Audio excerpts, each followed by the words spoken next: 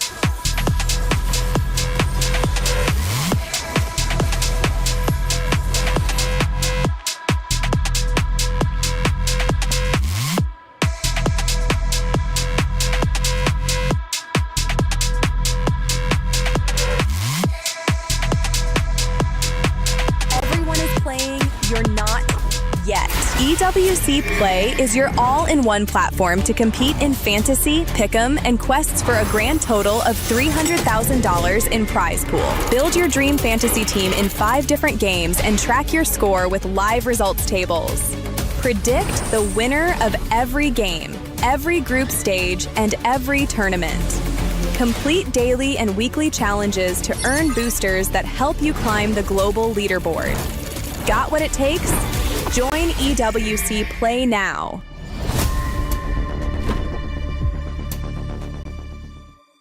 Do you genuinely believe that you are the greatest MLBB player of all time? Do you believe your teammates let you down at EWC 2025? Do you think I'm overrated?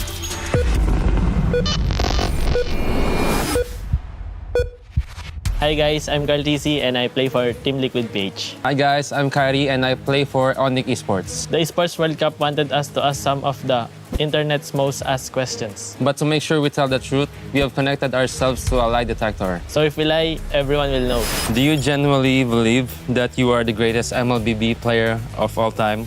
Yes. Yes, he does. Yeah, he definitely is. I think maybe because of all the achievements that I won. Yeah, fair enough. He won everything. Do you consider me your biggest rival? Yes. 100%. Straight away. Nice. Does it bother you that I have more followers than you? No. Ooh. I think you're testing me there, aren't you? No, I'm telling the truth. Do you ever look up how many followers you have? No, not really. Because I don't really care.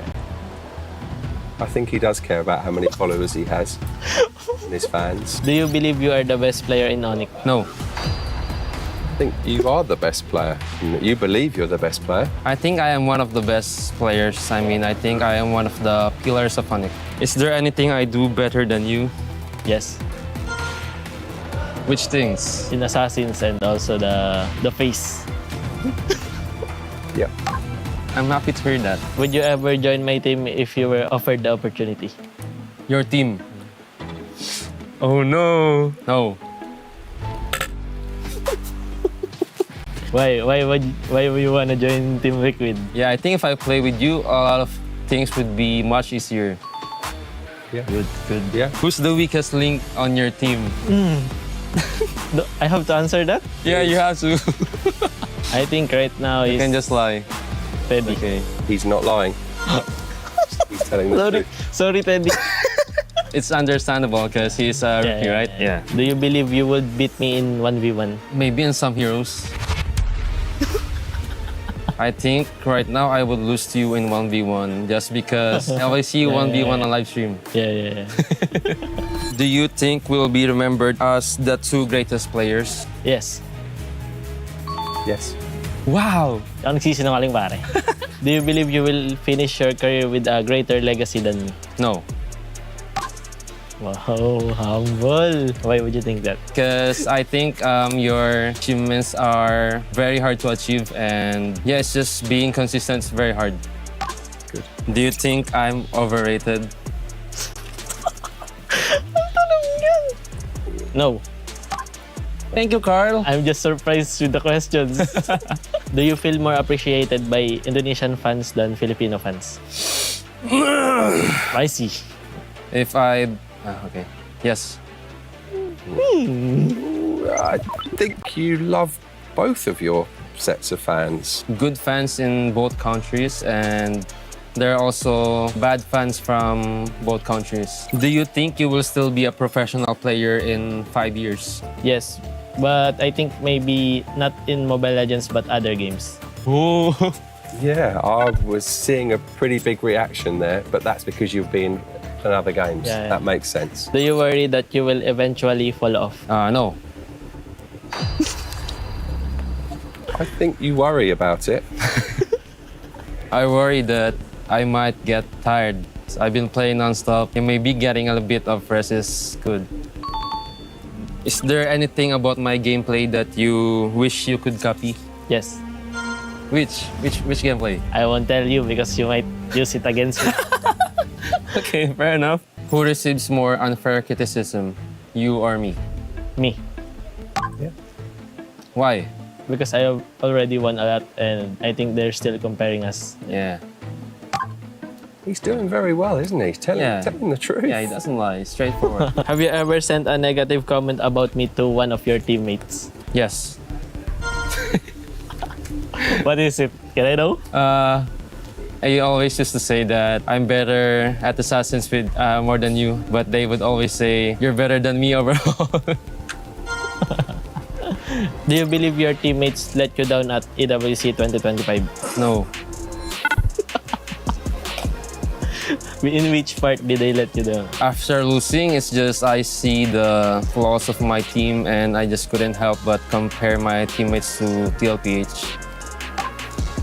Yeah, even though I trust my teammates, but yes, you just can't help it. Do you think your team this year is stronger than last EWC? Yes. I think I know why. Febby? No, not Teddy. I think, kind of Teddy, and I think also because of our new coaches, they improved so much. Okay. Do you believe this is the year you win EWC? Yes. Why? It's because he's not on your team. But there's also a lot of strong teams, but I do believe that we can win. Okay, that makes sense. Yeah. Last question. You need to focus, Carl. Yeah, let's go. Do you consider me a friend outside the game? Yes. Those questions were not easy. I'm glad it's done. It was very tough.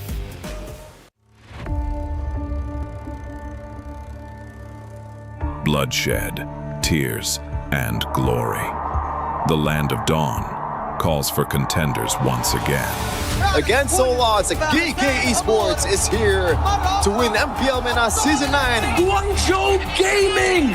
They go straight to the main stage. Ignite Gaming! MPLSG Season 11 crowns a new team. True Rippers are your champions. The place where a new chapter begins. The newcomers. MSC at the EWC, Paris. For many of us, this is our first. We may be the underdogs. We may have sacrificed everything to come this far. We'll prove why we belong here. It's the first MCT Grand Finals, and Entity will be your first champions. Bro! Esports is the reigning champion! Team of Falcons will push forward to the main stage of MSC. Congratulations! Vamos as you punched your ticket to France for EWC! Breaking barriers, defying limits. The aggressors come with nothing to lose. We carry the expectations of our country, our families. The fans who believed in us. This is the stage we've been working toward. Maybe this is where a new Dutch house is born. Aurora Gaming have wiped the Young Gun Galacticos out.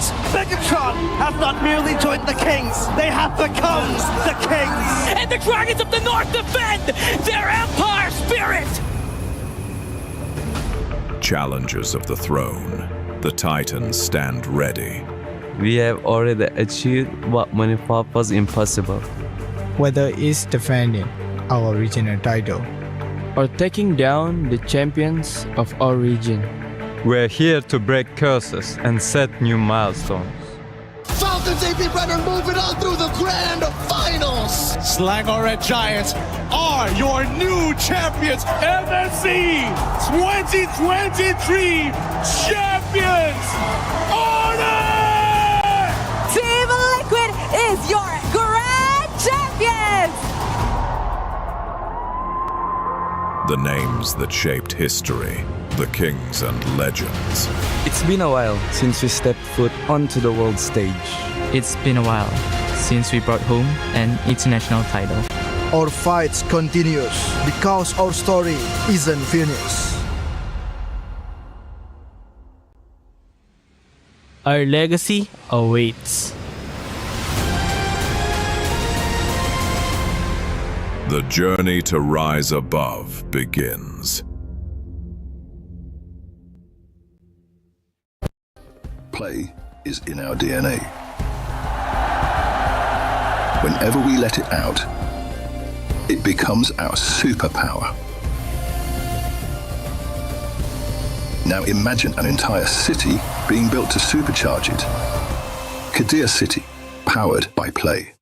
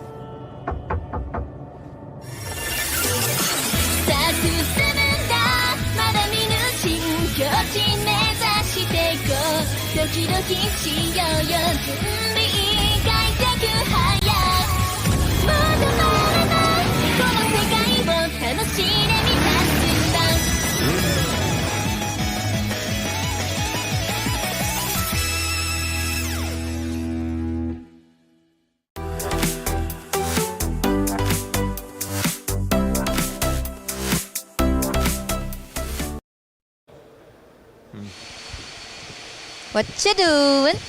I'm busy doing my pick'ems actually. I'm on the Esports World Cup website. Okay. Picking the winners for today. So I was thinking SRG probably going to take game one. SRG, yeah. Up against GK. Yeah. We got that. Yeah, I think that's right. Yeah. Yangon taking on Pro Esports. I'm thinking a 2-0 there as well. Actually. For who? For Yangon Galactic. What? No, for Pro Esports. I think Yangon. What? I think Aurora take down Onyx. I think it's an Aura matchup, but I'm thinking Aurora. I'd like to say it's Onyx, but seeing their performance, I think I have to agree. I think 2-1. I know you've been doing this a while, but just listen to me. 2-1. Last game, it's Liquid. I'm thinking Entity. 2-0. There's no chance. Did you see how Liquid played? There's no chance. They learn so fast from their mistakes. They're the defending champs. They have the GOAT, Kautizi, they have JP, my GOAT. There's no... Trash. No. Trash. What? Did you just... No. Change it. Did you just submit it? You're not... Chris, what? Chris! It's day 4 of EWC MLBB. Chris! Let's get into it before she kills me.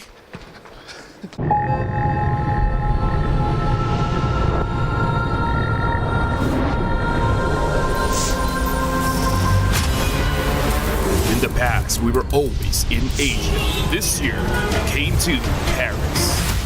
What stories are still left untold? Kami sudah membuktikannya, tapi ini baru permulaan. Tiada siapa akan ingat siapa nombor 2. We need the win. Bukan sekadar keinginan, tapi tekad. Hindi ang pag-abot sa top ang pinakamahirap. Ang corona ang mahirap ipagtanggol. What happened last year became fuel for us this year. This time, we bring it to Paris and finish it. A new lineup, new chemistry, new fire. Once champions, not settling for podium finishes. World champions, defending MSC champions. As the final boss of MLBB, can anyone stop them? Names have been made, stars have risen, but now they need to show the world what it takes to rise above. This time, the world is bigger than ever. Like every year, new challengers step onto the world stage. Some carry the ambitions of 2 continents. Some fight for the pride of home turf. Some have never stopped chasing the throne. So who will finally rise to clinch the title? This is where unresolved stories find their ending. A new shot at glory. One more chance at redemption. We are back. Kali ini, sekali lagi. Bukan atau tidak, Pareho lang ang chance namin. No one is untouchable. Let's fight. Bukan ako kalau bisa. 2 champions, 1 game. Paris breaks through limitless possibilities.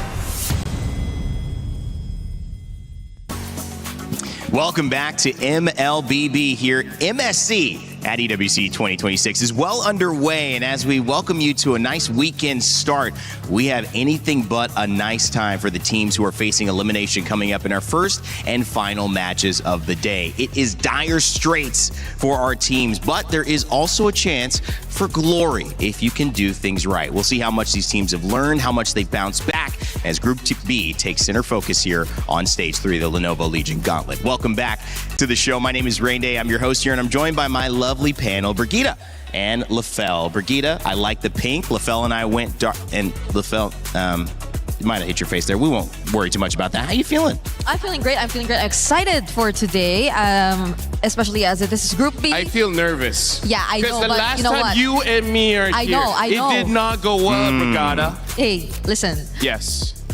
You are nervous because you're in first shift. I mean, yeah, but first shift has been amazing so far. Right? But I get to relax a bit because I will be watching during the last 2 series. And then you can become a duck. Yes, and I can become a duck. I just like react and, be. You guys may not know this, but she's part minion, part duck. I'm not. I haven't exposed Brigitte. I just said that something funny has been happening up here during some of those crazy upsets. But I didn't say what. I didn't say what. Okay, so she knows.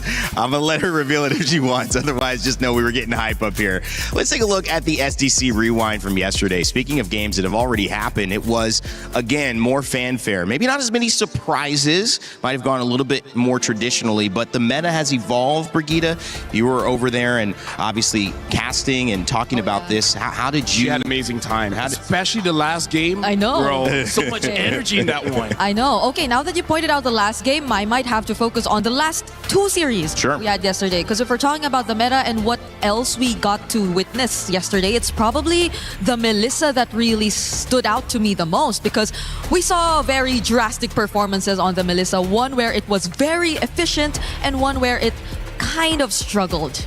I mean, like for me, looking at Guangzhou Gaming, that Saber though, right? The Saber going into the Yu Song with the Atlas just to shut down the Link, and oh my goodness, does it look good. Look at this one. This is the draft where they say like, do you want to fight? It's just yes. There's no hesitation. Dude, I love Guangzhou's draft yesterday. Yeah, they sent, their competitors home. True Rippers representing India, their first time at an international stage. It was all GZG, though. May was happy about that. He talked about his emotion coming up, not just for losing, but getting into MSC, talking about what it means to win, carrying the shoulders, all the work that has gone into it. GZG stays alive. They'll face competitors as we rally out our bracket, as we fill out our bracket later on today. And then, Vamos goes up against Team Spirit. Yeah. Talk about a surprise. Because we were like, okay, Vamos is strong, but are they strong enough to defeat Team Spirit? Which, by the way, hearing the rumors, apparently Team Spirit is doing so well in scrims that this, for the teams that know, is considered as an upset, because it's not just a win, it's a 2-0 win. Yeah, it's a strong win, Brigitte. Yeah. Even our casters were dancing, that's how hyped up our games were. But I agree, it was a very shocking result for Team Spirit going up against Vamos. And as much as we really wanted to celebrate Guangzhou winning in their previous series, they have to face Team Spirit next. But that's for tomorrow, I know we are all awaiting that matchup, but there's much more to look forward to today. It's kind of difficult because when you look at a team that you'd like to face, it's not a team like Team Spirit, but they did lose. So maybe you have something that you can use against them, Brigitte. Like maybe a Saber again? Yeah. We'll see. Team Falcons PH took up against Team Vitality. The Death Note was brought out, guys. One of my favorite animes. Okay, first of all, something that I do have to say. Bro, Moreno, bro, on that Selena. How does a Selena, it's already hard for you to get a stationary target. He keeps getting the fanny.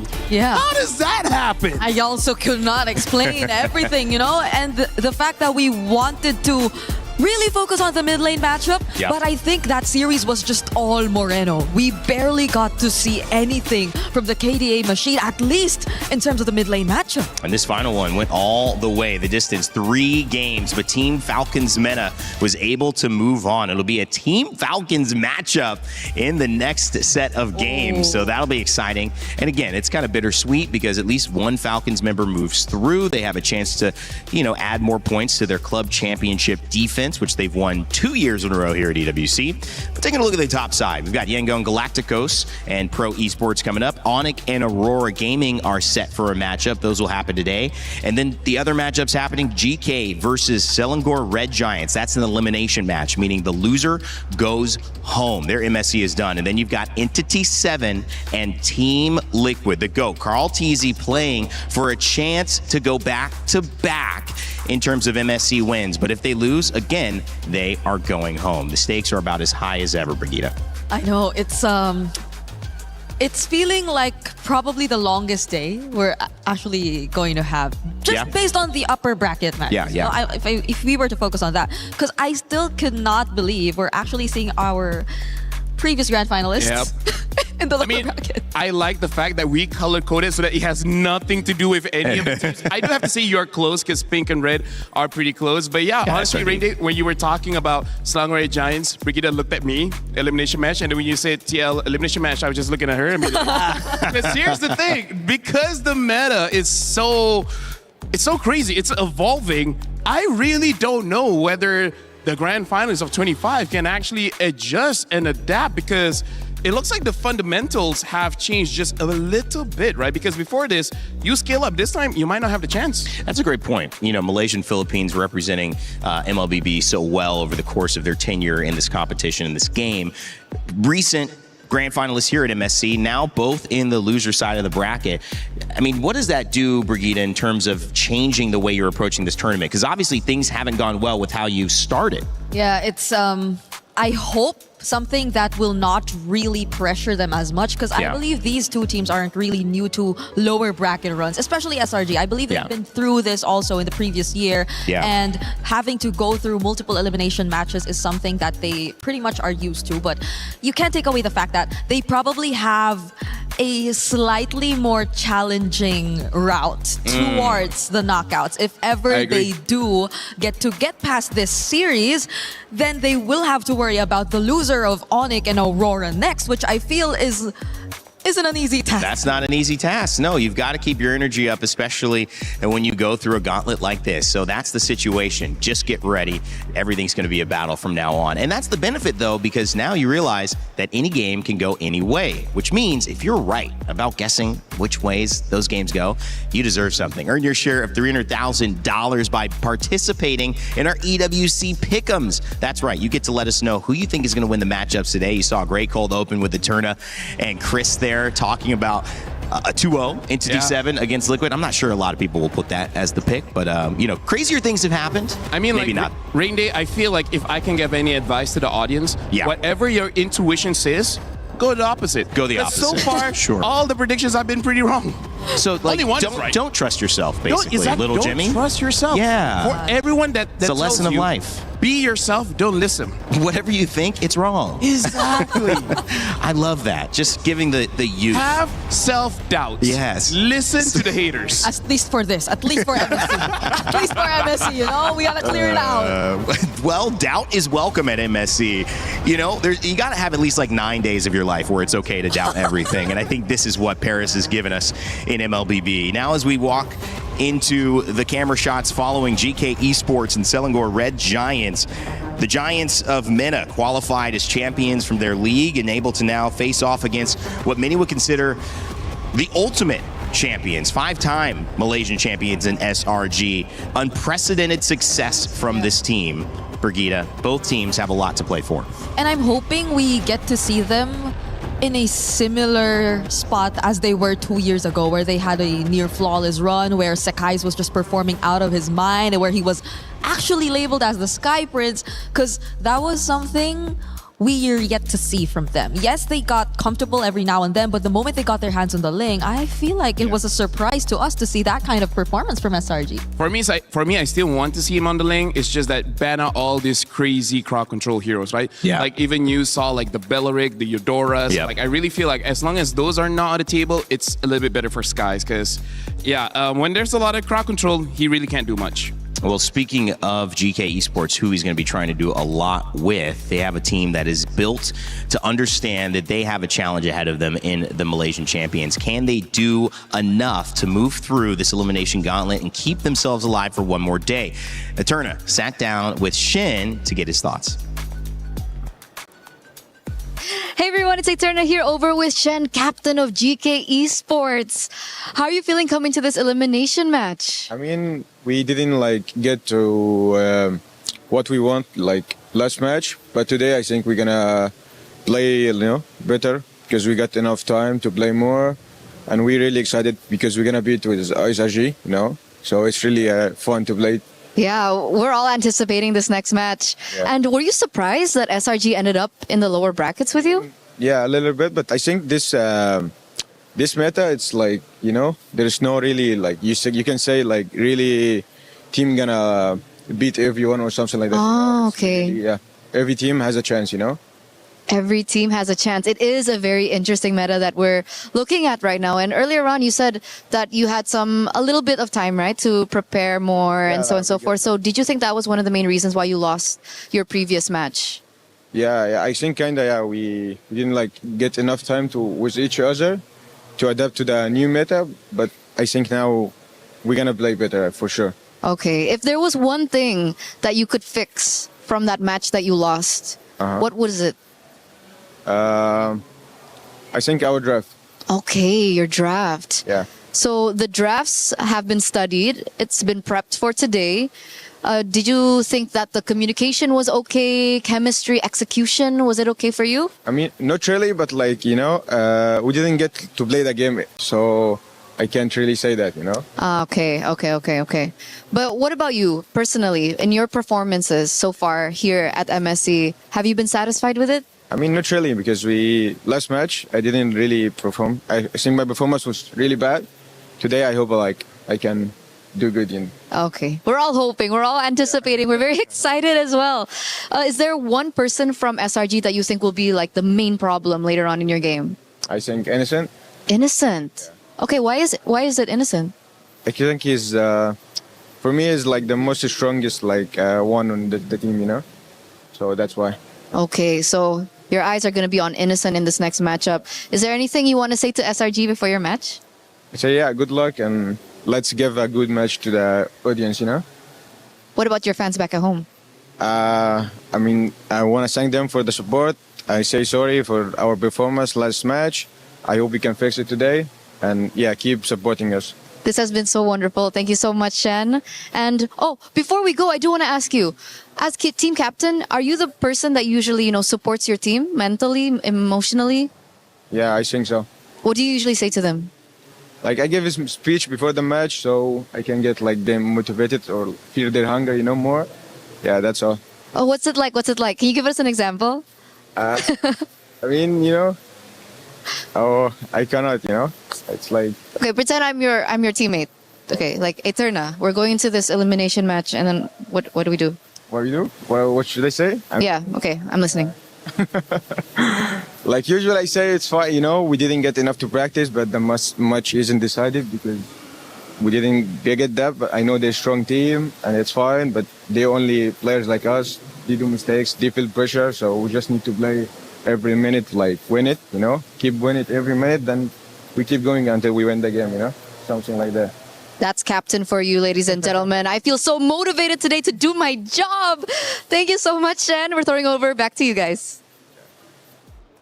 In order to stay in it, you got to win it every minute. That's what Shin basically said to me, and I like it. It rhymes, and I would be motivated after that as well. I'd say, keep going, man. Keep dropping some bars. All right, obviously on that side, GK Esports getting ready to go, but they're facing up against the Giants. That's right, in Malaysia. Selangor Red Giants.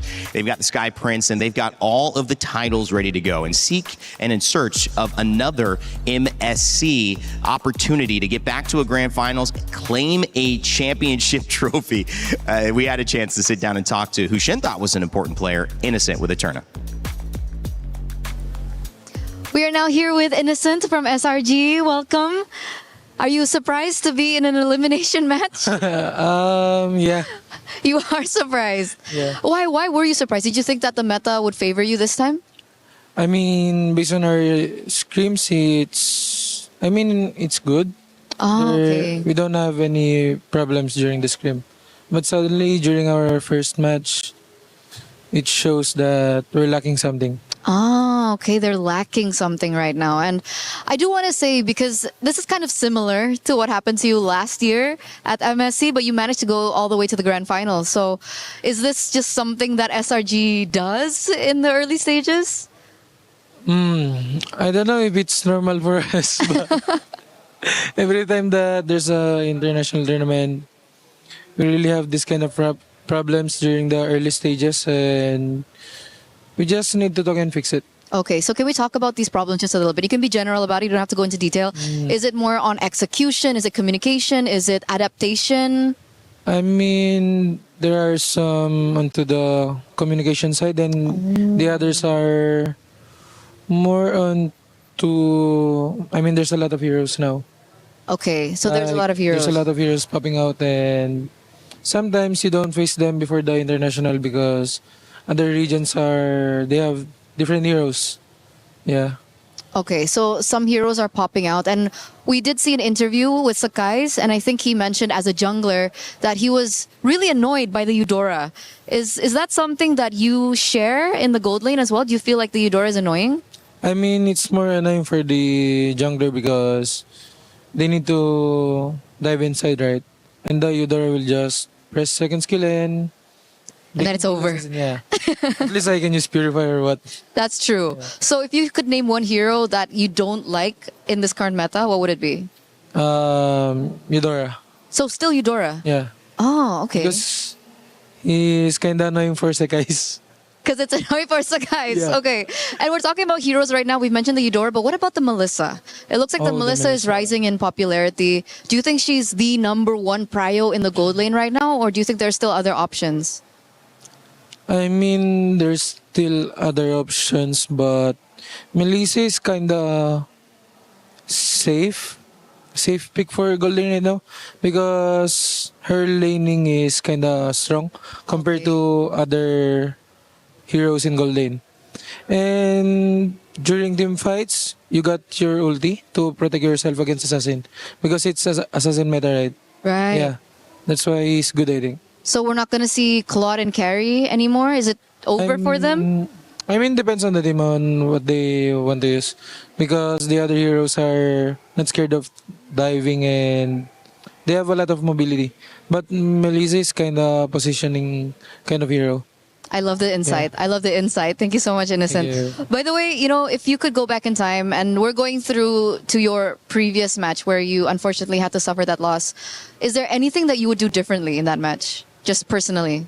I think it's fine that we lost that match because we learned a lot of things and we adjusted a lot of, on our play style because of our loss. Champion mindset right there. We're excited for your next match. Once again, thank you so much, Innocent, because we're going to throw it over back to you guys.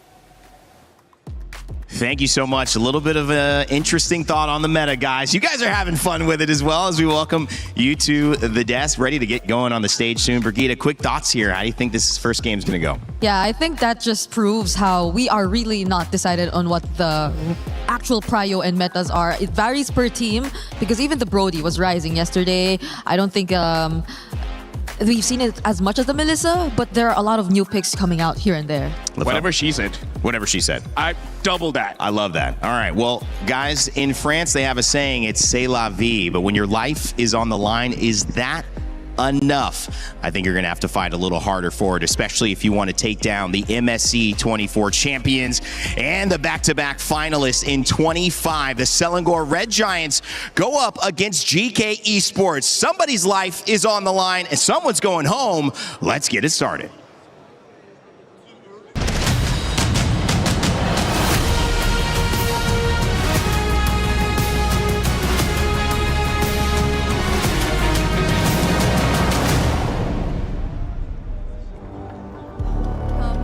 To the fourth day of MSC at EWC 2026. It's Rose and Milosh here again for another day. Now guys, yesterday we sent home 2 teams and 2 teams proceeded to the knockout stages. Today, history will repeat itself as we crush 2 keys and promote 2 teams. It's always a lot of fun to crush keys. It's a big part of what we do here at the Esports World Cup, a part of MSC's trajectory, I guess, the history here. Now, as you said, Rose, 2 teams advanced. That was Group A, our focus. There are 2 that went home, and we're going to continue doing that today in Group B. Though, our first matchup is elimination. So a key to crush. It's the thing I love in the morning. Let's welcome our first competitor to the stage, GK Esports! 1-minute representatives survive to fight another day. Can GK make their own dream come true? A rough ride in day 1 against Yangon Galacticos gave a big set of lessons to learn from. Can they apply them when the pressure is on? Yeah, that's definitely the toughest part. Being able to perform with pressure and of course, their opponents. It is none other than Selangor Red Giants.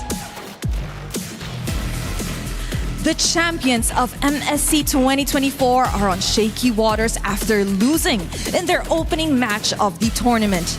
Have they got what it takes to keep the Giants in the game and attempt to reclaim what was once theirs? It's crazy that already champions from 2 years ago are standing here on the cusp of being eliminated. And by whom on the other side? GK, the Plucky Mana team that's looking to make a story of their own at MSC. This is what you watch MLBB for these sorts of storylines and international games. And I don't think it's time to push us too far. Please, Selangor Red Giants. Please, GK, my friends, you may place your keys. Take your seats, players, captains. You may shake hands because this matchup, once more, is about who stays at MSC 26 and who gets to go home. Let's break it all down and get ready for their desk.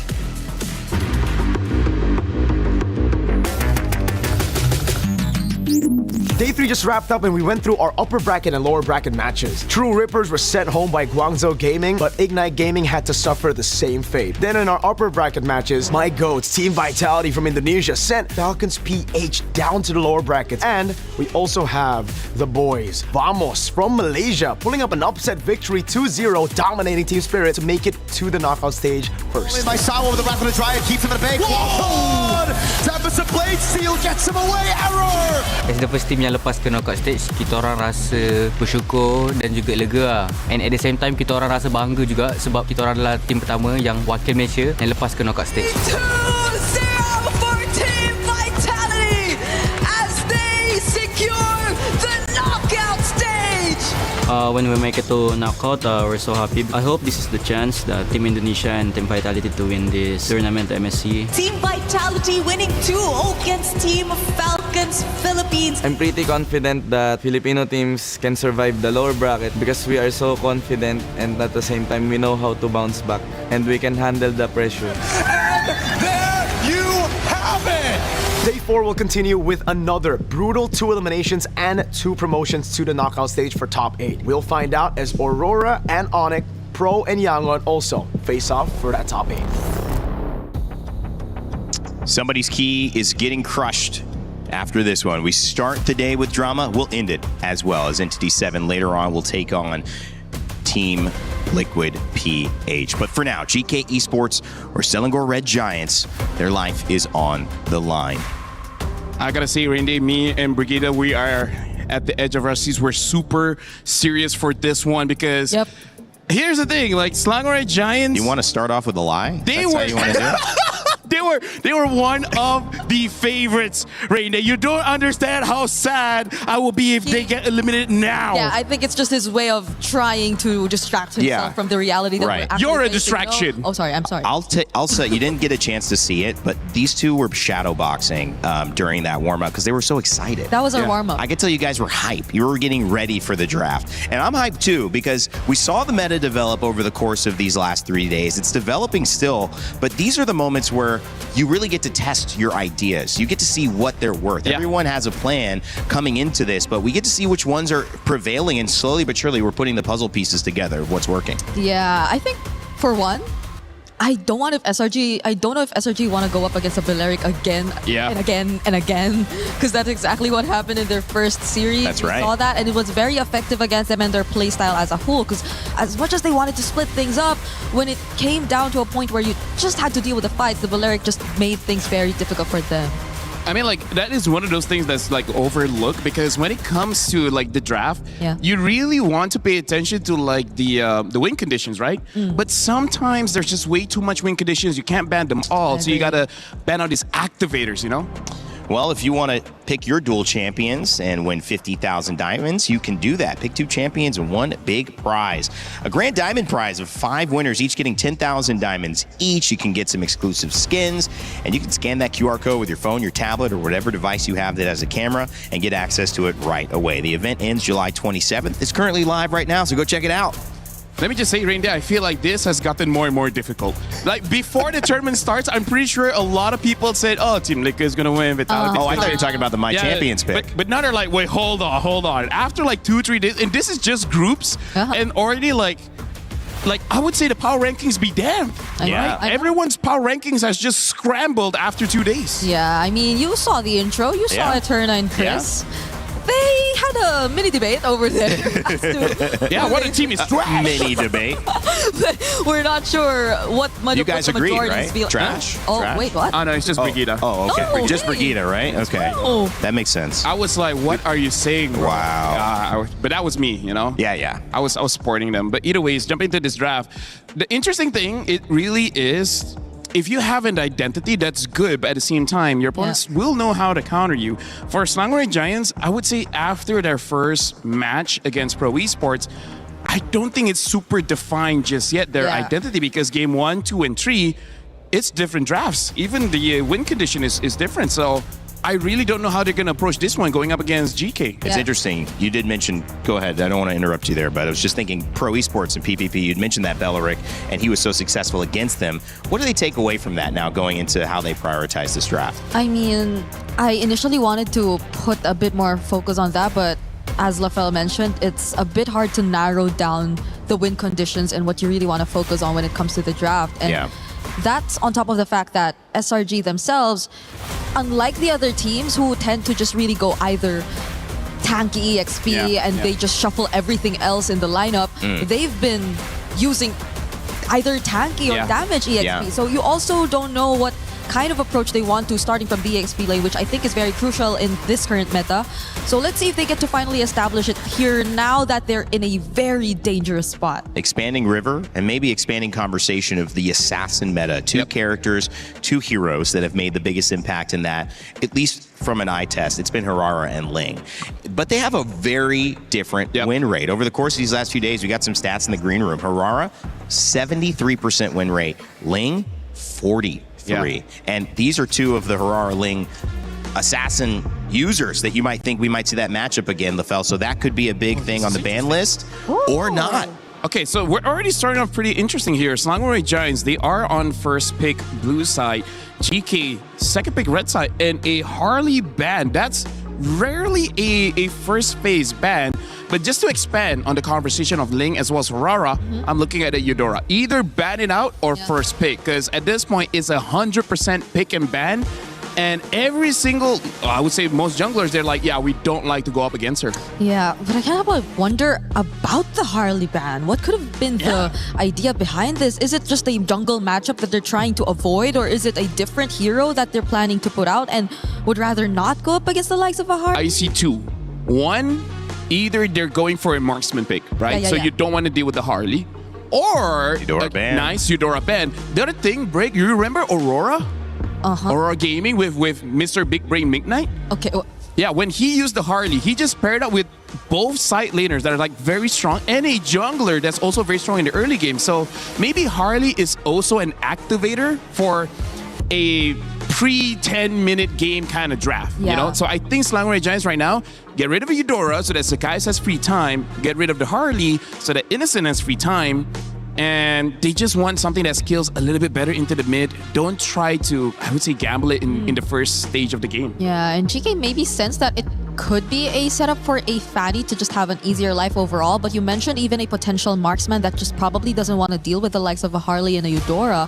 What if SRG, as pointed out by Eterna in the interview earlier on, have plans of maybe putting out a marksman like the Melissa later on? Because I don't think the Melissa would really want to deal with the likes of a Harley Eudora, but that's the thing. We're not entirely sure just yet. We're just somewhat, personally for me, I feel like Melissa fills a hole that is currently there in terms of the draft, which is there's not a lot of siege because look at all the mid so far. The Eudora, the Valentina, they've been mid-range mages, right? They haven't been someone that can really push people away from the turrets for you to get the free objectives. And even the Atlas ban. So this really is just saying Slangoray Giants, they don't want to deal with any crazy instant crowd controls kind of thing. I think that's smart because we've seen Atlas punish teams quite a bit. And I think you also need to even consider leaving Eudora open if the bans don't go that way to make sure that Atlas is banned, because I think we've started to almost see some things that can deal with it. We brought up the Vexana as well mid that was okay against the Eudora. Maybe there are ways to deal with that. I haven't seen a lot of answers for Atlas, but there's the Freya. One answer is the Belleric, I guess, which is also still open. Yeah. But the Ling too. Like, is it time? I would say Hirara. Hirara. I think Hirara is just a bit better, but to be safe, honestly, I wouldn't mind if SRG just takes the Belleric, because after that, the other roamer that's kind of like AoE control is the Minotaur. Yeah. And Minotaur is much more manageable, especially if you get the Zushin. If you get the Zushin. Yeah, and GK have been very unorthodox with their roams. Like they went Jawhead. That was a Jawhead Selena, right? Yeah, it was a Jawhead Selena. So, okay, SRG do lock into Hirara. They've been performing better on this hero as well. And the fact that they did take out a couple counters too will make it much easier. But GK, on the other hand, do they lock in the Belleric, which is somewhat a really good pick It is a very good pick. SRG based on pro and in general as a whole. One way you could deal with that, my thought is, if you have trouble against Belleric, you prep for that.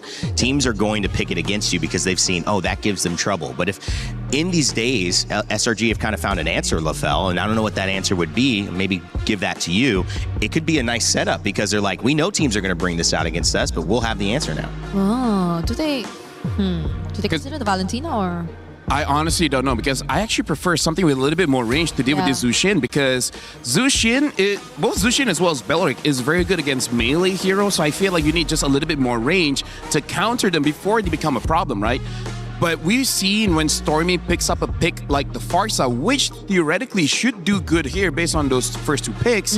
The problem is there's still a lot of junglers as well as EXP laners that can deal with the Farsa. Like, for example, the Yuzong's still up, so now they pick up an Eve, a much safer long-range hero, and they even pick up the Moskov just in case if GK does want to go for that Ling route. Yep. I'm liking SRG's opening draft because this is more honest, but at the same time, it's just very strong heroes. Yeah, and it feels less like them just willingly handing over some of the picks you would just really expect to be prioritized as power picks, as in contrast to the way that they drafted during the first time that we saw them, wherein they were letting go of heat picks here and there. And that's a Ling which they also did let go of this time, but it's not like they gave up on it. Right. They had the Hirara, which is stats-wise a much better performing jungler here currently in MSC. So now that we're on to the second banning phase, XP lane matchups. This is gonna be crucial. We don't see both XP lanes from both sides just yet. And everything's open. Esme's open, Paquito is open. It's only just the Freya. So at this point, I feel like for Selangor Giants, they're hoping for GK to show their EXP pick on 4th, just so that Cram has a winning matchup, right? Because I feel like that's also something that SRG is trying to do. Get winning matchups, secure the first 2 turtles, and then try to expand from there. Yeah, one winning matchup is a way to win the game. We've seen 2 kind of set them up really well. A gold lane that can push and have an impact, and also an EXP lane where you get off to a good start. I think the Phobius is an interesting ban because I feel like they already have the counters for the Phobius. Personally for me, though. Personally for me.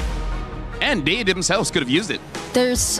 We kind of are used to seeing Belleric in the roam, but they have used it in the XP also. That's true. Oh, yeah, true. But the Phobius ban, though, being taken out, again, yes, probably for the lane, but maybe there's a chance they also consider in an XP lane which doesn't want to really go up against a Phobius. And that would be something like a Paquito, I guess. Paquito and Arlo. Yeah, they might try to get that. In terms of Arlo, I can see it because they do have the Belleric as well as the Zushin. And now the Barat. So this does seem more like an Arlo pick coming up. SRG, I think they would be okay to just let the Arlo go and try to fight back with either a Paquito or an Esmeralda. Both, I feel like, should be able to do their jobs quite well against GK's lineup. Or I don't know if they want to go for a Lapu. That's like not necessarily great, but that's definitely one of Cram's comfort. Yeah, because even the Arlot or even the Barat's ban really tells you a lot. Yeah, it screams Arlet for this one. So Harith is taken out too. I wonder if SRG won't want to consider some of the more recently popping out marksmen or gold laners as well. Like Melissa? Or Claude? The Brody too. Yeah, there goes the Claude. Yep. And expert Rain Day. Hey guys, I'm learning from the best here. Oh, wait. Wait, so they show up the Uranus. This means that SRG, they can get an Esmeralda and basically have a nothing lane. Yeah. Or again, just pick up the Paquito, win that lane, and then just establish pressure. Because as we saw, if you're going up against a Ling and the Ling does not have a good time getting those farms, it's going to take quite a while for the Ling to really be effective in the game. Yeah. And honestly, you don't know the roam yet. I mean, I would have considered Hilda, but the fact that the Belleric and the Juicin are just too good with melee heroes maybe might make you think twice about picking up the Hilda. So other roam options for Yums at this point. I wonder if they want to try a healer. You know, something like Matilda. Matilda is open. Yeah, it could be Funky. Yeah. I love Funky. Yuzhong, what about him? Oh, Yuzhong. Oh, Yuzhong is also very good here. Cram used that. Used that. And into he lost, but he used that. He used it. He used it, you know. Oh, Hylos. Oh. And Paquito. Okay, so a little bit of a different strategy there. And I feel like the Hylos is just a good combination with the Eve. There's a lot of slows there, making it so that the Link can get away. Everyone else, nuh-uh. Yeah. They're just going to stay there. And they're going to be okay with unique hero. Okay, what's this Hellkurt mean? Who wants to talk about it before we throw it to stage? Wait, is this going to be Hellkurt Gold? No, it's Rome, right? I mean... Wait, no, gold. It's gold. I mean, Belly could go EXP Uranus. It's gold. It's gold, Hellkurt. Well, so Hellkurt burst, and then he can make the map dark. Burst, and then Vision Deny. Ooh. We'll see. I love it. We rarely see it. It's kind of cool. Reminds me of my old Xbalanque days back in the game. That's very similar, but this game, there's nothing similar to this feeling of under the bright lights, your life on the line. You're playing for hundreds of thousands, maybe millions of dollars if your journey continues, and one team is going to have that key crushed after this. Let's begin game one, SRG versus GK Esports, and over your casters, Naisu and Trex. Thank you so much, Rain Day. I'm here with Naisu on the desk. Just a reminder, this is an elimination match between SRG and GK Esports. How are we feeling, Naisu? And you know what? It's weird to start the day with an elimination match, man, but that's been the course of things for the past couple weeks for all the journeys that we've made it up to this point. And now to think about a Hellkurt being placed in the gold lane. If I haven't been vocal enough about how much I love the meta right now, man, this is why. Because we're seeing even this come to play in an elimination match. This definitely makes things interesting, and I gotta say, the past couple big upsets that we have seen throughout the past few days have been because of picks like this. Now, The Hellcurt in the gold lane, not something you normally see. A little bit of action in the mid, though. First blood over to Stormy, Naisu. Wow. All right. Already burning a couple revitalize there to keep him up. But yeah, I was so surprised that was that early on that you're able to get a kill on Shen. A little bit of a misstep.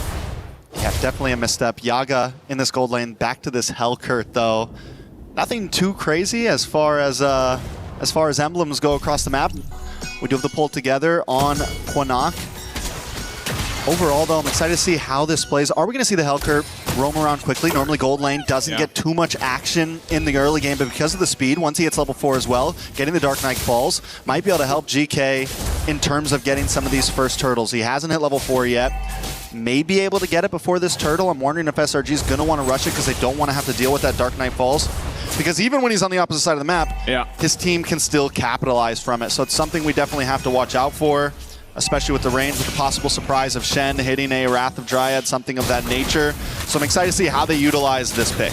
Oh, Eisenburn in the flicker too. Yeah, you're right about that. The utility that a Hellcurt can bring just with, you know, darkening the map with his ultimate, that Dark Knight Falls, is great, but still, I think that's the main thing. Can he get out of the lane? Can he join these fights? It looks like he wants to do exactly that. They're going to force a fight anyway. Beacon already used Shen, able to flicker out for now. Dark Knight Falls comes through. They collapse on Sakai, so able to pick up one. Turtle still for the taking here. So for this, you got the numbers advantage, and there you go. Yaga's making it work. Gets another. Yaga. Things already turning around for the side of GK. Looking good. They take a death early on. But we're already seeing the possibility that Sakai's is going to have to be careful going off on his own, even if it looks like he can secure a kill, because at any point, Dark Knight Falls comes down, Yaga pops up, helps gets the kill. He is an assassin. He's still squishy. And that's what I feel like is going to be the target. You add that up with Stormy as well. We haven't seen Yve work out too well for a lot of teams. I feel like in a lot of drafts it looks nice, but the fact that there's things like Lings now being highly popularized, some of these assassin picks who can jump onto you, and the lack of movement from the Yve once you drop that ult, you are just a sitting duck. So Stormy, the big win condition for SRG, I think, is going to be positioning and timing on that RWM. Yep. And the same thing is going to go to GK with this Dark Knight Falls and things of that nature. Quanok already using the beacon. Actually going to flicker forward. Dark Knight Falls. They want to collapse on Stormy, as you were mentioning it. Tempest Blade's already going to be used. Yeah, trapped into a real-world manipulation, though, too. On the back foot, GK has to disengage. They wanted to go for that. Now multiple members are low, and here comes the follow-through. A spear from Innocent will be the find a double. He does it again in the mid lane. He just never misses. That's the reality situation with Innocent. And I want to go back to what I was saying with Stormy. That last RWM was huge, but Cram. Oh, Cram. Okay. You know, this is why the Paquito's so deadly. Couple combos, and you're half health or less. Yaga's going to get spotted out. He does get stunned here, but he's fine for now. Yes, back to what you were saying, Trex. You know, I think fighting around the real-world manipulation is key. We just saw it in the hands of Stormy there in that fight, especially because they know that GK's idea behind this draft is to just kind of go in, make it happen, get a kill if they can, but your real-world manipulation is your biggest counterpunch to that. Not only this, but you can slow them down with a glorious pathway from Yum's Hylos, and they've got a lot of tools. So once GK kind of goes all in, the problem is if they don't catch anyone, can they get out? And sometimes you might see that Dark Knight Falls even be changed to more of a defensive use if they need it at some point. And that's where so much of it is going to be who will pull the trigger first. And Stormy did such a good job in that last fight when GK was invading onto the purple buff. He holds on to the RWM. Dark Knight Fall went down first. Stormy moves around, finds a good position, and then after the fight's already been going on, he drops it. Oh, here we go. Fight for the second turtle. Less than half health here. They're going to force it anyway. Innocent gets a solo kill. The turtle's going to be secured by Sakai's, but he might lose his life for it as Quanok picks up a kill. Looking for Cram. He's trying to get away, but there's just a whole lot of crowd control locking him down as Aizen will pick up for himself. So a bit of a trade across the map, but that's also a lot of gold and push now for Innocent on the Moskov. Yeah, I don't think we expected things to go like this. It's 5-4 right now. GK holding a small, ever so slight gold lead. Still, the game is at a standstill, but every fight has gone back and forth. Neither team finding full leverage. Neither team really getting a full grip on this game. GK Esports, I'm wondering when is the time to really pop off? Yaga is going to get a couple more items, and I kind of want to see where he's building towards. Is it just full burst damage? Do we have the... There's your Sky Piercer. Sky Piercer. I was wondering if maybe we were going to see like a Blade of Hep disease, something of that nature, but no. Sky Piercer up front. Berserker Fury already in for Zeno. On the opposite side, Innocent having a great game. 3-0 and 0. He's already got 2 items in, looking for that third. We're talking about a possible 8-9 minute third item very early in this game as long as he keeps on this path. Yeah, Innocent's going to be a problem for GK, and that's why, you know, at some point, Yaga's kind of his game plan will be just to lock down Innocent, you know, try to go in. Of course, he's got the execute there to work with too, but you know, that's the problem with the Hellcurt is you are very squishy, but that's, you know, the price you pay for this kind of kit and the ability to go ahead and darken the map. But now Aizen spotting things out. Even as a Uranus takes quite a bit of damage himself, GK wants to fight this. RWM already dropped down too. Dark Knight falls to follow through. They're going to extend it further. And now here's the surprise as it comes on through as Quanok is gone. Wrath the Dryad won't be able to help save them as Shen falls next. Now Yaga, there's some low health bars here, but it's too much of a risk to follow through. Patience is key in so many of these fights, and for a second, GK felt like they had the advantage there. Cram should be okay here. They wait for the RWM to come down, and that's after that comes down, Yaga drops the Dark Knight Falls. But what GK doesn't know is you've got Cram hiding out in this bush. Everyone's just waiting for the Dark Knight to end, and they all re-engage and get the win out on that Tim fight. SRG stealing away the lead. Okay, fight. Last turtle here. Aizen jumping on forward. Sakai takes a ton of damage, but he's still going to be fine to be able to secure the turtle. Yume's left to his death as he goes down, but Cram looks to capitalize on a kill. An SOD won't connect though, so they fall. Aizen falls here. Dark Knight falls once again. Cram will go down. Yaga able to pick up another here. Good push though down bot by SRG. Sakai goes in with the combo, gets his own revenge, taking out Yaga. Zeno's not going to try to commit to it. Yaga goes down. I feel like at this point, though, Yaga can die. He's always going to pack a decent punch. He's going to have utility. When will that eventually fall off in the lack of a marksman, though? Innocent going to try to get away. Still has a Purify. Should have room to work with. Picks up the DHS. He goes and tries to target Quanok. He knows the rest of the team might try to make their way here, but Yumes is going to be too late. It's a shutdown. Quanok gets the kill on Innocent. A beautiful shutdown at that, going into the hands of Quanok. After taking the 2 deaths, he's going to need some of that gold to kind of pillow some of the losses he's had. On the bot side, though, GK losing so many towers, already down to the inhibitor, top side as well. Though GK's been doing well in some of these team fights, in terms of macro, they've been having a little bit of trouble, and I think that's the sacrifice that happens when you pick up this Hellcurt. And yes, you can use it as a split pusher sometimes, but they've been using it a lot more for these turtles, for these objectives, for these big fights. They haven't really been sending him off to the offlanes, and I'm wondering if there's going to be a point where they kind of change his game plan on what they want to use that hero for. Oh, 100%, especially once we get to this Lord fight here in about 30 seconds. GK's done a good job at keeping Xeno, you know, in that kind of groove of just on the ling, doing your thing, getting the jungle buffs and the camps that you need here. You know, it's not like he's far behind or anything like that against Sakai's, but he needs to win that retribution battle if they're able to set up for that first Lord. That would give a big favor over to GK to work with. So right now it's just kind of maintaining the map. Cram will take a couple shots. Xeno and Shen are up on this top side. Sakai's going to go ahead and join this, and the rest of the team isn't far away as they try to hold on. 1 HP on that top turret, just barely away, but the Lord is up, so both teams will get centered around it. Yeah, Yaga tried to make a quick play down to the boss side. I was wondering if he was going to hang out there before this Lord, maybe get something cheeky off. But right now, GK is trying to salvage towers. So much pressure on the top, so much pressure on the mid. And this is going to give SRG a chance for Sakai's to get this purple buff and then make his way down to the Lord pit. And just SRG overall securing a decent position on the map. A slow push at the bottom, but action in the mid. They're going to go for it anyway. Aizen is gone in an instant. Tempest Blade's already used too. A disengage from GK. Even with the Dark Knight Falls, right now SRG is still in a good position to transition from this point. Shen flickers forward with Wrath the Dryad, locks down Stormy. A decisive play.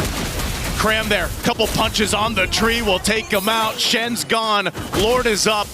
Cram alone is zoning out the rest of GK with Yumes. They should be enough, but Xeno is up. He's gonna grab his purple and potentially try to steal the Lord here if he's able to. Half health on the Lord. They're going to blitz it down. It looks like they give it up as SRG will take the Lord.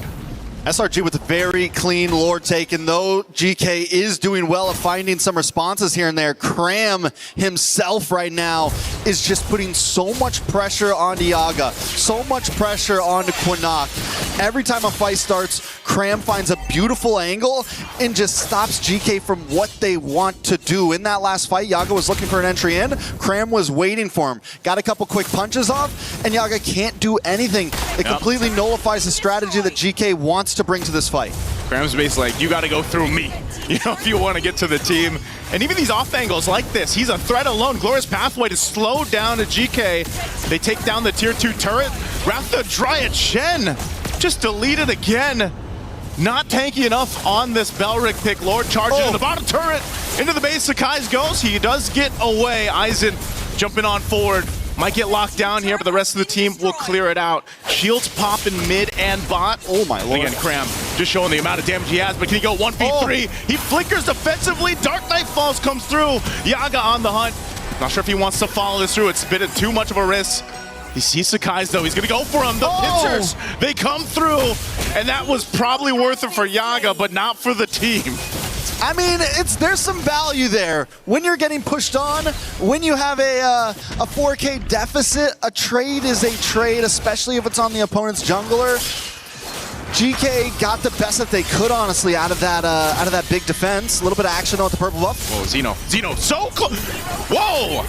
I'm not sure why he went there. Another SOD. Here comes Innocent. The Spear of Malaysia again lands it. Finds Quinnock.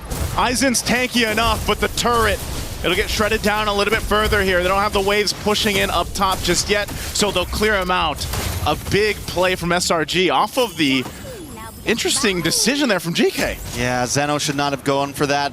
GK definitely choosing to pick fights at a lot of the wrong times. The fact that they were able to keep their inhibitors was good. All right, they've only got a few guys left, but they're gonna lock it down. Shen trying to keep them at bay, clear out the minion waves. Top base turret's gonna go down here. Bottom one is left. They're gonna go focus on this next, but everyone from GK is up. They should be able to clear out the minions. That they do, and SRG has taken pretty much what they can for now. Yeah, the fact that SRG still ended up getting those inhibitors is because of the huge mistakes done by GK. And SRG's been capitalizing on every single one. Fine, you want to come too deep? We got an answer for you. And that answer has been Cram. That answer has been Stormy and Innocent. When it's time for GK to run away, somebody always gets caught by the Spear of Destruction. Somebody always gets caught by the RWM. And this is what we were looking at from Stormy. This is what we were looking for, at least, to hold on to those RWMs and make sure the timings are correct. And instead of using it as a big team fight mechanic, he's using it as the net, right? He's using it as something. Yaga. Oh, Dark Knight Falls, but Innocent, he spots him out. It doesn't matter. Innocent picks up another, and the team fight is getting decimated in the jungle. Another SOD. He doesn't miss. And Zeno falls. Aizen could be next. Last one for GK. And they just get wiped off the face of the map with SRG.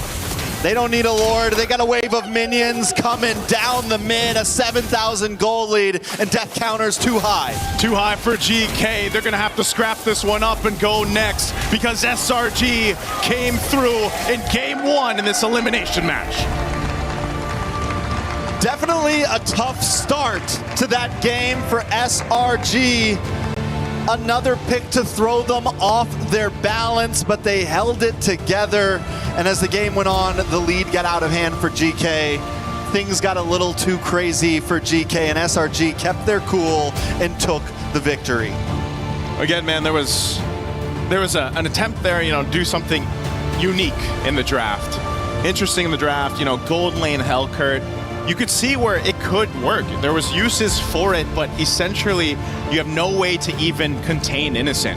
Whether it was Innocent or not, if it was just a Moskov has free reign to do what he wants across the map, and you have to kind of deal with that. The macro threat that Moskov had in comparison to what was going on as a team just was too much to deal with. And again, when you have someone like Innocent who's, I don't know what his accuracy is on those spears, man, but they just seem to hit 9 out of 10 times. We need a percentage on that, honestly. Something like that. And, again, you have tankier heroes on your side for GK between the Uranus and the Belric, but it just wasn't enough. A lot of the times they were initiating into this fight and they would just get decimated more like quicker than not because of the firepower that was packed in to this lineup of SRG. So go back to the drawing board for game 2 because this didn't work. The early game was better. I feel like they were actually able to maintain, the game and not lose this crazy lead, but GK's got to come up with something else here, Trex.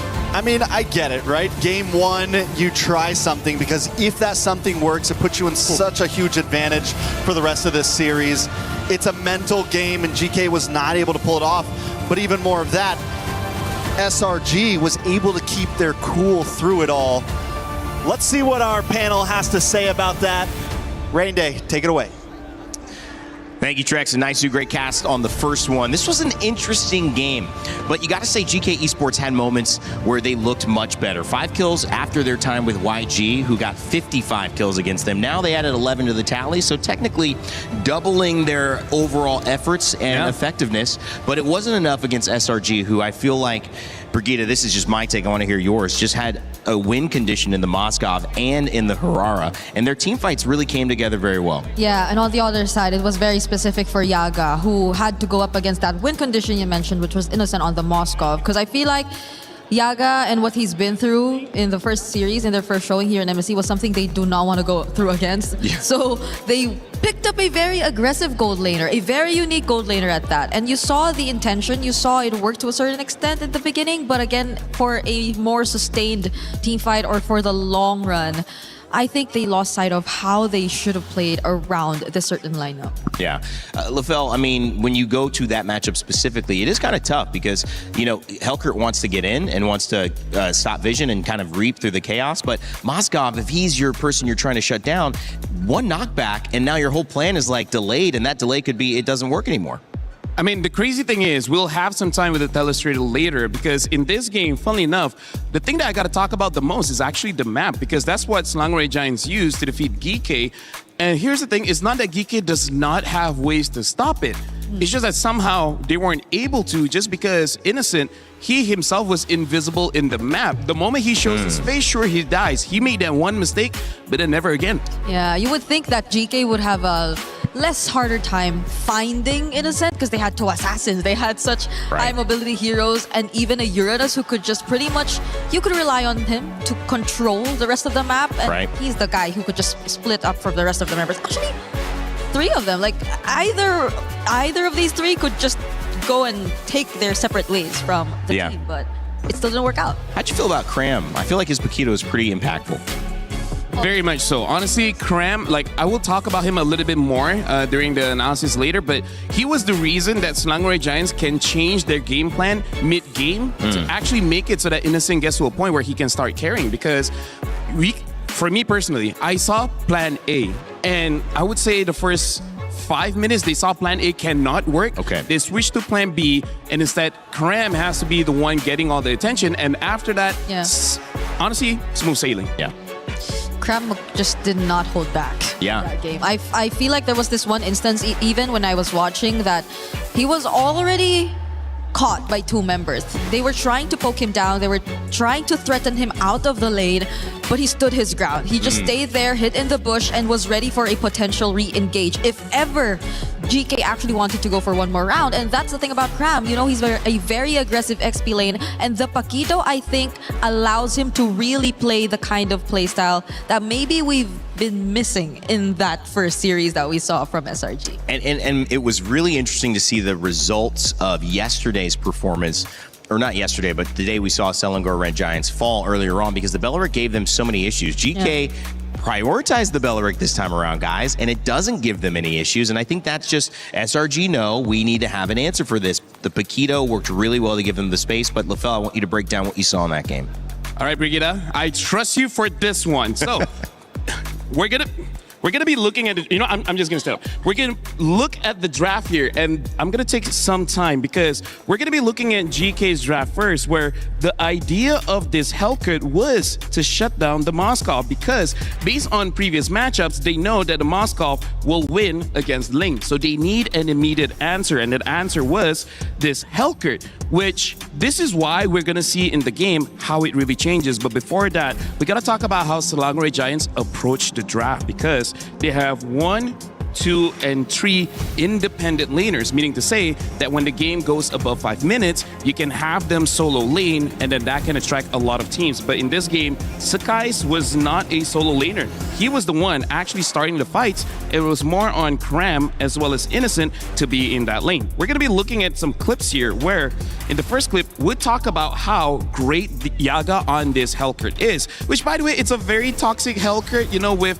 Master Assassin, Rupture, as well as the Execute, just to make sure he actually gets the kill. Because as we're looking at the positioning here, you can see that Sakai's is supposed to have a flank angle because his job is to actually have and engage with the stun. And then look at the rest of Selangor Red Giants. They're just trying to establish some kind of box just to make sure that Sakai's is out of this box and he's dealing with everyone else. But you can also see that Zeno and Yaga, they're off to the side, aiming for Sakai's because they know he's going to be the disruptor. And then eventually, they will go for Innocent. But first things first, it is going to be Sakai's. We're going to be playing the clip just to see how they execute this. Kill Sakai's because they know his positioning is going to be outside of the square of influence. And then after that, even eventually killing off Yumes. This is where the draft works really well. And then we can see in a different clip here, this is where I want to show actually the minimap. As we're looking at the minimap here, you guys can see that okay, never mind. You can see that Cram is all by himself, right? And he's been doing this for the good 10 minutes of the game. Yep. He's all alone, and every single time again comes up to him, he never dies. That's the big thing because we're looking at the minimap and see that the rest of the team, they're always together. Look at Innocent's positioning on that Moskov. He's close to the Eve, and even Sakai's is close behind. So the entire game, they made into a 1-4 split where it's supposed to be the Moskov. But remember, Moskov did die that one time, so they changed the plan. Cram is the one going for the solo lane. And then after that, we can see here, this is where we start to see Selangor Red Giants win when they split up the fight. And that's why, Rain Day, you were talking about the Belleric. Belleric is good in a big fight. So don't have a big fight. That's right. Separate it. This is where Innocent had that lucky win where he found Yaga before Yaga was able to take him out. And then we saw in the team fight, things got much easier. Look at this. Already the Wrath of Dryad already been used, but Stormy is already out of the way. Even though Aizen is chasing him, but this is the position that Stormy wants. As long as he's not captured, he is not chain CC'd, he's able to deal the damage because in this position, he's the one with the most amount of damage in the team. Where the analysis is done, but if we look back into the items, we can see that Sakai's was using Queen's Wings, so his build is not full damage. He's built more like a fighter, surviving as long as he can. So his job, look at this Sakai's build. He has 2 Spell Vamp items with the War Axe as well as the Queen's Wings. He's not about assassinating people. If he gets it, great. But if he doesn't, that's not his main job. He's just there to distract. The damage is coming from Stormy, Cram, and Innocent. Yep. SRG were just so efficient. I think this was the most Thank you, production, by the way. That was amazing. Hey. Great How job. about Mike? Great job to you and Brigida. How about the mic holder? You are the She's best. barely almost sweating right now. Yeah. Later, I'll make sure that you don't have to stand up and that you'll just have to sit down while doing it. No, you stand up after this. Okay. No. Oh, wait, hold on. Okay, Hold on, that's too much. Going back, yeah, I agree. It was a very effective play from SRG this time because I feel like in the last few games we saw them try to split things up. They weren't consistent in doing so. It was eventually almost always a point wherein they had to still resort to team fight, which again highlighted the impact a Belleric could potentially have. Yeah. So in the scenario, I think they found a way finally around it. So it might be one of the picks that they're willing to give more so than the others we saw banned, which still remain a question to us, by the way. Why the Harley, right? Why did they take that out and what could be the reason behind? I honestly feel like they're going to play this option, right? Play 1-3-1 and then eventually become a 4-1. They're thinking against a Harley, they cannot win the side lanes. Right? Against a lane, they can outplay that. So I think that's just going to be the strategy coming in from Selangor Red Giants. They're going to play the map instead of the straight up team fight. That's a really good point. I mean, they've obviously come in with a plan, and sometimes taking a loss gives you the most amount of information. We talked about it. Even when you look down to Entity 7 and Team Liquid PH coming up as well, a lot of people surprised at some of the loss, but also there's a good chance to learn something valuable, and you might say invaluable, if this is the beginning of another SRG run to finals. Because if you're going to give it up, you need to know how to deal with it. They certainly definitely found a way to deal with it, but the question is now in Game 2, will they give it up? Will they go back to the same? Will they let GK Esports switch it up, or will they have another plan of attack? I mean, here's the thing. I feel like GK kind of read into it with the Hellcurt as well as the Link pick. It's just that the execution wasn't there. So I do wonder if GK wants to change it up just a little bit. Because Langway Giants, for better or for worse, they're showing that they're not interested in team fights. They're going to be playing the side lane. So I think more and more teams are going to catch it. And this is going to force Langway Giants to basically adapt. But here's the thing. This is an elimination match. Yeah. The fact that if you lose this or the next game or the next match, you're eliminated. So this is actually a pretty tough situation for both teams, GK as well as Langway Giants. Yeah, especially for GK, because really, you pointed it out. I'm not sure if they want to go for a similar approach in terms of just picking a very unorthodox lineup into SRG to potentially catch them off guard, or probably, you know, like shock them to a certain extent. Did it kind of feel like they were maybe trying to catch SRG in something and go versus playing to their own strength and finding a win condition? Kind of, yeah. Because I think it was something they observed. But that's the thing, like you get to observe it from one team, but you have to also acknowledge that that team is definitely going to learn from it. Yeah. So they're less likely to replicate the same mistakes that you saw from them, though you could definitely consider it. SRG this time showed that they were not the same team that we saw 2 days ago going up against Pro Esports. And this is my question, and they answered it already. You got to ban the Moskov or deal with what made that first thing do. But again, it's reactionary to what has worked. We'll see if that continues with the Fanny and, of course, the Marcel band on the other side of SRG. Honestly, I like the ban here coming in from GK because they're betting out the Moskov. The other gold laner that can play the strategy that Langway Giants already did was the Claude. Those are the only real two marksmen that can go play the side lane. They can go for a fighter. There are quite a few fighters that can handle the long lane well. But right now, with this Moskov ban, with this Harara ban... Interesting. Freya might eventually be let through. The Paquito will get through again. So, yeah, SRG, they're banning out the Harara. Do they just go all in and ban out that Ling as well? I think you have to ban Atlas here. Who Atlas is also a pick you got to consider, yeah. Because they're also leaving the Eudora open, so there are just so much trades that they could play around if ever they do leave that Ling. And if they hand over the Atlas, then maybe they can also consider the Beleric for themselves. So I think there are just so many trades on the board right now. Yep. SRG might even consider a throw ban at this point if they just really want to like let all of these things keep open. something open. Yeah, because at this point, I feel like it's either Ling or Eudora, because I feel like the rest you can kind of deal with. Yeah. Even if they pick up Atlas, you can pick up Beleric, Valentina, and then suddenly you're looking pretty strong, vice versa. Or maybe even try to ban out of Valentina and then ask Harley, the question. It's Harley. I mean, like, in a way, it opens up the draft. And it does keep them, you mentioned the only other people that could do that, maybe the Claude. Yep. Claude's still open. That was actually banned by SRG to prevent a counter to Moskov that they wanted to go. But now that they've revealed that's what they want to do, they're going to keep it open. Maybe they can do that since the Moskov is banned. Yeah, the only thing here is GK. I kind of feel like out of all the picks, I'm actually feeling that Eudora is probably a very strong early pick, but instead they go for the Ling. Might be a mistake. Eudora then, Atlas. Yeah, exactly. Langway Giants can go Eudora Atlas or Eudora Beleric, whichever is their pick. Yeah, whichever they want, honestly, because either the Atlas or the Beleric, I feel like would be really great tools already. You have so much ways to force out a Purify, and then GK might settle with just a Purify gold lane as well, which... We're not entirely sure if they will revert back to a marksman gold lane either. True. Earlier, again, you already saw them going for an execute Hellcurt in the gold lane. So.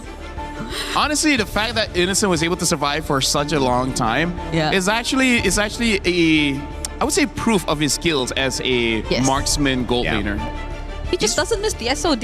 No, I was saying that immediate play that we saw, I was like, that was amazing. They skipped the Eudora. They go Valentina instead. I'm not sure how much I like this. And I'm guessing I don't. Why is that? Because nothing to steal? Or does it stop something from being picked? It's the Occam's razor. Sometimes the most obvious pick is the right one. And the obvious one here should be the Eudora. And the fact that they did not pick it up is very interesting. Because as of right now, they don't have a real way to stop the Ling. I mean, like Atlas, if you can catch him, sure, but you can't. It requires skill and luck. Are they opening up something on their side? I mean, how the glue comes in. Must have a plan in mind, right? 'Cause Yeah. I think if the Eudora does get locked in by GK here, which they don't, okay, Take then the that's when clock. they might have to change something. But even GK just let go of the Eudora entirely and say, we have something else in mind for our mid lane pick. This is very interesting because GK right now, they're drafting in a way that Selangor Giants wants to play. So they're asking Selangor Giants, do you want to fight fire with fire and play a 1-3-1 comp? Or force Selangor Giants to play a team fight comp, which they have been avoiding for quite a while. But no matter what, they at least need one. So maybe the Paquito gets picked up again, handle the long lane, either deal with the Ling or deal with the Moskov. Deal with the Claude. Yeah, because I think it will enable whichever option SRG wants to go for. If they want to go split, if they want to go team fight, the Paquito works. Or pick up Nolan. Barats is available still too. Yeah, to help out in. They pick up the Paquito. Makes sense. Because again, they need someone to deal with the silent. Because if Paquito gets banned, I think the only other option might be a Benedetta, but that one has so many room for errors. Like, it's very easy to mess up that lane. Could get punished real quick. So now we at least get to see the XP lane for SRG, and they again have not revealed to us the jungler yet. So GK might want to really focus on narrowing the hero pool here for Sakai's later on in the bans. But SRG, what mid lane picks do they not want? Eudora. You know? Yeah, ban out Eudora probably. I have a thought here. We saw that build. I mean, it was Assassin pick, but it was pretty utility. Yep. So is a utility jungler a thought here for Sakai to kind of mix it up? I was considering that if the Eudora was locked in for GK, but they didn't lock in the Eudora, and honestly, maybe. Yeah, honestly, that's a very good insight coming in from Rain. They might opt for something like an Akai instead. Yeah. And letting Innocent to perform. And I feel like GK, they're reading into it. That's why they're not becoming the Eudora. They're even betting out the Brody. So, hey, you might be onto something here. This could be interesting. We saw Barat's jungle once, still not banned. Akai was used really well also. Yeah, though there isn't a Mathilda really, but I don't think we're seeing the Mathilda as a requirement to the Barats anymore. And still Melissa. Oh yeah, Melissa is also there. Surprisingly, again, like I said, we had a 13-minute game where the Melissa did over 100,000 damage. Yeah. That's way more than I would ever anticipate. And they're still not banning. If they don't ban the Eudora, Okay, now they ban. There's Eudora. Maybe they're just messing with the head of Costa Rica. Be like, hey, we may pick it, we may not. Because they are on the red side. They have last pick. Yeah. They can really play with the minds of GK here. Yeah, so do they take out another safe gold lane? Oh, they let the Melissa Harith through. Instead, they decide to pick the Melissa. Well, in the words of Innocent, he already described the Melissa as a very safe gold lane anyway. So, and I think there's no more safe gold lanes unless you want to consider a Bruno with the House Claw where your healing is just enough to survive. But even then, that's not a guarantee. yeah, so it's that's probably another Harith carry option here for SRG unless they want to go something unique or want to flex the Paquito in gold. It could. If they do that, they go for the Yi Sun Shin. But going up against a Ling as well as a Claude, I don't think the Yi Sun Shin will have a good time. It is an option, just may not be the best option. Yeah. Because at this point, it's just the Yi Sun Shin left that you could really consider. So, wow, great call there. Yeah, they go for. Yeah. This is looking to be a Paquito gold given this Yi Sun Shin pickup. Yeah. I mean, again, going up against the Ling as well as the Claude, how Selangor Giants can win this one is they need to have mid prio and then hope that Sakai is on this Yi Sun Shin is able to get one level ahead of the Ling and secure those turtles and then try to snowball off of there. Because when the Claude has 4 items, when the Ling has even 2 items, this Yi Sun Shin needs a lot of help for the Paquito as well as the Atlas. Yeah, but you're already stuck with an Atlas Valentina, so GK might have the upper hand here in terms of determining what the matchup is going to look like. We don't know if the glue is going roam or EXP, but they could flex that too because they Okay, they flex it. Oh, they even have the Valier. Hero. So the Valier is good at denying, I would say, everyone from Slangway Giants. If they want to go in, Valier will just push them away. And they even have Esmeralda to say, if you put Paquito into the EXP, the Esmeralda can deal with this. Here, GK, this is another way to draft, and it looks very effective. Yeah, it looks very cool. I like it. Hot. GK looked very cool and hot because of the Cool Valier. and hot. Look at that. Yeah, it's hot and cool, but Well, what's going to be the cool hot pick from Innocent? should be EXP. Should be EXP, right? If they don't want to put the Paquito against the Esmeralda in the lane. They need someone to deal with this Valier, so someone that can dive. Yuzong, a Lapu, Dairav just to deal with the Esmeralda. Oh, wow. This is very interesting. It's only been Falcon's PH using the Dairav. So I think the last time... I don't think it won either. It didn't, no. The last time Kram used the Dairav was MSC 25 during the group stage, and he won that one, but that was the only time he used in that competition, so... Wow. Quite a long time since he's used the Dairav, especially here in International. Who gets the edge from you guys? Quick thought. This is... Okay. GK sound very cool to look very cool to Moy. I think GK is easier to execute. All right, we'll see who executes here. SRG trying to go 2-0 and keep their tournament hopes alive to get back to the grand finals. If GK Esports lose, their key will be crushed. It's all on the line here in game 2 as we send it back over to Naisu and Trex. The pressure is on as we jump into the land of Dawn. SRG 1 game away from securing a victory and moving forward. GK just trying to tie things up here. This is Trex and Naisu bringing you the live action in this game. How we feeling, Naisu? Well, you know what? It's pressurous, Trex, because GK also already burning a flicker early on from Shen. We know how this mid lane goes. Obviously, as a glue, you can go ahead and heal some of this back up, but yeah, I think the pressure is there definitely at this point in the competition. GK is feeling it, but I like that they're still willing to bring something unique to the draft. Now, we saw that in the last one. You know, the Hellcurt kind of worked for a bit till it didn't. But now the Valier. Valier solves a lot of the points here that SRG brought to this draft, and I think them themselves bringing out the Dairav, who, you know, as our panel, our studio mentioned, hasn't found the most success, but it still makes sense, especially against this matchup against Aizen with that Esmeralda. This is, you know, one of those picks that ends up working real well in terms of that matchup. But now, when it comes to the team fights, how can that help things out? He's really putting pressure there on Aizen, but, you know, first turtle is where we see just that threat. Yeah, what's going to be big for Kram is keeping this pressure up, maybe securing a kill in this early phase. First, second turtle, going deathless, and making sure you get that scale on. Kram has to be careful on a hero like Dairav. We've seen it before. If you start to take a death or two too early on, you fall off quickly, and at that point, you're just a useless hero. Yep, little check here in the mid, but again, because of the nature of the compositions, you're not going to see too much action until the first objective comes up. It's really big for SRG to have that Fatal Links. They make an attempt here on Aizen, but again, as an Esmeralda, really difficult to take up top. Kram, though, has level 4. Tempest Blade's already going to be used. Shen's low.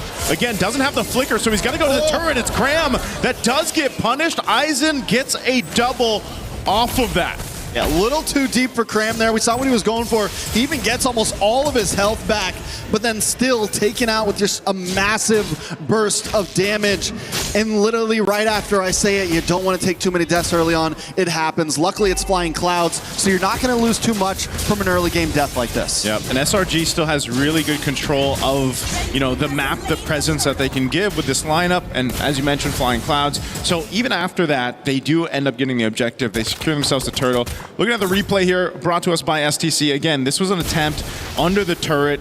Kram buys quite a bit of time here, but it's, again, Aizen's very patient. Mind you, on this Esmeralda, he's able to just kind of sweep in there, get that first blood, get that double kill, which will really help him now in this lane against Kram for now. So Kram might need this help just because of that 2-kill lead. So they're going to go for it. Aizen brought to half health, but popped the Purify. They want that kill on Aizen so bad right now. In the past 3 minutes, they've gone up to that lane twice now just to put pressure down. Back on that replay, I gotta highlight Zeno real fast. The guy drops the Tempest of Blades. Instead of going for all the swords, he backs off for a second to sidestep the Dairav ult. and then re-engages, hits 2 swords, gets a bunch of damage. Aizen gets the final blows, but Zeno definitely very mechanically gifted in that last team fight. Now, SRG's been making plays across the map. Up on the top side, Cram. Oh, they're going for Cram. Now he picked up the blades there, Trucks. He gets them this time. Good punish up top and a whole lot of gold going over. I was just about to say how GK wasn't playing the off lanes too much, playing a bit more defensively against SRG, but now they're finally finding their movement across the map. Quinnock and Shen stuck down in this mid. Fatal Links able to pick one. Shen very quick to take out here, and that's what you're going to expect. Every time that Fatal Links is up, maybe even the flicker for Yumes, he'll go make a play, and that's about what SRG can play around. As they were mentioning, throughout the draft, they got to build that lead over on this YSS for Sakai's. Now, bottom side, Yaga's going to be the focus, popping the blaze and duet. There's 3 SRG Giants here, though. Innocent will pick that one up, but Sakai's gets punished. Zeno able to find one. Flicker from Stormy. Safety to the turret, and now Innocent should be able to get away here. The ultimate's already popped. He had to pop the flicker, though, and Yumes, he'll have to be there for safety, but this is going to be a turtle fought for GK. Yeah, without that flicker, Innocent may not be able to do much to help out. Zeno will get that turtle. Right now, both teams just looking for pick-off after pick-off. Shen. All right. Shen's fine. Good? Yeah, he's going to be fine. He burned the battle spell again, though. Yeah, so a lot of battle spells down for the side of GK. SRG, with only 2 kills on the map, still applying pressure, but GK with almost 2,000 gold lead, even after losing second turtle. It has dropped a little bit down to 1.4, but still the pressure is on. But this is similar to last game. SRG sometimes needs a little bit of time to get things going. They like to look for that 6-7 minute power spike. I'm also excited to see how Innocent plays in the Paquito. It's no longer Cram on it. Yeah. And it's so normal to see Innocent on these marksmen, right? On things like the Moskov, things that he can dance around. So seeing him on the Paquito this time, I'm excited to see if he's able to apply the same amount of pressure that Cram did last game. Yeah, Cram was able to do it last game. I think so far, one of the best gold lane Paquitos we've seen. Hold on, Innocent, speaking of, okay, he gets away. Was from Siggy Boom, right? From Aurora Gaming. They really made that work perfectly. And so Innocent being up 2 kills, he's got that momentum going on the Paquito. That's going to be great for them, but they got to control the map here as that tier 1 down bot gets taken down by Zeno. This is what you expect of the Ling. He's going to continue to push the map. Quinnock popping the flicker himself. Some more action here in the mid. Whoa, Innocent got solo killed on the bottom side. Good play there from Zeno, man. Now picking up the Haas Claws off of it. As Zeno has been on fire, even in the last game that they lost. Zeno still made some amazing plays. A couple bad ones too, but here in game number 2, he seems to have gotten some of the rest off. He's finding solo kills. He's able to lock down Honest Innocent on the top side. Cram, not going to be able to escape this one.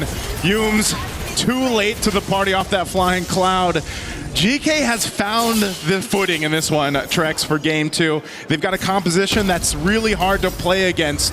SRG looking to lock down Shen, popping the flicker. So he's still going to be fine. This last turtle's up, though, and right now GK will make their way for it. Conceal's already going to be used now from SRG to push them off the turtle. Looking for this engage. Stormy holding on here, too, up on that front side. They'll just face off for now, though, as buffs are going to be secured by Zeno.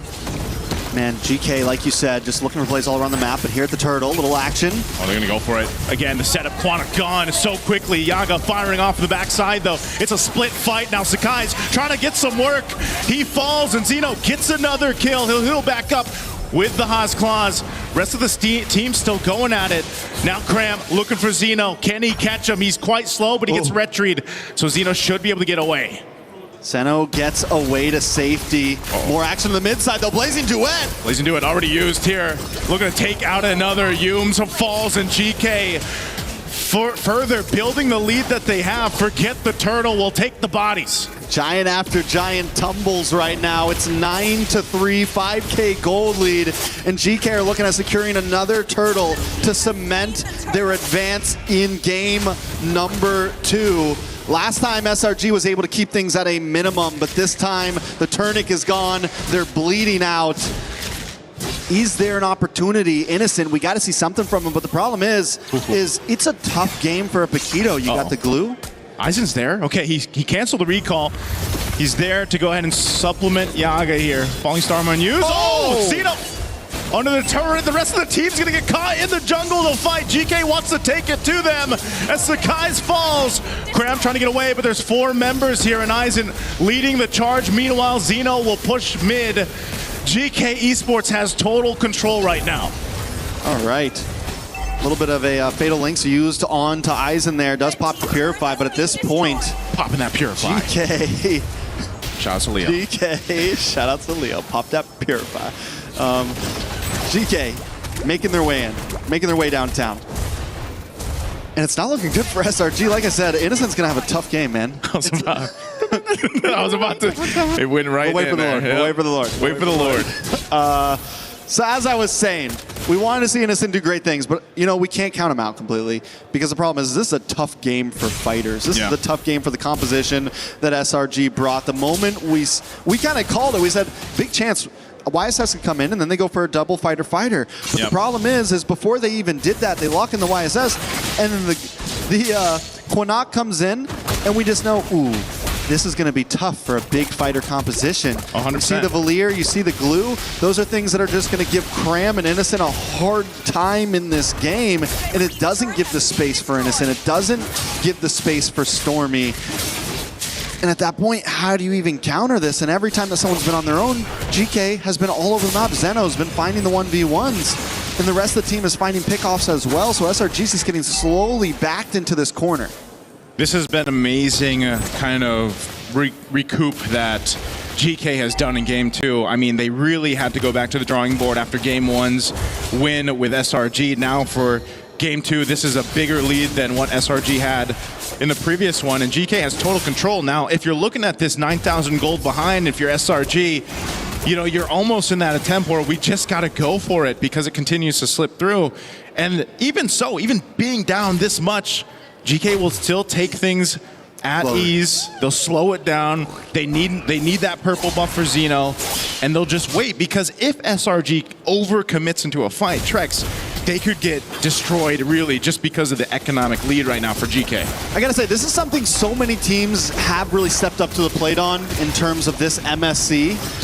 I haven't seen that many super big brawly matches. A lot of teams have been willing to take the Lord slow, been willing to dance a bit, play the macro game, even when they're 8,000 gold ahead, right? Yeah. They weren't trying to rush things. They know that at any point, SRG is still a threat. Sometimes a dog backed into the corner is even more dangerous than one that's on even footing right now. Think about a giant backed in the corner. Exactly. GK respects that.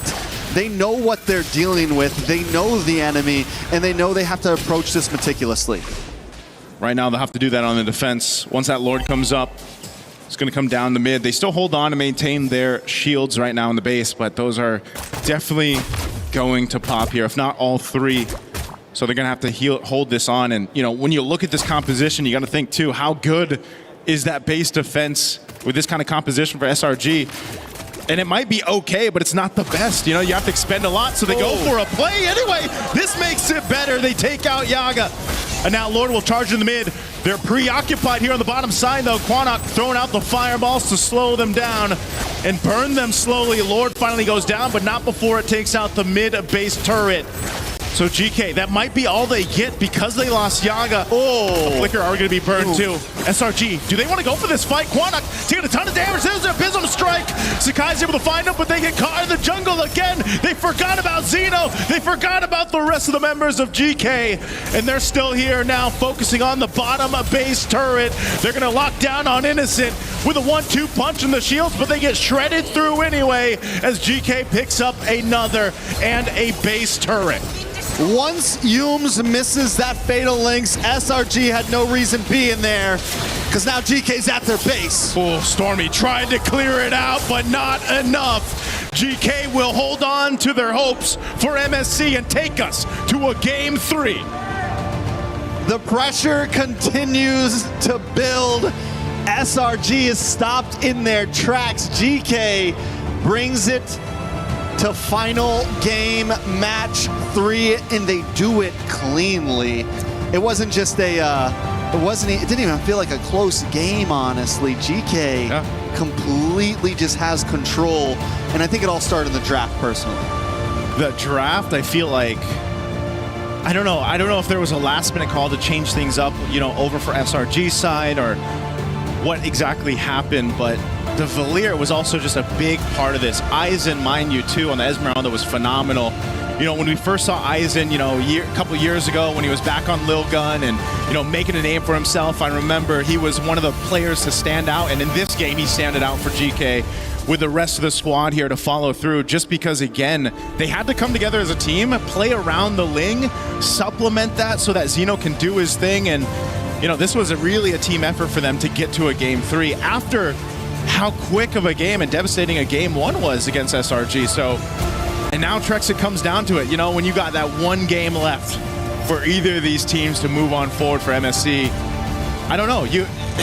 Do you still bring something new out or not? There's a lot to question here. A lot of questions. Hopefully the panel can give us some answers.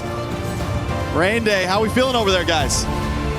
That was a good one to leave to my experts, because Brigitte Lafell, this was a game that, wow, had the emotion behind it. It also had the impact behind it. GK Esports knew they were going home if they didn't win. And so guess what they did? They won. Now it's a best of 3, turned into a best of 1. Next game, continue or you're out. Welcome back to the panel. My name's Rain Day. Brigitte, I will leave this to you. You kind of like GK's draft. It proved to be more impactful. What was the difference that you thought, and then how did it show up in game? It's funny because I just said, their draft really looked cool. Yeah. But there's a deeper meaning to that. Yeah, honestly. yeah. It's mostly because of the way that they managed, I think, the mid-duo matchup, really. It mattered the most because it was something revealed to us very early on, and I know that there was still a flex factor in terms of SRG's lineup. We still didn't figure out that the Paquito was actually going gold up until the later portions, but it was just, I think, the moment they brought out the Yi Sun Shin, that's about it. Like, that's all GK needed to really wrap up their draft and secure a winning matchup for them that could really favor them in the long run. Lafell, I want to know your initial thoughts as well. Are you surprised by that, or kind of went the way you expected? I was not surprised, because when you were asking which draft looks good, and I said that, well, GK's draft is easier to execute, and that's kind of a way to say that. I would say SRG, they overthink that. Like, how do you make that work, basically? Because here's the thing. You know that there's a wall in front of you, and yet you're trying to charge against it, right? Yeah. Because it's not that GK hides so many good picks. They already shown the strong heroes that they have, but then Slang Rejai is like, you know what? We can deal with that. We're gonna use heroes that lose against your heroes and hope for the best, and that you just can't do that here in MSC. Yeah, too good, high quality. It's like your counter is on the other side, and then you pick up that hero. Like, what? Yeah, even a lot of missed opportunities. Yeah, even logging in the Daira last pick, I feel, hurt this lineup much more than they could have picked Eudora. Yeah, because what? They could have picked Eudora. Oh yeah, that too. Earlier. And even the fact that they went for another damage XP lane was just really focused on matchups and winning lanes, when in fact they needed to buy time and create space to farm, because they settled with the Yi Sun Shin, which is a scaling jungler, and Lafell was very vocal about him not liking the idea of the Paquito being flexed just to make room for a Yi Sun Shin. So it demanded so much more win conditions for SRG to pull off. It demanded that Sekai's actually got all the space in the world, which obviously GK did not hand over to him. And you have Cram, who has such a good game on Paquito, and you kind of draft towards this idea, but the reality is it would be better if you probably had Cram on Paquito again, and you figured out a way to keep Innocent feeling comfortable. And it's not like they didn't have options. The Harith was available. Yeah. I mean, like, here's the thing.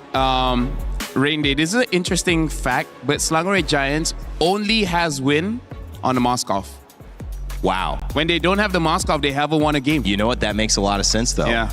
But I think it's deeper than, if we take it one level deeper, right? It's the Moskov. But when you have a Moskov, that means Innocent's comfortable and he's impacting the game. And that also, because he's doing that, is opening space for Cram to also impact the game. And if you have two of those things, that's kind of a winning, I don't know, formula, strategy, right? Yeah. Is it the character, though, or do you think there was a way they could have outdrafted that? No, honestly, I think that's been the playstyle for SRG. The playstyle that's been working for them. It's really focusing on the sides, making sure that the sides win, and leave it to the sides to open up the map rather than the mid doing it for them. So it's ironic. It's ironic to say it because it's a marksman. You would expect that's a marksman you should protect, but if it's a Moskov, then you don't really have to do that much for him because most of the time you have to not have him alongside you. And there will be an SOD anyway, so he can just catch up to the team fights when they feel like it's already necessary for him to participate.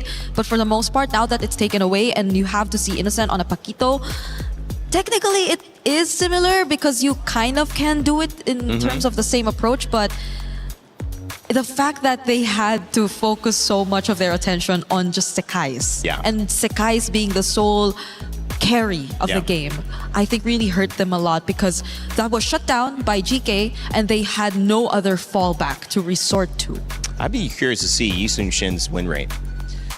Hasn't been great. I think it's quite low. I'm not sure if I've seen him win, actually. I don't think so as well. I don't think Yi Sun-shin has won as well. Part of the reason is because he needs time, he needs item. Because he's basically a marksman, right? And we see in the current meta right now, if you need time, there's not enough time for everyone. Yeah.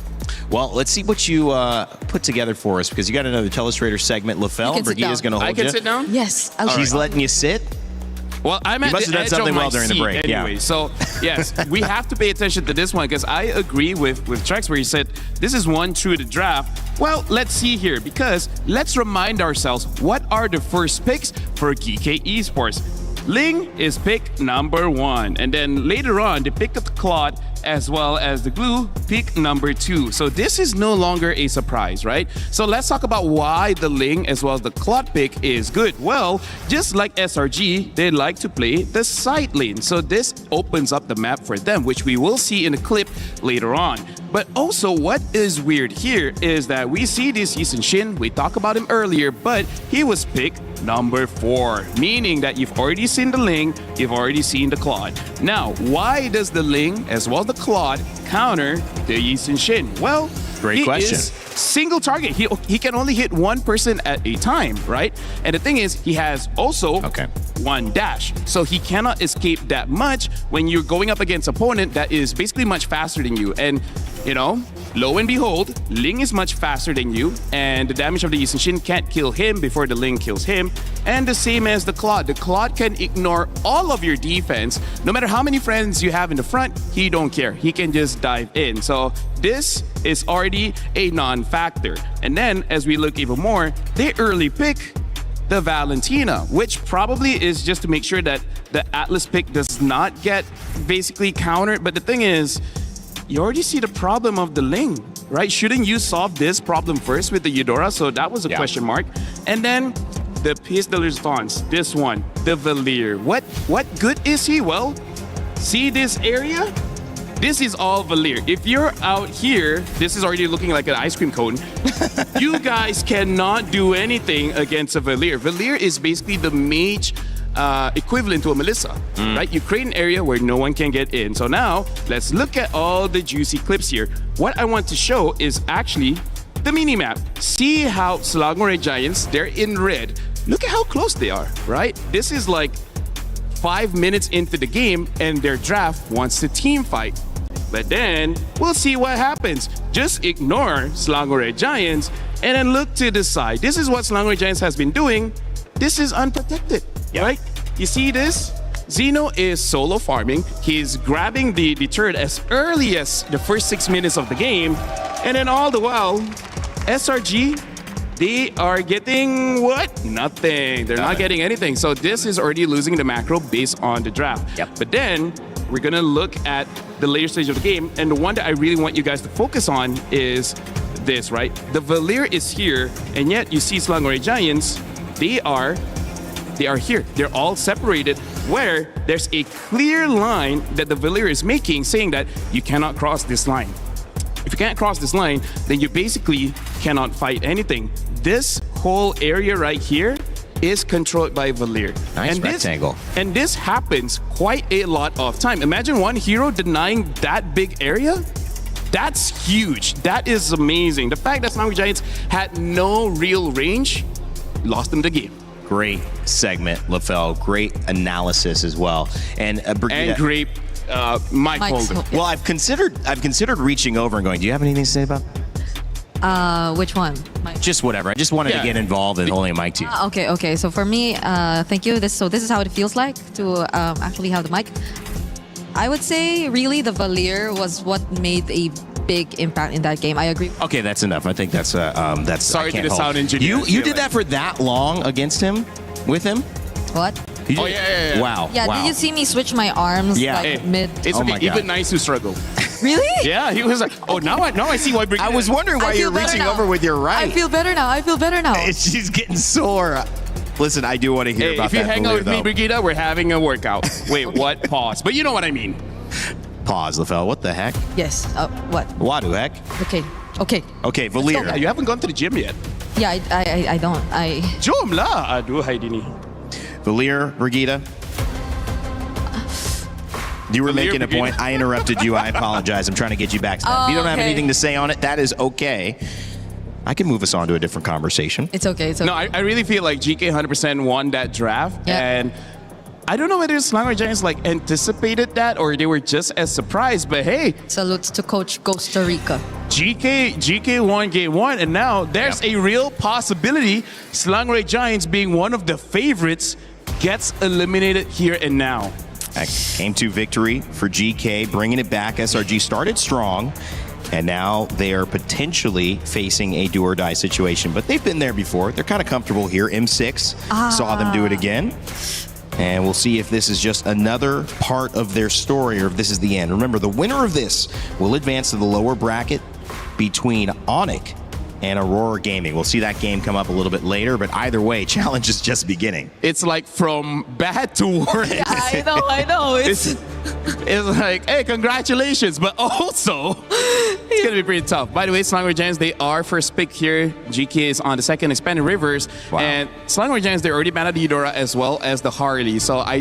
And the Moskov has been banned out. So I feel like Selangor Giants, if they want to play how they usually play, which is those side lanes, they might have to consider picking up the Ling early and then later on picking the Keto. Because, oh, by the way, ladies and gentlemen, we have a sub here. Looks like Sakai's will not be playing in game number 3. Oh! It's going to be Uni substituting for the jungle role. So wow. Wait. I don't know whether the draft is going to change now with Uni playing or not. What's happened here, Brigida? Your reaction tells a big story, but we can't see it on broadcast. I think it's just more on my emotions of being shocked and disbelief that it's not Sakai's playing in this do-or-die match. Let me ask, because I'm coming in and wondering, I've not seen this before or in this moment in MLBB. Does this mean Sakai's wasn't performing? Does this mean they feel that Uni can provide a hero pool that's better in this matchup?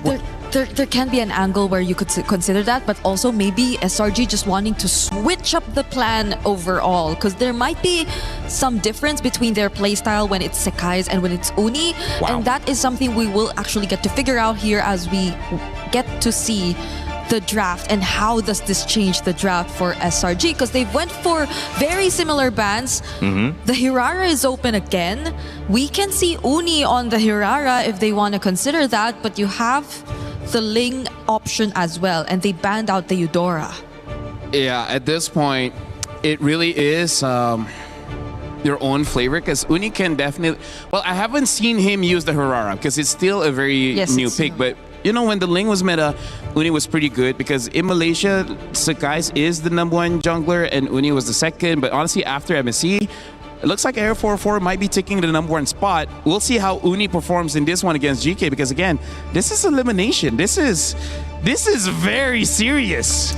And this is nerve-wracking as well. If you're Uni, all eyes are on you. But the good news is they let the Hirara through this time around. And I think that is a big part of the win condition.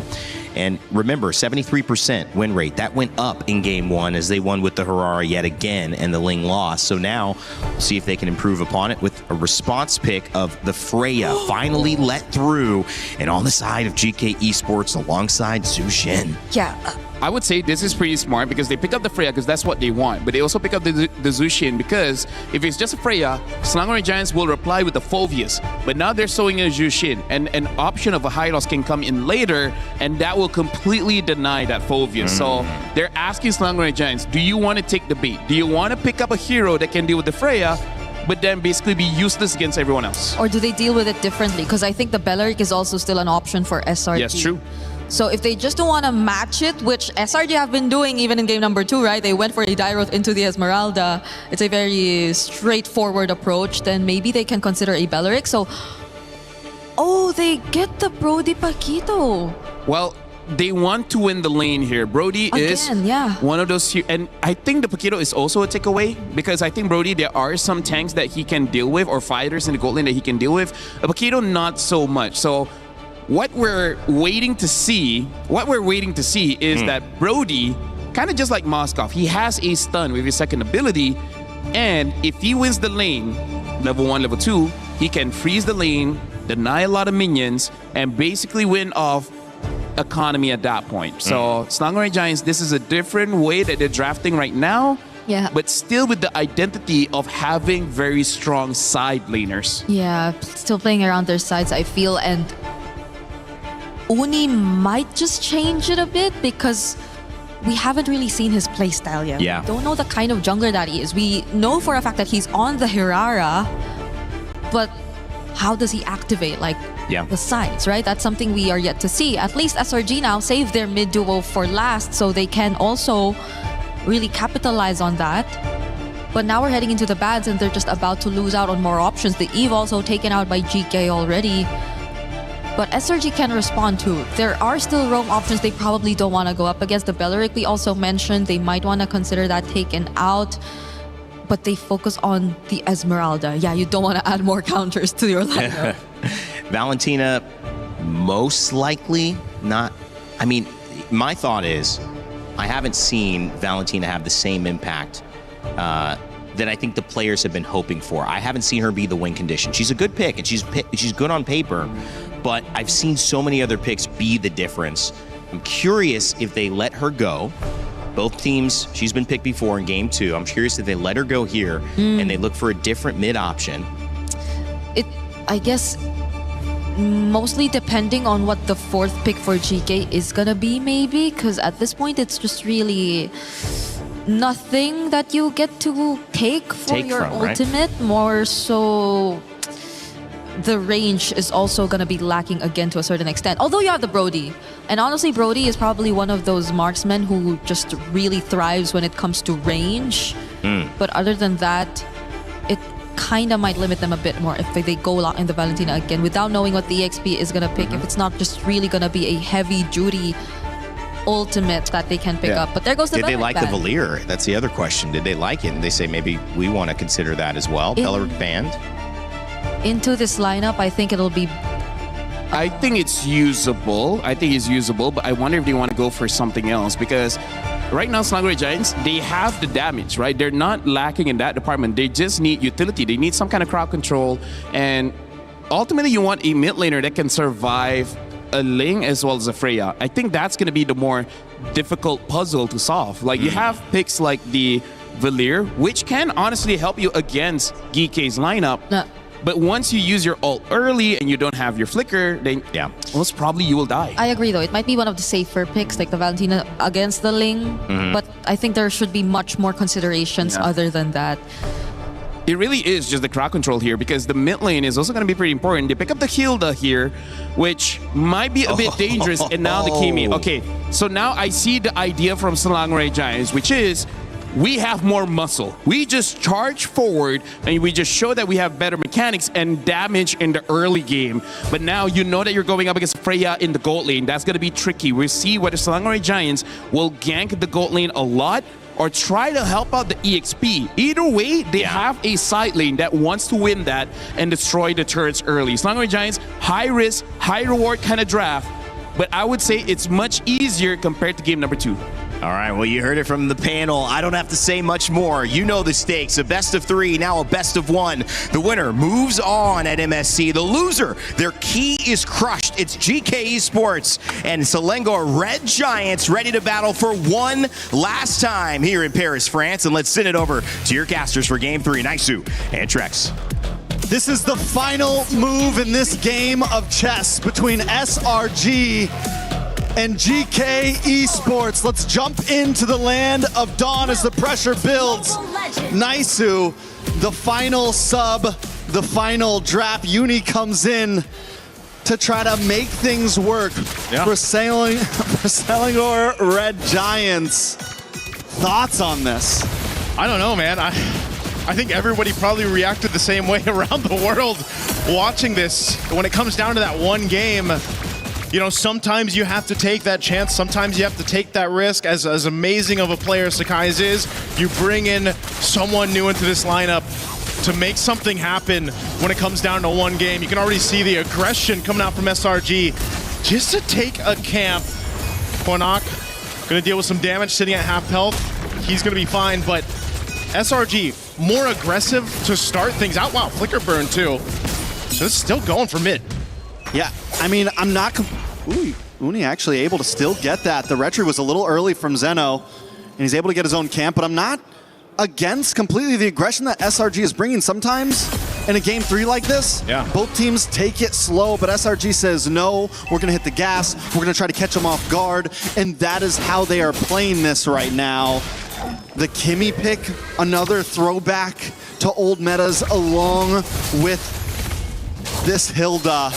And the pressure's on. I've been wondering when we're gonna see the Hilda. I'm wondering if they're gonna use it in your typical way of let's harass Zeno, let's harass this Ling, let's try to get in GK's face as much as possible. I think especially if you're SRG here and you're trying to take something from the last game, it's, you know, how do you contain or at least get rid of Zeno? Because, you know, last game he was able to go ahead and scale up so well on the Ling. And, you know, the panel mentioned this too. It was so interesting to know some of the facts between those top two. I feel like they're the top 2 pick jungler heroes right now. That Hirata being at 70+%, you know, the Ling sub 50, I believe it is. But hold on, mid lane, there's some action. Yaga taken out of this. And they're able to go ahead and pick up a kill. It's a bit of a trade, but the objective for GK is the focus now for the first turtle. It's going to go over to them. And so Innocent actually gets the solo kill onto Yaga.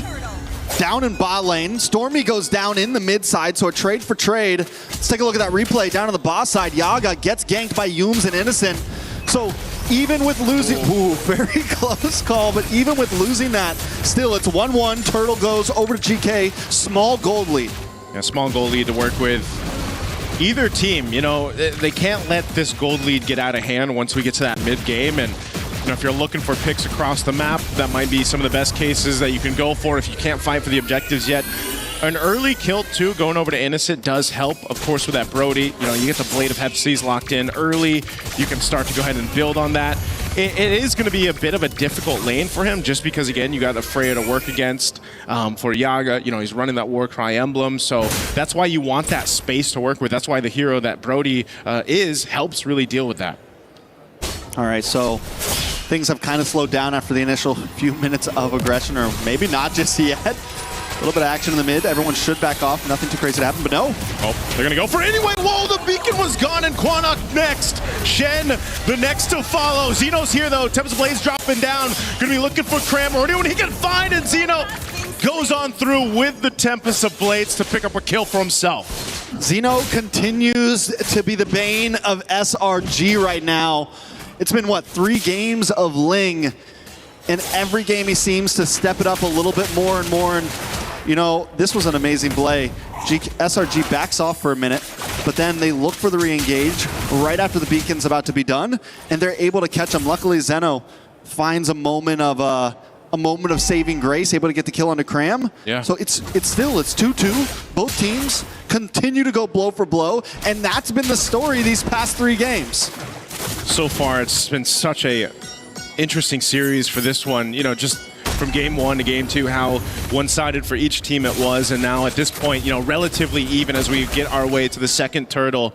And you have SRG trying to get this secured already, as Uni's going to go ahead and work on it. Meanwhile, mid lane, there's going to be a fight breaking out. Quanok already burned the beacon. Both gold laners going to make their way. Zeno goes in, but SRG will win the retry. But can they win the fight as Cram is taken out? GK might just be happy with 1 kill. Zeno going for more. Stormy will keep him at bay. Unless Uni wants to re-engage in the mid lane, goes in and gets the damage out. Yums is there, but still not a follow-through to get GK down. All right, so Hunter Strikes start to fall in maybe a little bit late for SRG. We just saw Uni get his. Cram gets his after death. Maybe just if they could have got that a bit sooner, we would have seen a little bit more damage, a little bit more possibilities. Luckily, SRG still gets the turtle in the midst of the chaos, but Cram now 0-2. In game number 1, this Paquito was the thing that brought them to victory. Yep. And with the start that it's have, GK's learned that, listen, we don't want to let that happen. we need to make sure we focus down, and Zeno is making a job of that. We do see the Sky Piercer lock in for Innocent. So he hasn't been able to get stacks off it just yet, but if more kills can start getting locked in for him, this Brody could start to become dangerous. Yeah, they got to deal with this. Beacon used, Cram, next target, flickers defensively. Rest of the team trying to help him out, but Cram, nowhere to go. Another kill picked up, and Humes, unfortunately, not able to help him stay alive. So GK, they'll continue to do this, Strex. Look for pickoffs, look to play around that Beacon from Quanok, and it's working so well for them for now. SRG, this game, not really waiting for the power spikes to hit. Yes, Cram got the Hunter Strike, but still, you can't just go in like that, especially when you are behind, especially with the composition that GK has. I think the goal should have been to wait just a little bit longer, maybe another minute or two to really start trying to make those plays happen, especially since he's already taken 2 deaths, and now it's 3 deaths. So hopefully Cram can kind of back off a little bit, slow it down, wait for your time to shine. It's what you did in game number 1, and it's what you're going to have to do in game number 3 to get this victory. GK, on the other hand, just need to keep capitalizing on these small mistakes.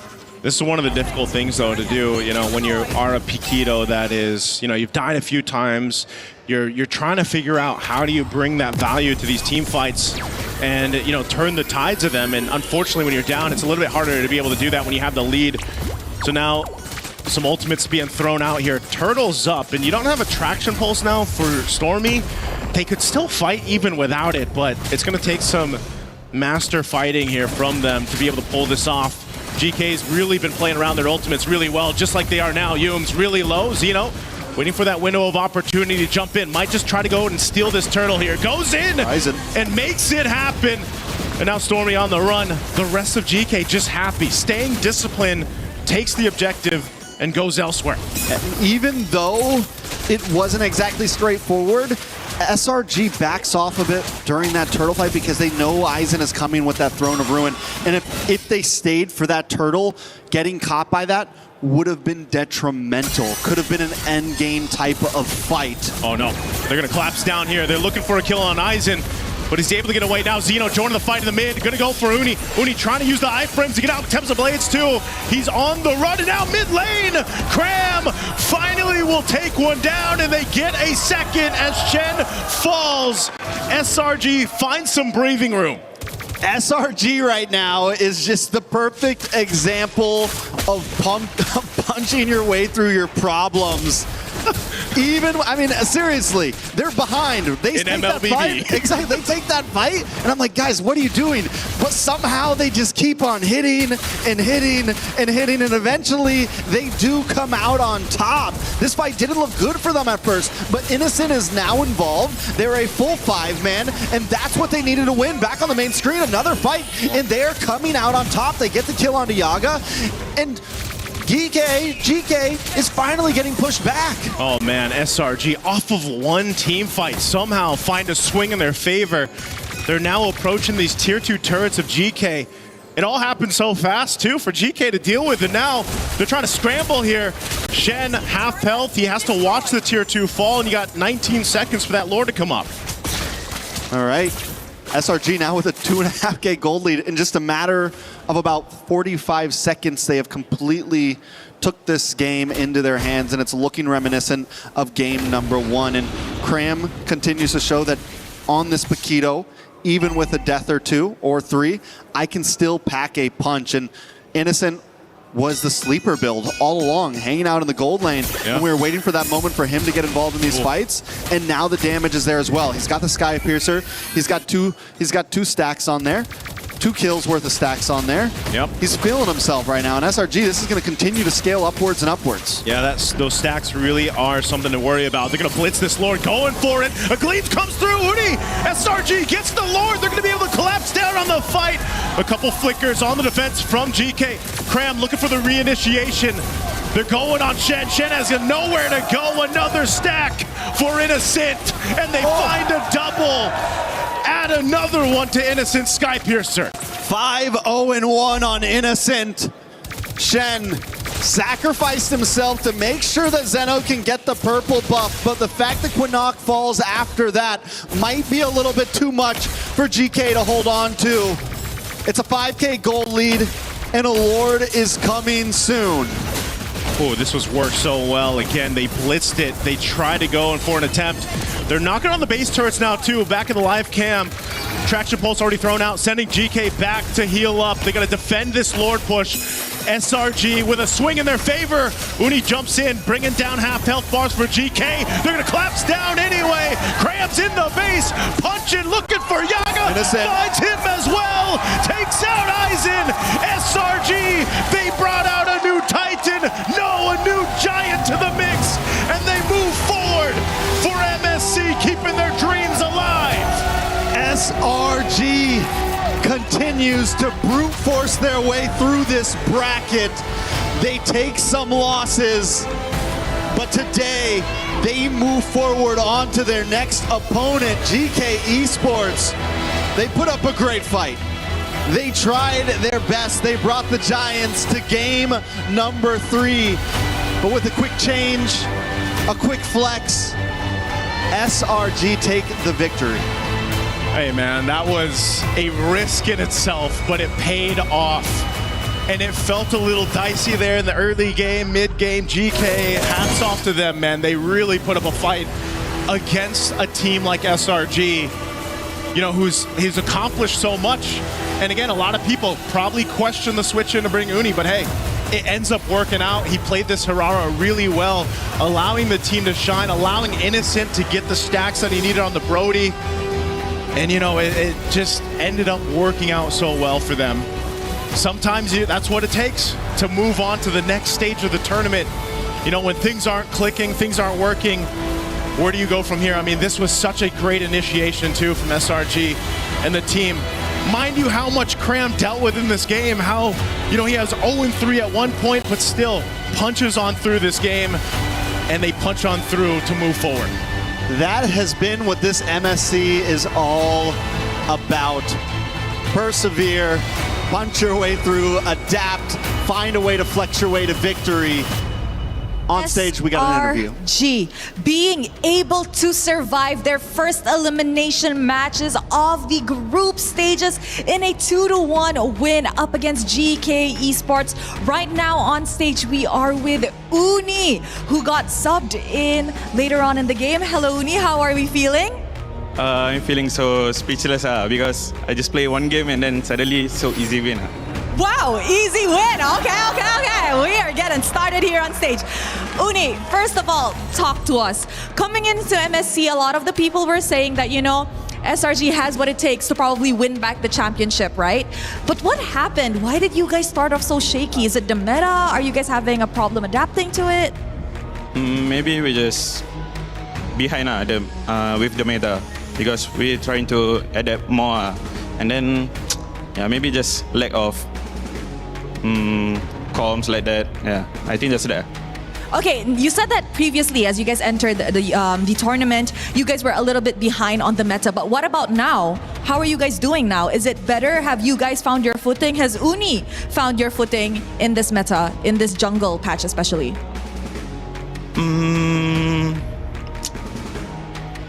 I'm also not sure about that because I really play in training, and yeah, I just keep learning with the team, and we all the teams trying to adapt with the meta as fast as possible. Yeah. I agree. All the teams here in MSC are definitely trying to adapt to the meta as fast as possible. But let's talk about your next opponent. Now, your next opponent, I'd like to think it's going to be a tough one because you guys will be going up either against Aurora Gaming or Onyx. Whoever it is, it's definitely going to be tough. So how is SRG going to prepare for that matchup? I think after this, we're just going to go on our training back, and then we just focus on our enemy. We don't care our enemy, who is them. Yeah, we just play as a team. Just play as a team and just play your game. Any message to the Malaysians watching at home, Uni? Thank you for our Malaysian fans that keep supporting us. Whether we lose, whether we win. Yeah, thank you guys. Now, I'm pretty sure a lot of the people were on the edge of their seat watching this first series of the day. But with that, boys, come join me up on stage. I have a question. Who wants to crush some keys? Uni? No. Okay, let's go. Come follow me. Let's go. I guess Uni is going to be doing some key crushing. on his first MSC tournament. All right, come on in, boys. Are you excited, Uni? This is going to be your first key crushing moment. I don't know. Okay, only one way to find out. All right, Uni, you may head to the front. Go on, go on, go on. The key is already in the key crusher. And Uni, all you have to do is press the lever. 3, 2, 1. There you guys go, ladies and gentlemen. Selangor Red Giants has officially ended GK Esports' journey in the MSC at EWC 2026. All right, pull the lever back. Ooh, that was a cut. Let us show it to the camera. There you guys go. That is GK Esports hopes and dreams at MSC shattered. That's it from us. Throwing it back to you guys at the studio. Well, SRG continue their run in the elimination bracket, and it's GK Esports for Meta who will be going home, but not after a valiant effort. In Game 2, they turned it around, sent us to a best of 1. You got to say, it's still not over for Meta. We still have Team Falcons representing the region, but overall, GK Esports, they did well. Just not good enough against SRG, who found their answer and maybe that little bit of momentum or spark that they needed in the substitution in Game 3 for Uni, a story that many, I'm sure, are already talking about, will be talking about for the rest of the day, maybe the rest of the tournament if he continues to play. My name is Rainday, joined by Brigitte and Lefel here back on the panel. Lefel, you got to talk about this because this is a huge moment that we just witnessed. I mean, first of all, I feel like me and Brigitte, we both share the same consensus when we say, like, sometimes in interviews, it's okay to lie, right? You don't have to be so honest. It's you know? okay. It's okay to hide a bit more. Yeah. You know, be like, oh, I just came in, it was so easy. Oh, that's some shade disguise. But also, I would say in that game, that reminds me of a beautiful quote from an amazing reporter called Eterna, where she says, isn't it great when you don't have to use your brain? And that's kind of draft game number 3, where it's all we just go forward. And that's the best plan we got. And just keep on pushing. It's nothing you have to overthink about. Exactly. Nothing you have to overthink about. Just go. You see bad guy, you hit bad guy. You go bad guy. See friend, help friend. It started with Stormy on Kimmy as well, which was super cool to see. I mean, here's some stats that are pretty interesting. When you look at Paquito, 2-0 when Cram played him. 2-0. Won both games on Paquito. The second game they played Paquito, it was on Innocent. And Innocent, when he's on a marksman in that gold lane, he's 2-0 as well. So the fact is they found a way to, I think, change what went wrong in Game 2, get everyone comfortable again in Game 3, and that ended up making a big difference. Another win for Harara as well. Yeah. Oh, by the way, let me just very quickly, Selangor Giants has to hope so hard. Yeah. They're not going to fight against Aurora because we see that their early game is not there. Yeah. Right? And they, like Team Liquid, like to scale up. That is Aurora's specialty. Their early game is the best in MSC so far. Yeah. So if somehow, some way, Onyx wins, Aurora goes down, I don't know whether SRG has enough time to get their early game the same level as Aurora. Because at this point, I feel like no team can have the same early game as Aurora. Yeah, I agree. Although Uni did say that they're not really going to pay attention to who they're going up against. They should. More on, it's more on them just focusing on themselves. Because as you mentioned, I think based on their first 2 series, we've observed which works for them and which doesn't. And it's mostly on the draft, which we kind of see a pattern that it's really just the marksman working out for Innocent here and there, mostly the Moscovs, and then Cram on the Paquito and stuff like that. But now that we have a change in lineup, which we don't know if they'll be sticking with this throughout, then there has to be some work done to polish some things here and there because you, again, never know what to come up against. They put themselves in a really interesting position if they don't keep Uni, because you solve a problem, and maybe it's matchup dependent. We don't know what the conversation was between Sakai and the coach and who made that decision and how, they said, well, maybe Uni just needs to come in for me. Maybe Sakai volunteered. We don't actually know. However, I do think that when things work, you have almost, in my opinion, the onus of responsibility to try to keep it working. You don't want to stop your momentum after you found it. And it feels like they did have a very easy time on the Harara back when Uni was there. So if that's the meta, if that's what you're going to be playing, it may be nice to see. And as you look at these damage stats as well, I mean, no wonder, second in damage, I believe overall in the game, only to Stormy, who was on that Kimmy. I do have to say, like, outside of the game, the difference between Uni as well as Skies, I would say Uni is a better shot caller. He has a very good idea of how the map looks like even when it's dark. And then in game, Skies is the guy that's willing to sacrifice himself to get 3 kills. But Uni, he will play it more safely, which we saw in that game where there's multiple times GK went all in onto Uni and he was able to escape death multiple times. And maybe that's where GK really like, wait, hold on, this is not what happened in game 1 and 2. The jungler dies here, but this time they don't die. And then you're like, wait, what's next, right? That might be just enough to throw GK off. Yeah, because honestly, I think at least for the lineup, SRG might have read through what GK wanted to do every single time. Like the approach that they had during a team fight more or less started with Aizen. Yeah. It always had to be off of a really good Throne of Ruin from Aizen and then the rest of the members eventually going in. But if it's not for that, then they more or less have been read by SRG, I feel, because I think it's been Uni who's been a bit more creative with the angles. Again, with the Hirara, I think it's something you can really afford to do because you can just go in and out and also through very unexpected corners as well. But I guess GK was also able to read through that and prepare for this potential switch up that SRG eventually showed us. When you have moments where a team has your game plan, typically, and I relate this to the football world, the soccer world, I played that growing up in my life, and that was football. Yeah, just sure. Want to let you know. Sure thing. Football. All right, football. Especially in France, how can I not? I think the interesting thing is you need a little bit of creative individual brilliance to break through it. And at the same time, when a team is packing it in and they don't want to let you score, and that's their strength going for a tie, the second you do score, that changes what they have to do. They've read you, but now they're struggling because they have to play offense when they wanted to play defense all game. I think Uni might have come in and had a little bit of moments getting in, getting out just barely with individual brilliance, and then that opened up this team fight that maybe shouldn't have been opened up with SRG's lineup. Yeah, bowling is amazing, man. I do like to bowl too. Hey, that's great. I have my own bowling ball. Do you? Oh, really? Yeah, No, I don't. I have two. Custom made and everything. My favorite sport is Mobile Legends Bang Bang, you know? More pay, please. Guys, is that a sport? I mean, it's e-sport. I'll say that. Yeah. Although I do have to say, again, Slangway Giants, they won, but they're not out of the fire because there's so many things they got to fix, Brigida. I agree. Brigida. What? Brigida. Brigida. Yeah, thanks, Leifel. I don't know if it's enough time, though. I don't know if it's enough time. Okay, It's, we'll see.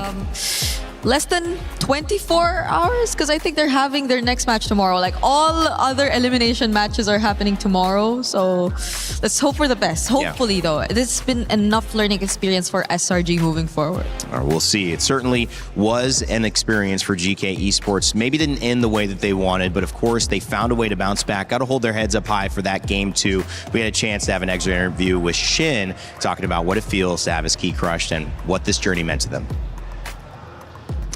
We're backstage now with Shen. What happened in that match? I mean, we kind of... You can talk into the mic a little bit. We kind of were playing good. Everything was good. We kind of like rush every set. Kind of rush, you know. That's why the game get out of the hand, you know. Okay. That's the problem. So that was game 3 or from game 1 as well? I think game 1 and game 3. Game 1 and game 3. We kind of rush a bit.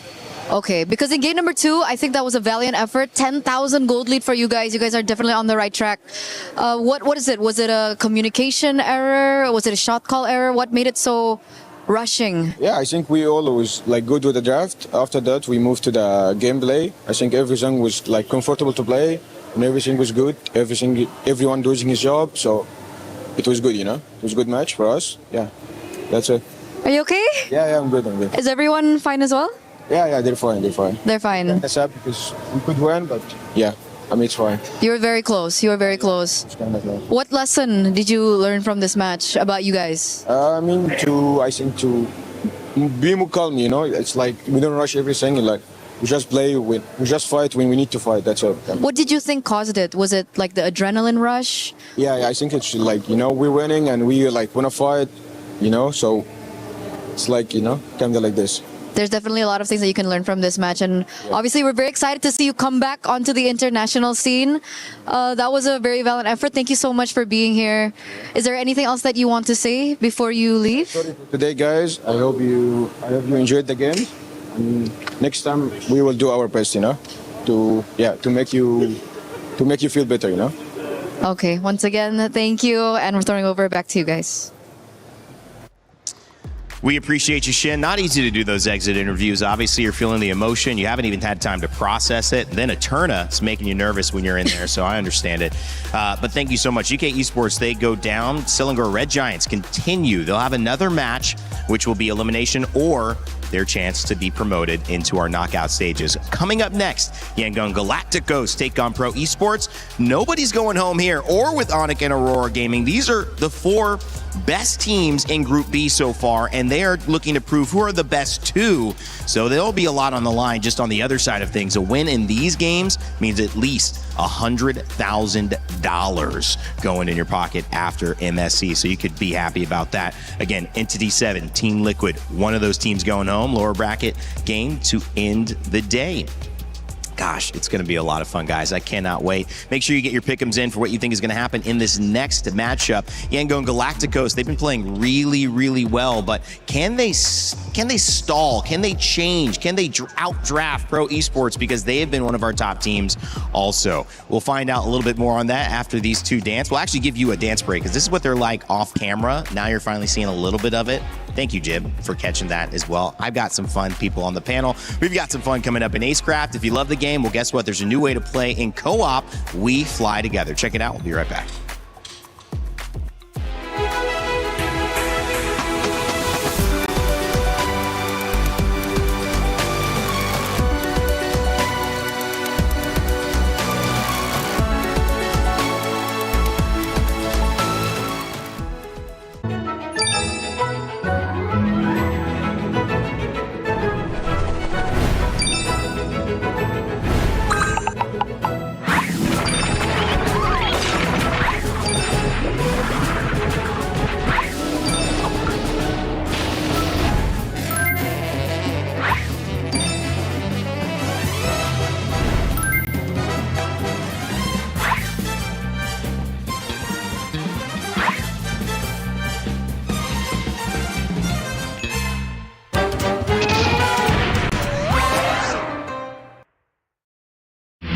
A lot of people are haunted by their past. I'm inspired by it. They're not just playing for themselves, they're really playing for their entire family. They have defeated their demons! They have crushed the curse! He thinks he can come in here and play my game! Let's go. He knows nothing! Let's go! Tyler Wine, you're done. Raw energy, half and blow the house down!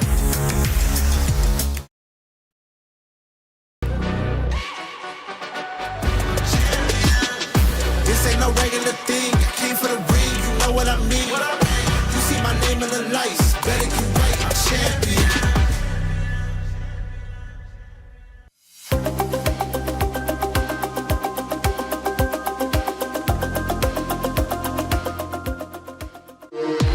We were there. For every click, every clutch, every respawn. We were there for the years of grind. And we're here. Now, the proud founding partner of EWC, powering the biggest event in gaming, shoulder to shoulder with the world's best, making history. Greatness deserves a stage. Lenovo Legion, reach your impossible.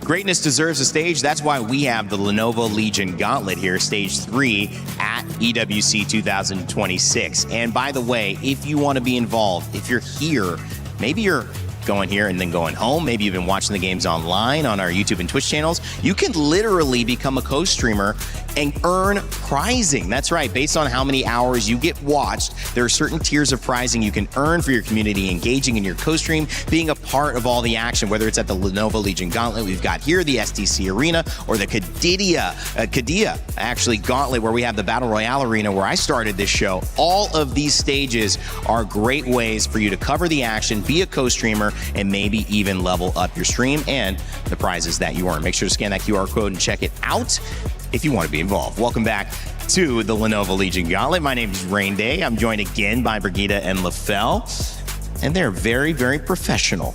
I do gotta say, I don't know how she does this. It's so hard sitting like this. I can't even, You need to move forward a bit. You have to sit on the edge of your seat. It does get easier. This is a really good point because I have to talk about pain. You know, this is for me. I saw Shiver sitting in this moment for Dota 2, and she crossed her legs. Okay. She crossed her legs and she held the tablet on her lap. So I'm just like, okay, this will work. If I hold this for 30 more seconds, I'm gonna fall off my chair.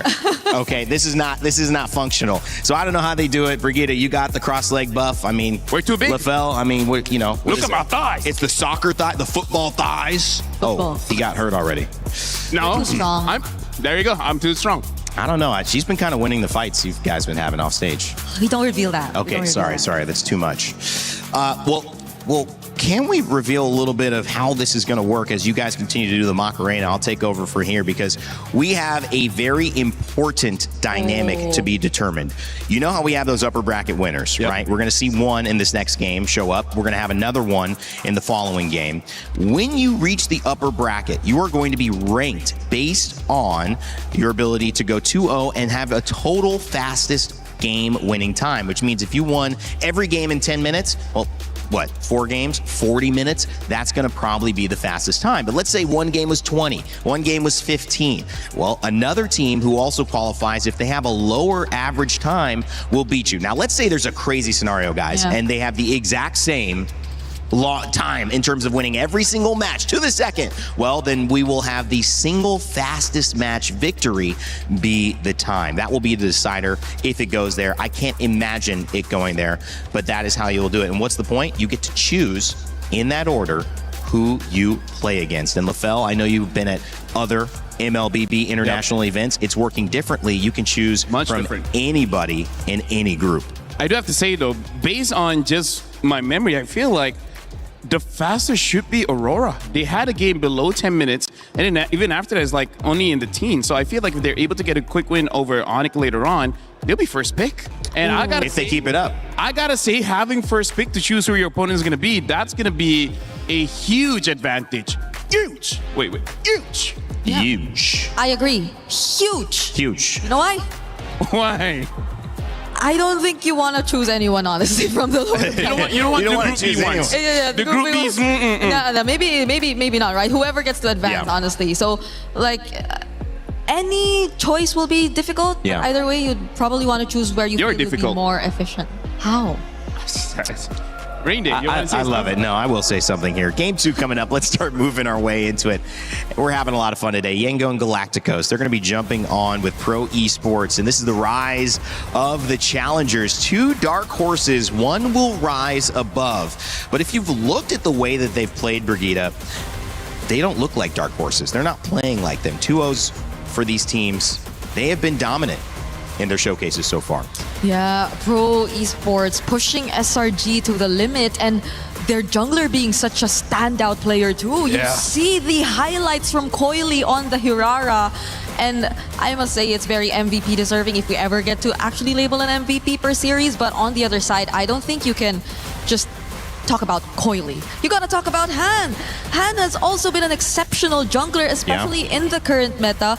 And it's interesting because Yangon Galacticos seem to have a really decent grasp of the meta, other than the fact that you're expecting them to be very unorthodox. But they're coming here into MSC with a not so out of the meta playstyle just yet, because every single time I look at Blink, I just can't help but think, like, is he going for something unique? Yeah, exactly. Is he going Hellcurt? Because we saw the Hellcurt in GK instead earlier today, right?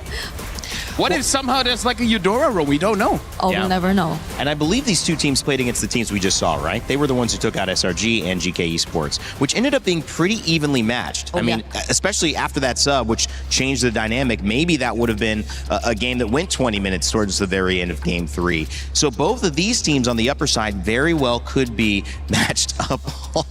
Are you okay, Ring? She is. Brigitte okay? Did something happen? Be professional, guys. We're be professional. Oh, God, I can't join you. I wish. I got to last all day up here. You guys get to leave after this series, so I have to take care and pace myself.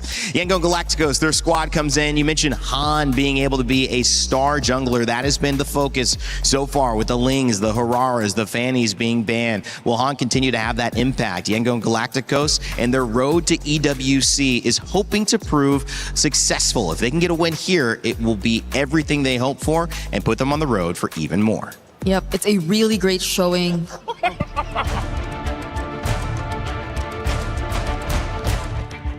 We start Young Galacticos on MSL Season 1. After we lose in M7, all of us, including the player and the coaching staff, decided to do better. I think we can win this one because of the mindset we adjust and the maturity of all the members of Young Galacticos. They are expecting to be a champion. If we achieve top 4, it's mean a lot in terms of the pride of Myanmar, because back then on M2, Myanmar is one of the top teams. As now, Borbing scores, have they done it? They have done the unthinkable, and now they make history. The first Myanmar team to make it towards the grand finals of the M2 World Championship. Bringing the Myanmar back on the top 4, it's mean a lot to the people. As a foreigner, what makes me decide to stay on Young Galacticos is because of the dreams of the players. After losing on M7, I think I am accountable for their dreams. I really want to show them that esport can change life. I feel like such a great showing for Myanmar, honestly. If you take a look at the performance from YG so far, why are you laughing? Oh, no. Okay. No, because honestly, right? You see the games that they play, they've all been very dominant. On top of the fact that I need to take off my glasses. Ying and Kaize. Yeah. Still deathless. You know what? Yeah, that was a really good point. We love you, kind of a long point, Never too. change. You might not have caught all that on broadcast as well, but I said a lot. It was special.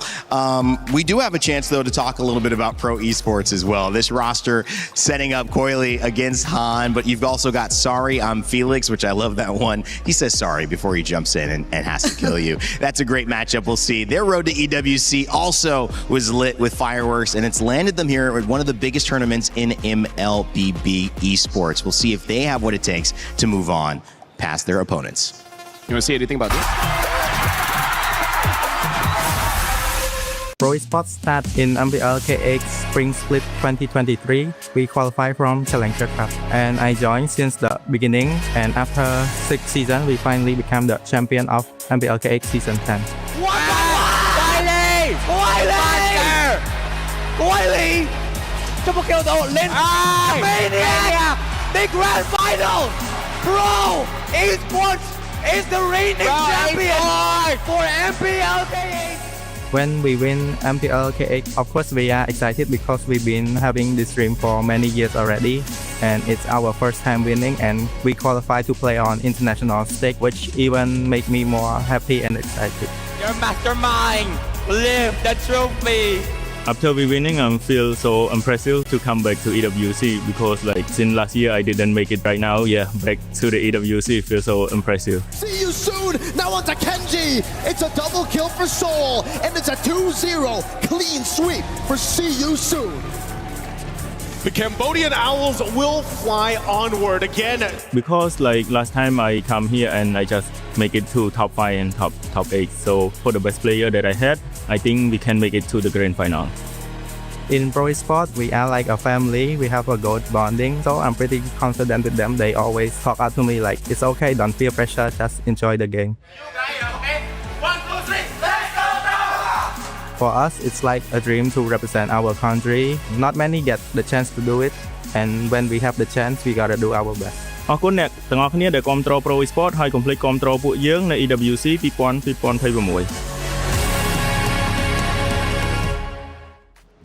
While that key insight in that slow-mo shot, it is not up for grabs just yet. These teams are not facing elimination. They're facing something even greater, a chance to get that much closer to that $1 million first place prize as LaFell and Brigitte get serious, ready to go. Oh, yeah. Yep. We got to start talking about this matchup, guys. I mean, quick thoughts after seeing those two roads to get to EWC.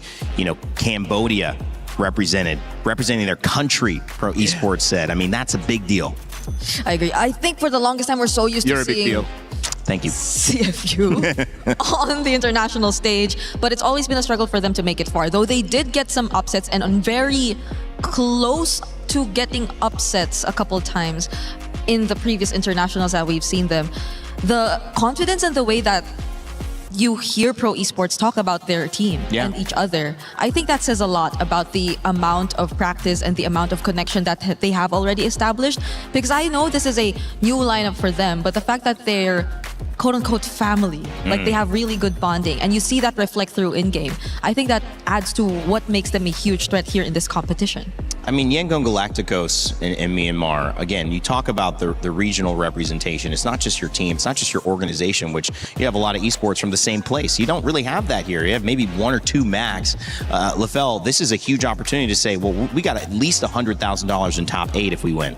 And again, this is where there's a lot of layers when it comes to the motivation of all the players. Because just like you said, Rain Day, there's one for yourself, there's one for your friends, and then your family, and then your organization, and then your country, maybe even region. Like every single win gives you more motivation than the next. And as we're gonna jump into this, I can't help but talk about the comparisons of their day one, about how Yangon Galacticos was able to have a very strong game against GK Esport, where we saw Pro Esport had to try to defeat SRG. That was all 3 games. And SRG also struggled against GK. So based on this square, it does seem like Yangon Galacticos, at least after day 1, are the stronger team.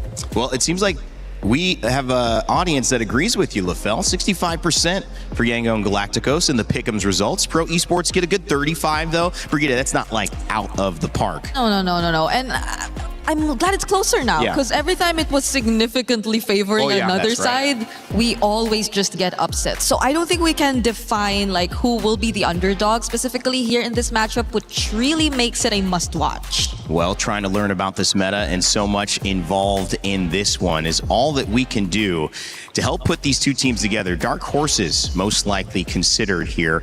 But will they continue to be? After a performance against each other, they may just find themselves in a position, as you get a little double Rain Day up in here, to support the dream that they come in. Myanmar and Cambodia about to take stage. Thank you very much, my friend Rain Day. I mean, double Rain Day, that sounds like a good day to me, but we've been having a great one so far. SRG surviving, they continue on. GK's run has ended here. What do you think about that game, Rose? Ooh, that game, I feel like everybody was on the edge of their seats because honestly, SRG was so close to bombing out of the group stages, and I don't think anybody saw that coming. This is what we get here, right? It's the MSC 24 champions that had to fight for their lives in the low bracket in group stage just to show you how competitive MSC is. That's what we look for. That's what we're here for. Yes, sir, Milosh. So with that, we move on to the second match of the day, meaning the winner of this match goes to the knockout stages. Ladies and gentlemen, join me in welcoming Yangon Galacticos. This is a team that wants to bring the glory back to their region. Will this matchup keep them one step closer to making their dreams a reality? 2 teams and 1 ticket to the knockout stages in this matchup. Who doesn't love a dark horse race? With 2 generational junglers, one on every single one of these 2 squads. So let's just bring out their opponents, please. Welcome, Pro Esports! The crowd has said it, you can hear it, and it's from one dark horse to another. Let me tell you, their stable is stacked, and they showed it versus SRG. Add to their talent the fact that this is a perfect storm for a Cambodian team to make the knockout stage once again. I think the recipe for success is all laid out. Ooh, Milosh, this is going to be a very spicy matchup with that. Boys, you may actually place your keys. And of course, to the captains, don't forget on that little handshake, a fist bump. Or heck, will it even happen, Milosh? Just whoosh away. Who knows? Fist bump. There we go. Once again, this is the battle of the dark horses. One advances to the knockout stages and one falls for a tighter shot at the knockout stages. That's it from us. Throwing it back to you guys at the studio. Thank you, Rosa Milosh. The dark horse race continues, but again, like I prefaced, anybody who's been watching these games and these 2-0s should think anything but that these two teams don't have a chance to win. Their success has not only happened in their region, now they get to do it representing themselves on MSC's stage at EWC 2026. And as we continue to highlight the conversation between who will be the best jungler, which assassin king will reign supreme. We've already seen Princes stumble, I would say, earlier on in that game. And we've also now got a chance to maybe claim or crown a new king. And honestly, after game number 1 of Pro Esports going up against SRG, I can't help but really root for Coily, because it's one thing to do good. It's another to actually have a tough game and then clutch it at the end and then closing out the game. So I'm really looking forward to both these teams, especially because personally, I don't consider them dark horses anymore. At this point, they're contenders. They're actual contenders. Well, coming up in this shop, you have a chance to grab that new interactive effect. Rhino Day is live. Make sure to grab your cool stickers. What do you call these guys? Emotes? Emotes, yeah. Emotes. So emotes in the shop. You could spam them in your games when you, would get a triple kill, a maniac, a raid. Or just do it just to show people that you got it. Before you start laning, just to be like, As soon as you get in. As soon as you get in. Yeah, so what you do is that you clear the minions, you stand in front of your opponents, you recall, and then you spam the emotes. Yeah. Okay, great. That's the MLBB Good analysis, culture. guys. Show your aura. Show your aura. Aura farm. Yeah. The more emotes you have. Aura garden. Nah, it doesn't work that well. Or a garden, or a farm. Anyways, in this game, I really feel like because we know that the junglers is going to be pretty crucial. Funny enough, I really feel like we got to look at the roam matchups, because both the Beleric as well. I mean, like, as much as we want to build by saying that the roam is, I don't know, expanded, because honestly, there is quite a lot of heroes you can use in the roam position, but just by how good Atlas and Beleric is, there really is no reason not to pick them up if they're open, right? So much roam heroes to expect, especially if you're talking about Blink, but at the same time, he's just only been on the Atlas and the Cho.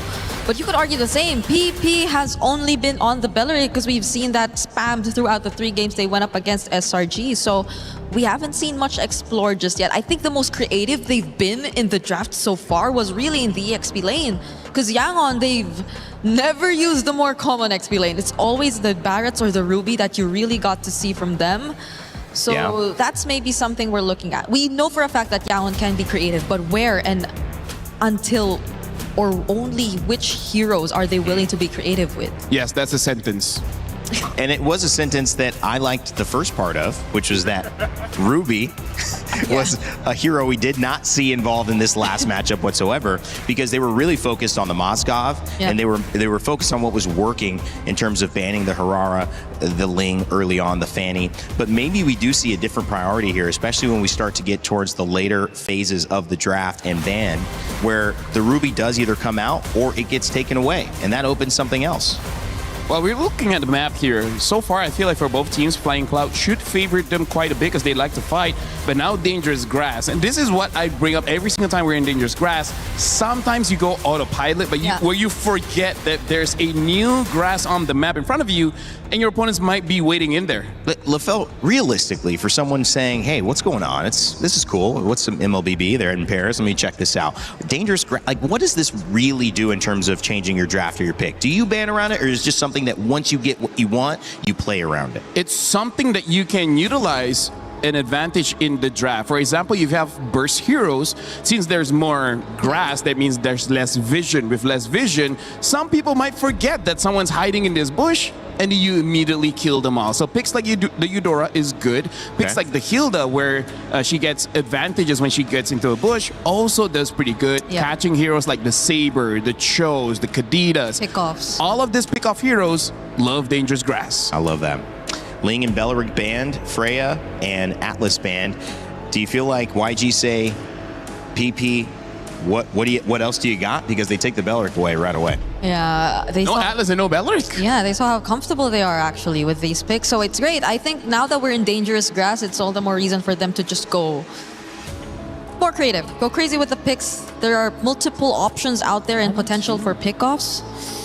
But the Valentina... Interesting ban. Maybe just to open up the draft, trying to force Pro Esports to ban out the Harara. Because if Harara is let through, you know that's going to be first pick. So it's both the Belleric Atlas and the potential Ling Hirara banned out. Actually, no. Maybe YG just picks up the Eudora first and be like, yeah, I dare you to pick up Hirara. That too. That's a good way to do it, but I feel like this sets up a good thing for YG, and this is where you want in this part of the pick. Because obviously, if you get the Harara, great. If not, you get the Eudora, most likely to counter. So they feel pretty good. I think that the question is, if you give Han the Harara, you still have a Fanny you could prioritize. Oh, yeah. Oh, I forgot about that. On the side of Coily. But that was Yangon who also used the Fanny recently. Oh my Mars, God, we forgot. I mean, rarely picked up, right? So now they can pick up a Eudora +1 plus the Fanny. Oh. And the Phoveus. That's very interesting. Didn't thought the Phoveus would get picked up this early, considering that there's quite a lot of EXP that can fight against a Phoveus. Yeah. Like the Alice, Uranus. You just probably be a bit more careful with the gold lane pick, given this. You already have a Phoveus and a Fanny to deal with, so... Wow. That takes out probably a Harith option here for YG. Or play double fighters. But they can do that too, honestly. Right? They can play double fighters if they want. But if they go double fighter at this point, then the jungle options are... I think a Hirara is still fine, but maybe the mid. It needs something like a Kimi or something. Whoa. Maybe no double fighters. Hero. Whoa. Coming up, it's the Fredrin. This feels very pre-patch. Yes, that's the best way to put it. This feels very pre-patch. Pro Esport already having a proactive kind of draft, and then YG, a lot of control. Like basically every single hero here has a way to start the fight and control the fight. When it comes to a Pro Esport, just like, I'm cooler than you. Yeah, I think a Lilia looks Patrick good is here. cool. Oh, Glue, yeah. Why did that? I thought you were shouting out Patrick. Patrick. Hey, you know what? Patrick Production is also cool, all right? Coolest guy ever. He's the kind of guy you'll buy ice cream for. But he means the SpongeBob skin, Patrick, that Glue gets to be in-game. Well, they banned out the Arlot still. Well, again, weird, it's Arlot Fredrin, yes, but... I mean, like, they already have the counters for it, so... Yeah. I feel like they should have banned something like an Atlas, right? Atlas, Uranus, because they do well against the Phoveus. Ruby's still available, but not necessary now at this point. Yeah. There's just so much threat for the mid lane too for Pro Esport. Like you could pair a very annoying mid lane with the Glue. I think there's still like the option of Eudora is still available. Lilia Eudora. You mentioned that as well, but the fact that they took out an Arlot, is there just something they don't want to break formation? And look at this, YG, they ban out the Eudora because, again, even though they don't have an assassin just yet, you just know the EXP is going to be a damage dealer, the gold laner is going to be a damage dealer, and having a mid-trio like Marcel and Fredrin always in front of your face, Eudora has an easy time to stun both of them. Eudora will disrupt them quite a bit. And now even the Barats gets banned out as well. So they're drafting in a way that makes sure that their EXP laner gets to win, but again, there are options here. It almost looks like they want YG to use something like an Alice or Uranus that's, you know, I would say not super front-heavy tanky. Like the tankiness of a Uranus as well as the Alice is from healing, not necessarily because they have a lot of HP. But speaking of that, I think Pro Esports are yet to pick up something to deal with the massive HP that could come through for YG. Like they don't have Shred necessarily just yet when it comes to the team fights. The Moskov, you pointed out, is still going to be available, yes. But since YG are not going for an assassin, might they be a bit more comfortable to pick up the likes of a carry again? Maybe, honestly, maybe. Because you know that it's not going to be an assassin.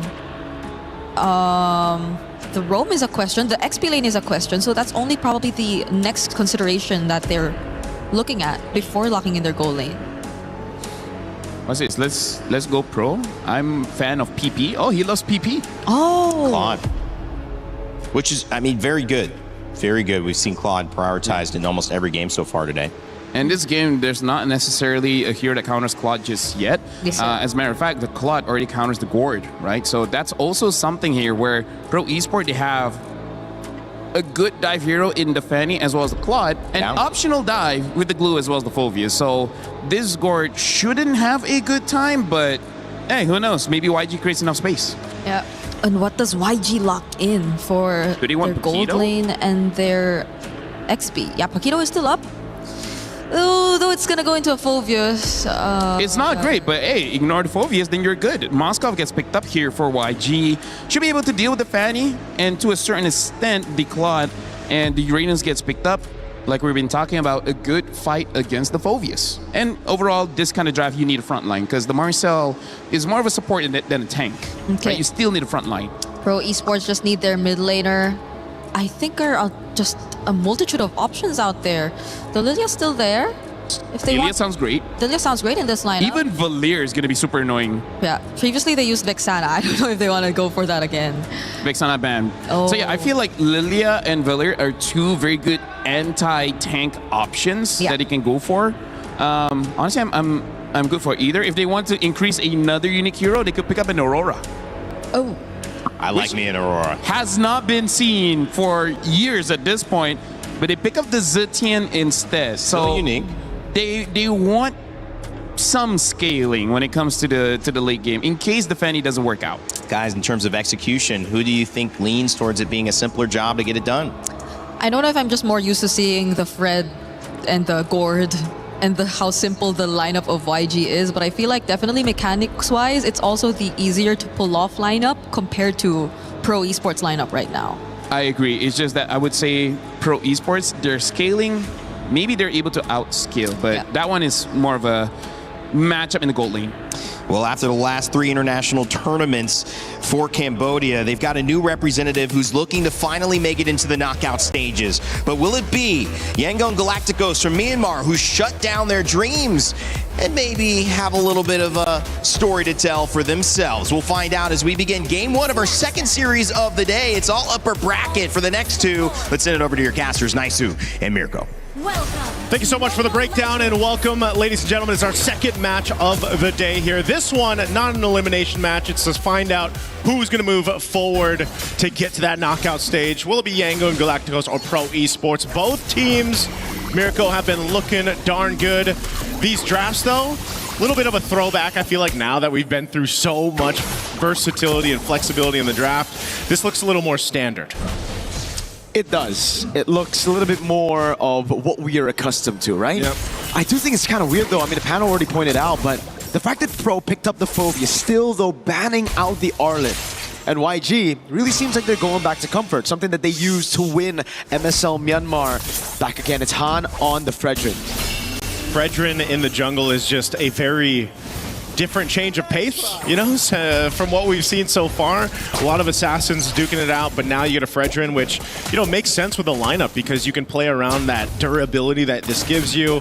You know, if you take a look at the emblem setup too, you're playing with a lot of speed with the Marcel, obviously being that kind of annoying support slash roam that he is. Coily, goes in now, the cables as well, shreds him down. Han will fall first blood over to Coily.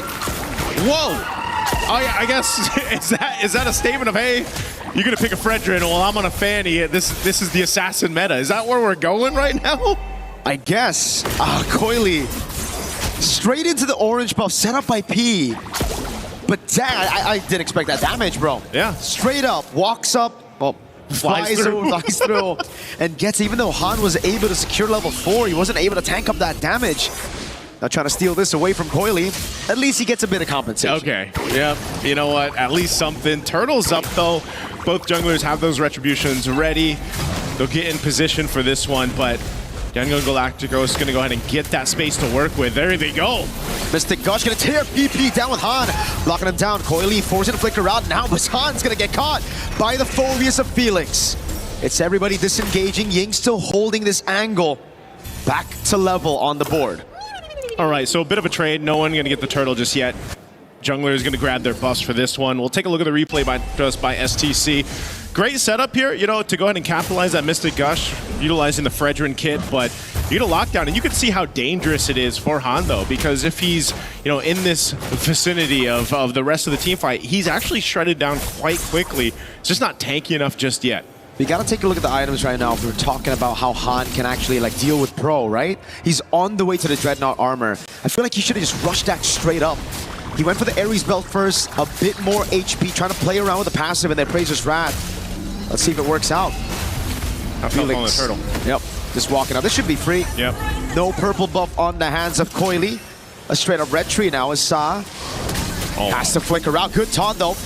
Brings Felix in for the shoulder bash. A dark wave lands and then Praiser's Wrath is right there, but Felix is able to sustain for a bit as Coily jumps into the back again with the cables. Tears through Kaiser. He gets another with the cutthroat. Big double for Coily. Han isolated and it will be fed over to Kuzin. It looked like it would have been okay for YG on the way they went through that. Oh, sorry, Felix. Ying? Okay, he doesn't have enough damage, but yeah, the idea was there, but you always have to remember when you're up against a Fanny that being caught in those choke points around the walls, around the jungle, is not where you want to be. And, you know, just after getting that objective, that turtle, it all falls apart here. This was going so well, but then look at the back line. Coily has all the room to work with, just lines them up, and is able to go ahead and swing in, pop that damage out, while everybody else gets cut off from each other. So that's really good game sense coming through from Pro Esports and the rest of the team. Also a bit of a whiff from Blink. That golden hour was supposed to keep Kaiser from getting initiated on, but it only found Kaiser. Gave Coily the opportunity to just wait, go for those cables, and find the double. Yep. This is the reason we don't see too many Gords, too many Yees now in this meta, right? It's just, if you don't have Flicker, you're dead. They had their moment, you know, and that, I guess that's one of the things as we gone through the days here for MSC is that development of the meta. And yes, some heroes that just feels like just weeks ago were doing so well are obviously struggling in a sense, but this is something that I would say Young Galacticos, if they get to, let's say, a late game and you get a little more durability to work with, if you're able to go ahead and play around the golden hour from Blink, then, you know, that's one of the cases. Plus the Moskov, still a power pick in that gold lane, able to move through. You do have generally a safer laning phase to deal with that Fanny, you know, from Coily approaching. But that's the thing. It's more so of Young Galacticos really trying to hold on. You can see Brute Force Breastplate now picked up for Han. That's going to help him a little bit to deal with that kind of burst physical damage that's coming through. Second turtle up, though, as YG gets space to go ahead and work around this. Coily in the base can go ahead and swing in here anytime he's ready, but it's just a stare-off for now between both, fighting for this space. One thing you got to take into account if you're Pro is Sanji in the bottom lane here on the Moskov. He's chosen the Bargain Hunter for a reason. He knows his job this game is just to farm out. No pressure here. Han's going to be able to take this for free with Retribution. It's going to be the Mystic Gush now on P, but he's able to flicker out now as Kozin gets caught by the ton, a big bonk as well. Great Fury of the Phoenix in the bottom lanes, a 1v1, and it will be Coily to pick up the mega kill to stop Sanji from scaling on the Moskov. You got to give it to Coily and the rest of Pro Esports. They know that, okay, objective, Turtle's going to go over to YG. We might as well find something else. It looks like he's going to be able to get the turret down nearly. Yeah, should go down here. They trade out a kill and a turret. As we look at the replay, once again, this was a really good decision from Coily. Again, he has all the room to work with, even pushed back by the Spear of Misery. It doesn't really matter. He's able to go ahead and find the kill.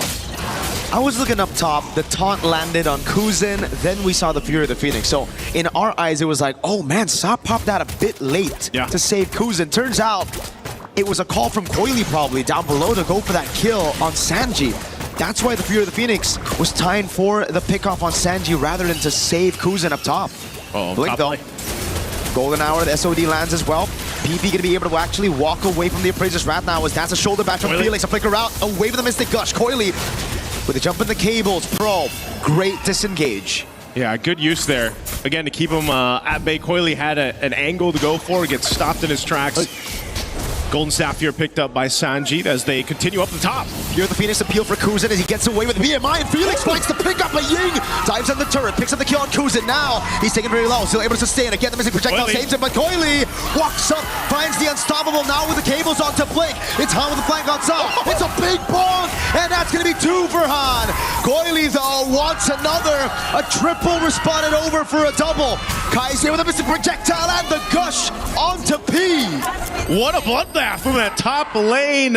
Both teams able to get multiple kills as we take a look at the replay brought to us by STC. Again, Fury of the Phoenix is great. And look at both junglers. They have their moments here. Han cleared out that mid lane. He makes his way up to the top. He sees multiple health bars low up on this tier 1. He sees his moment because he knows Coily's having his own. So might as well go in for this. Gets that double, but essentially will go down. And also really good response from Kaize to come back and get P down with that Mystic Gush. So this trades across the board, which will all ultimately lead up to setting up for this first Lord here now that it's up. So this is, again, just a fight to see who has that better team fight. And you've got one jungler on the side of YG who's pretty stationary, you know, more of this bulwark front line, while Coily is everywhere. He's 7-0-1 right now. And pretty much if he finds one of the backlines of YG, it's almost an instant guaranteed kill for him. So they have to play around with that in mind. A little bit of focus here, knocking down some of the tier 1 turrets up top. Coily. Dude, against a Moskov, usually you'd see Fannies hesitate a bit, you know, like kind of think twice about going in. Coily against a Marcel and a Moskov walks up like that, or again, flies around like that. Again, it's different in the hands of junglers like Coily. Again, he makes his way through this team fight. Coily! Oh my god, the lethal ignition! What a god on the Fanny! Coily again with the cables. No fear in his eyes. Oh man, fighting for this Lord. As I said, goes to the back line, he's able to get a kill. Now with the numbers advantage. Felix the walk up again, the slam slam, the pass from P. That's a mount already. That means the Lord is going to be free again. Han he's so trying desperately to get through. Coily's taking a bit of damage now. Goes for the cutthroat as well. Blink with the golden hour. Oh, he saves the game. Han walks up. Goes for the red tree, but it doesn't land. It was still the golden hour. The red tree went over to the member of Pro. Goes with the pickup on the Lord. Now it's a big taunt on the Felix and slams on the pass comes through, but Felix gets around with Inferno Pursuit. Almost takes Blink down with him. Woo, that would have been way worse if Pro Esports did not get that Lord. Kozin was able to go ahead and secure it, I believe, just in that midst of that fight because Coily went down. That's also a big shutdown, though, taking out Coily like that. So for now, Yangon Galacticos, they found a little bit of momentum to work with. They should clear out this Lord relatively easy. And now some of that gold starting to build up, starting to go in their favor. Sanji's got the items mainly that he needs at this point, and the rest of the team is starting to get tanky enough to deal with it. It's more about the execution part, the micro part when it comes to these team fights. The biggest threat here, too, is Kaize on that gourd against Coily. If he's taken out and he doesn't have a flicker and he doesn't, you know, have that whatever defensive item he decides to go with, that's just unfortunate because your whole game plan is I'm gonna get a stun off, Mystic Gush real quick, get some people low, and build off of that. But he knows he's gonna be a target, and so now for YG they have to adjust these team fights. And it's just so sad to see the golden hour now 2 times. First time was okay, that was just unlucky by Blink. Second time, miscoordinated by Han and Blink. Right, the golden hour was there, it delayed the Lord. Coily was already dead, but Han went for the red tree. Because the Lord was still in golden hour, the red tree went to one of the Pro members, and that's why Kozin was able to steal it away. Yeah, once again, Marcel, that golden hour is so valuable, but at the same time, sometimes it can backfire in a way that you don't expect. Now it's pretty much even across the board, except for the fact that you got a couple extra turrets for Pro Esports off that Lord take, off that Lord push. Helps open the map a little bit for them, but they still have plenty of time to go ahead and find something here. You've got some pressure on this purple buff. Uh-oh, they're gonna all in on P.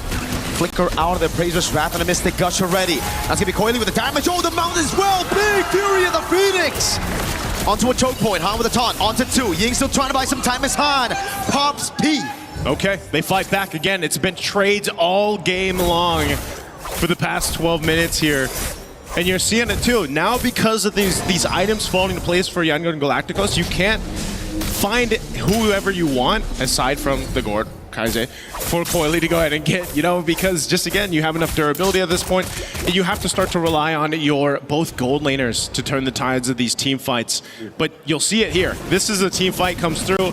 P surviving this is also crazy. Good use of the defensive flicker, staying alive, and then he mounts up and brings back into that Fury of the Phoenix blink. So really good timing there, but Han also gets his revenge. Again, he had a tough start to the game on this Fredrin, but so far he's really found footing. And the gold lead is non-existent for YG versus Pro. We should have expected this coming into this matchup. YG with a dominant game against GK to make it here. Pro with a crazy upset victory over Selangor Red Giants. Both trying to fight for that qualification to knockout stage. Han holding on a neutral objective, jumps on P. No flicker, Mystic Gush, and then Brazer's Wrath to take him down. Now Felix gonna get caught by the taunt as well. Sanji clearing out mid. Kozin doing the same thing, but the wave up top is good for Pro. Oh, they're gonna fight for this Lord here. It's at half health. They know they're down P. They're gonna just blitz this Lord though for YG. Han's trying, the golden hour's placed down. Oh, Felix! With a steal on the Phobius!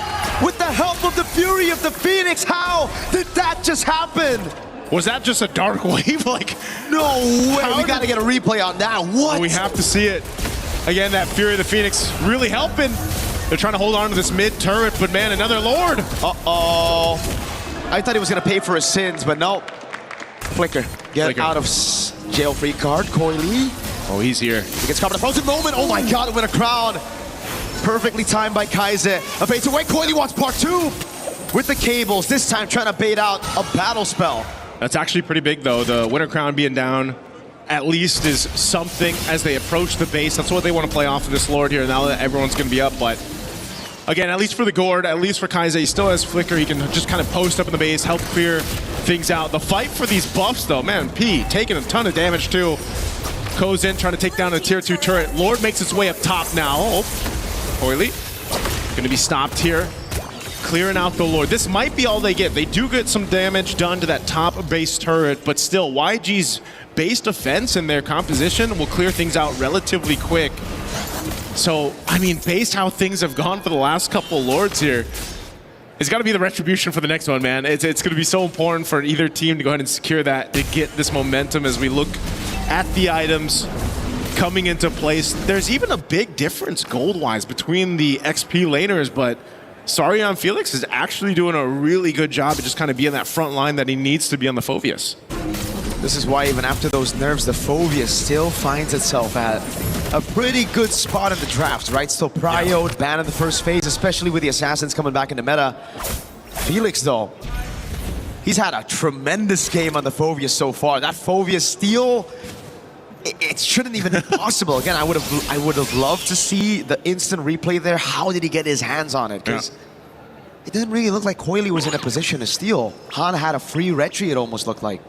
Yeah, again, at this point, that retribution battle needs to come down between the two junglers here for this next one. But both teams have been showing that they will go for pickoffs if they can.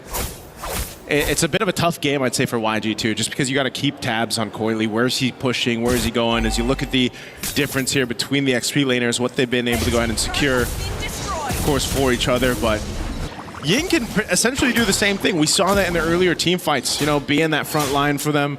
He can help kind of give that vision too. Phobius, though. Whoa. Oh, hold on. Trying to cut him. Nice try. Yeah, he's able to get away just fine. Again, you got to keep tabs on Coily. Any Fanny like this is going to play that move, but YG has the same option with Sanji. That's the thing. There's still so many ways they can play this against YG. It's not like they're going to lose out on that far lane. They have a Moskov and a Uranus to play on those far lanes to match the Fanny. Heck, I think they might even be able to clear it out. Oh, wait, Kozin can't be standing behind those minions like that, man. The piercing damage of Sanji starting to hurt. Yeah, it does. Mystic Gush already dropped down too. Wait. Okay, that's some key ultimates down for YG. Did Pro Esports just get the upper hand for this Lord take? They're going to make their way. Coily already got his buff. They're going to try to zone out the rest of YG. He already pushed in the bottom lane. So now it relies on Sanji to land that SOD. PP in the back, trying to zone him away. Coily with retribution again as PP was able to zone him away as the golden hour comes through, but the SOD landed. There's no way he takes it with 4 members corralling over that landed SOD. Han mounted on, now brought back to the team. He's still able to escape for a bit, but the pass is right there again. A big bomb lands onto Coily, baits out the rose gold. Pro should just be happy with the Lord. Blink wants a bit more. Ying now walks up, goes in, trying to punish Flicker out from Ying. Okay, this just has to be a disengage. They got the Lord to deal with. You're seeing how much of a push and pull it is for both team compositions now at this stage of the game to really execute it properly based on the ultimates they have, plus those battle spells. Once again, with that Lord coming up, again, this isn't the evolved one, so YG shouldn't have a problem potentially even holding on to their base turrets. Maybe they lose one on this, depending on how Pro Esports plays it as they clear these waves out. It's a little troublesome for Pro Esports on approaching this because, again, when this Lord is dealt with quickly in those waves, those powered up waves, you might even just get a tier 2 mid lane off of this. I mean, they're looking for their own window of opportunity, but it's even difficult for Saria and Felix to be the one to jump in or P. And it looks like that's just going to be it. The Lord is cleared out easily. That's one advantage that YG have, right? Like, when it's outside of the base, Pro definitely have the advantage. They can go from different angles to attack this front to back, to break the formation. But when YG are defending, there's no chance you can break that formation. They're playing under those turrets, right? And that's why with Sanji and Kaize, as long as these two are still alive and those frontliners can just hold in front with the towers, there's no way Pro can actually siege them down. They're going to have to win it through a team fight. Yeah. This one, Oily, get a couple hits off. It might be the best thing you can do, you know, just playing around Coily, get a couple hits on the turret, do it on the other side of the map, because they both know they have to just play around Lord.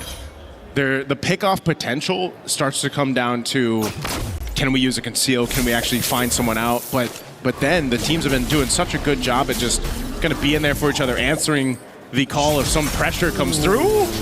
Good little take on that purple buff though, Coily. Ruthless on the fan. Use the cutthroat to secure it there. And yeah, it just seems like Han's been losing out on these red tree battles. Nice to on the veteran. Hey man, at least if he can get it for the Lord here, it's going to be 30 seconds over quality. Yeah, exactly. You know, and that one will be evolved too. This is a very different game one than what we've seen so far throughout MSC, especially, you know, you're reminded once that Fredrin gets picked up and a lineup's kind of built around it, this kind of utility jungle concept, it's very different, bit of a different pace. Pete just walks out of there, blink. Frozen moment, Felix walks up, that's Sa with a massive Fear of the Phoenix. Coily's over the ankle, big golden hour. How do they utilize this? In the midst of it all, he's getting the slam again from P. He's able to flicker out to safety now as Coily looks for an angle to go with the cables. Just trying to bait those resources from YG. Again, nobody falls. Just a flicker burnt for Kaize and P. And a flicker for P. Ying. Yep. It's all this battle of resources at this point. Coily, as hell of a start that he had in this game, he knows that he can't just throw himself into the arms of YG. And so he's going to continue to push down that bot, it looks like. At least cut that wave through. YG's going to make an attempt on this Lord. It's half felt right now, but Coily will be here in time to face off. He has no flicker. They know it. They're going to try to burst him down. The taunt lands as well. He's able to survive. Oh my god! Oh. The rebound with the Fury of the Phoenix. Good golden hour in the back line, but Coily's able to buy so much time. Sanji caught in the dark wave. Now the blazing duet from Kuzen. Oh, Sanji. It's all up to Sanji now. He's going to be caught with a slam and a pass with a nature and also the immortality buy. It's an immortality buy for Coily as well. Dark wave lands. Sanji's still there. Ying trying to buy some time. As Blink is in a 1v1 against Coily. It's an all-out fight everywhere in the map. Again, Coily trying to chase Blink down. He's running away. He finally gets cutthroated and assassinated up top. Oh, I thought that was a nice block, though. I thought it was going to land on Coily, but man, they bought some time, but Pro Esports, they want to go for this tier 2 turret. They want to take this purple buff out. Wait, they don't go Lord. They reset the Lord. They reset the Lord. I have to go. Let's look at this replay again. Started things up with the Mystic Gush over here. This fight breaks off into 2 areas. Collapsing down, golden hour used into that Fury of the Phoenix. Meanwhile, also a real cam. It looks like Pro Esports is going to secure themselves that Lord there, but you know, that was a fight that was dissected on through. And that's one of the things that Fanny will do too. You know, you were able to go ahead and split the fights up, focus on the right targets. Golden hour, it just feels weird in some of these instances because it's like, it's clearly there to stop the momentum of a fight, but sometimes it ends up just kind of splitting things off in an odd angle for YG. So now it's back to the defense of YG. They have a good composition to defend, but Pro have an evolved Lord now. At 22 minutes, it's a different kind of Lord. Wind of Nature for Kuzen. Bootless at this point for both of the gold laners. Okay, clear out these waves. Lord is up top. It's going to get that charge in. Taking out the base turret. YG has no choice but just to let that go. They're going to have to deal with the Lord, clear it out. Potentially losing some more base turrets. Conceal is going to be used from Pro Esports though. Double top from Han now with the force play as well. Coily with a jump in the back line, but it's going to be the winner crown again. Flicked around, Blink shredded to pieces, but he gets the golden hour. All base turrets taken out now as Ying buys the immortality in time, keeps himself alive. Han! With a big taunt on the Appraiser Strap, but Kozen was able to Wind of Nature all of that physical damage. Okay, YG lost the base turrets, but it's okay, they're still in the game. They've got some more waves to deal with here, and knowing that they're down Blink, looks like Pro Esports still wants to go ahead and potentially end the game here. Ying again, pops into Consecration, baiting the mini waves over to the right side of the map. Sanji clearing it out, Kaise no flicker. He needs to play far back. Pro are still lingering, that's a pounce! The Mystic Projectile landed, the BMI gets Kozen out, but the Rose Gold was already propped. So that's all they get. Pro Esports off that evolved Lord will take down and strip the base of those turrets. Taking the disciplined route, even amidst the lead they have, it's just YG still able to fight up. They're still able to do well. This is where we start to see the item swaps come into play. Winner crowns even being picked up. You've got multiple across the board here for YG. Wind of Nature sitting on Sanji. Sanji has been doing a great job just staying alive because he's so pivotal for them to actually be able to stay in this game. Kaise as well, very happy with his Mystic Gush timings, but he's got to go in a way where we saw in that last fight where he pops the Winter Crown, he Mystic Gush. It's still being used even when he's frozen, but again, it's better for him to go ahead and do that in the base. But this time, now 24 plus minutes in the game, this Lord, I don't know, man. If Pro Esports able to secure it, even with this kind of defensive lineup YG has, I don't think you can defend against that. Coily still pushing in that bottom wave. He knows it's going to force someone from YG, force Sanji to go clear that out, respond to it. Holy moly. Even with the guaranteed slow push, Coily decides to shove it straight inside the base. This means Sanji's going to have to deal with it. And he shows up on the map. Kozen utilizing the position to go on to Ying. He has to win a crowd, pops in Consecration. That's the Fury of the Phoenix, baited out already by YG. This could be the angle. They've reset it, and Sanji has cleared out bot. Yeah, he's cleared out bot. He's handled the waves really well. YG, this is a Lord dance as ever. Still half health on it. Fury of the Phoenix still on cooldown, so they don't have that right now. And Han's tanky enough to go ahead and sit here, like we've seen so much before, on this Fredrin with an immortality to go ahead and just take up the shots. Blink jumps in. Golden hour doesn't land on anybody. Felix is able to evade right now as he lands the dark wave, but Coily's gonna go up top. Mystic Gush and a big Appraiser's Wrath. Coily in the base. Blink trying desperately to go back into the base to save it. He gets there in time, but Coily has a few minions on it. Now it's gonna be the SOD that lands. Sanji gets Coily down. His first kill of the game, and it's a massive shutdown. Both junglers though will be taken out. A last-ditch effort from Coily to try to make something happen, knowing that the Lord was secured by YG. Really good timing against Sanji. Might have been his first kill, but it was an important kill. Might be the one to potentially win them the game here. They've got a really strong, evolved Lord to march down this mid lane. Now, 45 seconds for Coily to be up. Can Pro Esports delay this further? And without Han, the same thing. Is Ying going to be the guy to go in and tank this, lead this, or will it be Blink? He's got a golden hour that he can play around with. The game plan here might just be to knock down some base turrets. Mystic Gush already on Felix. Golden hour catches 3. No follow-up though. Felix is able to escape. That Fury of the Phoenix from Sa buying them a bit of time. Now can they clear this Lord? Base turret I think will surely fall. Sanji's on it already. But hold a second, after that charge, it doesn't seem like YG have the resources one hit to push in forward even more. It's just going to be the base turret taken by the Evolved Lord. Pro, again, able to defend through the wins they got all the way from the start of the game. Those base turrets on the side lane, nice. Yeah. So Pro Esports, mind you, again, they were up quite a bit, 7,000-ish gold. Again, at this point, it's more about switching the items, but they did lose that lead that they had.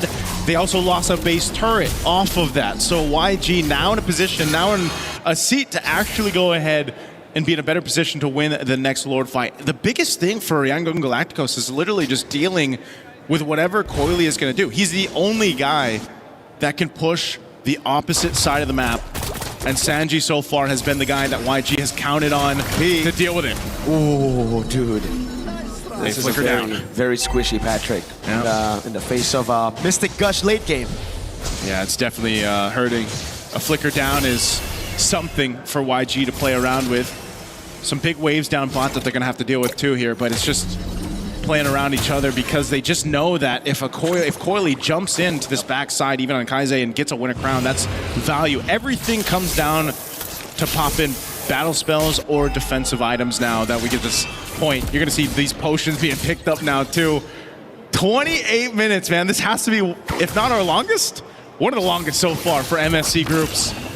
Fighting for this Lord up. It's going to take some time to go ahead and take this one down as both teams get in position. A whole lot of immortalities to play around too. Sanji clearing up that bottom side. Conceal's going to be used. Pete pushing out Han here.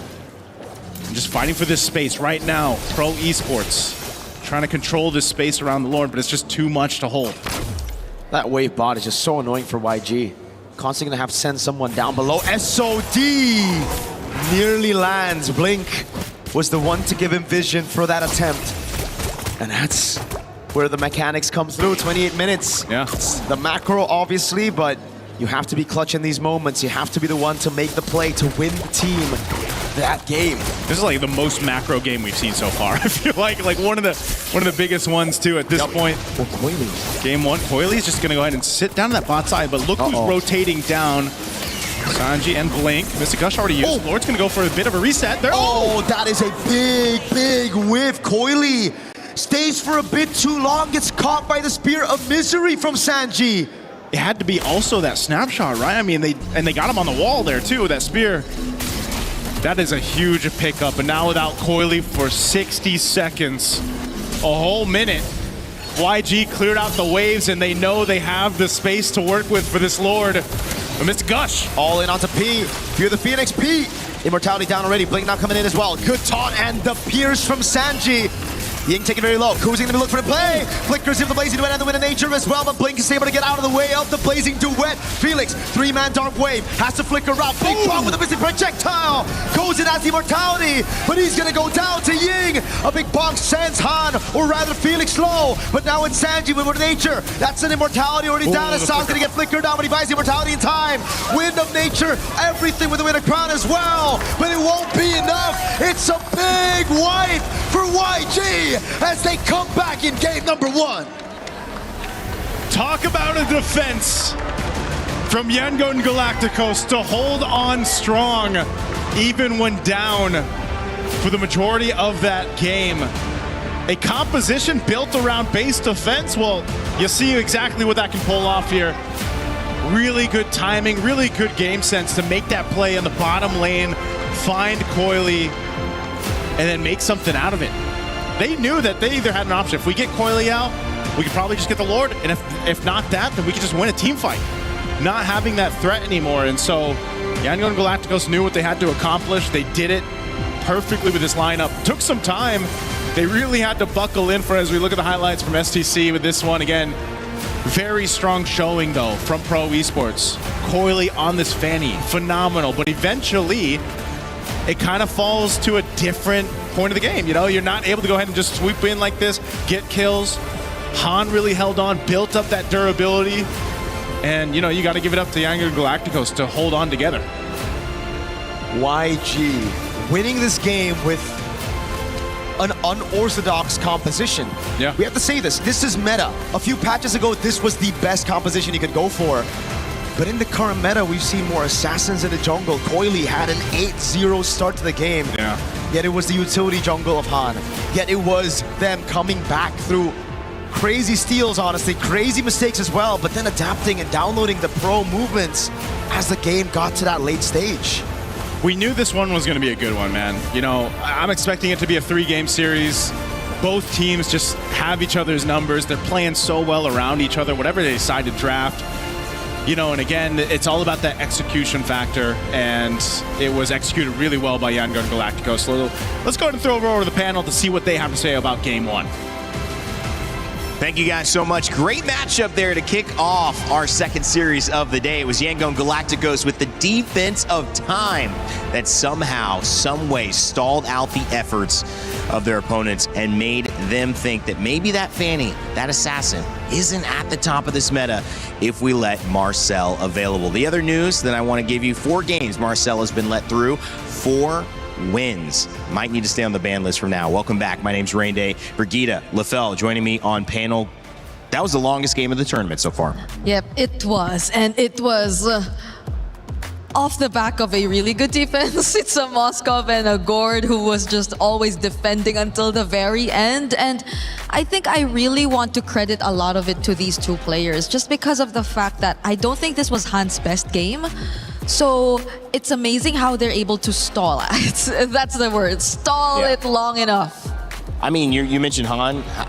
I want to get your just initial thoughts, and I'll start asking about that matchup. No, I mean, like, here's the thing. You came in, I would say, at the right meta where there's a lot of assassins, where the game is pretty dynamic. But imagine this is basically our life for the past 2 years, where tank jungles are a thing. This is it. Almost every game goes above 20 minutes. Because something about tank junglers, they can just hold on for dear life until eventually you make one good play, and then you win that way. 30 minutes and 2 seconds. I said the longest. Well, it says 1 on there, but maybe it was like, 1 and 59 or something, hundredths of a second. I think this was really a good showcase of the matchup we highlighted with Coily and Han. I think Coily actually played quite well, but also I think there was, like you maybe had mentioned earlier, just this meta's past, a glimpse of what your life used to be. Maybe that's just not, maybe you just can't let that be played in this meta. Maybe you have to force assassins in this meta, otherwise you're in trouble. By the way, let me just say, look at the buffs there. How many times Han has been denied of the buffs? The orange buff, he only got 12, and then Coily got 17. The purple buff only got 15. Coily got 17 again. And look at the objectives as well. Like, I gotta say, 4 Lords was taken by Pro Esports. Only 1 from Yangon. So this is a really not a great game for Han, and yet somehow, some way, again, with the Gord as well as the Moskov, they were able to hold out long enough until that moment finally came for them. Yeah, I agree with you. There might be a bit more question as to whether or not this pre-patch quote-unquote meta is still actually effective currently. Because I don't even want to point out anything about the draft that we saw from Pro Esports, because they were able to really make it work. Yeah. They found the early game, secured it in their hands, and you saw highlights after highlights, especially from Coily. But it just boiled down to that one mistake down bottom around the 28 or 29 minute mark, and eventually another one from one of their carries, Kozen too. So these were the 2 players who could just not afford to go down, but in that sequence, it was the both of them who unfortunately had to. And you could no longer defend that siege if you were Pro Esports. It was a style that they ended up needing to draft around, having seen the Fanny come out, the talent of Coily, and he put it to great display. He showed how effective that character could be, but it wasn't enough. Leading the entire time, Pro Esports stumbled at the very end. YG maybe made them stumble, and they got the win. Game 2 is upon us, but Lefel, before we do that, break down what you saw in Game 1 that led us to this longest game of the tournament so far.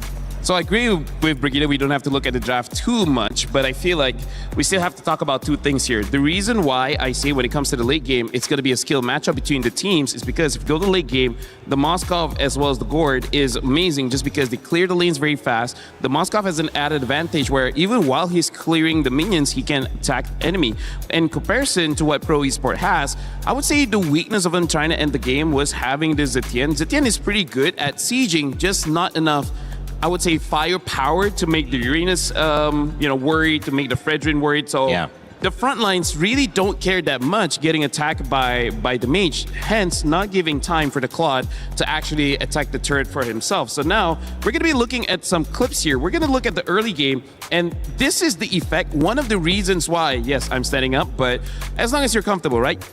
one of the reasons why we don't see a lot of Fredrin is because he has been nerfed in the HP department. Rarely do we see this when Fredrin starts off in his own jungle, and look at how fast Fredrin got bursted down. And in that moment, we even saw Fredrin get level 4 first and then the Fanny. So I even had a level advantage, and yet the damage is just you know, he can't sustain it.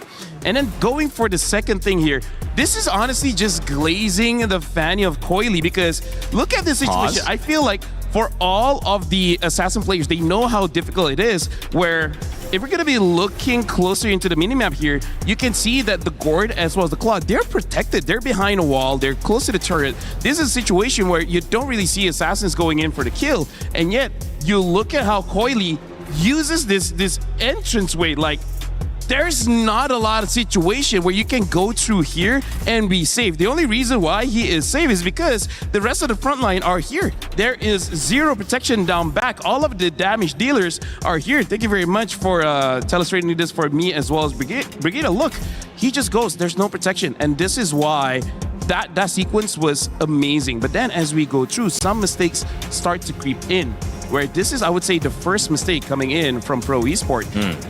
We have to zoom, and we also look at the highlight circle here. Look at how low Coily is. Yeah.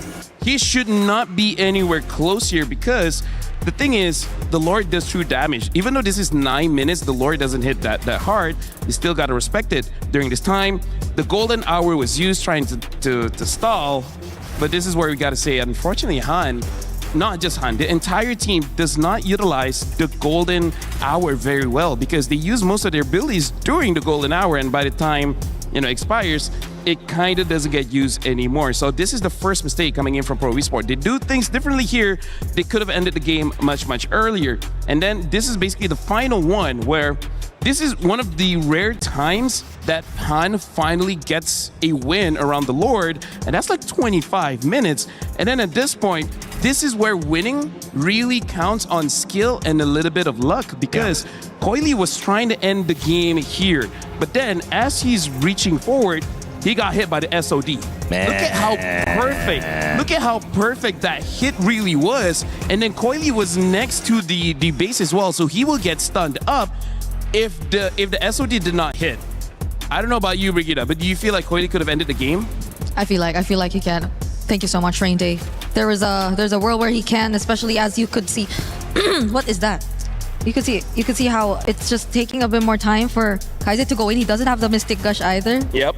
So he can only rely on basic attacks. He honestly could have ended the game, and I would say those are the two mistakes that happened for Pro Esports, which is the Lord at the 9 minute of the game, as well as at the end of the game, they just don't have enough firepower to actually end it. She couldn't let her card fall. I get it. It's okay. I got It's okay.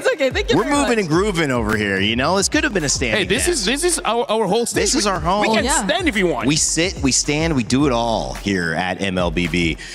What a fun, game. We're a fun bunch. Again, this is such a fun bunch. You guys are obviously fun, but this game is so fun. It's so great to dive into it. I've loved coming from Apex, right? We're so focused on the game and where the game goes, how it evolves, how it grows. We are fans of that. We want the best for that. This game, the sky is the limit. Obviously, so big around the world and so many great communities who are involved in it. Games like that, if you're a fan coming in and saying, it's EWC 26, I want to check out MLBB. Maybe it's my first time checking out this game.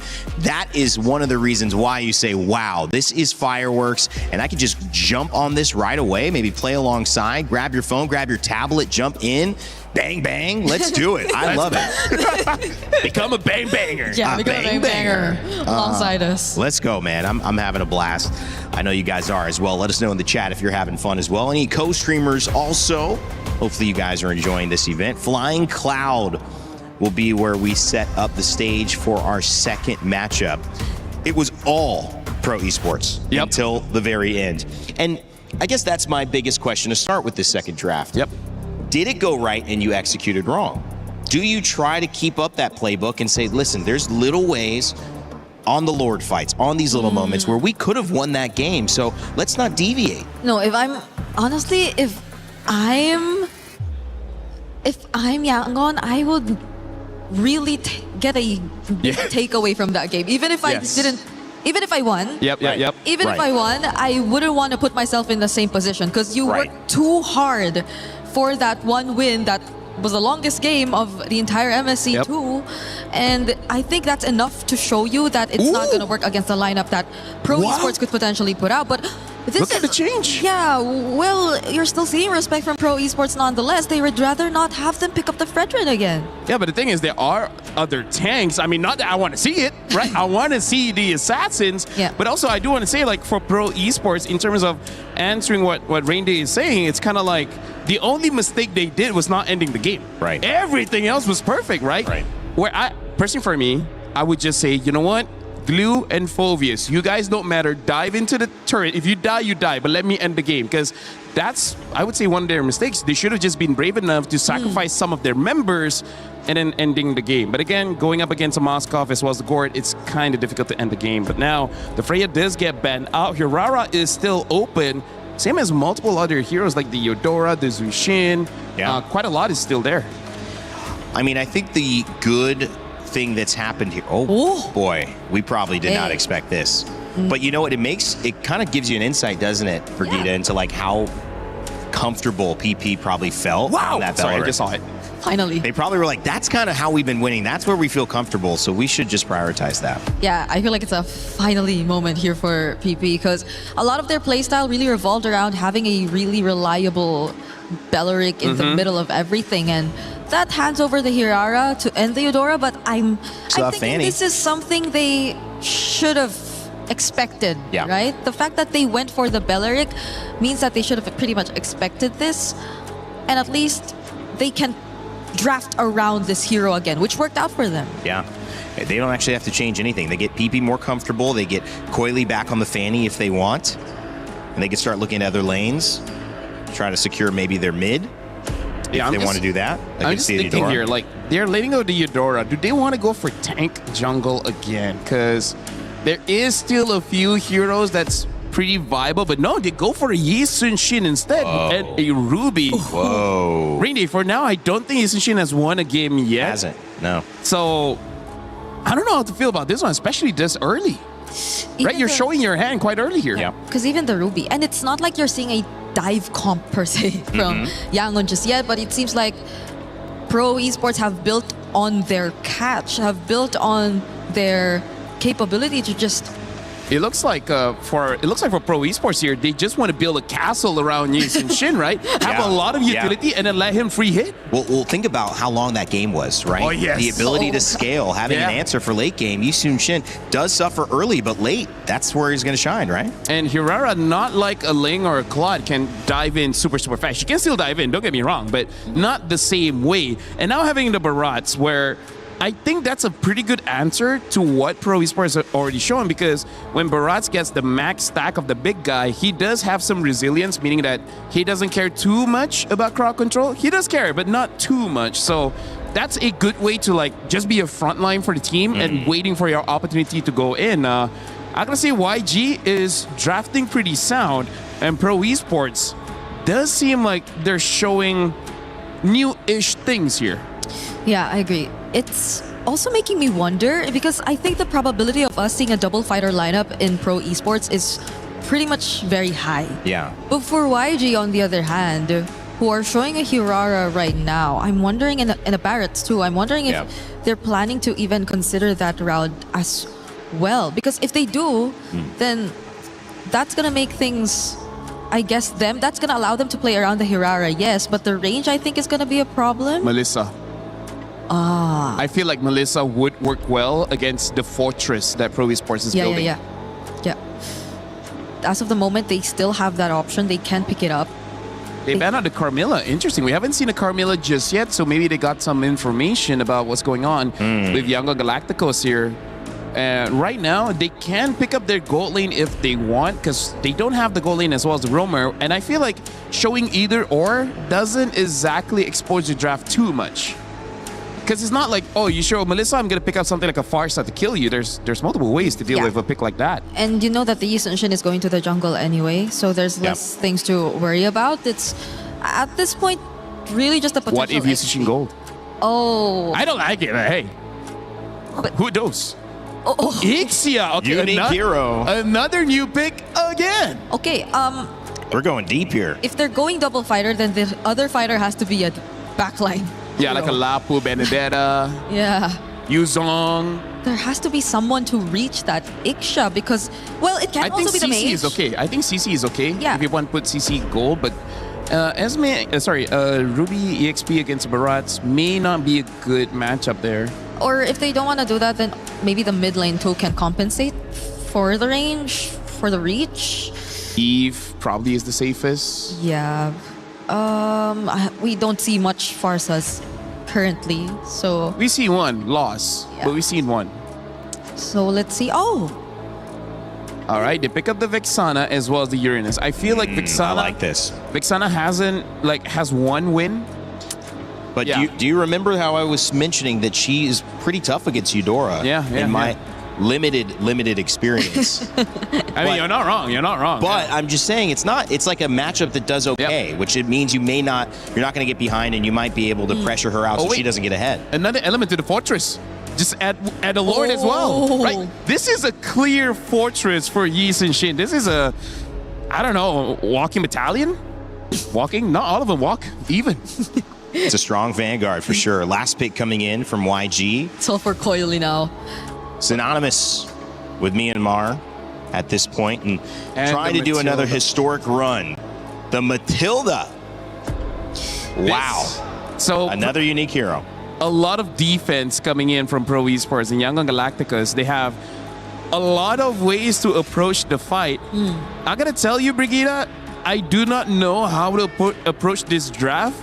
Yeah. So I'm gonna look at this like a fan. This seems like a fun game to watch. Yes, it does. I think it's just very specific for Yangon. They can go very specific with their targets, but Pro can go a little more heavy on team fights for this game. Well, I'm the pro analyst. I know exactly what's going to happen. Vexana's going to beat Eudora in mid lane. I can't believe you guys don't know it. My Grandmaster rank games, I already figured that out. Okay, let's send it to two guys who have a better idea of what might take place here. Game 2, trying to tie it up. Nice, Mirko, what's going on? Hey, we appreciate that, Rain Day. You know, I see you climbing the ranks there, but let's go ahead and jump into this one. It's me and Mirko to bring you the action right now. Again, it's interesting drafts across the board. Another unique pick. Yangon Galacticos, last game paid off with patience because they turned the game over on its head, got the victory. Now, Pro Esports, I like it, man. This is all playing for your Yi Sun-Shin. Maybe that's what it's going to take, Mirko, to get him a win because, yes, the YSS hasn't really won anything. Nope. Been used twice already. P already has to use a Revitalize early as well. At least there's one thing, right? YG technically only have one frontliner. So if Pro want to go front to back, they technically don't need to deal with too many tanks. The thing is, it's a barrage with the help of Matilda, though. I was gonna say, you know, it's one thing to have one frontliner who can just go anywhere. You know, that's with the help of the Matilda. And even so, if I recall correctly, the Matilda can also do some interesting things with a Nixia pick, man. You know, drop down that full barrage and Sauron through. So I feel like for Yangon Galacticos, the upper hand here, aside from just Sanji. Okay, that was all right. Burn the flicker. One of the upper hands that I was gonna say. Oh, hold on. Whoa, a Purify out. First blood for Hans still, despite the Purify from Felix. So that's an upper hand, getting the first blood, but it's also just, again, mobility options that they have to play around with this composition. Taking a quick look at the emblems, you can see where they're going with this. Again, the Matilda is going to have a whole bunch of mobility to work with, and this being Flying Cloud also kind of brings everybody back to the team fights really quickly. The Barrett's being the one tanky guy, you can see him. You know, he's got the tenacity, he's got concussive blast, he's on the tank emblems. Ying knows his job for this one. Koza's going to be able to take that gold crab away from Sanji. Obviously already won that lane earlier, but Sanji can just walk back up in Flying Clouds very easily. That's the thing. Doesn't matter if you really bully your opponents here this early on with the Flying Clouds map. Oh, big chomp by Ying, spits him out as well, gets a stun, and look at the peel from the rest of the team. Felix able to stop that from happening, the pick off on Coily, but he's a bit too low to participate around this turtle fight. Yeah, I really like that sound effect there, Miko. That was a good one. Now for the turtle, fighting it off. Not sure if they're going to get in range. Han gets the turtle secured. Okay, circling Eagle. Oh, not on Sa. He was already a free kill, I'm guessing, for Blink. YG go up 1,000. Go up 1,000 gold because they've got a couple kills in their favor. A turtle, a little bit of extra gold off these gold platings too. So this is all really starting well for Yangon Galacticos, and I think that's why even our panel was kind of mentioning this with the composition that Pro Esports brought to the table.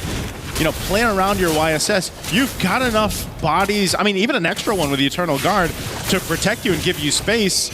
But if you're not able to go ahead and utilize that and let Coily get farmed up here, scale up, it's going to be really difficult for him. I mean, look what Han is doing to Coily's jungle. Hey, if he can win on a utility jungle in this meta, imagine what he does on a Hirara right now. I wonder how he feels after going from a Fredra to a Hirara. Hey, to be fair, I think Han's just chill with it, man. Like, I don't know how many heroes he has in his pool, you know? Like, we've seen him on a Fanny as well, and then the Fredrin, and now it's going to be the gank onto Kuzen onto the bottom lane. Oh my god, the full barrage as well with the guiding win. Kuzen's still able to stay alive for a bit, though. Good Eternal Guard on Blink, but he's able to flick around and gets the guiding win out away from the roots. Able to get away off of that, too. I mean, that's dirty to see, but yeah, makes it work. Again, they said this is going to be a fun composition to see in motion. Well, there it is. You do something like that. Looking at the replay brought to us by STC. Brings it a little bit too far, you know, but still able to cap out a kill under the turret, and then good flicker usage there to stay alive by Sanji, and then guiding wins on out from Blink. That's a tilter, bro. That is. After losing that close 30-minute game, this is usually what happens, you know, after you lose a close 30-minute game, it might be a quick one in game 2. We saw the Burmese fans earlier. Yeah. Up on stage. I got my sound effects approved, by the way, by the king.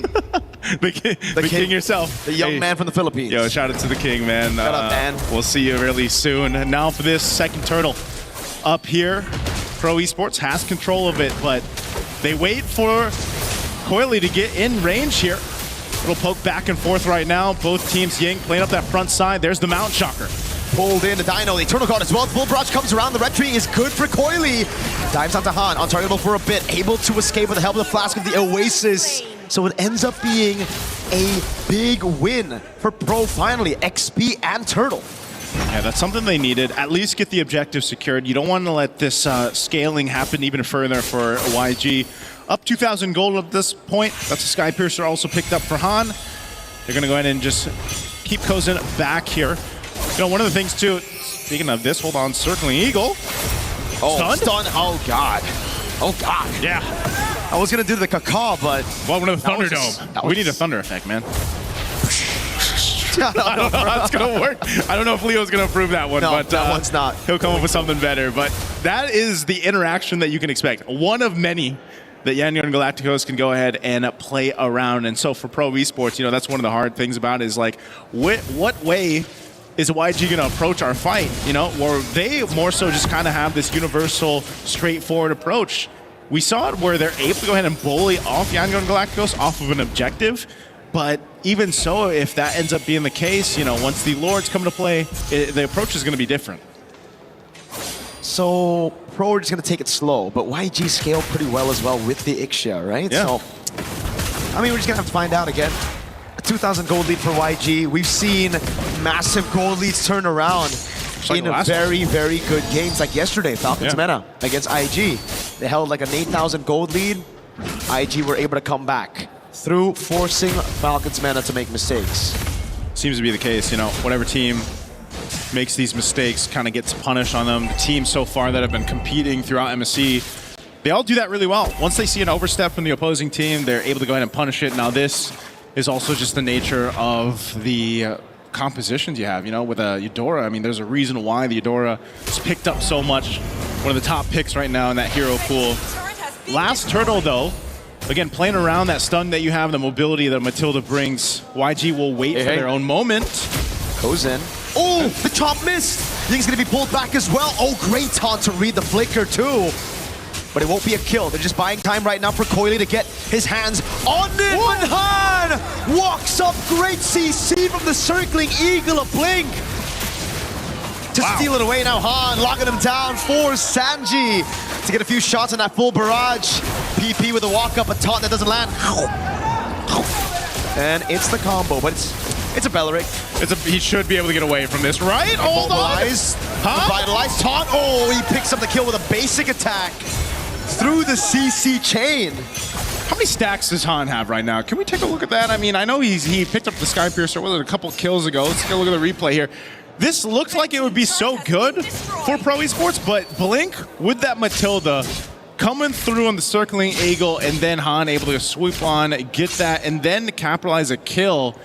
You know, this is one of the things you got to watch out for. We've seen it before where Hirara gets like max stacks on the Skypiercer, and next thing you know, you're gone, you know? And so Pro Esports, even if they want to buckle in a little bit for this, it might be one of those cases where you don't want to wait too long just because of the scaling that's happening here with YG. Now, bringing it further, you can see, okay, couple stacks. So 2 kills off of that when he picked up that Skypiercer, but it's that threat now, that threat of just kind of almost lining up the kills too easily for YG to capitalize on. Even then, when they're trying to buy some time for Coily to get his hands on a neutral objective, it's just so difficult because they don't really have CC on on Felix. So all he can do is really just stand up front and hope that YG get intimidated by the aura of a Uranus. Oh, right now too, look at this pressure. Ooh, again, no CC from Felix, he can't chain it. So I can drop down as much CC as he wants to. Yeah. But as long as it's not going to be followed up by a Mountain Shocker, an I'm Offended, or a Don't Run Wolf King, Han's going to be good, bro. Yeah, Han's got a lot of space to work with, just by himself, basically. Han. Yeah. And Han can do this. Han can do this. As this Lord comes up, they get in position. Again, some of the ultimates were used in the previous fight, but they should be back up for this, depending on how Pro Esports stalls this out. Whoa. Oh, Mountain Shocker used. Oh, good usage. Not as welcome. 1v4. Oh, spins him out, gets on Saw! Now, I'm offended coming through as well. Response over, goes in, flicker through, but Han's able to pick up the kill. Now he goes back in. Onto Kuzen! A double for Han as he outplays Pro completely. Oh, man. Sorry, I'm feeling it's going to survive P as well, but 2 members going down for Pro Esports, and Yangon Galacticos will make their way to secure this Lord. A little circling eagle here to keep Coily back again. There's still an attempt, it looks like, from Pro Esports. How do they want to play this one? Kuzen is down. Coily doesn't have enough damage. Han gonna go in. Wait a second, Han. Oh, he baits him everybody into the full barrage. PP taking a little flicker in from Sanji. And Han with the red tree now as he walks back up again and he picks up the godlike YG up with 5,000 over Pro. That was such a good bait from Han to go ahead and utilize that. They know they have a full barrage in the hands of Sanji. And so just line up Pro Esports into it. And you know they want the Lord. I mean, look at this replay here. Again, Han popping that winner crown. What a bait. And just following through the full barrage and then comes in, help clean up. After getting the Lord, that's a whole lot of value for YG off of that fight. And now Lord in the mid lane, they're knocking on this tier 2. Full barrage. Oh my God! Kuzen just got bleeped out of the game. Welcome to the Thunderdome, basically. Lord charges in. Oh! Okay, Purify used. There's the shields. They're going to pop in mid and bot. Asanji is still down there right now. Down Kozin for 10 seconds. Pro Esports just has to let these turrets get whittled down here. Han's walking in that wave up top. They're trying to hold on to this one holy defense shield. This is such a problem, man. I mean, even alone, if you go too far forward, if you're Pro Esports, you're going to get stunned. Or you're going to get Circling Eagled, or you're going to get Daytona's Welcome. Like, this is what I'm talking about. There was so many options that YG can play around with, and that's what's gotten themselves almost this 9,000 gold lead. And it just seems like the Yi Sun Shin might not be it in the meta, bro. Yeah. Like, he's done... it's not Coily's fault. It's a pick. He's done nothing in this game, right? Farming up. Oh, whoa. Ow. Finds him, as we were talking about, throws him back to 3! Ying, what a play on the barrage! And now it's Han on Kozin, trying to find the kill, the stun lands, and it's a basic attack that gives Han a double. Now on Felix, can he get it? His hands on the 80 stacks of the Skypiercer! Han with a triple to send Yangon Galacticos to the knockout stage of MSC at EWC 2026. What a dominant game 2 for Yangon Galacticos after an endurance test in game one. They just came in to this one with a different game plan, and my oh my, did they execute it well. Talk about draft diff for this one, and just execution. Again, Yangon Galacticos, familiar names across the board for the most of us here that have watched international MLBB, and they are a team that just does it so well in so many different ways. And they're definitely going to be a force to be reckoned with in the knockout stage, man. Again, that mobility that Matilda brought to this, and I mean, to make an Ixia work, Mirko it's insanity, but it's the insanity that I'm really liking with our meta. No front line except for Ying, but that was already enough. And again, we saw those moments come through again. Naisu, full barrage, pulled back by the guiding wind. So many times here was just them corralling onto Ying, but then forgetting the plot. Everybody else having the time to deal damage, to pick up on those sacks. And once Han got the first 20 sacks, it almost seemed like it was over. Yeah, Han did again. This Hirara, there's a reason why it's 70% win rate. Plus, 70% plus. Because you do things like this, man. I mean, Han was what, 10-0-2 by the end of this? You know, multiple stacks. But also the Eudora. Like, if you get Eudora and Hirara right now, it's almost like, okay, what are we going to do against that? Because even when you thought you were able to get away, look at that. Boom, stunned. You have nowhere to go. Han can just kind of swoop in, clean up that kill. And, you know, sorry, I'm Felix. He's sorry, but Han's not. He goes and gets that triple. So it's just phenomenal execution here. We're going to have to throw it over on stage, of course, with Milosh for our interview. Hello, my friends, and yes, congratulations, they advance on. It's Yangon Galacticos. What a performance we had, especially that game one. What a long bout. Sanji, thank you very much for joining me on here. That game one was incredible, 30-minute back and forth between you and your opponents at Pro Esports. I want to ask you, why did you pick the Fredrin to be on your lineup? Because it's mostly been kind of redundant at this point. What was the plan behind it?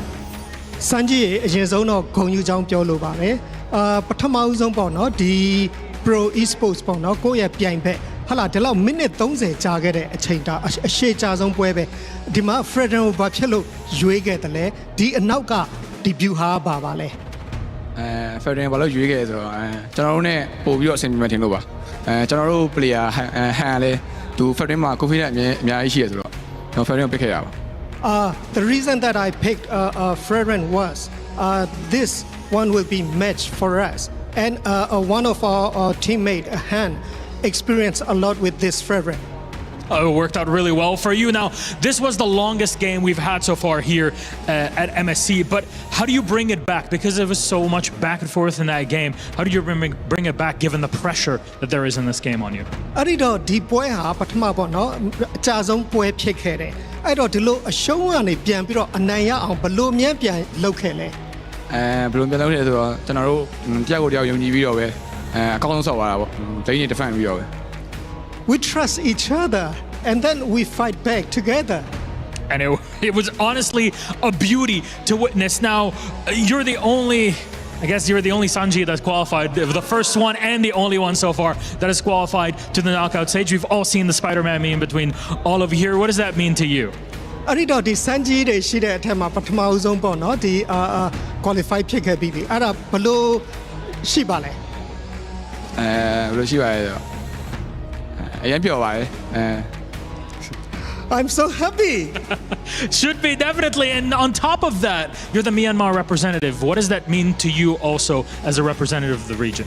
အဲ့တော့ဒီ data အတွင်းမှာ Sanji တွေရှိတဲ့အထက်မှာဒါမြန်မာတွေကပထမဆုံးတစ်ယောက်ဖြစ်လာတာအဲ့တော့ဘလို့ပြောချင်ပါလဲဘယ်လိုပြောချင်လဲဆိုတော့ကျွန်တော်တို့ကအခုနှစ်ပွဲနိုင်သွားပြီးတော့အရင်တက်သွားတာဆိုတော့ကျွန်တော်အရင်တက်သွားတဲ့ပုံစံမျိုးပဲအဲ့လောက်ပါပဲ I would like to say that we have won 2 games already and then so I'm the first one who is in the next match. It's a great thing. Is there anything you'd like to say to all the fans that are watching you right now and also for all the teams that you'll be facing off against in knockouts? အဲ့ဒီတော့ဒီ knockout team မှာပေါ့နော်အစစ်မှာဘာတွေပြောချင်တယ်လဲနောက်တစ်ခါဒီကိုကြည့်နေတဲ့ fans တွေပေါ့နော်သူတို့ကဘာများပြောချင်ပါလဲနောက် team ရဲ့ knockout stage မှာလည်းကျွန်တော်တို့အကောင်းဆုံးရှင်ပြိုင်ပါမယ်ကျွန်တော်တို့ဆက်လက်အားပေးပါအောင်လို့ပြောချင်ပါတယ် I would like to say in the next match on the knockout stage and keep supporting us. Thank you. Thank you very much, Sanji. Once again, qualified into the knockout stage, it's Yangon Galacticos. Congratulations to you, Sanji. Thank you very much, Coco, for joining us on our interview. We'll send it back to our desk. Have a little chat. Thank you so much, Yangon Galacticos. Make it through, and $100,000 at bare minimum for them as they advance to the knockout stages. That's going to be a fun one, but we'll see who waits to join them as we have another one coming up in just a moment. Welcome back to the desk. My name is Rainday. I'm joined by Brigitte and Lafell. Brigitte, that was a game very different than game one. Yeah. Very different. But Very. the same result for YG. Yes, I'm happy to see and hear from Sanji. Because I can still remember your joke about rumor has it still goes on. It's still going on. It was that funny. She's still thinking about it. Yeah, I still think of it. And it's great. It's a great showing. I think whatever we were thinking in game number 1 about YG and them probably struggling or having a slight misunderstanding or being behind of the meta, I could just disregard all of it now. At this point, I'm just thinking it's mind games. I told Lafell, I think it's just mind games. Yeah, it might be, Lafell. Yeah. Fantastic analysis. Thank you. Anyways, honestly, like, it's nice to see Hein going on that assassin again. Because on that Predator, I think even he was like, Coach, no more. First time, last time. And then the barrage though. Let's talk about the barrage though. It was so good. It's close to a quack. It's close. It's close. Hey, you know what? Technically, it's a giant chicken, right? Oh. Because it's a dinosaur. Yes. Dinosaurs are giant chicken, and chicken are like ducks. Is that how it goes? He always does his research. Wow, that must be proven. That's got to be proven at this point. Because the T-Rex... Distant ancestor. Yeah. Because the T-Rex doesn't have skills. It has feathers. Oh, well, we just figured something out. And at this point, you can hear the crowd excited. Yes. I think that's a Kelra excitement as Onyx takes the stage. He's... Mogging is a word that was used to describe him, and certainly I would agree. This one, though, maybe mogged in game. YG 17-2, a 12-minute game. A big important thing about this, guys, that we have to consider, that's a short game. That's going to help them get a higher seed in terms of picking. And, if they, obviously, however, guys, I think it's also balanced out by the first game being 30 minutes from now. I don't think it's going to help as much. One of the shortest and also the longest, so it's moot. I mean, like, here's the thing. I feel like something to consider is that you don't want to be like number 3 and number 4 in this selection, right? Because number 4, you don't have a choice. Yeah. Right? Number 1, number 2, I feel like you still have some solid choices. But then number 3 and number 4, you will have like champions for sure there. Yeah, but that's if it comes down to the shortest single game time. Yeah, exactly. Because if there's no tie, with that 30-minute game, with that 30-minute, I don't know. There might be 3 or 4 after that one. I'm like looking at it, 30, 20, 47. That's like 22-minute average. That's not so great. However, that is an indication that maybe these upper bracket games, we're going to see another one here. You saw Onyx, you see Aurora about to take the stage. That is going to be another tight contest with 2 metas, 2 ideas, 2 strategies that maybe lean towards longer games themselves, Brigitte. Yeah, we've had long series. The first one, game 3. That's what she said. This one, not necessarily game 3, but it feels like we had a game 3. Yeah, it does feel that way. Yeah. 30 minutes. Honestly, like, this is going to be such a good game to watch in the green room on the sofa while having lunch. Eat some lunch. Right? Come on. Or together with the audience. No. No, green room, lunch. That's going to be good with Aurora, though, can you, I mean, it might be 9 minutes. What? You can eat lunch? With like a Raphael Amid again? Maybe, who knows? Can we eat lunch? I saw someone. Did you see that? You know what I want here? Guys, you know what I want at the venue? I'm just going to say it. It's personal preference, ice cream. Oh, that would be so good, bro. If there's any way we could like have an access to ice cream. Yeah. I mean, that would cheer me up. Speaking of ice cream, Aurora Avalanche, though, I don't know how Ani can deal with that because Aurora, they finished the game so fast. Like, what do you have to look out for? Rafa mid again? That's right. Something like that, something crazier. He said they weren't done. There's still more. Yeah. Brigitte, but what could there be? I mean, we've seen these meta changes happen so fast, but also it feels like in the sets, they're happening very slowly. The one pick is trying to counter this other pick. We're really getting to that point in this tournament so far that chess is being played and we're working on just your approach to the game, not really understanding the pieces. For me though, I feel like it's mostly really on Rosa that we're seeing all these surprises. I mean, ever since it's always been Rosa. So if they actually The Selena. go for an upgrade and show us something new in a different role as well, then that's going to make things a lot more difficult for Onyx. Shoutouts, I see Coach Yeb right now. A fighter in the mid? Let's break down a little bit, guys. I think maybe a learning lesson there. If you are pro, you do get to go ahead and play again, and that is a benefit for you. You don't have to worry about being out of the tournament yet, but yes. I keep going back to that Belleric first pick and leaving Hirara and Eudora to YG. Yeah. I feel like although it was a comfort pick, that was probably letting too much go, and in hindsight, it seems like it was. Yeah, I really feel like that Eudora is very pivotal to deal with all these assassins. Like, do it with me, do it with me. No, yeah, you can go. No, I was doing this and then you follow. You gotta commit now. Okay. All right? Yeah, there you go. So I feel like Eudora really has to be respected, even first pick. Like, you may not have a good Eudora game by having a lot of fighters as well as assassins jump onto you, but you kind of don't want to fight against Eudora. I feel like that's the biggest problem. Not that you don't have it, but more like your opponent has it. Yeah, and imagine they were too free. They brought out an Iksha. How come everything turns into a dance move with you two? Yeah, I'm suddenly starting to become a choreographer. After You all are. these You're both learning This very is a well. weird brother-sister situationship, you know? Yeah. Situation. Hold on. All right. Well, I think it's time to move on to today's schedule. We're getting wacky up here on the panel, as we like to do here at EWC. Yangon Galacticos take a 2-0. This was the game Brig was talking about earlier, saying, I think this is the one that can go 3 games. It kind of did. It kind of did. It kind of did. But the one before actually went 3 games, and that was Selangor Red Giants and GK Esports. Well, we see another surprise here. I think many people are thinking it could be quick with Aurora Gaming and how they surprised Team Liquid PH. But if you know Onyx and you know Kelra and that squad, plus their fandom here at EWC in France rooting them on, I doubt that is going to be a game that they give up very easily. I can hear the screams. You could see it written on all their papers. There's another fan right there. Boy. One who will be seated here in just a bit. Yeah, he might have access to the stage. Oh, no. Oh, no. We're going to change out our panel pretty soon as well. Make sure if you have your idea of who you think is going to win in this Onyx and Aurora matchup, or even Team Liquid PH versus Entity 7 later on in the day, get your pick'ems in. You have the chance to earn $300,000 of your share of prizing just by participating. And what's the worst that can happen? You're wrong. It sucks to be wrong, but hey, that's c'est la vie, right? We're in France. You can be wrong about some things. At least you participated. Coming up after this, we're going to change out our panel. We've got Onyx and Aurora, another upper bracket match. It's going to be a brawl, and I know a game that's pretty good at brawling, Street Fighter. Oh yeah, and they're doing something with MLBB. Check that out. Human body was built to move, not trapped at a desk in one singular posture for 12 hours a day. It's time your chair evolved. This is Secret Lab Titan Evo. Ergonomically engineered for you, gamers, hybrid workers, artists, backing your every move.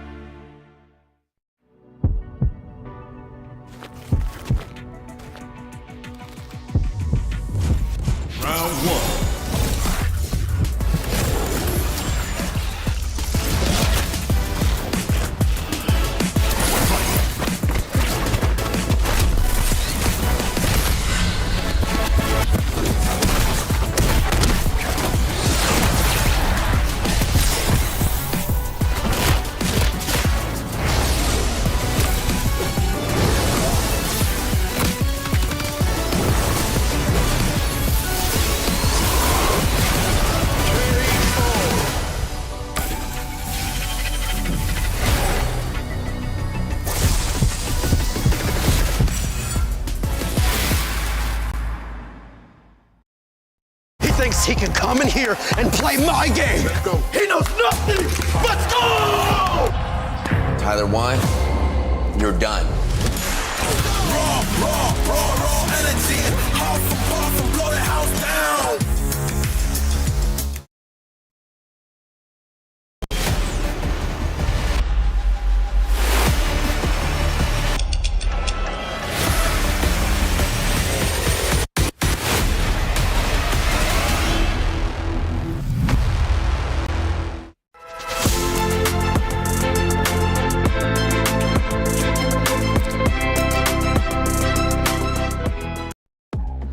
Welcome back, ladies and gentlemen, to the Lenovo Legion Gauntlet here at EWC 26. We've got MSC action all day long. 2 series down, 2 to go. And this one's another upper bracket match, which guarantees the winner of a spot in the final 8 and also $100,000. Something that you can be very happy about leaving Paris, France with. For the loser, they're still alive and they will face off in an elimination match later. But of course, I'm joined by 2 amazing panelists to talk about all the storylines that'll be developing. Renmar and this time, Gideon, my man, off the desk, joining us on panel.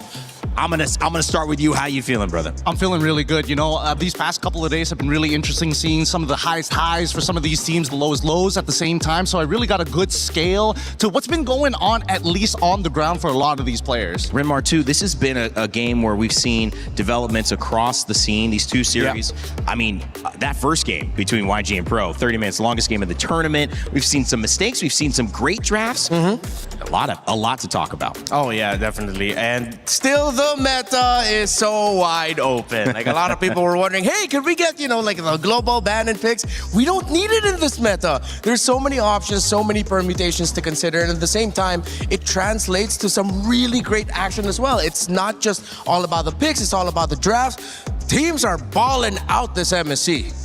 Yeah, I mean, this is honestly a tournament that to me has given us a little bit of a surprise, Gideon. But it's continued to kind of balance out, in my opinion. Have you felt that we've like caught our footing here, or do you feel like there's a little bit more to go? I think there's a lot more to go, actually, because especially when you're casting the first couple of days, you're expecting a lot of these teams to come in with their comfort picks first, put their best foot forwards, make sure they get the games that they're looking to win, and then solidify their lead. However, I think we've seen that as of right now, the meta is way more open, as Renmar mentioned, and a lot of the draft starters, they're not linear anymore. And I think that's the biggest problem. A lot of these teams here today are still adapting from the day before. We've already seen 2 different variations as we've seen the past couple of 3 games. It's great. Adapt to the adaptation and just keep going. We'll see what mutation of this meta shows up. And speaking of what mutation shows up, because that's benefiting certain teams that are ahead of the curve. If you are ahead of the curve in terms of your win, the upper bracket is not settled once you get there. It's settled how you get there. So if you are one of the teams like we just saw, Yango and Galacticos making it to our upper bracket, you're going to have a total time that it took to win your games. That total time will be compared against the other 4 teams that make it 2-0 without losing a game. And the fastest total game winning time will have the first pick of the other 4 teams that qualify, having had a loss, 2-1 in our elimination matches, who they want to play in the knockout stages. So essentially, you get the fastest time, you win the fastest, you're going to have your first pick of who you want to play in your quarterfinal. The lowest time is going to be given their quarterfinal in the 4th position, which Renmar means there's another layer of drama, spice here in France for MSC. Yeah, and it fits the meta so well because teams are encouraged to go faster. Teams are encouraged to not really wait for a certain point for their winning condition. They want to get their winning condition as early as Turtle 1, as early as the first few kills in the first 3 to 4 minutes of the game, and then you snowball from there. All right, well, it's time to bring up our Crunchyroll story of the day. And of course, when you take a look at it, this gives us some nice highlights, but this one is done with the GOAT, now with the Sky King. We've seen Carl Teasy and Team Liquid, the GOAT, find their way into an elimination game. Maybe something that they'll be able to work on. We'll find out in just 1 series from now. But it is up to the Sky King here on this stage to prove that he has maybe the main narrative in this tournament. Yeah, because now people are looking at TNZ based off all of the rumors and the scrims, quotes from the players. They're all looking at TNZ as the best jungler right now at MSC. Well, you can ask Niall. Niall would say, well, I'm number 1. Yeah. But a lot of other players would definitely say TNZ. And yeah, it's interesting in the in a meta in an MSC where you have Carl TZ, Sekais, Kyrie, Kyle TZ, all these fantastic junglers around the world. TNZ, who's always made a name for himself every international, now it's much more obvious that you really have to watch out for TNZ. He might just be the hitman here. He's already found one headshot already on Carl, and I mean, luckily, you know, there's still a second chance for Team Liquid side, but I think against the Sky Kings, until we see Kyrie on that Boxia, he might have a shot, he might not have a shot. I want to see how they force it in a meta like this that's so rigid. One of the interesting things about these two teams, and we saw it before, is that everybody had a game plan that worked. We saw a lot of 2-0s in these upper bracket runs to get here, and Aurora Gaming was no different. But Onyx has had their own traveling fan base. They have had some incredible moments with this roster. But Aurora is not anybody that you can just sit back and say, okay, let's show up and play. You actually almost have to expect the unexpected, Renmar. Yeah, that's what I'm expecting. The unexpected. I want to see a very tailored draft again. We saw the Raphael in mid lane the last time from them. I want to see if they have something like that prepared for Onyx. Did Coach Midnight and the team come up with something very specific to deal with the Sky Kings? All right, well, Onyx Esports, let's take a look at that roster that's showing up as well. We've got a chance to see Lutpi, we've got Kyrie, and one of the main stars of this, Kelra. I mean, Mog is an understatement for that guy. Had a great interview. The fans were cheering for Onyx. Let's hear a little bit more about them before this day's match. Eterna here, and we are now with the Gold Lane Standard, Kelra. Hello, everyone. You're still the Gold Lane Standard, right? No. What? What do you mean, no? For me, the real gold standard is OHEB. Still OHEB. Okay, still OHEB. Still OHEB, all right. But you know, you are still a very strong gold laner. I think a lot of people still consider you the gold lane standard as well. And you're up against a very tough opponent too as well. Yeah. I heard in scrims they're very strong. Is that true, or is Aurora strong it's in scrims? 100% true. True. It's 100% true that 100%. Aurora is very strong in scrim. Why? What makes them so strong, Kelra? For me, it's because of Chensi and also Rosa. They give Chensi more space in game and their aggressiveness. Speaking of Rosa on the Selena last year at MSC, I know you're under a different banner, you're under Onyx PH, but they beat you in groups. Yeah, I want to take my revenge with Kyrie right now. Take your revenge with Kyrie against Aurora. And, yeah. You have something to say to them? Oh, just good luck and have fun. Chensi, let's play basketball after this match. And Lunar, let's play basketball again. Again? So you played basketball already together? Way back in M6. Oh, who won? Okay, I think he lost. He won. I won. Okay, Kelra won. But what about this match? Who's gonna win? Let's see. Let's see. Be humble. Sit down. Earlier on, you mentioned Kyrie. What? Do you think Kyrie is on par with Tianzi in the jungle position? Kyrie, Chensi. Okay, so Kyrie's better than Tianzi. But little bit. But a little bit. Okay, little bit. So, coming into this, you're confident? 100% confident. Is there going to be a challenge for you? Yes. There is a challenge. What's the challenge? Chensi's Hirara. Oh, Tianzi's Hirara. I don't think that's going to be let through. So, good luck, Kelra. Thank you for this interview. We're going to throw it over back to you guys. I would have loved to see that basketball match. We have a court here at EWC. Yeah. I mean, we can get some shots up. Hopefully, they got to watch out. Kelra is really good at shooting three-pointers. Yeah. Like, the humility was there, though. He didn't want to say that he was the winner, but he had to correct Eterna, right? Yeah. He had to correct her. I also love the fact that he only talks in statements. It's just factual every single time. He doesn't pose, he doesn't give you any kind of space to be like, oh yeah, I'm going to... No, this is it. That's it. I love that confidence. Yeah, and strangely enough, even though he hasn't been with King Kong and the team for some time, he sounds a lot more like King Kong now. Or maybe they sound like each other. I'm not sure. Well, when you look at that team, obviously they've got to go up against an opponent that's been surprising everyone. And we thought, can it be the Sky King now that goes down? TNZ has been a threat, but so has Rosa, bringing out that Raphaela and Coach Midnight as well. Even Lunar got a call out. I mean, you know, the only person not mentioned is Pagu here. This is a team that we need to see. And when you put this team together to get here to MSC, their journey just beginning. Now they have a chance to make it into the knockout stages and do it by taking down some of the best.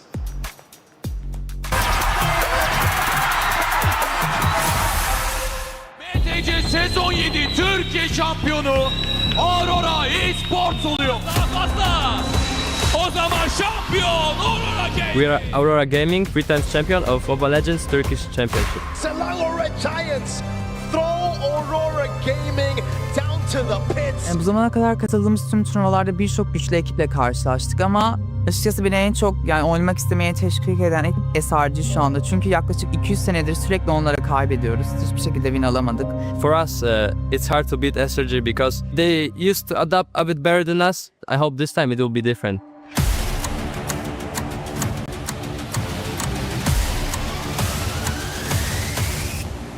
M8 Türkiye'de olduğu için MSC bizim için önemli bir hal aldı. Çünkü M8'de bu MSC'de gerçekten başaracağımızı düşünüyorum. Kesinlikle çalıştığımızın hakkımızı vereceğimizi düşünüyoruz ve kesinlikle bize karşı güvenen herkesin de güvenini kıracağımızı düşünmüyorum ve kesinlikle bu sefer birinciliğe oynayacağımızı düşünüyorum. Finale kalacağımıza inanıyorum. I want to prove that we can compete against the Southeast Asian teams and we can actually be the strongest team. To do everything they can to defend, but Aurora Gaming have locked on the base. What can they do against this force of nature? The upset of the day happened. The champions go down. To all the fans around the world, Aurora fans, we want to prove that we are very strong and we want to make you guys proud. So keep supporting us, guys, and keep watching. Well, Turkey very, very happy with that result. Aurora Gaming looking to continue. Rinmar, with everyone knowing you're putting up a surprise, I mean, can you keep surprising people? I still think we can, and I still think they can, but for a lot of people, I feel like if this was at any point in time, it would be very unexcited. But I think it's one of the first rare times where we've seen Aurora Gaming is leading a prediction against Onyx. I think there's amazing. It's some really good arguments here. I think that this is one of the few times that Aurora Gaming are coming into this with the perfect storm. I mean, our international at the end of the year is going to be in their home country. So this year is going to be huge for them. On top of the fact that the meta actually supports a lot of their players in their previous history. They played it before. So they've got a backlog and plenty of wealth when it comes down to creative drafts. That M Series being held in Turkey. What a great place. A stop off normally when we head to Riyadh. However, this time around, it's all Paris, France. Aurora Gaming representing Turkey A, trying to keep surprising their opponents, and they'll face off against Onyx, who want to represent not only the yellow, not only the fans here in the building, but their shot at taking down the team that looks untouchable. Will Kelra really claim the gold standard in this matchup? Because if he's going to do so, it puts Onyx in a dangerous position. Getting ready for our third series of the day, $100,000 and a spot in the top 8 knockout round on the line. It is Onyx versus Aurora Gaming, both 2-0. Somebody's gonna lose, so let's kick it off. Thank you very much, guys. And oh, wow. First up, before we even talk about match 3, let's touch on match 2 because the first game went on for half an hour, the longest thus far in MSC. But the second game, it flew by in a blink of an eye. It was clear that the first game was kind of the big, I guess, the piece that broke the camel's back. Because in a moment like that, you're thinking, all right, a back and forth 30-minute, there's no way we can continue having this for game 2, for game 3, and that was indeed the case. It's so exhausting mentally to keep that up game after the other, and honestly, it just worked out well, right? Myanmar moves on, we get to see them in the knockouts, but that's for later, Rose. Because now, in the present, we are gonna be watching the third match of the day, where we will see the Sky Kings going up against Aurora Gaming. So ladies and gentlemen, join me in welcoming Onyx!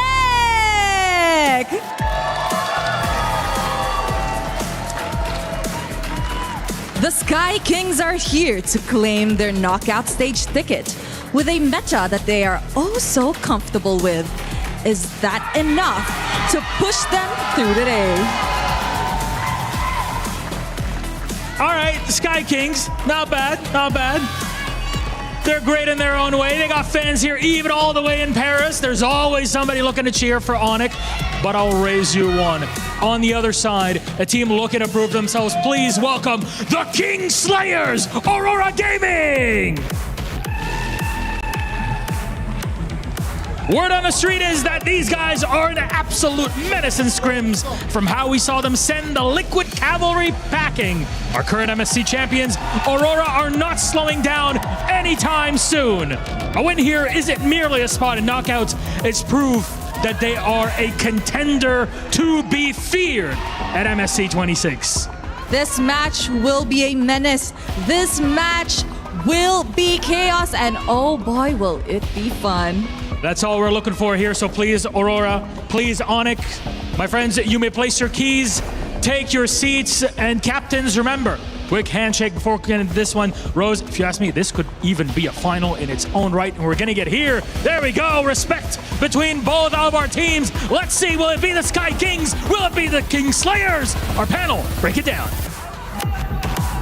So exciting to be in a moment like this at MSC where the fans are ready, the audience around the world is ready, the players certainly ready, and I know my panel is ready. Rinmar, Gideon, it's time to break down this draft, start talking about what these thoughts could be, what else could catch us by surprise. Could be a performance, could be a lineup. So many different ways. I think first starting off with Aurora, you have to look at the gold lane in Sigiboom. Great on the Freya, great on the Paquito. That's one thing that Onyx needs to look at. Next, of course, you're going to be trading around the centerpieces in the center of the map with the Romid trio. But then you also have to consider, wait, what are they fielding for Rosa? Are they really gonna go on with the rumors that we've been hearing that there are some teams still considering fighters even in the mid lane and then just shifting around there? Is that a knockouts thing? Is that gonna be a group stage thing? We don't know. It seems like the more we talk about the draft and consider the permutations, it's more difficult for Onyx to think about Aurora. I agree, but we have to listen to, what not only the fans have said, but what we have on data so far. So far, the permutations when it comes down to that mid trio has been devastating. Do you attack the jungle? Do you start attacking the supports? The big Belleric Atlas Valentina trade is still up in the air, and I think right now Coach Midnight is already thinking about it in his head. How could I either blind pick or have flex picks in that particular area to keep teams on their toes? 2 champions, 1 pick. Make sure to grab your My Champions pick in game right now. 5 winners, 10,000 diamonds each. Scan that QR code. Events live until July 27th. Good points they're getting in as well. I mean, talking about that Atlas and that Valentina conversation. Also, I think it's just a matter of how far do you go into the assassin pool, because we started off with Hirara and Ling, and then we started getting Hirara Ling bans, and now we've gone into sometimes Marcel's, which has a 100% win rate after being let through 5 times, to the Fannies being much more allowed versus they were banned earlier on. And we're even seeing YSSs which have a 100% loss rate every single time. So Gideon, I think, still trying to figure it out on that backside of the assassin bans too. Well, I think the backside of the assassin bans, it really just boils down to whether or not Hirara is in play or not. I think Yishin Shin into the Ling has been a matchup that a lot of these junglers have faced off before in previous metas, that it becomes somewhat a little bit more comfortable. And honestly, the matchup hasn't really changed in terms of item progression or even power spikes. But is it tempo? Is that the problem?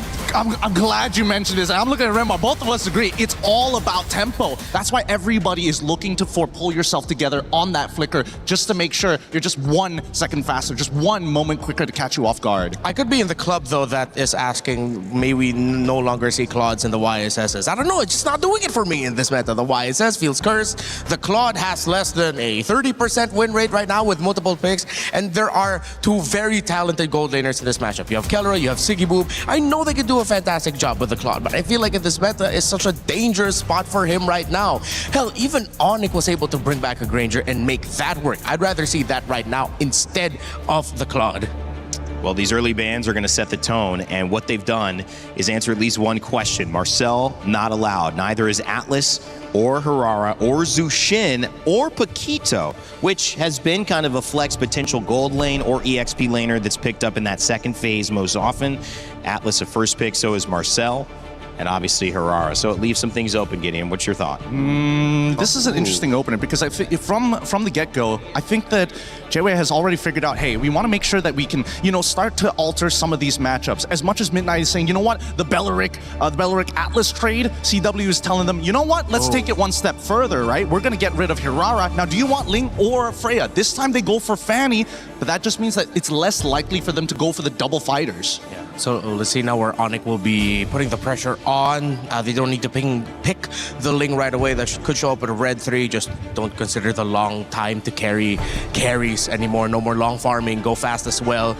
Something maybe to make it comfortable at the center of the map. I mean, we've seen some surprise Selena, surprise early Chos as well from both Vitality and Onyx in the past. I wouldn't... Whoa, they picked it up right away. They didn't need to wait, and then they went ahead and picked up the Eudora. I thought they'd want to pick up maybe one of their roamers already. You don't want to play with your food, because I think what may end up happening is they're worried about 2 bans or 2 picks from Aurora that would force them to have to change something in the EXP lane or roam before it gets banned out. And so they're prioritizing having the Ling just to be safe. You're killing it. You're killing it, Raina. You're absolutely right. And now instantly we see from Aurora's side, right? They're still going to try and fight for that tempo. And a lot of it is really going to boil down to how fast you can actually clear that mid wave. Now we have Selena, probably going to have Season Hunter as well to kind of speed up the leash. So not only are they going to get that Fanny like extra fast coming out of that jungle looking for a gank, but at the same time, at least with the Selena, you have that vision of where they're going to move without having to commit too much. Yeah, this is MSC 2026, not 2025, right? It's Kelra in Onyx going up against Fanny and Selena. I saw this last year already. That was the matchup that was getting referred to in the interview with Kelra, wherein it was Aurora then who were able to surprise Onyx Philippines at that time. Were they ready for this to show up already? Because it feels like you're just getting reminded of the ghosts of your pasts. There we go. I like that. Coming out early, Badang. So what I expected that might come out earlier, well, I thought it would be the Cho. This Badang with all the dive. Of course, we saw how great the Badang was up against the Fanny when it was picked up by Vitality against Falcons PH. Great pickup. Yeah. And I mean, it's so much has already been shown just from the intentions in the banning phase, right? Again, we've seen a lot of red sides not actually go for the Paquito ban, and not to mention that Midnight is taking the authority of saying, you know what, I will be the one who bans on Marcel. I will give you that free ban on the off chance just to make you go for this Eudora. Because he went for the Fanny straight away without hesitation. Yeah, so now you have to look at the gold laners. Cho gets banned out by Onyx. You still want to consider the Moskov, the Brody, both still in play here. Both great against the Fanny, but then this Uranus, I think, is putting a big question mark for Onyx in terms of their overall damage profile, especially early on if they want to fight for the major objectives, because you have the Uranus there. Aurora, rightfully so, take out the Brody. I wouldn't be surprised if that becomes a Moskov ban later on, so you're really dwindling down the picks that Kelra could pick up. That would be great against a lineup of Aurora. Yeah, it makes a lot of sense here, and I think even for Onyx, they understand that even if they do end up having to play against the Belleric, they can either ban it out now or look for something that utilizes concussive blast to kind of help them clear that wave. Because so far, based on what we've seen, Selena's kind of by herself right now, and the only other thing they have to worry about is single target lockdown. Yeah, we saw one great combo from Vitality, the Badang, and the Melissa that is also still in play here for Onyx if ever they want to pick it up, because you know you're up against a Selena that would want to get close. Once that arrow gets hit on the Melissa, if ever the rest of the team is going to collapse and they have the Badang with it, we saw that a team that's just rolling through with a Fanny up against a Melissa might not be enough. They will leave that open. They take out the Esmeralda instead. I feel like they're trying to set up for potentially Harith here, right? They know that the EXP lane is kind of out in the open, and more importantly, they've got the Uranus as well. They just want to make sure that it doesn't overlap. I do want to see this Melissa, though. I am interested whether they want to go for red for Melissa or they're going to wait up till the very end once they got the final confirmation. Could be until the very end. They could also be thinking of damage profiles and considering, are we crazy enough to pack a Granger up against a Fanny? We do need someone with a Sky Piercer, if ever, to start giving difficulties for that Uranus. But can you even start snowballing kills around that, considering that there is a Fanny? That might be one of the conversations that Onyx is having right now. It's early game stuff, but like, I'm thinking about the late game as well, because at this point, now Melissa doesn't really have much contention anymore. I don't think there's actually a quote-unquote winning matchup, thanks to, CW getting rid of both Freya alongside with the Paquito, forcing Aurora to kind of play, you know what, we got to start team fighting, but majority of the heroes don't scale, and there's the Harith. They needed that to match up with the Melissa. Minotaur as well, very good at the initiation. We'll see if they have enough peel, and that's the conversation too going on the side of Onyx. What are they going to bring to round out this lineup? I'm thinking maybe an Alice would be their last best bet. Alice versus Uranus in lane, and then you also have the AoEs to mess up with the Harith. If ever, wherever the Minoan Fury is, that's where you drop your Throne of Ruin so that the team fighting is a little bit more awkward for Aurora. I do like the Harith and Minotaur getting picked last. It's one of the heroes that, despite you not having a ladder reach, Minotaur covers a lot of space with the Minoan Fury that would make Melissa quite troubled but not countered. Yeah, I think there's also an argument for, even Phoveus to a certain degree, right? Do you want to have a strong side lane or a weak side lane or something that is contestable? And it looks like they actually want to go for something contestable, right? Interesting. They want to fight, they want to engage, they have it all in this package within Sora. Wow. Honestly, looking at the lineup, you could cover up the names and it would be hard to tell who's who. Except so far, Melissa has just been great so far in this tournament that it's hard for me to lean away from the Onyx draft. Maybe it's really just because of the Melissa's record right now that I'm favoring theirs a little bit more. But don't get me wrong, Aurora has answers. Well, this is going to be a matchup between the jungle and really between all the roles here, whether it's Kyrie or TNZ or whether you got Kelra and Siggy Boom. It's a matchup of even coaches and minds and maybe just the leading edge to MSC. Who knows what to play a little bit better than their opponents. Both teams have knocked anybody who's challenged them back down to the floor. One of them will take their first blow today. One will move on into the knockout stage. Let's get it started and send it over to your casters. Thank you so much, panel. Here we go. This is the most anticipated match of the day. It's the battle for knockout stage. One whole match. Could be 3 full games of this incredible matchup to send us one team to the top 8, the last one.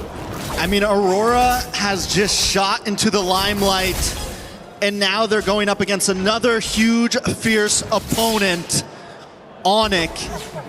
Another favorite for this event. Can Aurora take them down, or will Onyx show that they are still champions in their own right? TNZ early on already. Trying to go in. Whoa! A lot of damage. TNZ falls. First blood over to Kyrie. Maybe biting off a little bit more than he can chew. That was very much TNZ-esque, but not the TNZ you would expect here after that match against TLPH, where we saw such a clean TNZ.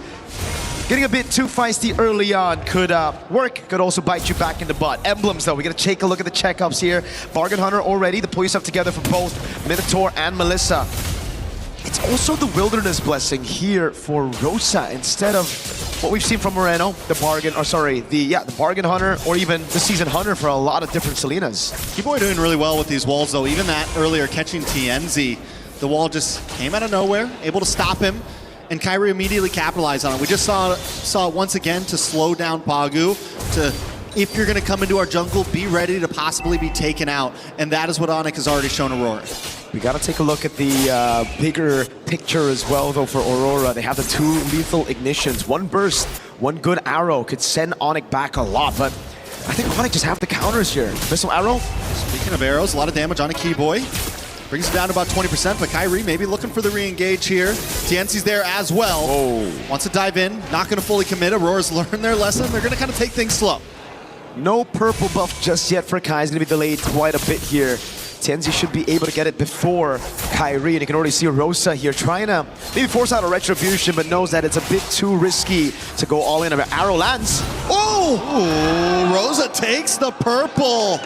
Very well done, but Lunar taking a lot of damage. Lupi able to get the kill. TNZ wants to engage as well, but look at the damage. Keyboy tries to stop him. TNZ can't be stopped. Gets the kill on a Lupi, but now Pagu in a little bit of danger under the tower. Kyrie doesn't want to let him get away. Tempest of Blades does come down. Kyrie in a bad position though under the tower. Has to back out, but Keyboy wants to chase it as well. The response, Keyboy bites the bullet for diving too deep. No purple buff on the Ling, and you can see instantly a massive mistake, I'd say. In those blades, he couldn't catch all 3, and even couldn't catch 2. Caught 1, and that was about it. We take a look at the skirmish again early on. It was TNZ going in a bit too aggressive now in the bottom lane. Live view. All right, TNZ doesn't go for the kill. But then it starts off with the purple buff being stolen away here. Keyboy as well. Wanted to go for the pick, but this is why the Minotaur is so good at making you miscalculate. You can see a bit of frustration there for Keyboy. The heals from the Minotaur. It gets bigger as you get lower. All right, so each team has now made their small mistakes and recovered from it. Gold at a standstill. And it's still first turtle. We're almost 4 minutes in, and the first turtle has not been taken. Blade does get locked in for TNZ. Going to be able to see a little bit more damage before this turtle. The thing is, Strex, and I think for a lot of the viewers, man, we are so used to seeing tank jungles that they usually just don't retreat for their buffs. For Assassins, I think their buffs, purple mainly, is more important than these turtles. So as Kai, I think you gotta be a little bit more concerned about your purple buff. You need to take it away. If it's getting threatened, retreat. It's all good. Aurora, though, with those 2 kills up top, will be able to pick up the neutral objective for free. And now it's back to a level playing field. Oh, what an arrow there. Crazy angle. Siggyboom and Kelra have been going head-to-head. The range on Kelra is almost matched, honestly. Siggyboom's, even with being outranged by the metals, he's still able to kind of keep up in this lane. Lunar. Down on the top side. Lunar may not be able to get away from this. Tempest of Blaze does come down. They're able to collapse onto him. Loopy gets the kill. Tienzi's got to get out of town. Over to safety. Another kill into the Book of Onyx. Onyx are just playing it so slow, trying to read out Lunar's movements. And so far, they've done a good job at doing that. Abyssal Arrow lands again for Rosa. Just a bit of poke onto Keyboy. But it's all about that right now, Onyx. They know there's only one lane right now that they can really punish, right? In the mid lane, it's just the Minotaur and the Selena way too good at escaping. The Tienzi got that one? I believe Tienzi did with the Retribution. Kyrie's Retri was still off, and now he goes for yet another invade. Tienzi. Sans though. Nice knock up. A lot of damage. Sans goes down. Aurora able to find pick after pick in there, constantly just testing the waters, pushing in, looking for any target. An arrow comes low. Kelra in a little bit of trouble at a tower. The go away does come out. Rosa doesn't have another arrow to fire off. And Pagu can't connect. No wonder we've heard shouts for Aurora being #1 with another team. And scrims, dude. They're so good at taking these awkward fights. Onyx built a composition that wants to go in, that wants to just dive straight. And it's really good at countering the Assassin jungle as well with the Eudora and the Melissa. But if Aurora find a way to split Onyx up and take these individual 1v1s everywhere across the map, it just gets so awkward for Onyx composition to react to it. And it's all about the positioning for Aurora right now. Even Pagu coming in, keeping vision. We talked about splitting them up, and then we have Rosa in the river shooting out these arrows. One does connect onto Loopy. Tienzi decides not to get involved. Pagu making his way up as well. Another arrow comes down, lands on a Keyboy. Keyboy in a lot of trouble, will fall. Rosa now gonna reposition. They claim the turtle pit, and Kyrie has no way in. Tienzi wants to find a target. Kyrie's forced to Finch poise, and now Onyx is backed off to the jungle. Rosa on the Selena, an absolute beast. We saw them knock Onyx Philippines down to the lower brackets of the group stage just last year in MSC 2025, and it was also with Rosa on the Selena. Loopy in mid. A lot of damage. Loopy trying to defend. Big Minoan's Fury onto multiple members. Whoa. Into the back line. Tempest of Blaze does come down. Kyrie able to find Tienzi. Loopy very low, but still survives. But Rosa gets a kill on Sans. Rosa looking for more. Looking for another air to shoot out. Decides not to do it as Pagu and Rosa back off. It's Tienzi for Sans. Onyx wins out on that one. Crazy skirmish. Kai's recall gets canceled. Now Lunar wants to go with the cut. Ooh, Kyrie under the tower. Not in a safe spot. Does have full energy. Should be able to get away from this to safety. But the tower will fall on that top side. Again, it's Aurora just making these moves proactively around the map. Yeah, they went in under that tier 1. It was a bit of a mistake, but it was a risk that they were willing to take to push their lead even further. They didn't lose too much. You gotta remember right now that even if Tienzi dies, Lunar, or even Siggyboom, they're not gonna give out any bounties. It's all about Rosa. He needs to stay alive, but the others can dive. They can pull out these gambles. And Onyx are still behind. A whopping 3,000 gold behind. Kelra's not given space to actually farm out, and it's because of these arrows again from Rosa. Not only that, but even when Onyx able to get a kill, they find Tienzi earlier. Aurora's movement on the map has been so crucial. They find both offlane towers. They're consistently hunting for this mid lane tower. They aren't only evening out or winning the skirmishes, they're winning on map play. Just truly have become a whole new into this MSC. It's all about defending the mid lane right now for Onyx. Damage control, trying to get space for Kelra to farm out. Haas Claws built up by Kai. The Flask of the Oasis as well. The Orange Bell secured by Kai, his own, but he's still falling behind a whole level down of Tienzi. Onyx gotta look for a big set, but even then it's gonna be very, very tough for them because Aurora have ways to deal with it. You get a stun on Siggyboom, Rosa, Tienzi.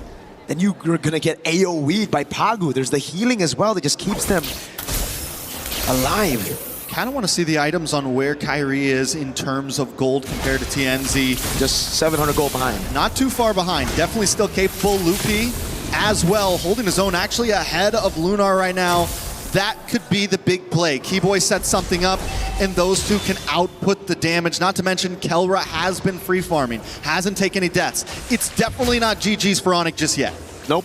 They can definitely scale with the Ling and the Melissa. They will have enough damage later on to actually pull out a comeback, but Aurora, they're pretty good. They've got pretty good scaling as well with the Harith. Even the Selena when it comes to map control. If they continue to pushing these turrets, take away these tier 1s, Onyx will be choked down even more. They're going to be forced to suffocate inside of their own base.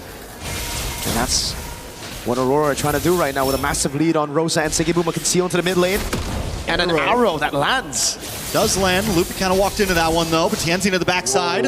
Looking for an angle, gonna walk into Keyboy. The wall does not come out. He's able to safely move. Loopy forced a dash away. Onyx positioned back into their jungle as Aurora takes over the Lord Pit. Watch for Loopy and Sands, looking for an angle in as well. Kyrie forced up to the top side to try to defend the tower. This could be the play for Aurora to burst down this Lord. Tianzi will get caught by the fist crack. A lot of damage. Everyone piles on top of him. Ooh. But he's still able to get away.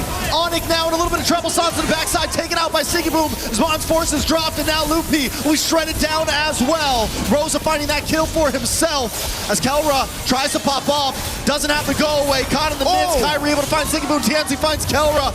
It is hell in the land of Dawn as Keyboy tries to get away. But Aurora comes out on top once again. Tianzi goes back to base, and the Lord is still up.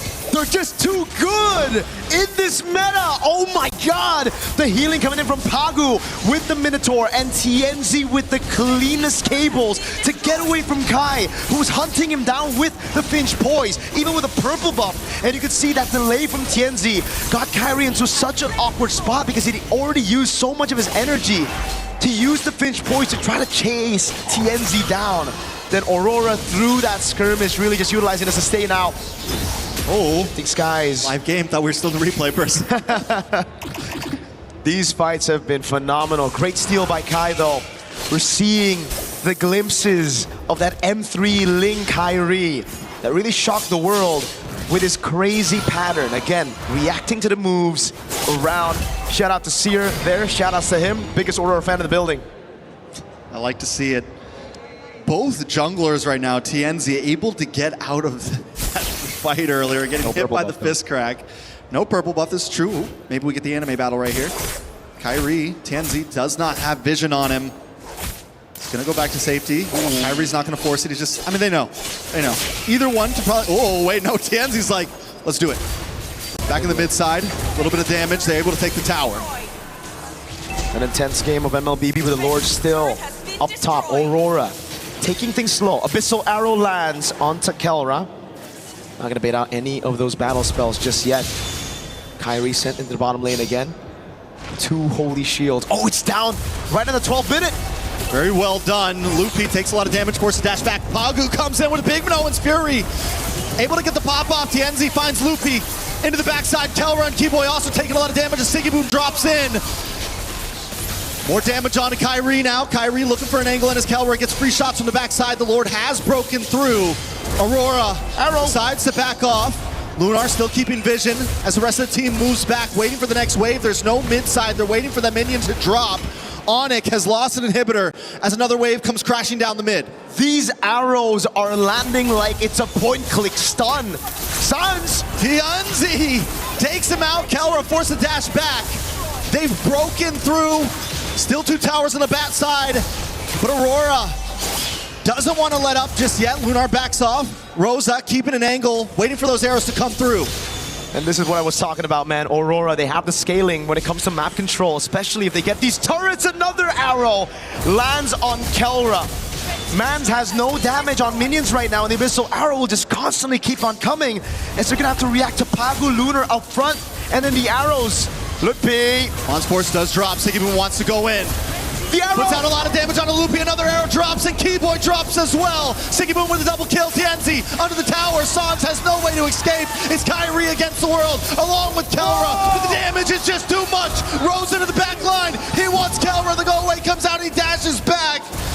Aurora not done just yet. They got one more inhibitor, and Sigiboom finds Kelra. Aurora Gaming under the tower.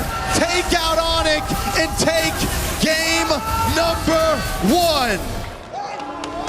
Rosa on the Selena.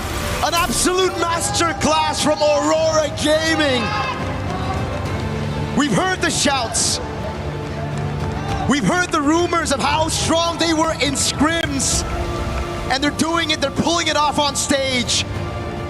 Clearly the #1 thus far. Aurora Gaming just looks better and better every game we see them play.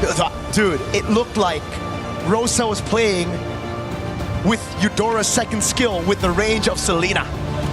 It's definitely disgusting at this point. And every one of them, you've got Rosa, Siggy Boom, played an amazing game up against the gold standard. TNZ, even after taking deaths early on, was able to pull through and still be a menace. Midnight Parating Handa. We're gonna throw it back again. Towards us. Yeah, towards us. Towards maybe a few words from our boys. What do you think about the early game though, right? A few mistakes. TNZ went in a bit too aggressively onto those waves, onto the creep up top. They took a fight under tier 1. But then everything just fell in place. Aurora continues to surprise us. And I think after this match, we can no longer be surprised. We just have to know that Aurora is the real deal at this point. They are aiming for not just a top 8 finish, they're aiming for a finals right now. Still 2 games to go though. Onyx played a good start, honestly. Keyboy was able to do well in a few moments. Everyone kind of had their moments. But Rosa on that Selena, even at the end here, just hanging out, knowing that even if I don't get the kill, I am a nuisance with these arrows. Is it crazy to say, but this team gives me vibes that I haven't seen in a long time. Prime Onyx Philippines of M6 vibes, no? Okay. No? I see, like M6 Onyx Philippines when Kelro was on the team, finally gets the World Championship. I think Aurora Turkey, though, still has like so much of their own identity. Like, they do. They really do. Rafael Amid. Rafael, that's what I'm saying. They're still able to pull some of these crazy picks. It's the same Aurora that I feel like we've always been seeing. It's just more polished and better. That's crazy to say, right? Because all this time, it always just feels like Aurora, they've been good. They've been kind of like creating the meta here and there. They were the ones that started the Harley as well at M7. But they were always so close, yet so far from being a top team. By top, I mean top 2. Because clearly, I think in the world, they're always going to be rated as like a top 4, top 8 kind of team. They will always be the ones to make it to knockout stage. But now they look elite. They look like monsters. I'm speechless, honestly, by it, because I think a lot of us came to this day wondering, was the other day just a fluke? No. I mean, we heard good things about Aurora, but can they keep it up, right? Can they take out not just a Filipino region dominance, but also a Indonesian dominant team? And they have now defeated both. Damn. I mean, I'm stoked to see it, man. I always love to see these new regions, pop off. Earlier, Yangon Galacticos, off of a disappointing M7 run, doing a really good job and now making it to the knockout stage already, being one of the first 4 teams to qualify into that top 8. Now Aurora going through, I think, the hardest first 2 matches you could expect from a team in the group stage, going up against TLPH in their first match and then having to meet up against Onyx ID. Speaking of Onyx, though. Speaking of Onyx, I think we have a guest. We have a guy, a dude. You know him? I've heard of him. You know him? I don't think I've ever done an interview with him before. That's cool. Oh, there Hello. he is. My guy, King Kong. How you doing, Hello, bro? guys. Hello. What's up? What's up? What's up? King Kong, first question, man. Instantly, I gotta ask you this question, right? You see the meta right now. You see all these assassins. You see the Selena in mid. How sad is it that you're not here, dude? Because it really feels like it's your meta. Very, very sad. Had to bring that up first. I gotta bring that up first. Playing assassins. What would you have done in the meta, though? Like, would you have dominated this scene? I don't know. I guess we'll never know. I guess we'll never know. Any tips for the sister team, the brother team, Onyx? Did you watch that game? How we feeling about it? What went wrong? Oh yeah, I watched. Give us your viewpoint. Game 1. Advice: maybe just be aware of Aurora's early game dominance, especially the first minute of the game. Earlier, I think they were aware, but it's just that Rosa's Selena mind-blowing. It is mind-blowing. You know, you've played with a very, very good Selena as well, one of the best in the world. You know, any advice to deal with a Selena for Onyx, or maybe just, yeah, for Onyx? Advice for Selena, maybe... let me think. 1 second. I think just ban it. Just ban it? Just straight up? Just ban it. Just ban it. Makes a lot of sense. No advices, just ban it. Just ban it. Okay, that's the advice for CW and Yeb. Let's see if they actually take that into game number 2. But now I want to ask your thoughts on Aurora Gaming, because they have looked phenomenal right now, right? They beat CLPH. Very phenomenal. Yeah. Very phenomenal. And now they're on course to actually getting a 2-0 win against Onyx ID. So thoughts on Aurora?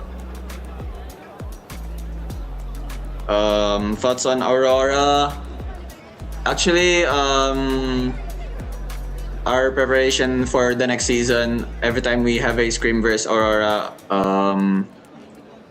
our scrims convinced me that as of now, TNZ, best jungler, TNZ. Whoa. Mechanically. Best jungler. Best jungler. All right. Better man. than Yeah.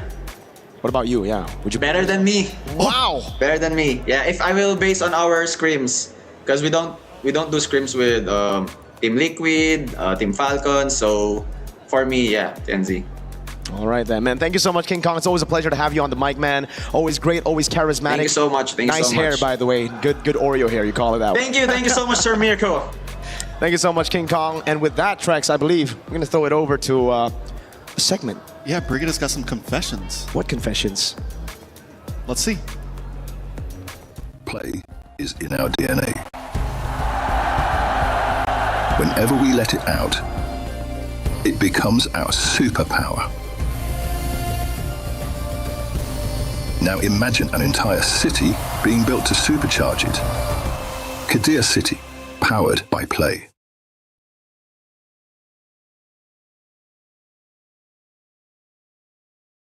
This is Confessions with Brigida. Brigida, I have been told that you are the nicest member of talent, so I've got to go easy on you. Is that just is it all just a bit of is it fake, or are you actually? I don't think so, or it's probably because I'm a bit quiet, honestly. Okay. So they probably associate it with being nice, but at the same time, I think I'm nice. You seem nice to me. I've known you for 3 days, and you seem lovely, which makes this even harder. Okay, I need to use my hand for this one. What does this mean to you? This means a little, like when you try to use body language, right? You say, oh yeah, it's a little. But does it not have reference to something in particular? Yes, it does. It does. It's, I think, referencing a birthday greeting photo I made with someone. Yeah. So I was making a pose. That's the reference, Chris. But what did I don't understand why. What did this have to do with anything? Same question. I don't know how it got so big. It was just a birthday greeting. Right? Right. Right. Right. Right. So I hear. I heard Khalid has a new name for his ultimate as well. What is going on? Where are these questions coming from? No, he did not change his ultimate name. It's still Raging Sandstorm. Check it again. Make sure you got it right. Raging Sandstorm. Okay. Who's your favorite minion? This is so... Okay, my favorite minion right now... it's See, Bob. I don't know them. You're going to have to explain. Bob. Or maybe Henry. Or James. Since the new movie just came out, guys. Please check it out. Wow. We're not promoting movies here, okay? We're not doing that. Okay. It's not what we do. I heard you're a big BTS fan. No. I'm not. I like girl groups. I like Twice. I like La Seraphim. I like aespa. I like ITZY. I like Eugene's. It says that you look like Momo? Do I? I probably haven't checked. I don't know. Yeah, but that's an honor to be considered someone who looks like her. She is my bias. So I probably try, or my makeup is probably inspired from her. I maybe need to start redoing my makeup to make me look like somebody. I can do it.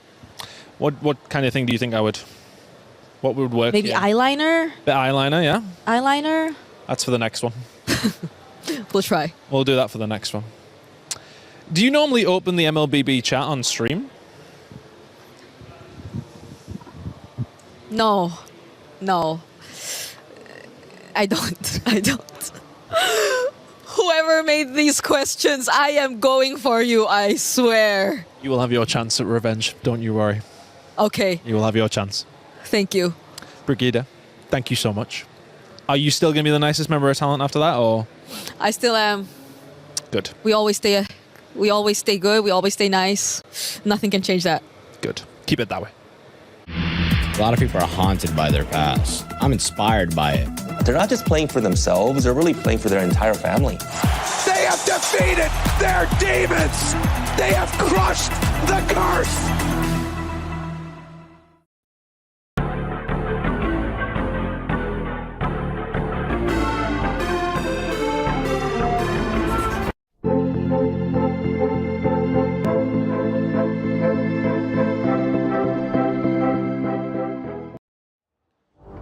Welcome back to the series of this day. Aurora Gaming in the lead against Onyx.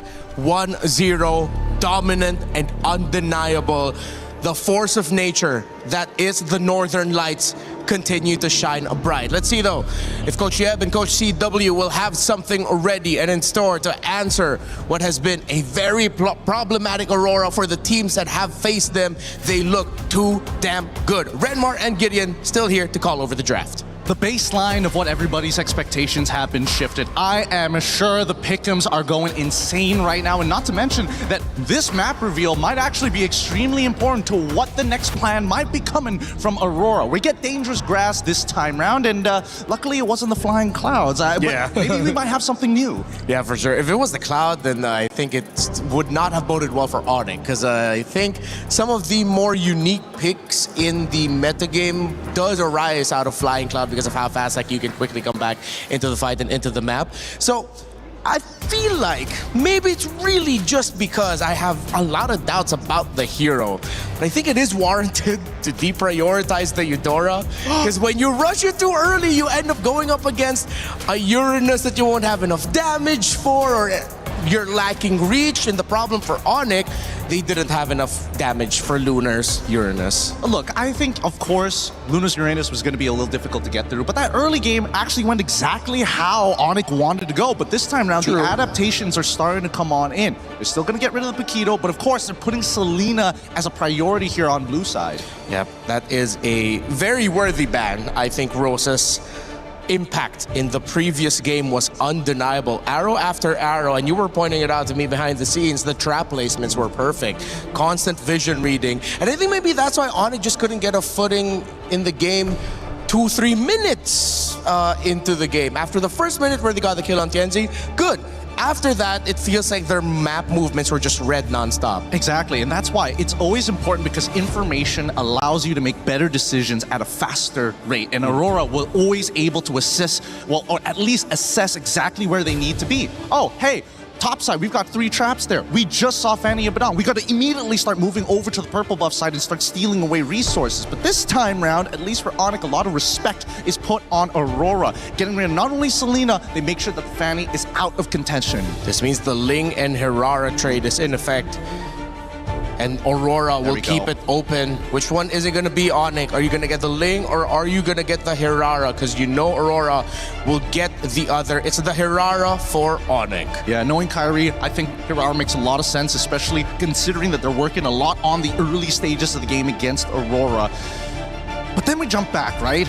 What is going to be the next open? Because now that we see the Atlas go away, a lot of teams have thought, maybe, all right, if we go the Eudora, that's one way of playing it. We've already discussed how we don't exactly want to kind of lean into it just yet. Maybe wait for Red 3, maybe arguably even Red 4. But Belleric has been a guarantee every single time.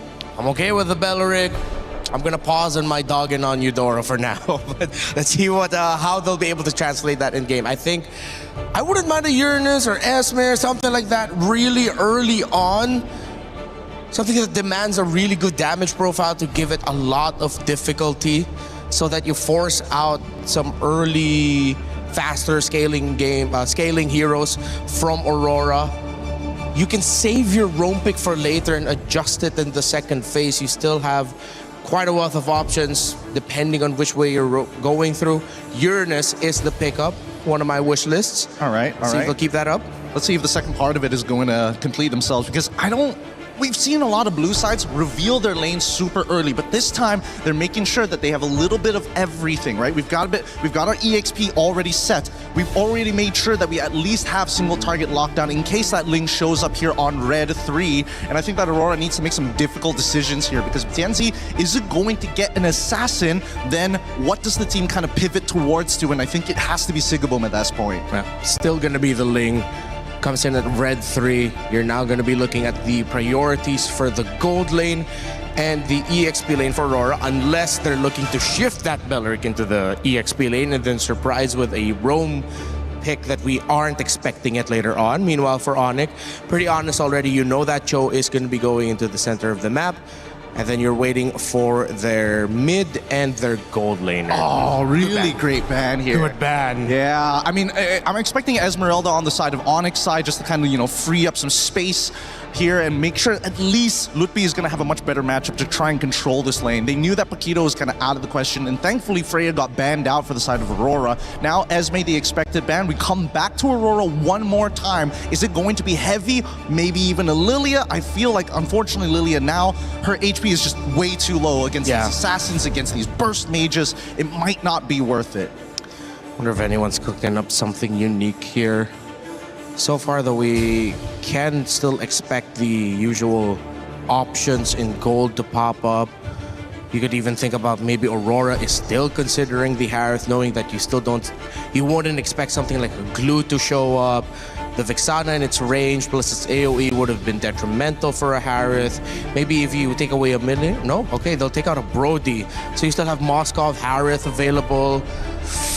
Claude, maybe I'll have to reel back a little bit into what I said about Claude earlier. He still might be viable here. I think it's something that Onyx might have to pick up, because I'm feeling like Aurora is trying to set up for another Harith matchup into Melissa. That might be what they're trying to repeat here for Midnight side. I am interested though. Onyx, getting rid of the Barats, get rid of the sandbags, and now all that's left is going to be the Alice and the EXP. We're still looking for a means to not only engage upon your opponents, but not to mention that there's like a decent amount of iframes. We don't get the Harith, but at least the Claude gets locked in for Aurora. Yeah. If Aurora will make this work, they play Claude, they play Ling, they play Eudora. I think they need a little bit more tankiness in them, a little bit more sustain would be great. Meanwhile, for Onyx, at least you get an honest matchup in the gold, and you can field any of the usual picks. They do have dive, so if you want to go for something like the Isha as we saw earlier, it wouldn't be worth it. Yeah, there's a lot of things that could go wrong here. I'm thinking whether Valentina might be worth it just to steal the Wrath of the Dryads, but really it's kind of tough overall, right? Because you're still not going to be able to get the correct battle spells out of certain targets, and I think Eudora never is going to take Purify ever, especially with the meta, the way the meta is shaping. Moskov, as you called it, has already been locked in to deal with the Assassin instead of the Melissa matchup, so now we get the Hilda at the very end to round things out, and I'm liking this a lot. I really thought the Hilda might end up onto Onyx side, but with their opener, there was just kind of no way. All right, you get two aggressive roamers that field around the map, and hell, the Aurora draft, they were blitzing right through it. Gideon, last thoughts about the lineups? Last thoughts about the lineups. I'm going to say that this is a lot more even than I thought it was going to be, but most importantly, Lunar on this Hilda is going to have to do a lot of work, especially in the early stages of the game. That Uranus has full control. So you know what's strong side, you know what's a weak side. Maybe that might be enough, but that mid, that's number one. Aurora Gaming at the cusp of history to make it into the knockouts. They already took down Liquid. Will they take down Onyx in a sweep as well? This is game number 2. Will Onyx force game number 3? Trex, Mirko, let's go! A back-to-back win, a back-to-back clean sweep from TLPH to Onyx would certainly put them up there when it comes to greatest performances for a team in a group stage, but we'll find out here. Onyx have some solid answers as well. And just like Gideon pointed out, it is much more even here this time around. Yeah, this seems like a much more straightforward draft from both teams. It's honest, it's simple, the game plan is there. There's nothing cheeky, there's no crazy Selena, there's no weird healers on the field. I'm excited to see how Lunar decides to rotate. How much is he going to harass from the CXP lane? All right, quick check on the emblems again. It's going to be the Bargain Hunter this time for Kelra on the Moskov, trying to get that item power spike. Quick Suns! A lot of damage on Hassan's first blood already, but Tienzi in a little bit of trouble. Keyboy will respond with a kill of his own. Jungler for mid lane. Feels like a win for Onyx, and now Kyrie's looking for more. Dashes in the mid side, gets some good damage on Rosa. Pagu as well, but Kyrie can't get the finish. But still, they may have to go back after this lane. Keyboy. Kyrie once more! Pagu falls, but Keyboy gets the kill. Deja vu to game number 1. It's Onyx who strike here early on, getting the lead 2-1. Last time it was a 1-0 pickup on TNZ. And just like in game number 1, it seems like Aurora are going to have to force, or are going to be forced to climb back in this game already. No purple buff on the Ling, but everything still is relatively calm, right?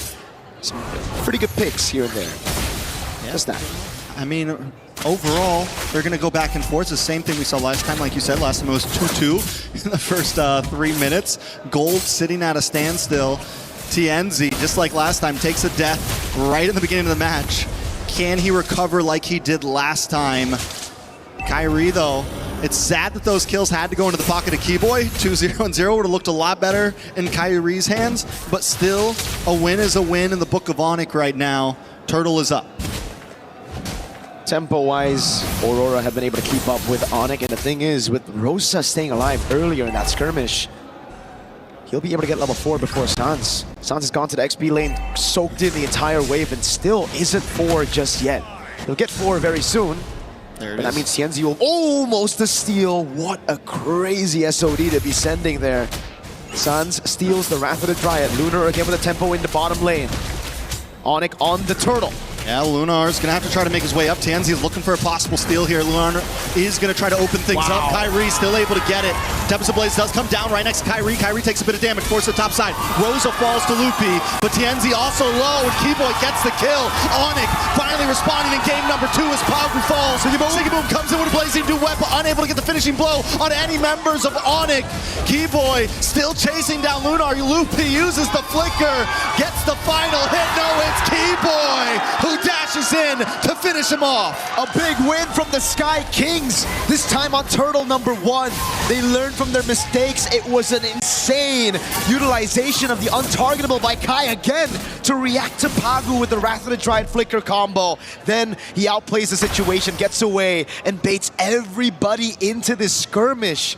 Kyrie with the retribution and the play. And now it's Onyx who are leading with tempo and gold. Great reaction though from Sigiboom. He did rotate quicker. Kelra was right behind him, trying to rotate over, and that's why Sigiboom couldn't stay for a bit longer for Lunar to deal enough damage over on Keyboy, and then the dive happened. Yeah, at this point, Onyx has taken a decent lead. Still no kills into the pocket of Kyrie, but Loopy being 2-0-2 on this Uranus can be a problem. Yes, they have the hard lockdown with Pagu, they have the small stun with Rosa, but still it doesn't feel like enough to deal with a well-fed Uranus, and Loopy's gonna start harassing into this jungle. He's gonna start becoming a problem for TNZ, a problem for Rosa. Despite that win for Onyx, the lead is still pretty much non-existent, just a 1,000 goal lead between the two. TNZ still level in XP against Kyrie despite dying 2 times. And it now comes down to who utilizes the Wrath of the Dryad better. Sans has been on it 24/7, always, after getting that level 4, stealing the Wrath of the Dryad over. Kyrie with a jump up top. A lot of damage. Sigiboom might not be able to get away from this. Use the BMI, and in comes TNZ. Just to try to ward him off. Keyboy is there as well. The disengage is clean from Aurora. That's a massive win for Onyx. They were able to bait out the Purify, a Blazing Duet, and the Tempest of Blades with the Retribution as well. This should be free for Onyx, but it's always awkward. Rosa. Boy, trying to get the knock up, will go in, gets the kick, but it goes the wrong way. Well played by Rosa, but another utility gone. Flicker off the map for Rosa. Lupi now harassing them away. They know they can't fight for the turtle. But Onyx doesn't just want the turtle, they want a little bit more. A lot of damage onto Pagu. Wrath of Druid does come out from Sans. It's enough to buy time to take out Pagu. Kyrie gets the kill and Lupi continues to zone Sigiboom and Rosa away. A stack on the Sky Piercer for Kyrie. He wants a bit more now as Sans rotates over to mid, but that is a Hilda. Lunar's still going to be able to survive right now as Pagu wasn't... Oh, wait a second, a dive perhaps? No. Lunar gets away, the SOD thrown into the bottom lane, but TNZ is still able to clear it out. Purple buff gonna be threatened now. Onyx know what they need to take, but they will play it slow. Sans in mid! Sans takes a lot of damage, Lunar gets the kill, and now Aurora's gonna just, I mean, at this point, they just want their purple. You guys are in our territory. They don't want to fight. They're just trying to gain some ground on the map. And this is where you get to see Rosa and Sans be a lot more vulnerable than in previous metas against tanks. If you walk up too aggressive, which is both their tendencies, you are going to be punished. This isn't the tank meta where you can actually just stay up front and then just escape. This is the assassin meta. You get caught, you're dead. Keyboy setting up for something. Keyboy looking for a possible kick, lands it on TNZ. Kyrie gonna be able to get the final blow in, and that's another kill into the hand of Kyrie to stack onto that Piercer. In the mid side though, Lupi taking a little bit of shots. Whoa! Kyrie goes down, Sigiboom able to get the kill. As Lupi tries to move in, but Kelra with an SOD into the back line, forcing them under the base. Lupi flickers in, and Rosa goes down. Kelra getting the kill, and now Lunar's in a bad spot. Keyboy looking for the knockup. Pagu also hiding under the tower. Onyx are moving on to that tier 3 in the boss side as they push Aurora back once again. Oh my god! It's so beautiful to watch. Chaotic MLBB, but amazing nonetheless. Aurora trying to respond over by being proactive after TNZ got picked off, but then again, it's Onyx improvising their way into a teamfight win, just playing and threading the needles over these turrets, finding those skirmishes, and literally just brute forcing their way into a teamfight win. And that's what it's been for so many games. We saw it in the last series, SRG able to brute force their way in, and now Onyx showing that they can go toe-to-toe, play the same type of game as the others. Last turtle on the map, Aurora probably won't even be able to fight for this. They just want to go for their purple. Nope, I think they're gonna have to give this away unless TNZ finds a miraculous steal, but on Cho, on the hands of Keyboy, I don't think you're gonna try to actually walk up there. There's been a couple of times already where he's been caught by the Jeet Kune Do. Keyboy just has a way with the Cho whenever he's up against an assassin. And that's why TNZ, the man who's been popping off all throughout MSC, is now 0-3 against Onyx ID in game number 2. Yeah, Aurora can't really start these fights at this point. They have to kind of let Onyx come to them and look for the bait. They have to get Keyboy a little bit too deep, or Sans a little bit too deep, to where they can respond and envelop the enemy. Onyx, on the other hand, has been able to catch Aurora off guard time and time again. Lupi gonna take a couple shots, should be okay. Doesn't have the consecration right now, but still not a huge problem. Oh! Into the backside, TNZ with the Tempest of Blades, does land down onto Kelra. Kelra's able to backstep, a lot of damage back onto Lunar. Kyrie trying to jump in, a nice way the Dragon. TNZ goes down. Every time Aurora tries to make a play, Onyx responds quicker, and there's Keyboy, lands onto Pagu. Zoning the rest of the team back, they're able to get another kill, double for Sans. As Onyx advances, Holy Defense goes so down, but in the backside, Keyboy once again setting up the fight for his team. What a play, Sigiboom able to still get a shutdown, but Keyboy goes in with the Jeet Kune Do, baits out the flicker from Rosa, but finds the Jeet Kune Do on Pagu. So at the end of the day, it's still a forced error. They're still able to utilize all of their resources well enough to punish Aurora and their awkward movements. It really comes down to these members playing as individuals. You gotta win those 1v1s. It's been a lot of 1v1s across the map in game number 1, but now Onyx have read it. They finally are able to adapt to the circumstances that Aurora have put them in, and Aurora, they're the ones who are struggling to even find a structure right now. That's gonna be their first structure in the game. Turret tier 1 down below, but TNZ's a level down on Kai, about to be 2. And look at Keyboy in this bush. Sigiboom needs to be careful.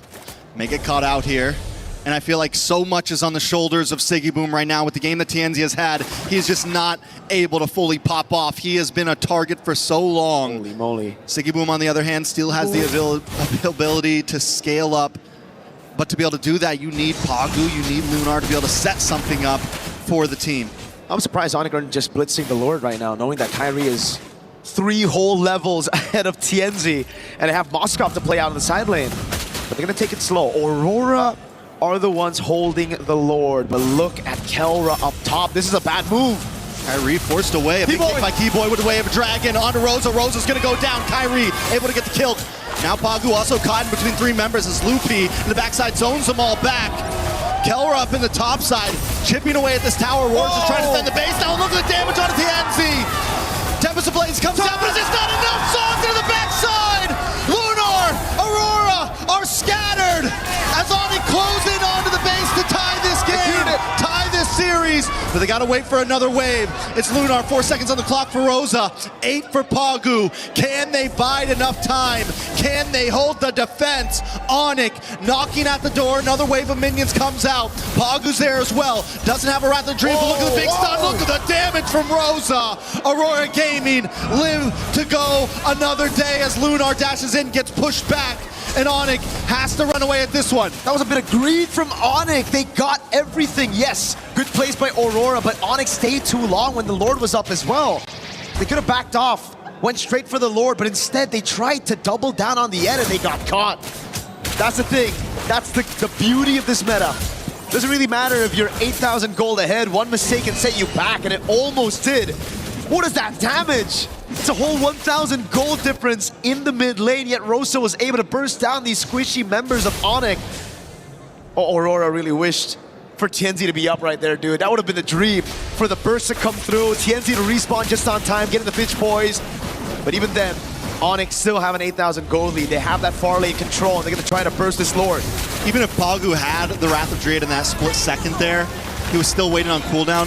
All it took was a couple more seconds. That could have gone horribly, horribly worse for Onyx. And I think this is why they've been taking it slow. This is why they've been careful at their approach in these fights, because at any moment, the combo play is there. We're down to 12.5 minutes, and Aurora still has some ways to respond. So now we got to talk about the wave clear. Honestly, not too good for Aurora.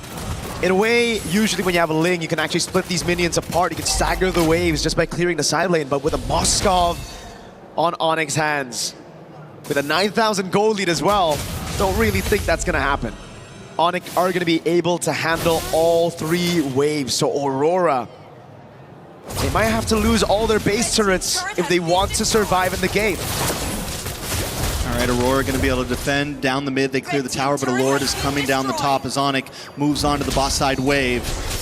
They want to try to crack another inhibitor. Keyboy dashes in with the G-Kundo. A big stun from Rosa. The ult doesn't quite connect. Kyrie able to phase out. Aurora defend the tower. They move on to the top Lord, and Onyx get nothing in that push. Wow. Still a stellar defense. I really thought that the base turrets would go down with that Lord, knowing that they have so much tempo in the Moskov as well, but Aurora, they've already used the Electric Keyboy! Gets the kick, but is it enough? Tempest of Blades in the backside. A lot of damage on Loopy. Loopy tries to dive in. He's forced to flicker out. Kyrie in the backside. Gets nice damage on Pagu. Finally gets the kill. TNZ taking shots from Kelra as Kelra dashes in, and Kyrie's got his back. Siggy Boom with a blazing duet on Loopy and Sans, trying to chase him down, but Loopy's on his back. He BMI's back, but not before he gets the shutdown. 2 whole shutdowns for Siggy Boom. They lose out on their 2 base turrets in the sides. But my goodness, did everything fall right on top of Aurora. That was perfect. Keyboy missed the way the dragon. He didn't get the right target, didn't get the right angle. But look at this crazy move by TNZ. I mean, a tad bit of luck, obviously. The fact that the piercing spears didn't get him. Oh my God. That was a clencher for sure, even for Siggy Boom here, who had to walk past following through the BMI. Back last second, 2 members down. Onyx now on the defense. Aurora back in the game. Trex, 10,000 gold leads in this meta. It doesn't really feel like the normal 10K. It doesn't at all. Big SOD doesn't connect. Aurora getting their second structure of the game. Oh my God. At 15 minutes in and hanging on a prayer right now. But showing that at any moment they can still outplay, and Onyx has to respect it. And now it's back to that slow build. It was Winter Crown earlier for Siggy Boom. He sells it, gets the win in nature, knows just how much there is of a threat from Onyx when it comes to the physical damage. Kelra scaled up completely. Kyrie on the Hirara, a menace. Shut down, but still a menace. Not as many stacks on the Sky Piercer, but that survivability of his. Now Aurora, the key boy. Do they read it out? Do they do housekeeping properly, right? Pagu's done it. But it's already on Rosa. He's already looking for the kick. Rosa flickers, stops him. D-Boy makes the whip, but it's an SOD from Kelra. Able to still find it in the back. But wait, Kelra's in trouble. Oh my God. Able to wind of nature, very clean. He backs up, he sidesteps, but he's still pushed against the wall, and he finally goes down. That's not worth it. Kelra for Rosa is not worth it. In trouble. Lunar, maybe in the bad spot as well. Kyrie able to pick him up. It's two members down to the side of Aurora. Pagu, Siggy Boom, trying to defend. Sans moves on. Pagu goes down. A double kill for Kyrie. TNZ, where are you? They need you. You gotta get back to base. Up top, Siggy Boom clearing out the wave. Final baser of the game gonna be falling. Keyboy. A lot of damage. He will go down. Keyboy finally gets the kick. And it's Siggy Boom. 6 seconds on the clock for Rosa. Siggy Boom may not be able to do this alone. He doesn't have the blazing duet. He doesn't have the damage. He's trying to defend. The base is low. He's cleared it. Rosa's back.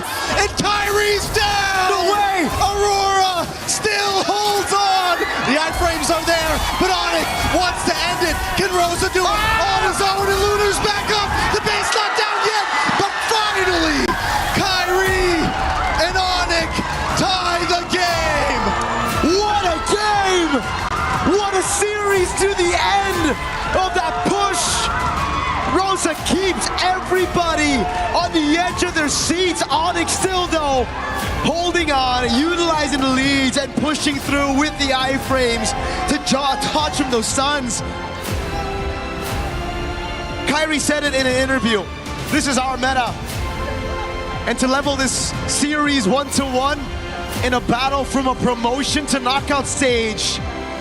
Yeah, that's exactly what we needed. That's exactly what we anticipated. My goodness, what a good game of MLBB.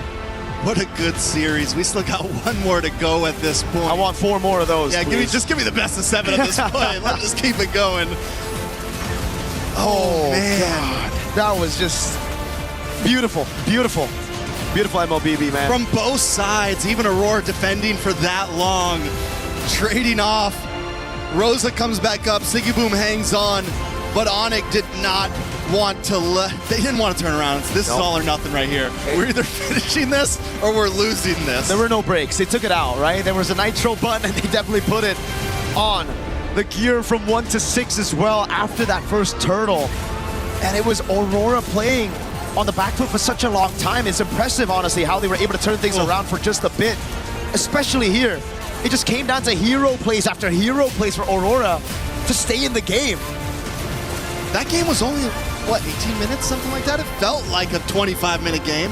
Dude. It felt like that game had me on the edge of my seat throughout the whole thing. And I mean, so many great plays. Siggy Boom here, able to save the base. This is when they had a slight entry back in, but here's the end. Rosa up, Kyrie gets the immortality, Winter Crown's back, able to get to safety, iframes out of the shot, Keyboy Loopy re-engage, and iframes the Forked Lightning once again. The SOD landed. We're gonna throw it to the panel to dissect this game and break it all down. Man, that was a fun one. Onyx tie it back up, and we go again. Best of 5s coming up soon, but best of 3s for now. So we turn it into a best of 1 to tell us what the story will be, who's moving on, and for a match that has about at least a minimum, if you win versus if you lose, $40,000 on the line. Oh boy. That's kind of the way it should go, huh, Rimar? Yeah, I love the show that we are getting. Yeah, clearly that was a one-sided on the game, but Aurora on the defense. But Keyboy went into this game with a mission, man. He wanted revenge, and he got it. It's some hot stuff. Honestly, some of the best Hiraras we've seen so far, the best plays that we've seen so far, and really high caliber decisions that are being made from both sides with compositions that honestly, one mistake should have been kind of over for. It was a lot of like base holding almost and continuing.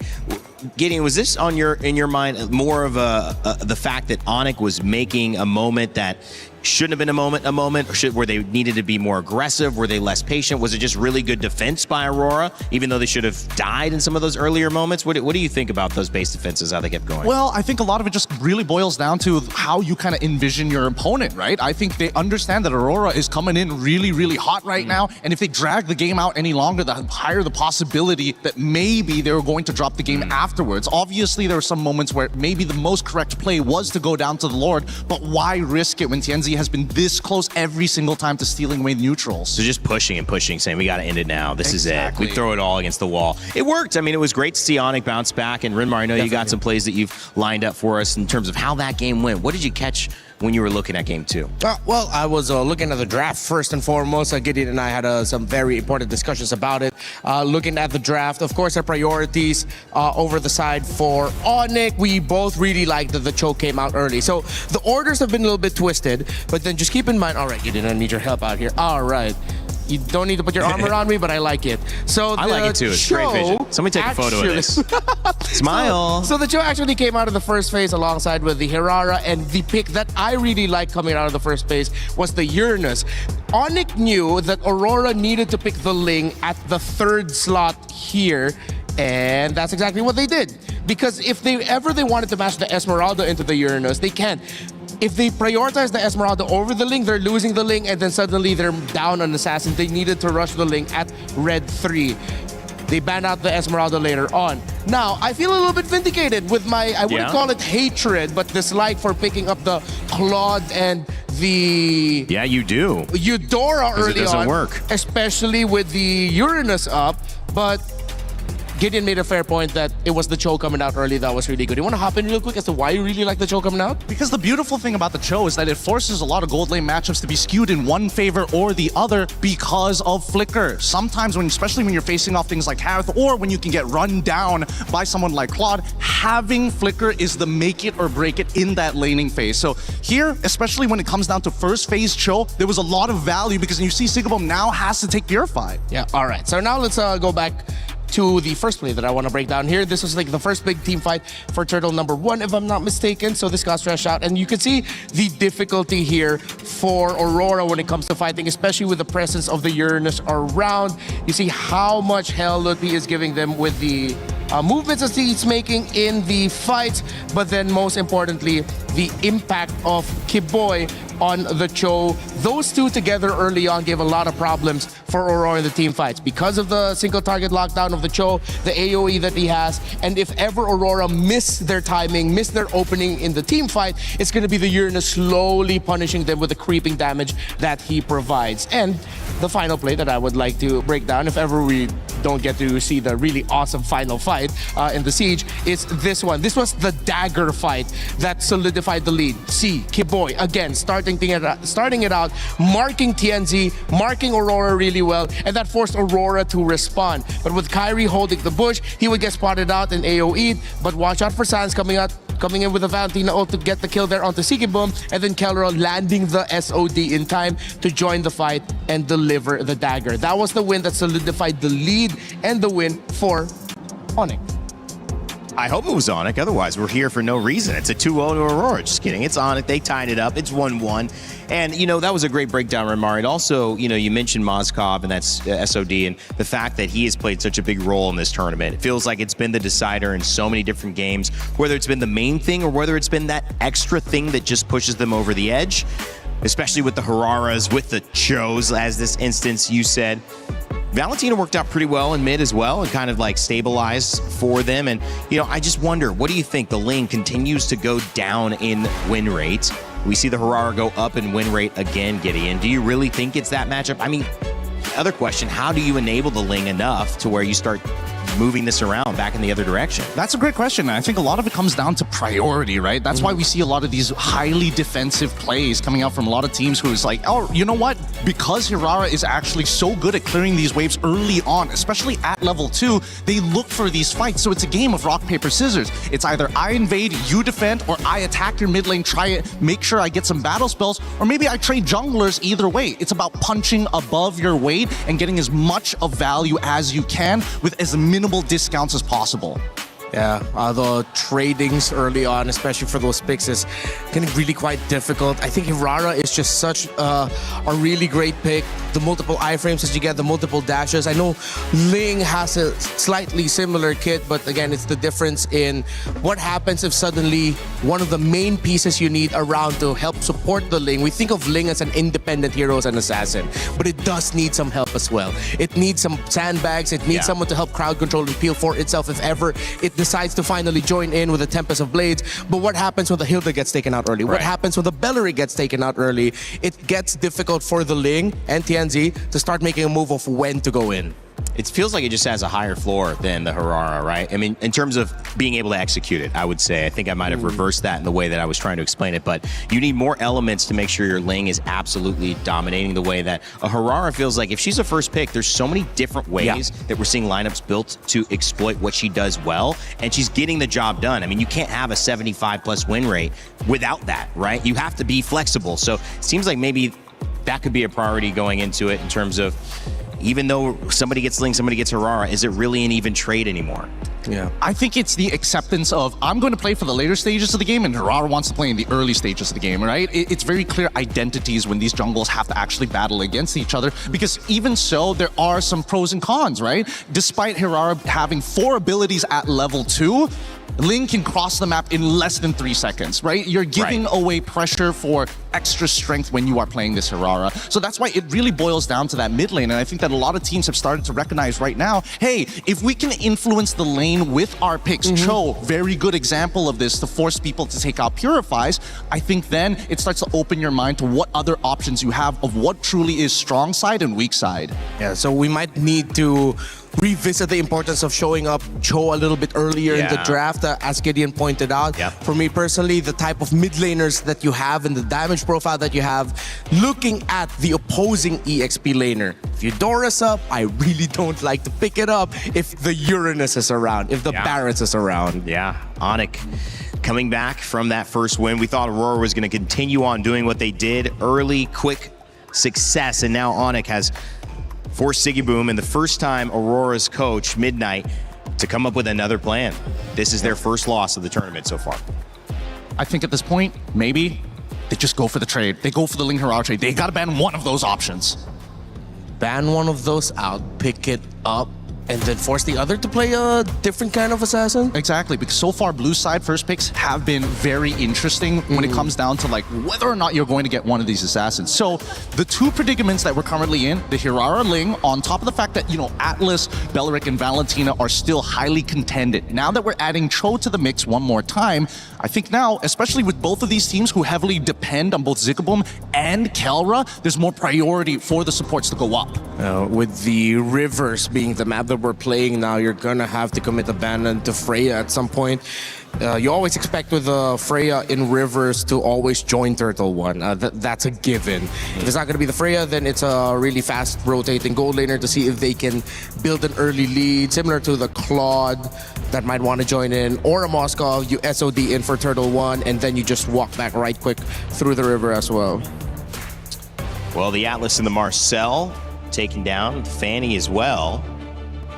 Onyx and Aurora kind of trying to throw it all on the line here. Yeah. This is kind of interesting, right? So Onyx have respected, you know what, Fanny, Selena must go every single time. But then you come to Aurora side on blue. This time they made sure, you know what, we're going to do exactly what you did in the previous time. We're going to ban out the Marcel. We're going to give you that last option to decide whether you want to do the trade. And yes, they do go for the trade. Hirara gets banned out. It wouldn't be too surprised if this is going to be a Ling and then trade for Cho. Yeah. Onyx would want to get the Cho, and they have an option to go for the utility jungle if ever. There are still a lot of assassins on the board. You could still consider bringing back the Harley, but of course, as we discussed earlier, the Freya trade is active, and Aurora would rather go for the Freya. They can play the flex.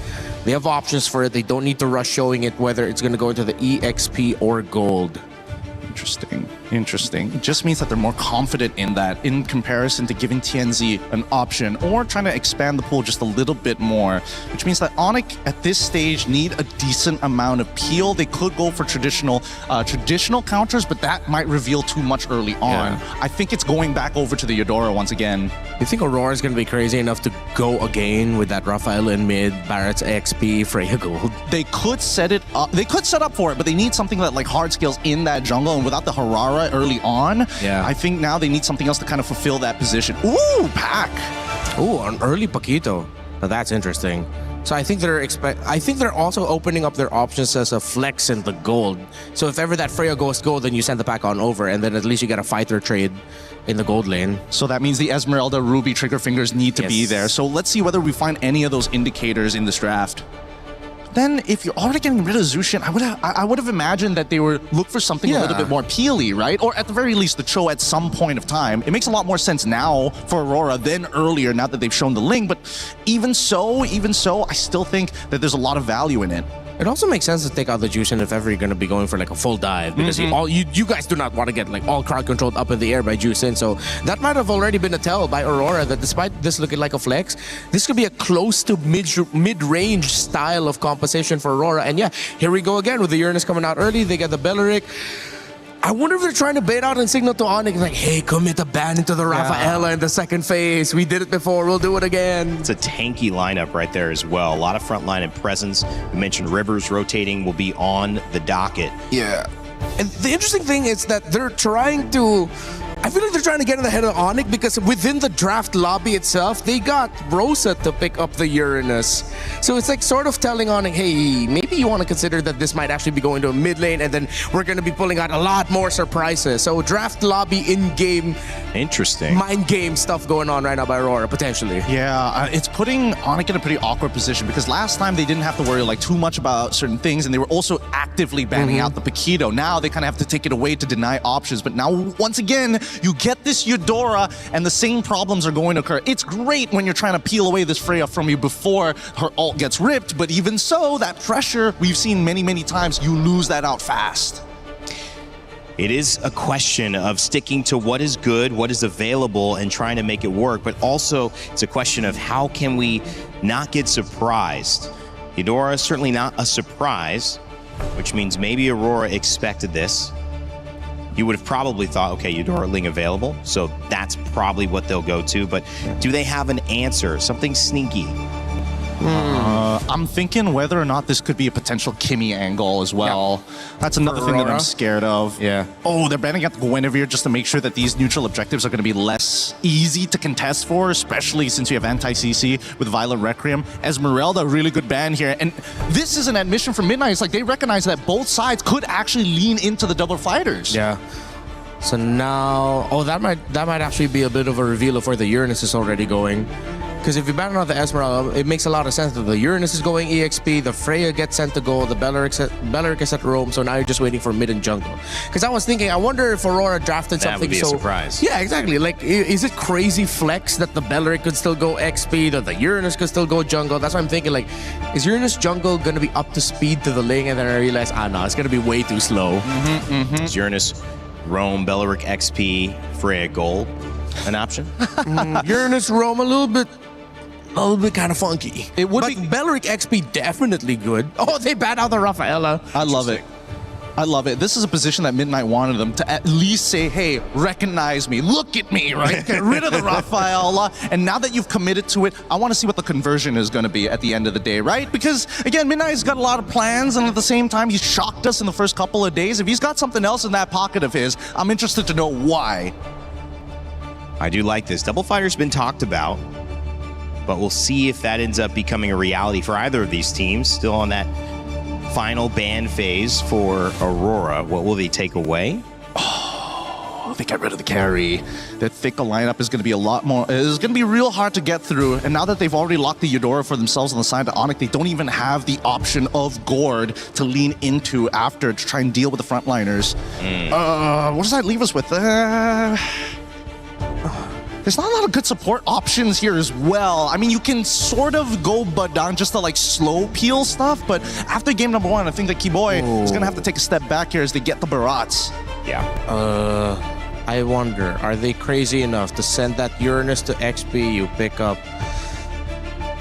No. The Ling is throwing me off. I'm thinking if there's any room for a surprise, like Mathilda somewhere, an X-Borg somewhere, but then with the Ling, you're gonna get slowed down in your jungling if you try to go for something cheesy in the jungle.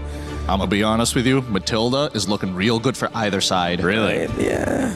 Oh, they go for the YSS. Man, guys, a little controversial here. Oh, the Low Yi. And Wait a not minute. Unique hero. Here we go. Interesting. So they want map pressure to be able to kind of, if we're a little bit slow on the turn, the Loyi is able to teleport multiple people at once to a target location. Yes, it is reveal, big whoops, but it's still a way to kind of maintain pressure. Oh, I lose priority? Doesn't matter, I'm still there. This could be an interesting approach and a different way of thinking for Aurora. Onyx, you think they expected this one? I mean, final pick, they have a chance to respond, but I mean, first time we're seeing Luo Yi in this tournament, and YSS again has not won a game, been played about 6 times. This will be the 6th. We'll see if that changes here.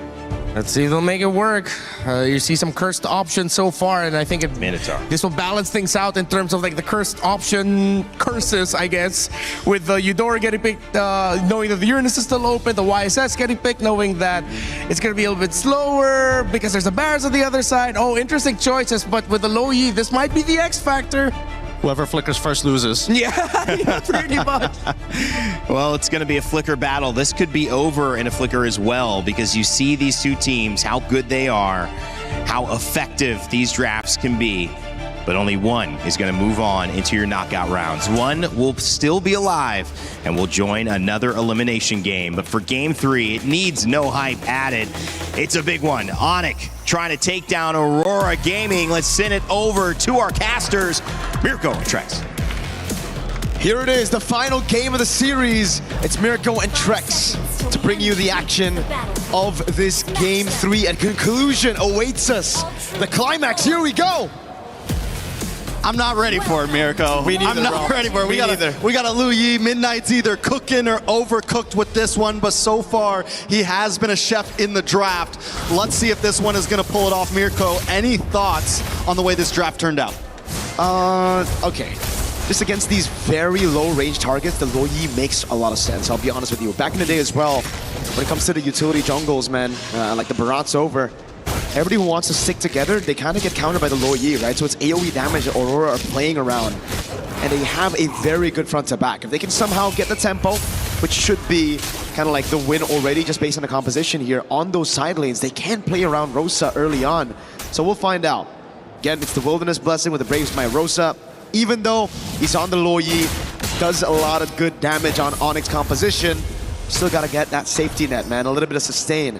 Tenacities across the board as well, though, but nothing too crazy aside from that. Kairi does use the Retribution on that Litho Wander, wondering if Aurora's going to try to capitalize and harass onto this orange buff, but Onyx already smells it coming. They're going to move in, try to push Aurora away. TNZ might want to get involved in this one. A little bit of damage on a Lupi. Nice Mountain Shocker, good stun. Kairi takes a lot of damage as well, but they all get pushed onto the tower by Lupi. So well done to disengage by him. Aurora's forced to back off. And that's what I'm talking about, man. These melee targets clumping up together, it's just so good for Rosa to find the constant yin-yang reactions on him. And it's gotten them a free Golem.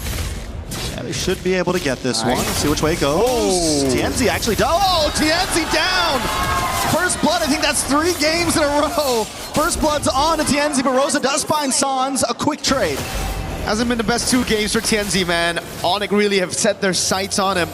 But Rosa has done a good job taking down Sans. Now it's 1-1. Tempo up top for Aurora. So TNZ should still be able to get the orange buff and make it in time into the turtle. So let's see again what happened here. It's just Sans with the flicker in, dude. Gets it, shut down, a stun. Kairi, just Chicheri on top with the Tempest of Blades. But it will be traded, so not the worst. Still really good for Onyx, but not the worst for Aurora. And Aurora is not, whether it's game 1, game 2, or game 3, they're not going to stop their style of play. And that's that early aggression. That's exactly what King Kong was talking about in an interview. They have to watch out for that first minute or 2. And Onyx has been dealing with it well. Diversion play up to the turtle. Kairi's already there, forced to back off. A nice pullback from Loopy. Good stun. Nice stun on Loopy as well, but a nice stun from Sands as well. Rosa trying to get involved with the yin-yang overturn, but not able to land. TNZ able to take the turtle. Tempest of Blades does come down. Rosa able to flick back. The Keyboy's in a little bit of trouble. TNZ falls to Loopy, and now Loopy drops Siggy Boom. They're going to try to move on to Kelra. Kelra might not be able to get away with this one. Enough damage, and Kelra goes down. A double kill into the hands of Siggy Boom. TNZ is nothing but a bait to reel Onyx in for the rest of the team to corral over and just pounce.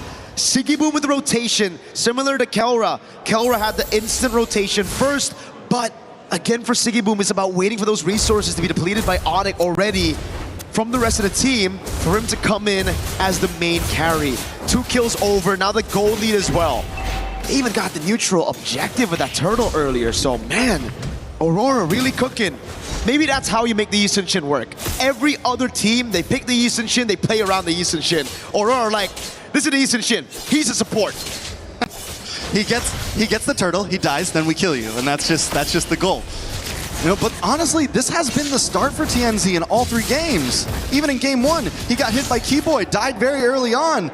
So I don't think we completely count him out. Yes, right now on a YSS, you don't want to have 2 deaths this early, but at least this time Siggy Boom has something. They have other heroes to rely on this game. And I really gotta say, man, very underrated member of Aurora, right? Everybody talks about TNZ, Rosa, even Pagu at M7 because he was the newest member, but Siggy Boom, just a constant growth from this man right here. From his debut on Aurora, actually from his debut in S2G at M6 to then joining Aurora. He's now all alone, but that's why Freya's meta, you know? Never really out of the meta since M7. Thank you, Arfi. I hate you, kinda, a little bit. I like the Freya. I like seeing it. It's fun to watch. It gives us a little bit of taste in the gold lane. But you were mentioning Siggy Boom, and the fact is, yeah, a couple of years ago, would we have said Siggy Boom's going toe-to-toe with Kelra in the gold lane? Nope. That growth right there shows how far this team has come.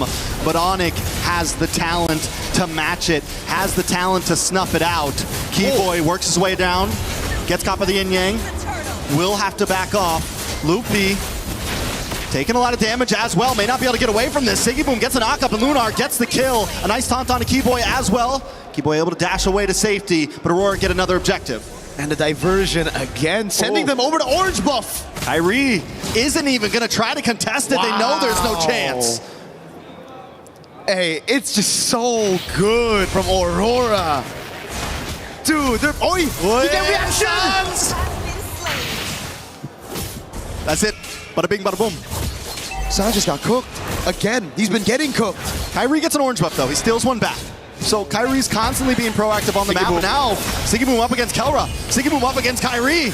Siggy Boom up against the world. Looking for the next target. Kelra might not be able to get away with this. Siggy Boom along with Lunar now. And down they go. He buys the time. Who is this man? That man, Siggy Boom.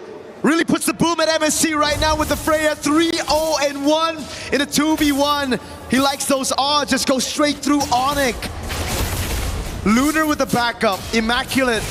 Now another diversion, tier 1 in mid, tier 2 down below. They're moving, they're flowing, they're grooving. They're in flow state right now. Aurora has achieved perfect flow state. They're 4K ahead, it's game 3. And normally in a moment like this is when teams start to crumble. But Aurora's just getting stronger. No way. Rosa, able to flick back.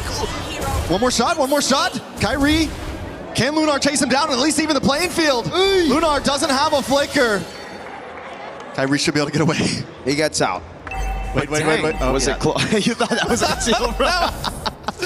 Hey, wait, no, that's Keyboy. Looking at how chaotic the game has been, how many flanks we had in the last game, I don't blame you. For a second, even my eyes deceived me. I was like, yo, is that Who's that? Is that Belric? No, it was Keyboy, just to conceal to help him in case the chase went a bit too far. But Aurora, 4,000 ahead, TNZ gets away. Onyx trying to tie Keyboy. Ooh, Keyboy does dash in, but TNZ's on phase because of the Traceless. Keyboy now, Siggy Boom on to Sans. Keyboy gets the knockup, but Siggy Boom doesn't want to let him stop him at all. Keyboy will fall, and now Siggy Boom's under the towers. Loopy's taken out up in the top side. Bring me back to the other tower. What are they doing? Lunar finds Sans, and Siggy Boom goes back to base safely. Not even close, baby. Siggy Boom. Wait, Kyrie with the Tempest of Blades looking for TNZ. Kyrie still steals a turtle, but he loses his life. Was it worth it? I don't know. I don't know if that was worth it. He took the purple buff as well. They got the turtle. It really comes down to how Aurora are able to convert now off of that kill. Because Kairi got the purple, I guess there's not much resources in the jungle to take away from him.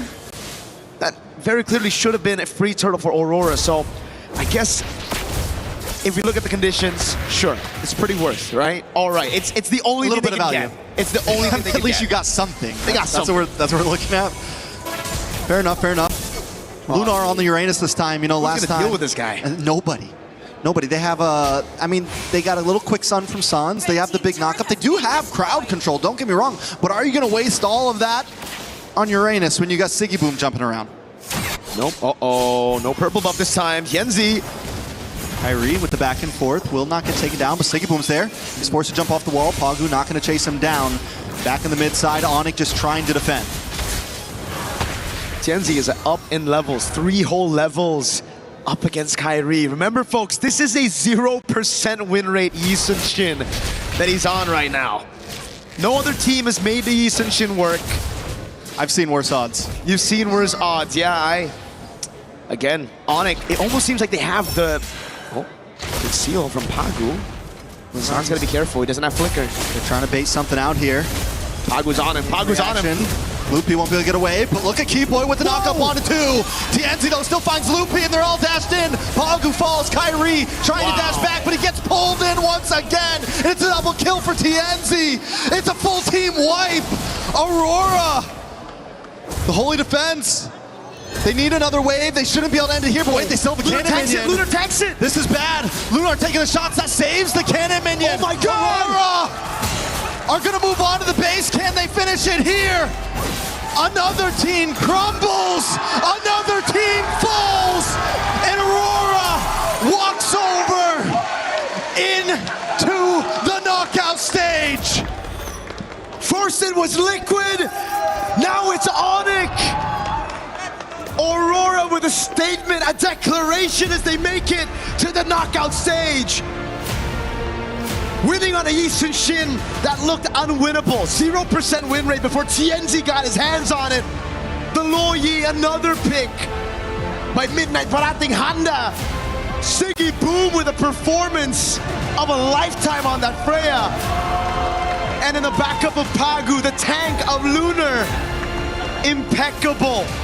MLBB from Aurora Gaming, one of the best to do it.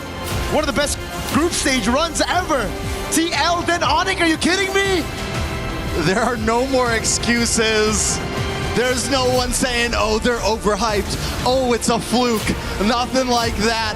Aurora have just taken out 2 of the biggest teams in MSC back to back cleanly, performing perfectly. Wow. I mean, who's next in the chopping block at this point? I don't know, man. At this point, Aurora, it almost seems like they're not scared to go up against anybody. You meet the first 2 teams on your opponents, the first 2 teams that a lot of people thought were the favorites to win it all. Well, guess what? Coming into the knockouts, Aurora are the favorites. Let's get an interview with Tienzi on stage. Yes, my friends, Aurora Gaming have done it. They advance to the knockout stage. And we're blessed to have Tienzi on the side here with us to talk. Look, Tienzi, I'm just going to lay it out straight. What makes Aurora so good right now? 2 huge wins to go into knockout. Aurora'yı şu anda bu kadar güçlü kılan nedir? 2 çok devasa bir galibiyet aldınız. Sürekliliğimiz ve Midnight sayesinde olduğunu düşünüyorum. I think it's our continuity and also thanks to the Midnight, our coach. He's been doing well given your compositions. We'll talk about that in just a second here, but everybody's been talking about it. Is Tienzi the best jungler in the game right now, especially in this meta? Do you believe that that is the case? Are you the best jungle player right now? Not really. Yeah. So humble, why? Yani bence diğer jungle'lar da fazla iyi ama bu iş takım oyununa bakıyor, o yüzden iyi değilim yani. I think the others are also great, but this is also about teamwork, so I don't want to just focus on myself to say that I'm good. Very good, very nice and humble. Now, it is a team effort to advance to this level and make it to knockout. How do your teammates also play around you in that jungle to enable you to farm as much as possible, to prepare yourself for the big team fights and eliminations like we saw in Game 3 here, where you were very effective as a team? Ve burada ekip olarak çok etkili oldunuz bu gördüğümüz eliminasyon eleme maçlarında. Ve ekip seni yani bir sonraki maçlarda nasıl destekleyecek? Daha etkili bir şekilde rolünü yerine getirebilmen için. Daha iyi olacağını düşünüyorum. Böyle komplarda jungle oynarken rakip takım çok fazla jungle'a fokus atıyor. O yüzden oynaması da biraz zor. Biraz daha iyi oynamam gerektiğini düşünüyorum bir de. Yes, I think it's going to be better in the future in the upcoming games, and I think that it can somehow be challenging to focus as a jungler in these types of games because we get a lot of focus from the opponent team on my role as a jungler. There's a lot of focus on you. You're able to clear it. Now, one of those reactions, I guess, especially in Game 3, was you bring out the Yi Sun-shin. Was that a reaction to something that Onyx were setting up in Game 2? Burada şimdi Onyx'in ikinci maçta, ikinci roundda yaptığı şeye bir reaksiyon olarak mı Onyx'ini seçmiştin üçüncü roundda, üçüncü oyunda? Üçüncü oyundaki seçimine nasıl bir şey yaklaşabilirsin? The Yi Sun-shin specific. Çok fazla jungle kalmamıştı zaten. Ban yemişti. Oynayabileceğim en iyi hero'yu seçmeye çalıştık. I tried to select the best hero that we could play because there were not many junglers left. Very good. Very good. It works out very well for you. Now that you've advanced, right? Aurora is in the knockouts. You've took down two teams that really are incredibly tough to make it to that spot in the top seed of the group. Do you feel that you're no longer a dark horse, that people are looking at you as true contenders for the crown here at MSC 26? Evet, şimdi çok böyle başa baş geçen yoğun rekabet gerçekleşen maçlardan sonra yani senden ne bekleyebilirler? Yani bundan sonraki maçlarla ilgili olarak artık yani bir dark horse olarak görülüyordunuz. Yani beklenmedik bir şekilde çıkış yapan bir ekip olarak görülüyordunuz. Ama artık hani daha ciddi bir rakip olarak kendinizi kanıtladığınızı düşünüyor musunuz? Kanıtladığımızı düşünüyorum. Uzun süredir de Dark Horse değiliz yani. Diğer STR takımlarla birebir olduğumuzu düşünüyorum. Diyeceğim bu kadar. Yes, I think we have really proven ourselves with the game that we have played at so far. I think we have also not been a dark horse actually for a long time, so I think we are very much comparable to the other teams in that sense. There you go, seeing yourselves as one of the greats. Thank you very much, Genzi. Congratulations, teşekkürler. There it is. It's Aurora Gaming advancing to the knockouts. What a story. Onyx, they're going to have to work through it. Panel, what do you think of that? I love it. The Turkey A representative getting ready for Turkey and the EM series. We'll see what happens all the way over there. But right now, we got a tournament that they just advanced the knockout stages in, and that means $100,000 at least for Aurora Gaming. That's not a bad game of MLBB. And I love the humility as well. I'm learning that that's kind of a bigger conversation here than, some, I'll say it, braggadocious pros that we have in other esports. Yeah. It's kind of a pleasure to see the difference, and also the fact that everybody is really focused not just on themselves, but the fact that this is a team effort. And yet, in the same face, Renmar, the second that the comment dark horse comes out, he says, whoa, wait a second, whoa, we're not quite, I think we're very comparable. And so, yes, hesitant to take too much of a leap forward, but if anyone puts them down where they don't belong, they're ready to correct it. Yeah, so something I'd want to share about Coach Midnight, he's the type that if he knows he has players that have an ego, he would want that ego to thrive in a healthy fashion. Sure. But he also understands that if he looks at his team and sees, okay, maybe they're not about the ego, but they're more about looking at their efforts together as 5, as 6, including the sub, like what they can do as a whole team, then that's what I'm going to be focusing on. So it's good to see that these players, historically, they have also always just been very humble as well. And to see that thrive now and be really damn good in this meta, it's a sight to see. We've seen them grow up over the years, Gideon. Yeah, no, Genzi, he always had that jawline. It only gets sharper every single year. Same can be said about Rosa. Everybody on this squad has history, and I think. I thought you were gonna say a jawline. I mean, I was gonna say that too, but I'm waiting for the M series so that everybody has got that cut. But overall, I think that it's really unique to see Aurora in a position where they've not only gone through multiple iterations of their own lineup, but they are finally settling into themselves, saying, this is it, this is the moment, this is the culmination of an entire region working together to get to a 15-4 score pre-10 minutes against the Sky Kings. I mean, going to a third game, it's going to hurt their overall time. But I mean, if you go to a third game, you want it at least under 10 minutes. Yeah, and at least they were able to clear that out. And it was fast, it was clean. Clearly, you knew that Aurora Gaming and their conditions early to mid were clear. They can play around their Freya, they can play around the disruption of the Uranus, and Lunar was definitely a presence to be felt just to set up for TNZ and the Yi Sun-shin eventually to climb up. And TNZ was given some difficulty here by Onyx. He was targeted, his rotations were somewhat slowed down, but it wasn't ever completely disrupted to the point where it felt like Aurora had no movements. With the Freya on board, with Uranus on board, even if the Yi Sun-shin's movements are nerfed, the side lanes can flow the game, the tempo of the game so much better. Let's not forget about the logistics problem here. Oh no, my jungler keeps on dying. What do we do? And now you're really utilizing Rosa here on this Lo Yi, being able to not only teleport you from buff to buff to save you the walk time, but always continuously reaching further and further on those conversions when they do actually get those picks. And that's why I really love seeing Lo Yi come back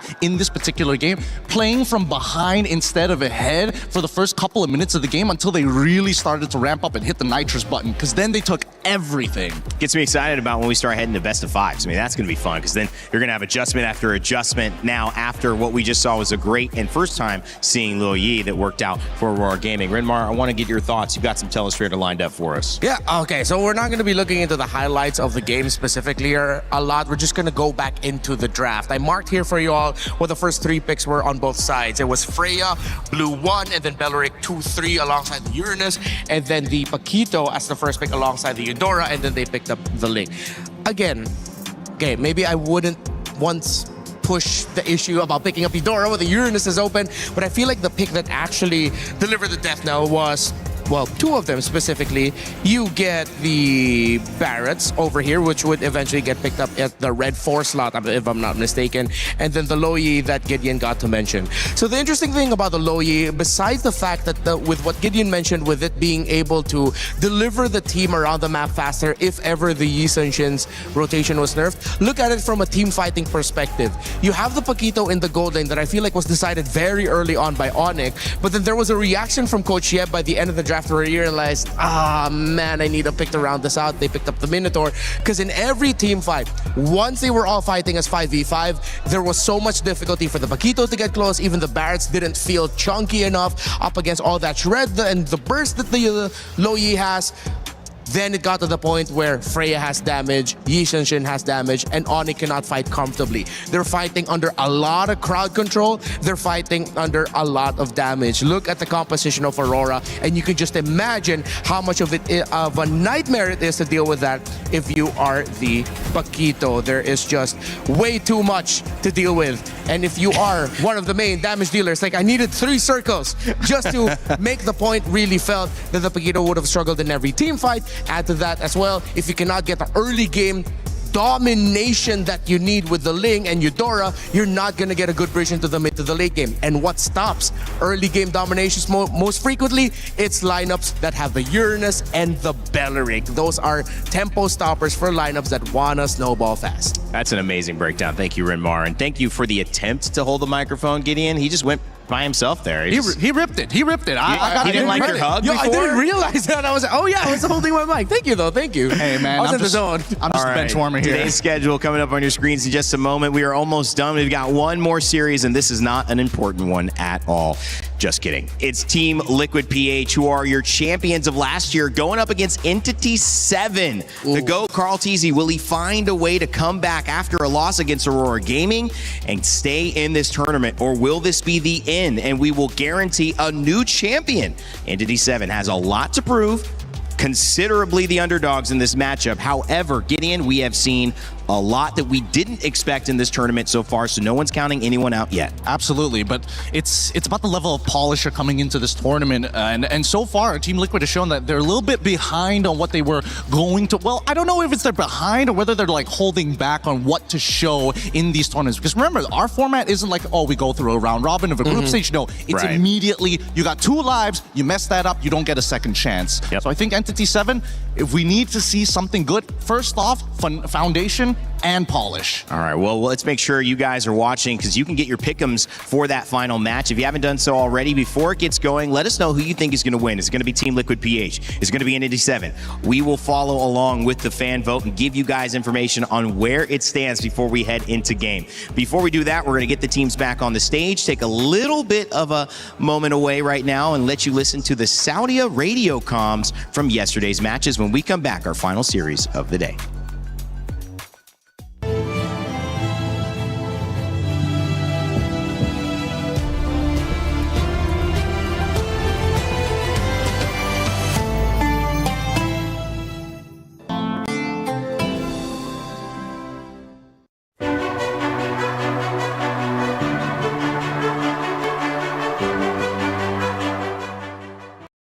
没人啊，一个瓦伦而已。来，我把它挤出来。这龙血得看呀。可以看一眼。哎，来看我啊，我这有人啊。哎，没踩。哎，跟过。哎，等我被动结束，我可以看啊，我可以看。没有，看一下。Go, eliminate。这边。Sorry, may ulti. Ada mana guys? Tolak ban sana pan. Aku tak ada mana. Aku boleh sekali label ya. Tutup batas satu. Aku recall. Buruk macok. Aman. Atas aku ditutupin Uranus sih. Gua bagi dulu ya. Kau buat chestis kapan? Aku nih brute force dulu. Biar buat chestis ah. Wah anjing. Yes, sure. Кайтите, дальше фармите. Мид. Я засейвлю. Байдаем черепах, да? Да. Просто байтаймите, фармим. Я готов на ней. Чекан будешь? Не. Можешь пуш секан, я зоню. Я понимаю. Я иду кит.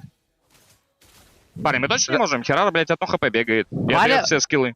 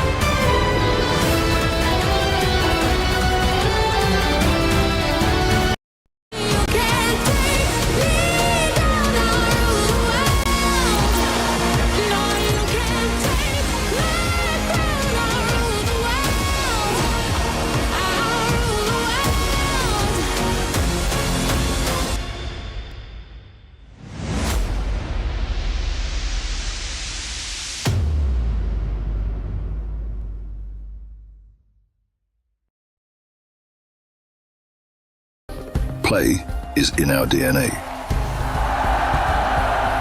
Whenever we let it out, it becomes our superpower.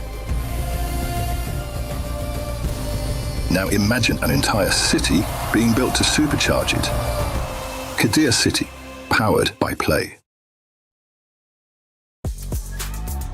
16 games across 4 weeks, all in pursuit of one goal to represent your nation and lift that trophy. The Esports Nations Cup in Riyadh this November. Make sure to tune in and support your nation. I can't wait. That's going to be a lot of fun. Apex will be there. I believe MLBB will be there as well, right? Hell yeah. Okay, that's going to be a good time. Welcome back to the panel, guys. Rain Day here with Rinmar and Gideon. We're talking the MLBB final series of the day. We've seen 3 so far. It was Aurora Gaming who just got the victory, and now we turn our attention to the winners of last year. Team Liquid PH going up against Entity 7.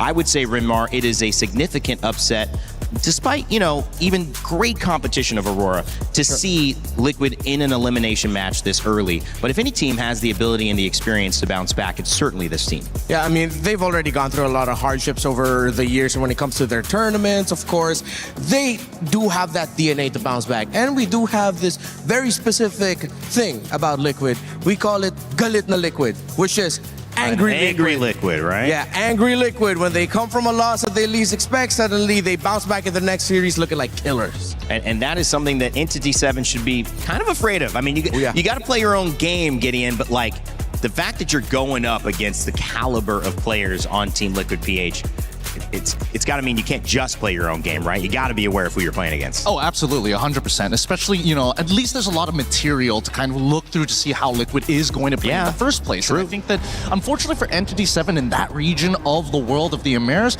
the Scrim partnership and caliber of practice that they can get there in comparison to coming to this international and seeing who is available to play, it's going to elevate them no matter what. So I think this is a great experience for Entity 7, but at the same time, if by a chance of God, or if they have a new plan to take down Team Liquid and it works out by winning this series, God, must that feel so good. LATAM representative, even though they're representing the totality of the Americas right now, they took down the NA rep, and this is the first time LATAM has been on this international stage. It's exciting because, of course, MSC has brought us many exciting things as well. And there's Team Liquid arriving, the GOAT, Carl Teasy. There was a lot to dissect about the loss, but there's also a lot to dissect about the history of somebody who knows exactly how to get the job done on any and all international stages in MLBB history. So, again, so many big narratives. We're going to have to somehow focus down on the little things, though, as this meta is still, again, surprising people here and there. Yeah, I wonder if Liquid are going to approach this similarly to how Falcons Men approached their previous game, wherein they forced the meta to go back into something just a few weeks back with how they got through the wildcards, trying to force to bring back those utility jungles. Will Liquid have evolved in the, 1 or 2 days since we last saw them? And then suddenly show off that, okay, no, we are definitely up to part of the meta. We just needed a little bit more time. A lot of questions that I'm excited to see how they're going to answer. Yeah, and especially seeing, I've been in the scene for a very long time, and Aeon, an ex-player now turned coach, seeing him smile walking out of that bus makes me a little nervous. There's only 2 times I've ever seen him smile like that. One, when he was already looking to win a championship locally, and the other time is when we saw an absolute destruction of a Malaysian team versus a Singaporean team that he was playing on. It's the exact same look, and it's already making my spine just crumple up and fall. I thought number 2, you're going to be like, eat McDonald's or something, eating some type of burger. I was like, yeah, he always smiles when he gets his thing he likes. But at the end of the day, that's a great storyline to pick up on. He's going to be going against Entity 7 and want to make sure that smile, unfortunately for them, is wiped off their faces if they have anything to say about it. Latin America, of course, the ability to prove themselves on this major stage would be massive. But just getting here is an accomplishment. Here's the road that they took to EWC, and it was anything but easy.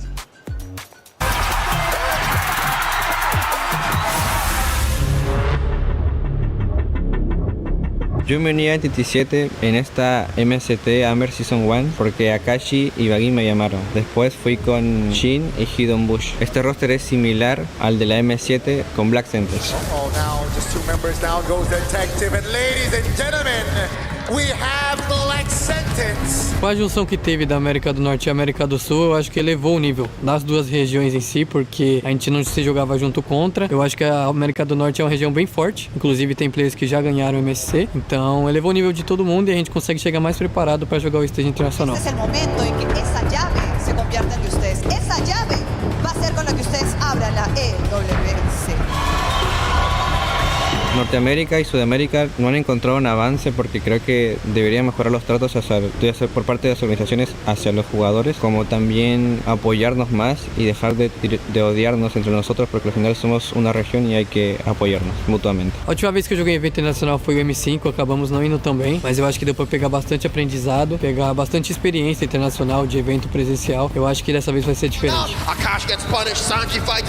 Yo creo que este roster es mejor que el de Black Sentence porque con la experiencia a la M7 fue muy buena, como también la sinergia que tenemos con el nuevo equipo es muy buena. A Onyx é um grande time, eles estão sendo campeões faz bastante tempo na Indonésia, tem jogadores muito bons, ainda mais que entrou o Kelra. Eu acho que eles são muito fortes nas lanes, eu acho que a gente se pegar alguns heróis que tem pressão no começo de jogo, eu acho que a gente pode lidar bem contra eles. Para todos mis fans, espero que puedan apreciar a este nuevo y mejorado equipo gracias a la nueva competencia MCT Hammer. Eu acho que os fãs podem esperar bastante coisa de nós, mesmo que caímos contra time forte e se ganharmos caímos contra o atual campeão do MSC, eu acho que eles podem esperar bastante coisa da gente. High expectations for South America here. Yeah, they are looking to show off a little bit more of their playstyle. I feel like they got the short end of the stick. They went up against Onyx, now they're going up against Team Liquid. Against Onyx, they tried to bring back what made them work out and get success in Amber, but the problem was it looked like they were drafting 2 metas behind. They were drafting before even wildcards, and even though they got some of their picks, it was picks that we were thinking it's not the picks that we're looking for now. So maybe they learned a lot from Onyx. They said they learned a lot from their previous experiences. Hopefully they learned from the Onyx matchup. Well, honestly, I think they've got a lot of ambition going behind them because it's totally understandable from their POV that it's like, not only are we looking for organizational support and the fact that, you know, they've combined the region to raise them up, but they have yet to have that amazing international finish to show, yes, this region has what it takes to play against the best. So again, this may not mean much for a lot of people out there, but for those players up on that stage facing up against Liquid right here, right now, if they can take even one game away from them, that could put that extra chip, you know, that one extra chip to say, these boys are worth investing in. And that's what I'm hoping that this game and this series raises up the region as a whole. Yeah, and we started off the day with a result like that. We didn't expect that it would get to the point we were wondering, is GK actually going to eliminate Selangor Red Giants?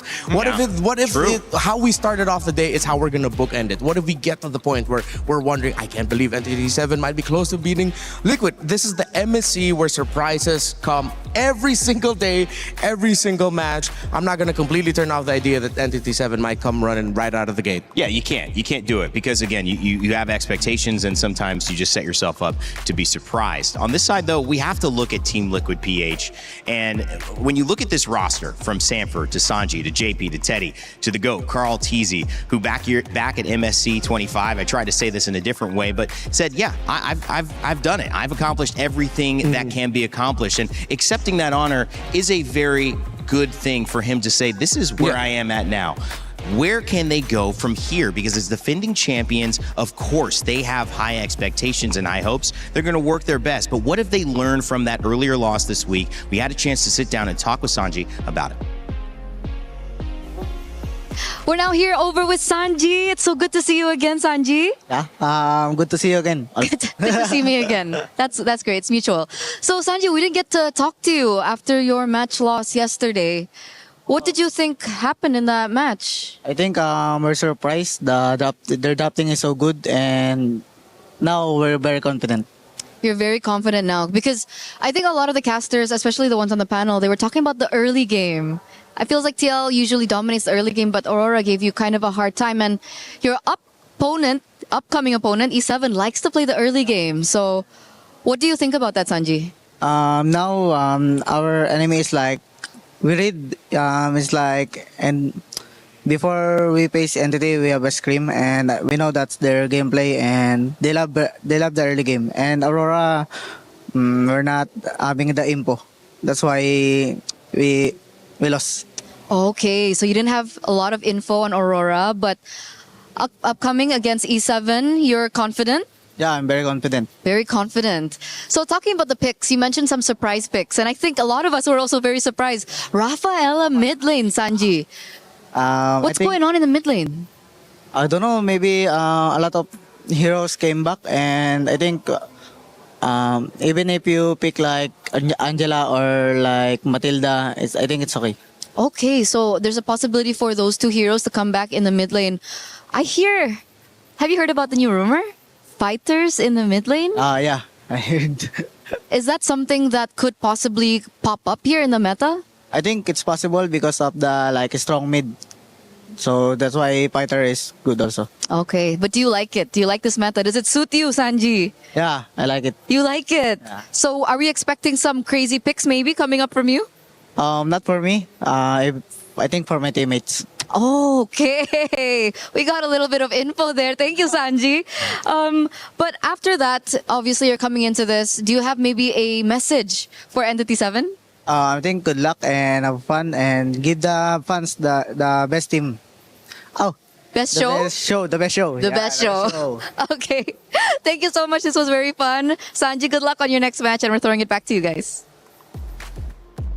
Not enough info. I mean, that makes sense. I would say that Gideon is a real thing that looked like they didn't get a chance to play because they were just so in shock at what was coming at them. Yeah, understandably so, right? Yeah. Even I was dumbfounded when I saw that lineup just come up with the Rafaela in that mid lane and absolutely just dominate the earlier stages. But I, for one, have already admitted many times, especially after M2, that I cannot doubt the GOAT. I'm actually contractually obligated not to doubt the GOAT ever, because I doubted him then, and from that point onwards, it has just been uphill for me. I've been so glad that I'm standing behind Carl TZ and watching his games. He is an absolute monster for a reason. I'm on the other side. Every time I predict for Liquid, something bad happens. Every time I predict against Liquid, they start steamrolling through their opponents. So maybe this is the time for me to say, I think Entity 7 is going to win. Wow. Going against the GOAT, Rinmar. That's pretty surprising there. It's just to reverse the curse. I love Carl TZ and Liquid, man. Oh, yeah. Reverse the curse. We'll have to wait and see if the GOAT, Carl TZ, and Team Liquid PH can do what they need to do to keep their tournament hopes alive. The representative from the Philippines trying to turn this early loss into some information to grant them all they need to rise up to the top of this mountain and claim the trophy, standing in the middle of the Lenovo Legion gauntlet for MSC. All of it on the line as Entity 7 do it for South America. Can they surprise us yet again to end the day as we throw it over to the stage to begin our final series? Ooh. Final series of the day. But before we even touch on that, the third match of today was insane. Aurora Gaming is on fire. A 2-1 win up against Onyx. And guys, really? A 9-minute and 41-second game? Yeah, that game 3 was something else. We got so hyped up into it. There's the comeback. Game 3 is going to get even deeper. And then there's an entire team wipe.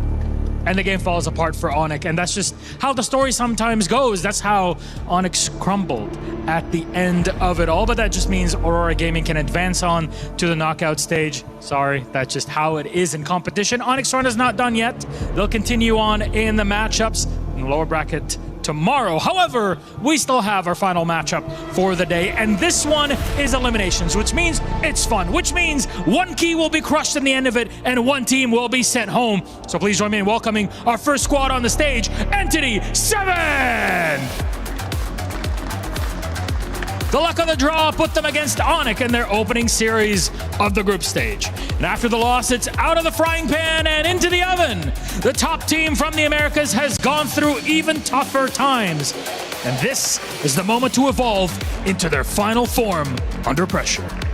Oh, yes, indeed. And now that they are on the stage, it is time to call up their competitors. Ladies and gentlemen, the Cavalry, make some noise for Team Liquid! Wow, the crowd goes wild. The Cavalry started their journey with a surprise, and now they are ready to charge and go for whoever is in their way. Whatever it takes to defend the title. Whatever it takes to defend their keys today. And really, every single thing matters here. The reigning MSC champions are in an elimination game in the lower bracket of groups. That's to tell you how competitive MSC 26 has been here at the Esports World Cup. And it means that things will only heat up from here. Though, it is time to kick things off here. Please, Team Liquid, please, my friends at Entity 7, place your keys, take your seats. And of course, captains, prepare in. One Sanji has already made it to the knockouts. Is it going to continue here? We shall see. The fist bumps are in. All pressure on our two teams. Who can make it out? Who will have their key crushed? We'll break it all down with our panel. Thank you, Milos and Rose. It's time to get it going. I can't wait to see whether we get a surprise on our hands, but either way, we're going to have a delightful final game that is, again, going to be great for one team and get all the emotions going in the right direction, heading towards a potential knockout stage spot. And it's going to also end with a key crush, which is tough to see. It's almost unfathomable to think that it would be Liquid PH. But, you know, when you play a best of 3, Gideon, there's not a lot of time to make an adjustment. I want to get your thoughts on just the quickness of this set, because we're not in that safe stage yet with 5s or 7s to really adjust to another secret strategy. However, happy Rhino Day, new in the shop. Make sure to grab your emotes. And want to make sure you guys are locked in on Rhino Day. Everybody's really excited. Everybody knows what Rhino Day is. Totally, yeah. It's when the season resets because we all turn back into rhinos. Yeah. Every single time, and except for some people. But for the most part, I think that this game, especially seeing how confident that they're walking into this, it's already giving us information, right? Both teams have technically scrimmed against each other, so they have a little bit of info coming into this. Better yet, I feel like the major adjustments coming in from Liquid is now understanding, hey, Teddy, maybe you can put in some fighters for us, huh? Some fighters. Maybe let's not keep bringing up your Claude. We know Claude is your signature pick, but right now it's just a little bit too tough. Just hovering around or under 30% of the win rate is the Claude. So let's see if we're going to be seeing some new Teddy pickups, maybe a reprioritization of picking things up like the Harith, which has done well as long as it's built well around it. How will Liquid turn their drafts around? Similar question for Entity 7. Again, I feel like we're watching two teams had a bit of a similar problem from their first day of matches, wherein it seemed like they were drafting a little bit maybe like a few weeks back? Yeah. A month back? 2 months back? Would you say 2 months back, or would you think that it's comfort at this point? Because I feel definitely at some point. Oh, actually, yeah, that's a good point. For Liquid, that game 2 against Aurora, 100% we got to go about lean back into the comfort. Entity 7, they did it right from the get-go. Game number 1, game number 2, these are all picks we've seen them play locally in their own leagues. Yeah, but comforts have to evolve. You can't always be the one who likes the porridge too hot. Sometimes there's some days where you like the porridge a little bit too cold. Sometimes just the right amount of temperature. You know what? You gotta evolve with the times. I'm not gonna lie, I agree with you. Right? You gotta mix it up every now and then. Growing up, we loved hot oatmeal. Now it's all about the Now it's overnight cold. oats. You're so right. You're right. I'm with him. Gotta I don't know. evolve. Y'all sound like men without principles. That's what it sounds like here. I'm gonna go for the hot porridge now. No. It's got to be the same every single time. And I think that more importantly, it comes down to comfort, right? Yeah. The level of comfort and execution, especially when you're playing at the high level, that people don't seem to understand. They're like, oh, you could play all these amazing picks, but if the player says, you know what, out of the 3, I'm only gonna play 1 out of those 3. Does that mean your pool is limited, or does that mean he just wants to win harder than anybody else? Now talking about pools and whether or not hero pools and whether or not they're limited, I think I have to go back to what Sanji mentioned. He said like, oh, maybe no surprises from me, but maybe expect surprises from my teammates. So what does that mean? Are we going to see the surprises that Rainday's asking about through the other members of Liquid? That's what I want to know as we see the Fanny, the Phoveus, the Esmeralda band, the Marcel, the Atlas, and Valentina. Are they gonna either prioritize Freya or Hirara? Okay, Hirara over the Freya. Wow, this is a lot more standard than I was expecting, to be perfectly honest. I thought maybe a slight adjustment, but man, right on the money. My interesting awareness was Entity 7's comfort was actually not in this meta, so it kind of didn't keep up. Liquid were surprised by the actual non-meta, but like kind of counter to the meta, that it was Aurora Gaming ahead of the curve. So Liquid, they don't have a problem playing this, so they're going to be drafting as we expect. But I think the goal for Entity is to get to this meta and come present with it. So I expect that we'll see a lot more consistent stuff in this first draft without many surprises from them, because they haven't even shown us that they're playing this kind of tournament meta yet. They took away the Atlas, they pick up the Belleric. So now once again, similar to the previous one, the roam options for Liquid are kind of, I want to say gone, but they're depleted. Now the Freya's are they just going to put JP on the Cho? I think they might actually. They might kind of have to, but at the same time, we don't know where this Freya is going to go just yet. And I think that's the best part. The Entity 7 is playing with cards very close to their chest. But my favorite band so far, the Valentina alongside with the Atlas, to make sure that the Ling Hirara trade becomes that much more, well, I don't want to say impactful, but the weight of it is felt. I like this too. It's really going to be a big 2-3 for Liquid. Does that mean that they go straight into their mid lane at this stage? They could technically lean back into the Eudora if they wanted to, but we've seen how that works out most of the time as well. I think they're deciding between Paquito and Uranus right now. Okay, they pick up the Paquito and they get the Eudora. So if you have the Hirara Eudora together, Entity 7 can just safely pick up a... Ooh, a Selena now. That's unexpected. Going back to Shin, this is a pick that he's picked up over the years, and we not only regionally but internationally as well. Yeah, which begs the question. Now that they've kind of secured their first 3, they've opted not to go for Ling at this stage of the game. I mean, the Eudora counter on the opposite end was in preparation to maybe expect the assassin. Does this mean we're expecting the pivot here? Because I feel like at least for NTD7, they've got the guaranteed scaling from that Freya side. No matter if it's gold or EXP, we get to late game, she's gonna punch a hole in the wall. Yeah. I think NTD7 want to keep their options open, put that Freya in the gold, because having a Belleric and Alice together in the comp is actually going to be really tough for Liquid to deal with once they start jumping up together and then fighting together as 5. The Eudora, Paquito, and Herrera would not be happy going up against a Belleric, Freya, and an Alice. Are they trying to replicate Aurora's draft in game number 2 it's against pretty Liquid? similar. It's eerily similar, actually. Yeah. I don't think the order is exactly the same, but a lot of the picks are starting to show up here. That means if, let's assume, put the template on NTD7, that's the lineup that they're trying to go for. How does Liquid actually adapt? And I think this will be interesting in the second half because they're already getting rid of the Guinevere. They're trying to make sure that the other jungle options don't feel as good anymore. If not, go back to the Ling. We've already got the counters ready and set. Oh, the show gets banned out by Entity, so they read into that. Maybe the order could have been a little bit different for Liquid, but what are they going to end up with in the roam? Gata Kacha doesn't completely cut it anymore. It's still an alright pick. I've seen Minotaur come out. Oh yeah, Minotaur. The Minotaur is not a bad idea. Yeah, you're right. But at the same time, it's one of those like trigger fingers. Do you want to like fight on a dime, or do you always just want to like wait for that big ultimate? And I think right now it's very flexible for Liquid, right? A lot of their heroes can go in and out of these fights. Yes, they can't fight forever per se, but the push and pull is a lot easier to pull off. Last ban. I mean, Liquid already said they were able to get info on Entity, but I feel like this last ban is taking a little bit too long. Maybe Harley? They took away the YSS, but the Ling is still open. Are they not worried about the Ling? Oh, maybe they're considering an Akai roam. Akai roam might be... That would be interesting. Yeah, that's why they're not worried. If not the Akai roam, then maybe the Grok for JP, because you don't have to worry about the Valentina stealing the tech charge. That might be the top 2 in their list. Yeah, that's actually a pretty good catch here. Considering everything that's going to happen, this Red 4, I would imagine, then would have to kind of reveal, the EXP lane. Baratz is going to try and lock that down. I would have imagined Alice would have been the pick, like you mentioned, but I think the Baratz more so just in case it's a double fighter on Liquid side. So it's also a precautionary tale. Yeah, sure.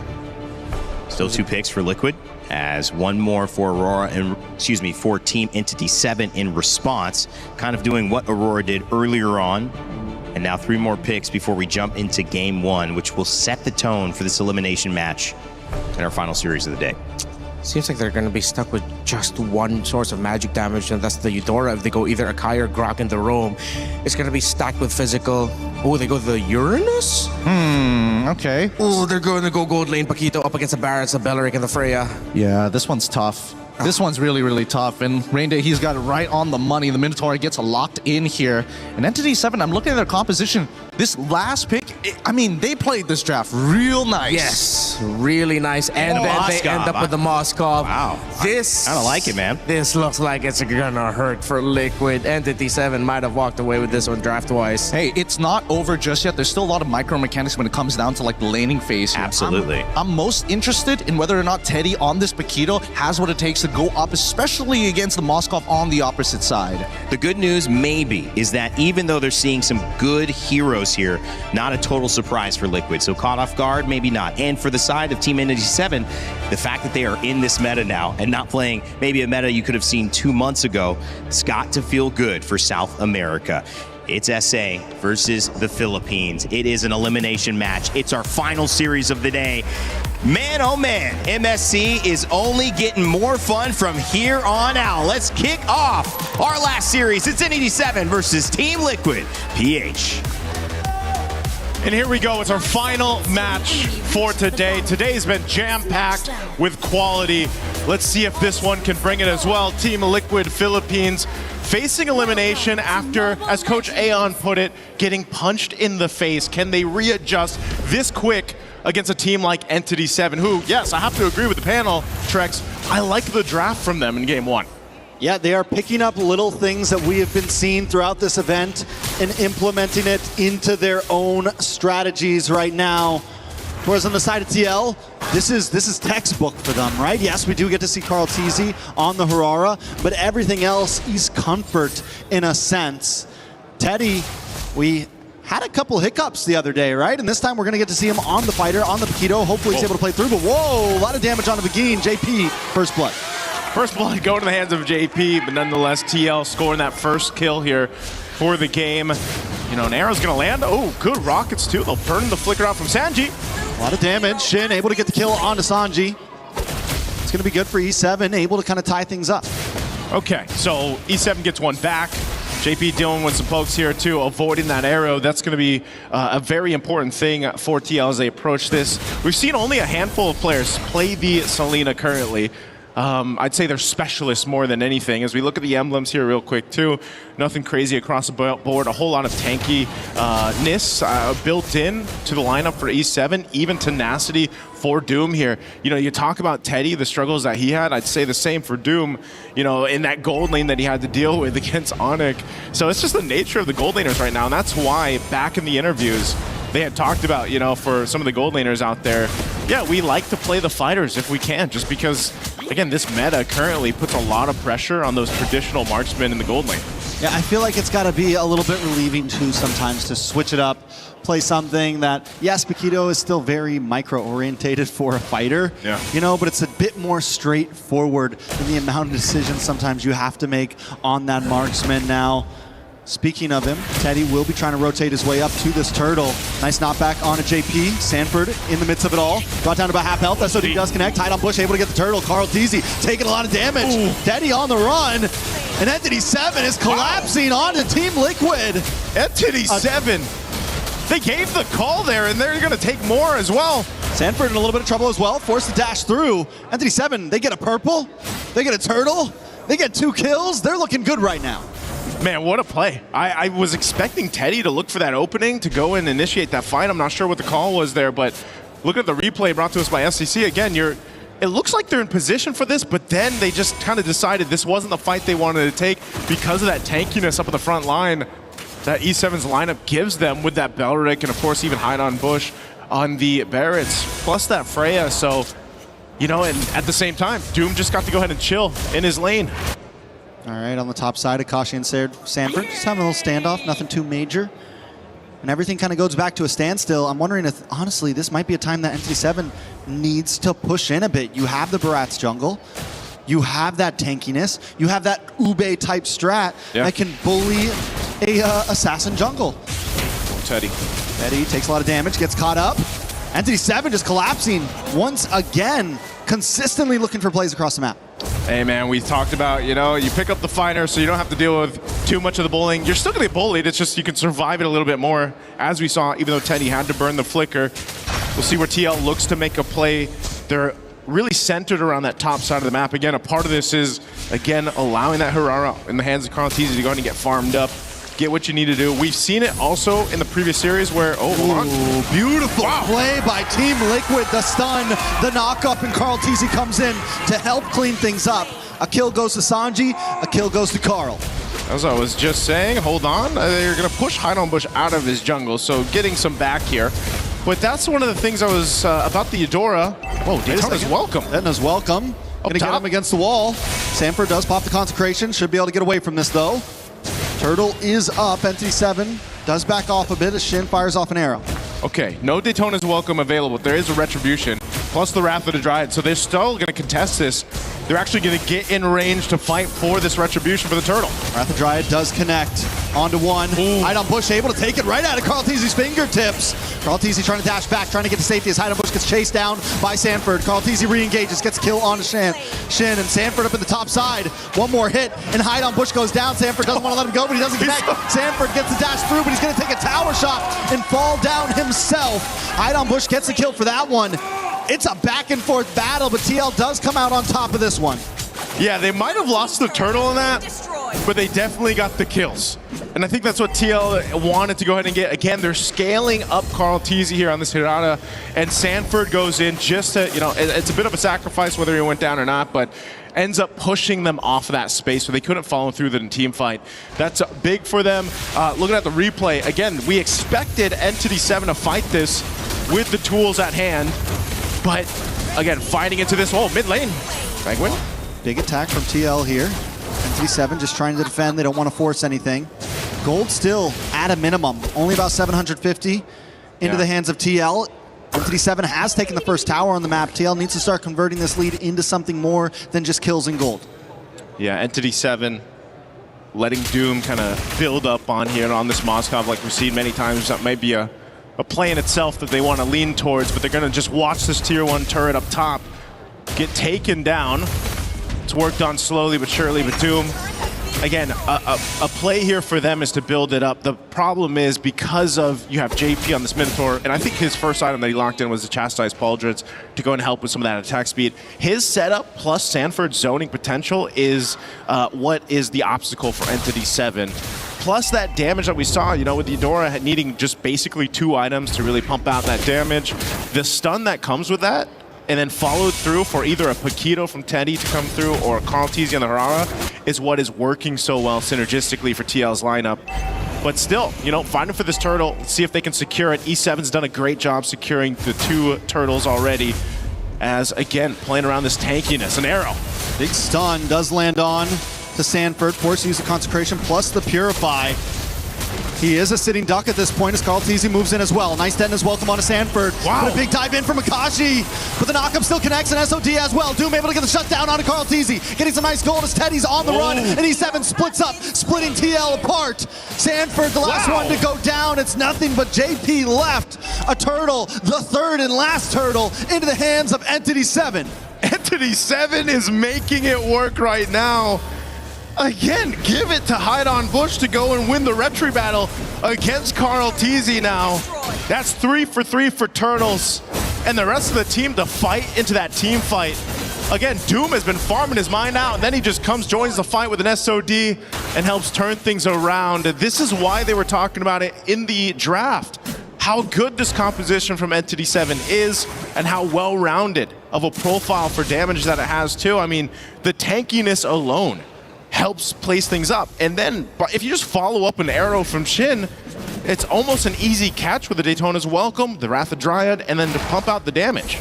Now they're going to start moving into buffs, and this is what we used to see in the days of Barat's jungle. Against assassins like this with a bulky lineup, you just slowly push forward. You slowly strangle the life out of the opponent, and that's what NTD7's trying to do. They now sit at a 3K gold lead, another tower falls. This is a bit different too, just because of the nature of the lineup from TL. You know, you would think typically when you have that claw into the Moskov like E7 have, it's like, well, eventually you're gonna hit that power spike and you're gonna be able to play for that. But right now, TL's just gotta play for each other as a team to get back into this game. NTD7 having almost a 3,000 gold lead at the 9-minute mark against a team like Team Liquid is just insanity, and it's a statement for themselves to have this kind of draft, make it work. Now, what it comes down to, Trex, in a couple seconds, this Lord is going to come up. Carl Teasy and the rest of TL have to win this retry battle if they can. Again, 3 for 3 turtles for NTD7. It's all broken out into a team fight too, but you saw that Sanji picks up the Divine Glaive. And someone's also got to deal with the off-map push happening from Doom. Arrows being thrown out here for Shin, giving information over to the rest of NTD7. And so this is a tough one for TL. They've got to decide to not let that bottom wave push in and also to set up around the objective. And NTD7 are playing the macro game well, pushing the long lane. They've got Akashi up on the top side. Sanford does have his eye on the Lord, but it still feels like NTD7 can slow play this. And this is a position Team Liquid's not used to, right? Yeah. This is a position that they have to think about how they're going to approach this. They don't have a marksman. They went for the fighter off. Teddy not having the greatest game, and how does Teddy even get to the back line right now? If he is able to get past Hide on Bush, Shin's waiting with an arrow. Doom's able to push him back. Uh-oh, Lord, quarter to health. They're going to fight it. Conceal already used. Easy makes his way in, but Vagine catches him, and the Detona's Welcome helps Hide on Bush. Secure it. JP goes down. He's able to flicker back at least, but not just yet. Will catch up Doom, but Doom's not going to let him go. Teddy's on the run as well. JP finally shredded to pieces. Carl Teasy, Sanji, JP all off the map as NTD7 forces in 5 with the Lord. Man, they get the Lord They win the team fight. Entity 7 is now knocking on the base here of Team Liquid. The rest of the members going to be up here shortly, but they're going to lose the base shields as they're popped up top mid, and now E7 working on the base turret. They're just trying to hold on, and they're going to clear out this Lord. Entity 7 kicking down the front door of Team Liquid Philippines. I don't think anyone thought we'd be here right now in just game number 1. They're going to move on to the orange buff. 7K gold lead. Mantrex, again, for anyone that did predictions coming in this MSC, have definitely been thrown off. Again, that Lord secured by Hide on Bush. He's been phenomenal in the Retribution battle. Doom as well, farmed up to the grit. Now just able to go ahead and shred through anyone up in that front line. This has been so amazing for Entity 7 to deal with in game 1. For Team Liquid, they've been in this deficit before, they've been down before, but it just hasn't been happening that often in their recent matches, in their recent stints in MPL Philippines or anything like that. But now that they're playing behind, we have to see if they can kind of adjust from this on the fly, because even if you get past this game, Entity 7 is just playing better right now. Begin will keep vision, and I love the placement of the traps around from Selena. This is another big advantage for Entity 7, the constant vision they have on the map. Another trap goes down. Sanford's got to keep on taking them to the face, but it's fine because they can just keep this going. Look at Akashi in the boss side, ready to help out this slow push or wait for any target that's going to walk into him. 3, 1, and 6. Level 14 ahead of everyone on the other team. I mean, Entity 7 is just in such a perfect position right now. Arrows being thrown out here. Gotta dodge those for the most part, but I think what's really difficult here too, Trex, is unfortunately with this kind of lineup, there isn't much of a surprise angle you can look for other than maybe that flicker setup from JP, maybe the flicker setup stun from Sanji. It has to be one of them, but at the same time, if they overcommit being this down, you probably are just going to lose that team fight. You know, you're not really able to go ahead and shred through for even a Barracks alone when Hide on Bush has those stacks and he's leading that front line, and then you got a Belric to worry about too. Meanwhile, how do you even catch Doom? You know, he's just been able to go ahead and free hit in the back, utilize his flicker if he needs to. Honestly, he hasn't even used it that much just because it's been such an easy sailing game so far for Doom on this Moskov. And now with Lord up, they're going to go ahead and start this one up. TL knows what's going on here, but there's a Daytona's welcome. Might have been a waste a little bit early on to Sanford. Sanford uses the consecration, able to get away. Arrow comes out. Team Liquid is forced back. Sanford going to look for the re-engage. Keep vision up. Entity 7 knows they don't have the Detona's welcome, which gives KarlTzy a little bit of freedom, but there's minions on the base, making this a forced 4v5 if TL wants to go for it. This may not be the fight they want, but KarlTzy doesn't want to give it up right here. Shin does take a bit of damage on the boss side. Akashi, along with Begin, are going to try to push TL back. KarlTzy gets a little bit of damage onto Begin. Akashi going to dive down onto Sanford, and Sanford goes down. Begin with the flicker in. Teddy's there.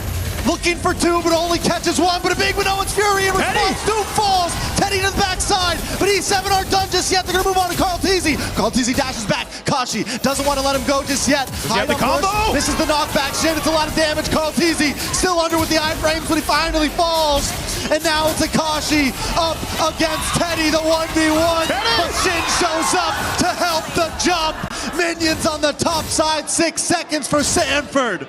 Teddy had a plan, but a boxer to a Valkyrie. The Valkyrie is gonna win, and now E7 looks to cap it out. Can they end it here? I don't know. Sanford's got the survivability. He doesn't have a consecration, but a Lord is coming soon.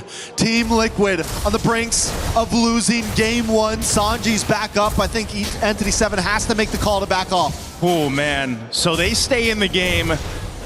That was a really dire attempt as we look at the replay here. Teddy knew that this was the angle he had to go for.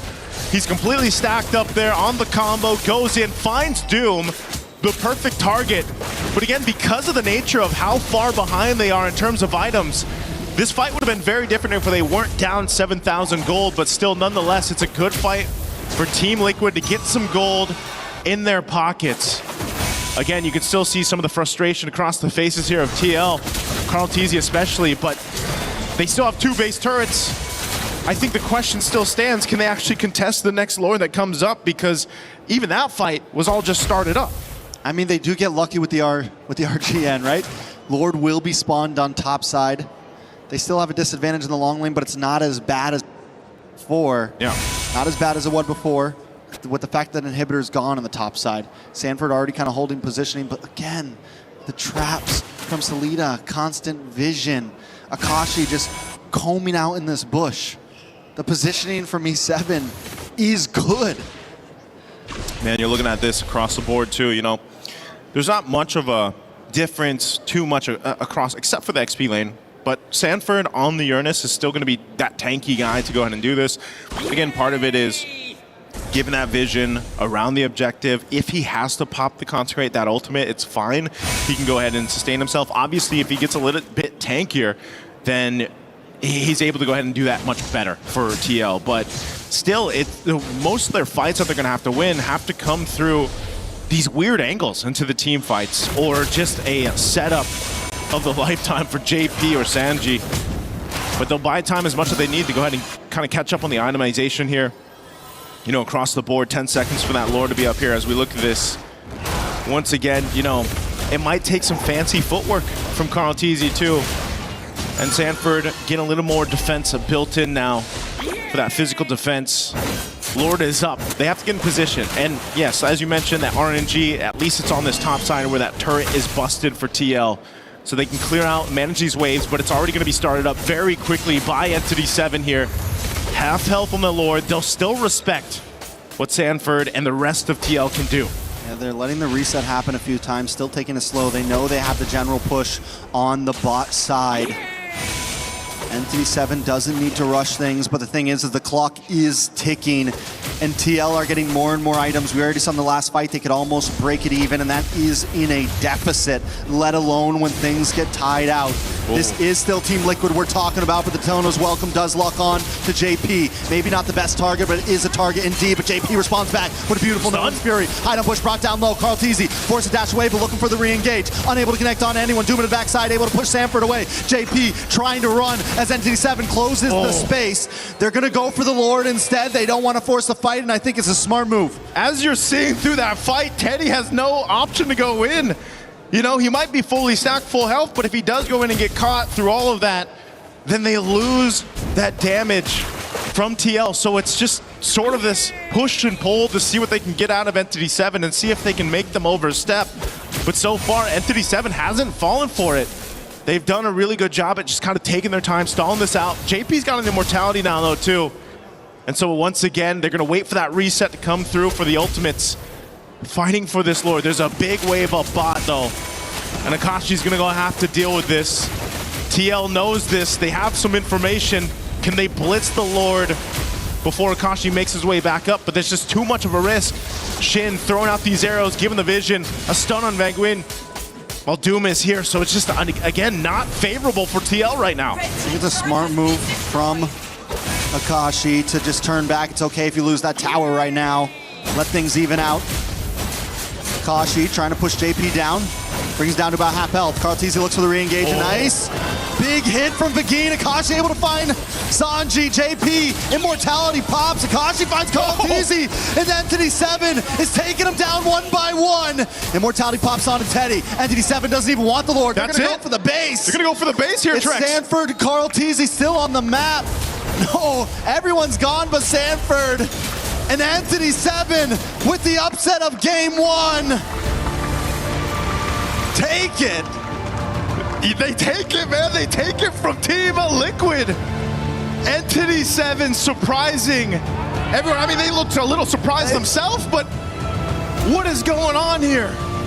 Is the meta that different? Is the drafting that different right now that it might be almost too much to handle for even a team like TL? I don't know. Question mark? Question mark, dot, dot, dot. What is going on? That's a question mark, exclamation point, question mark, exclamation point. Surprise. Yeah. Questioning so many things that need to be answered right now. Entity 7, though, honestly, did adapt. They did. They were able to implement so many things we've been seeing and make it work with their composition. And I feel like TL kind of tried to do the same thing. Yeah. But maybe at the wrong time. I don't know, man. I mean, even there was a lot of these fights, a lot of these instances where you're thinking, okay, there may be room for them to engage into this fight. Even Teddy, I felt like he was really struggling to find that window of opportunity to jump in, utilize this Paquito. But maybe it was just, again, big draft difference. They couldn't actually utilize what they brought. The counterplay was there, and it was just really difficult to see Team Liquid try to make this happen. But props to Entity 7 for getting game one. Let's throw it over to the studio to break it down.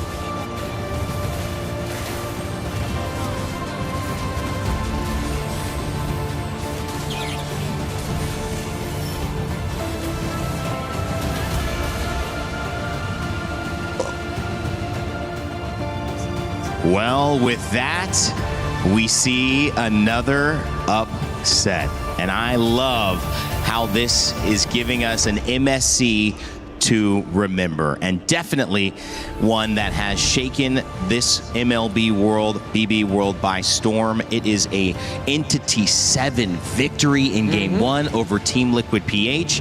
And surprisingly enough, you guys kind of saw a little bit of this possibility when you saw the draft. I don't think just a little bit. We saw it. I mean, maybe you didn't say it as heavily as you could have, but man, this draft kind of spelled it, right? Yeah, a lot of questionable decisions by Liquid, but instead of looking at Liquid, I want to look at Entity 7. Tremendous growth for the Amber squad. The changes that they made, that's true. The changes in priority, seeing that they really looked at all the games and then adjusted based on what gave them problems and what have given victories to teams. You have to clap for Entity 7 and how they drafted for this game number 1. Yeah, really great work overall, because again, it just boils down to the numbers of the game. And unfortunately, this time around, the scaling was just so much onto the side of Entity 7 that inevitably, unless Liquid were playing out of their minds from minute 0 all the way to minute 9 and had maybe a 6K gold lead, that could have been the opportunity for them to try and close out the game. But Entity 7 said no, which is great, because now it really goes to show that the caliber and level of these different regions are closing really fast, and you have to be smart about these picks and bans. Listen, people are ready to jump on this type of stuff, but when it comes to champions, when it comes to GOATs like Carl Teasy, you have to always consider that there's a chance. And many people saying, just go back to what's comfortable for you. Clearly, this has been an uncomfortable meta for Team Liquid PH, but it also has to be mentioned that there's just so much to be proud of on the side of Entity 7. We actually had a chance to talk with Doom, who played a fantastic Mozkov in this previous game earlier before the set. We are now here with Doom from Entity 7 before his elimination match. So we're going to get a pulse check with him right now. Doom, how are we feeling? Everything okay with you? Sí, solo un poco ansioso por la partida contra Liquid. Yes, all good. I'm just a little bit anxious because of the match against Liquid. Okay, a little bit anxious. What's going on? Is it because it's an elimination match or because you're up against Liquid particularly? ¿Es porque es una partida de eliminación o porque estás específicamente contra el Liquid? Diría que me da mucha emoción poder jugar con un equipo que admiro mucho y nada, o sea, poder jugar contra ellos me da mucha emoción. I'm really excited to be able to play against a team that I admire quite a lot, and so that just has me excited. Oh wow, he's excited because he's admired them for a very long time. If you admire them so much, do you maybe have a message for Liquid before this match? Nada, decirle que los admiro mucho, que siempre los veo y espero una buena partida porque son unos grandes jugadores. I just want to say that I admire them a lot and that I expect a really great match because they are really great players. Wow, that's beautiful, Doom. That's beautiful, Doom. Okay, we didn't get to talk to you after your match loss yesterday against Onyx. What do you think happened in that match? Creo que no veníamos tan preparados como lo pensamos. Además que tuvimos un problema con el vuelo de mi amigo, que es como líder del equipo, así que no nos pudimos adaptar tanto, pero bueno, intentamos dar lo mejor. I think we weren't just as prepared as we thought we were, and we also had a little bit of hindrance because of one of the flight of one of our players that is basically the leader of the group. He wasn't here, and we just couldn't click on that match. Okay, so wait, there wasn't a player that they needed. Is that what he said? Dice que no había un jugador que ustedes necesitaban, que hubo un problema con los vuelos. No pudimos practicar. Yeah, exactly. We couldn't practice because he wasn't here for practice. Oh, okay. But you guys are now together, right? Ahora están juntos, ¿no? Sí, yeah. Please, ahora sí. Yes. Okay, so what lacked in that preparation? Was it like comms that you had to go through, or maybe execution? ¿Qué es lo que faltó en esa preparación? ¿Les faltó comunicación o la ejecución? ¿Qué es lo que faltaba para prepararse? Creo que un poco la comunicación, y yo no estoy seguro de mis amigos, pero creo que ellos sí estuvieron un poco ansiosos por la partida y creo que también no nos adaptamos tanto al meta, por así decirlo. I think it's more about the comms, and I can't speak for my friends, but I think they were a little bit anxious because of the match. Okay. And I think we haven't really adjusted our gameplay to the meta. Okay, so haven't really adjusted. There's anxiousness as well. I mean, it's understandable, right? You went up against Onyx yesterday, and then today you're up against TL. So everyone is handling it a little bit anxiously. Is that correct? Es verdad, porque bueno, son equipos top, ¿no? Como uno de los mejores del mundo, ambos. Yeah, because they are top teams, basically the best in the world, both of them. So how do you reset? Like, who usually brings the morale of the team back up? ¿Cómo resetean? ¿Quién es el que regresa los ánimos al equipo? Muchas veces lo hacía yo. Actualmente no estoy de la mejor manera, pero creo que de alguna manera cada uno lo lleva a su manera, porque hay que, no todos somos iguales, ¿no? O bueno, no todos son como yo en ese sentido. Que yo sí soy como más, me adapto más al ambiente, a los temas, o sea, al ambiente en general. Most of the time it's me, but I haven't been at my 100% this time. And I think everyone takes it and deals with it in their own way. Everyone has their own personalities. And I just feel like I have this tendency to be more cheerful and to adapt through everything that has come to me. I love hearing it. I love hearing it. Good luck in this next match. You guys got this, okay? Be confident, all right? Anything can happen. The meta is so flexible. All right, Doom? Thank you so much for this interview. Thank you so much for this translation. I'm going to throw it over back to you guys. Thank you for that conversation, Eterna. Doom getting out in front in this game, never looking back here. Obviously, Teddy still getting the damage lead, but it was all E7 from the very beginning, and this scaling, it just worked in their favor. What was your takeaway after that conversation there, Myanmar? It's good to see that Entity 7, they did learn. They did grow. It seems like they finally got that practice that they needed, and you could see how it changed, again, from drafting to what they did in game. It feels like I'm looking at a very different Entity 7 from what I saw when they went up against Onyx. I have to agree with you as well. I think they've definitely moved in the correct direction for where the meta is kind of at demanding where they need to be. But more importantly, I think they're also keeping their open-mindedness of how to actually play that red side, which is, again, something that we're probably going to bring up in just a little bit about blue side, red side, because I think this is going to be a very important argument to have throughout the tournament. And for now, I think it's red side taking the dub for today, where yesterday was blue side taking a majority of the dubs. Yeah, I think coming into this series, it was about 63% win percentage for blue side, believe it or not. And that was kind of a devastating fact sometimes when you look at yourself on red side and you go, okay, what can we do? How do we play this? But that's the thing. Everyone has to answer that. The longer the series go, as we get further into this tournament, you have more chances to answer that question. But right now, best of three, it's one game. One game in Entity 7 have knocked out our defending champs at MSC. Yeah, it's shocking, really. And I feel like what's shocking to me is, again, the decisions in the draft. For now, I think it's time we look at Liquid. Entity 7, we've already talked about them. I've put arrows on the priorities. First three picks on the side for Liquid and for Entity 7. Hirara's the first pick to me. As great as she is, and despite her very high win rate, I really thought Liquid was setting up for a Freya on their side and then willing to give up the Hirara, meaning that they'd end up with probably a Freya Ling together, and then they'll build around that, see whatever they could get to pick up for Teddy. But it seems like now, looking at the Esmeralda Phoveus 2 bans, it wasn't to set up for a Freya, but to set up for a Paquito that they already looked at as the centerpiece for their draft heading into this game. While for Entity 7, they flowed with it. I did not see that Selena pickup come in, and it worked out. Despite it going up against a lineup that can heal through the damage of the Selena, what are you providing with the Selena? Vision and that little bit of burst, that means that you'd have to spend a skill from the Uranus to regain, or just make sure that he gets his passive up so that he can heal through it, or maybe a quick little motivation roar from the Minotaur to be able to regain the health that you lost. But Shin on that Selena, what he provided was really just the vision and that constant little bit of crowd control that would make Liquid hesitate. And I feel like Liquid did hesitate in picking up the Moskov in the end, that we felt like, both for me and Gideon, was something that they needed. After seeing the Barretts and knowing that you're up against a Belleric, you cannot double fighter playing an assassin that isn't even basic attack based into this. You have to respect your opponents and acknowledge that at some points you're gonna need basic attack to make this lineup work. Anything you want to add, Gideon? Yeah, I also wanted to add that, the carry bank was the big indicator that this lineup was going to be so thick and beefy that you're gonna not. It's just well done, right? It's just too much to cut through. Yeah, and them banning out the Yi Sun Shin. Liquid, they banned out the Yi Sun Shin right there, right after they banned out the Guinevere.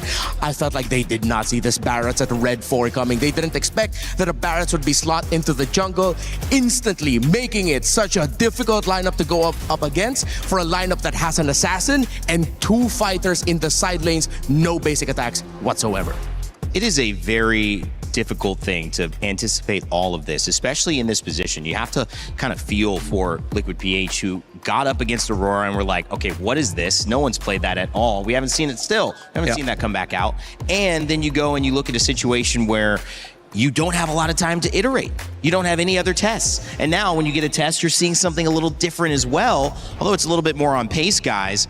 I mean, this is going to be a masterclass in one way, or it's going to be an amazing story. The masterclass side is Team Liquid PH went back in there for those 10 minutes, and they came up with a plan. How we're not going to get surprised, how we're going to get the edge in this draft. And Gideon, if you're that coach, if you're looking at this team with the tools you have, what does that conversation look like? A lot of it is going to come down to how much can we scale into this game. And I'm sorry, Carl, it can't be you this time. We are dependent on the side lanes to make this happen. I'm looking at Teddy specifically here in this particular matchup. And hopefully we're not going to Flying Clouds, because maybe then there will be a time that... What'd you say? Oh, man, you know what? Never mind. I'm out of here. Now, boys. See you later, man. All right, Remar, what's your thoughts? Just kidding. Flying Cloud, this is not going to bode well for Liquid, knowing that Entity 7, they have the momentum. They know that they have a chance to make history here and etch themselves in the history books of MLBB as the team that eliminated Team Liquid in MSC 2026 as the defending champions. That is nuts. Liquid, Coach Aeon and Coach Snap, they are running through all the permutations. They have to get creative. We know Aeon and Snap to be very logical dudes. Yeah. They have proudly proclaimed themselves to be huge nerds for the game. But this meta is about creativity.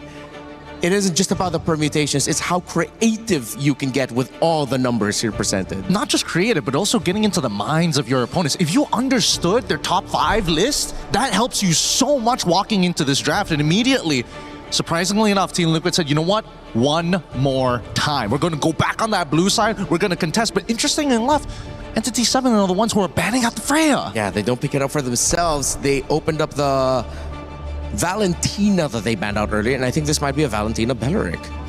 Unless they're thinking about it, they're taking their time, whether or not they have, they don't need to rush their assassin. I think they're also considering what does Liquid have in store in their pocket that might come in as a surprise for Blue 2-3. I want to say, I mean, they're changing things up, right? So if they're changing things up, I would only imagine that they want to kind of show their jungle now, just to keep it like really, really honest. Maybe give that Valentina over to TL and then just overload them with really, really nasty ult to maybe unlock Akashi a little bit. But for now, at least they got the Eudora on their side. We'll see how that plays out. I think just pick up either the Uranus or the Barretts here. The Esmeralda's gone.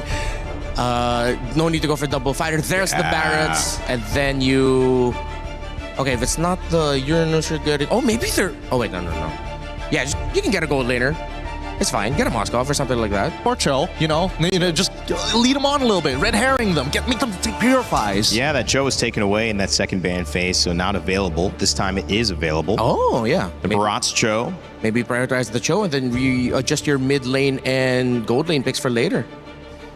Liquid doing something. Kind of close to the edge you were looking for. Are we getting there?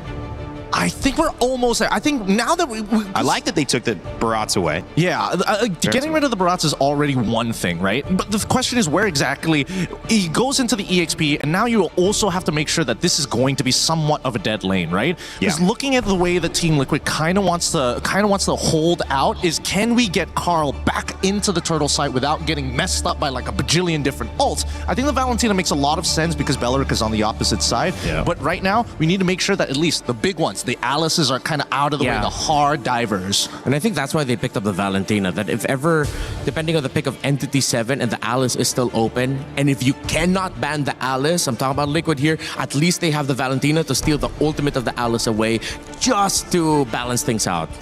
Uranus and Beleric, another very good composition for roaming and handling team fights, giving space, disrupting. You got Eudora on top of that. I like that 3. Yeah, that was the trade up. Now, what are the odds? What are the odds that we're going to see Uranus go flexed into the jungle? Like, we're really pushing the meta here at this point. We've seen it a couple of times. 100%. No, kidding. But even so, it's one of those picks where I don't think Hirara can actually deal with you even at level 2. Wow. Yeah, unless, if ever they decide to invade it, that could actually be really deadly.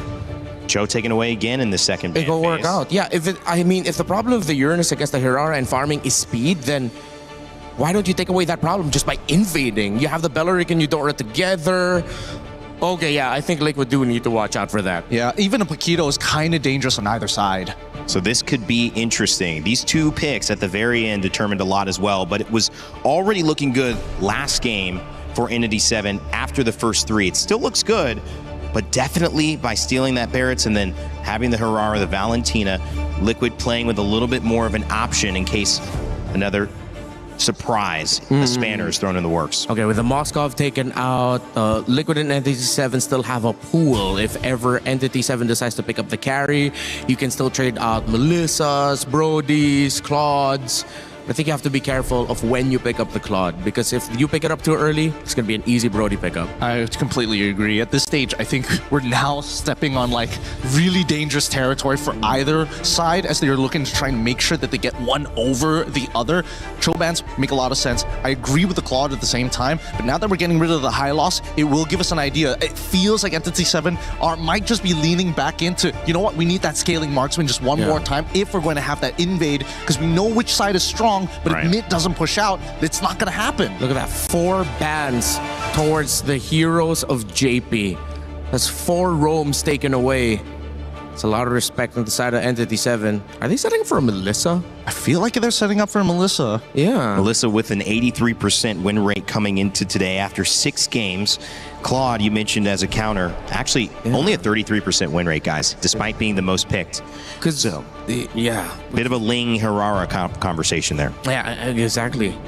If it's not the Melissa, then it's something like the Iksha. There's not a lot of dive by Liquid, because if this Barrett is going into the EXP, you don't have dive, and then you force picking up something like a God That Got You for JP just to access it.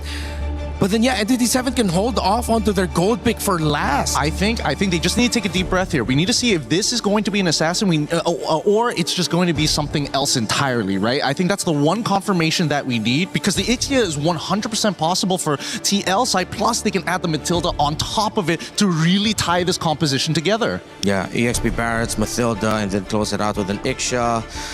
I think that's what Entity 7 is waiting for. They're trying to decide whether or not they show their jungle or their gold lane already. It's a tough choice for them, and they're taking their time. So they're showing their jungle. Okay. So now the Ixia should probably be off the table, knowing that Link can actually jump into the backline, take you out real smooth and easy. That means that you would have to lean into the Claude at least. Yeah. It's either the Claude or the Brody, maybe? Harith is up. Harith is should still be up. Fine, yeah. But then with the gold there, no more carry. Is it going to be Liquid? All tough choices. Deny the Melissa and then get the Hilda on top of it for the extra bit of shred. I'm okay with this. They get to roam around. So the Aerith back. Get vision. Barrett's is going to be their anchor through the EXP. You have the Hirara. This is roam mid trio dependent. Very roam mid trio dependent. I wonder if there's a pick Entity 7 can pick up that can just mess everything up in the lane for the Melissa. It's not a lot can actually do that. I would say that the Harith probably is safest. Claude would also be really, really good. Just BMI on top of her, blazing duet, you know, get it over and done with. With such a heavy front, I wonder if Granger is viable, but then Muddles. Yeah, Granger, Skypiercer, Muddles. They're not gonna do anything crazy like a Leslie, right? No, Claude. Claude. Play it safe, play it safe. Go past Claude. Maybe one of the points that we prepared back in the green room before this, because of the win rate, lose rate in this case, 33% when a Claude is picked up. But ironically, Teddy had been playing a lot of Claude, helping to contribute to that. Now Teddy on the other side with Melissa, who has an 83% win rate. Will this trade in the gold lane make the difference as we send it to a Team Liquid and Entity 7 Game 2, that if Entity 7 win, they will knock out your defending champions of MSC and guarantee that MSC at EWC 2026 will have a new champion here lifting that trophy. Get ready, get excited, because we're Game 2 here. History could be made. It's Entity 7 versus Team Liquid PH. History is already in the process so far with this one. After Game 1, surprising and shocking everyone around the world watching this one, Entity 7 gets Game 1. Now for Team Liquid Philippines to move forward, it starts here with Game 2. They brought a draft that I think it looks better, at least for them in this Game 2, Trex. They got to get it, and it's a Melissa, yes, that has a high % win rate right now. I like it better than the Paquito for Teddy. Yeah, definitely better than the Paquito for Teddy. It gives the possibility to defend these big pushes. It gives some range. It adds a little more dynamic to the draft of Team Liquid. Entity 7 also comes straight forward this time. They pick up the Ling, hide on Bush on the Assassin. The only game he's been able to win so far has been on a utility jungle, and that was the Barats that he played last game. So things are going to have to definitely be a little different this time. Yeah, the different factor here too is, you know, there's a way for Team Liquid to approach these fights, whether that's depending on what ultimate Sanji decides to take. You know, most likely that Wrath of the Dryad will be the biggest value for him. Set things up around the team fight. JP provides this information on the Hilda, able to go ahead and kind of slow down or attempt to slow down Hide on Bush. You know, again, the previous game, Hide on Bush was just on point with the retributions. This is a challenge now for Carl Teasy to make it happen on the Heroic. Running it back, but the mid lane is also where things start. Oh, a lot of damage on a Begin there. Is going to have to go back to base. Team Liquid definitely controlling the pace of this first 2 minutes. But honestly, it was similar in the last game, and Entity 7 was able to find the big punch back. Yeah. It's when those first few turtles came up, that's when we saw the difference happening. Akashi is on this Uranus, and Uranus hasn't had the best games for a lot of teams, honestly. Can Akashi make a difference? Yeah, that's a big question. You see him at quarter of the health here. Sanford burning that flicker. He's not going to have it available. He's trying to get that level 4, so at least he's got the Daytona's welcome. Turtle's going to already be started up, though, by Carl Teasy. He'll pull off of it, though. Let it reset a bit. Some of the buffs are up. Oh, flicker. Ooh, nice stun onto Shin. Shin going to take a lot of damage. First blood going to the hands of JP. As Hide on Bush has to work on his purple buff. Team Liquid should get a free turtle here. It is taking them some time, though. If they can clean up this purple buff soon enough, maybe they'll go for a steal. No, they decide to back off as Akashi keeps vision. Yeah, better for them to go ahead and just secure the buff for now and not get a little overzealous around it. It's just the first turtle there for Entity 7. Yeah, they lose that first blood over to TL, but you know, they can adjust from it. We've seen this, especially with the Ling. You know, Ling able to go ahead and move around the map pretty quickly here. JP, again, this is going to be his job. And you can see E7's kind of dealing with it now. Whoa! Ooh, another kill in the hands of Sanji. This Hide on Bush brings down the Tempest of Blades, doesn't connect onto Andy. Now he's going to take a lot of damage, gets stuck on a double kill over to Sanji. Man, JP, he planted himself in that bush. And he's like, you know what, I'm going to hide on this bush so I can heal back up.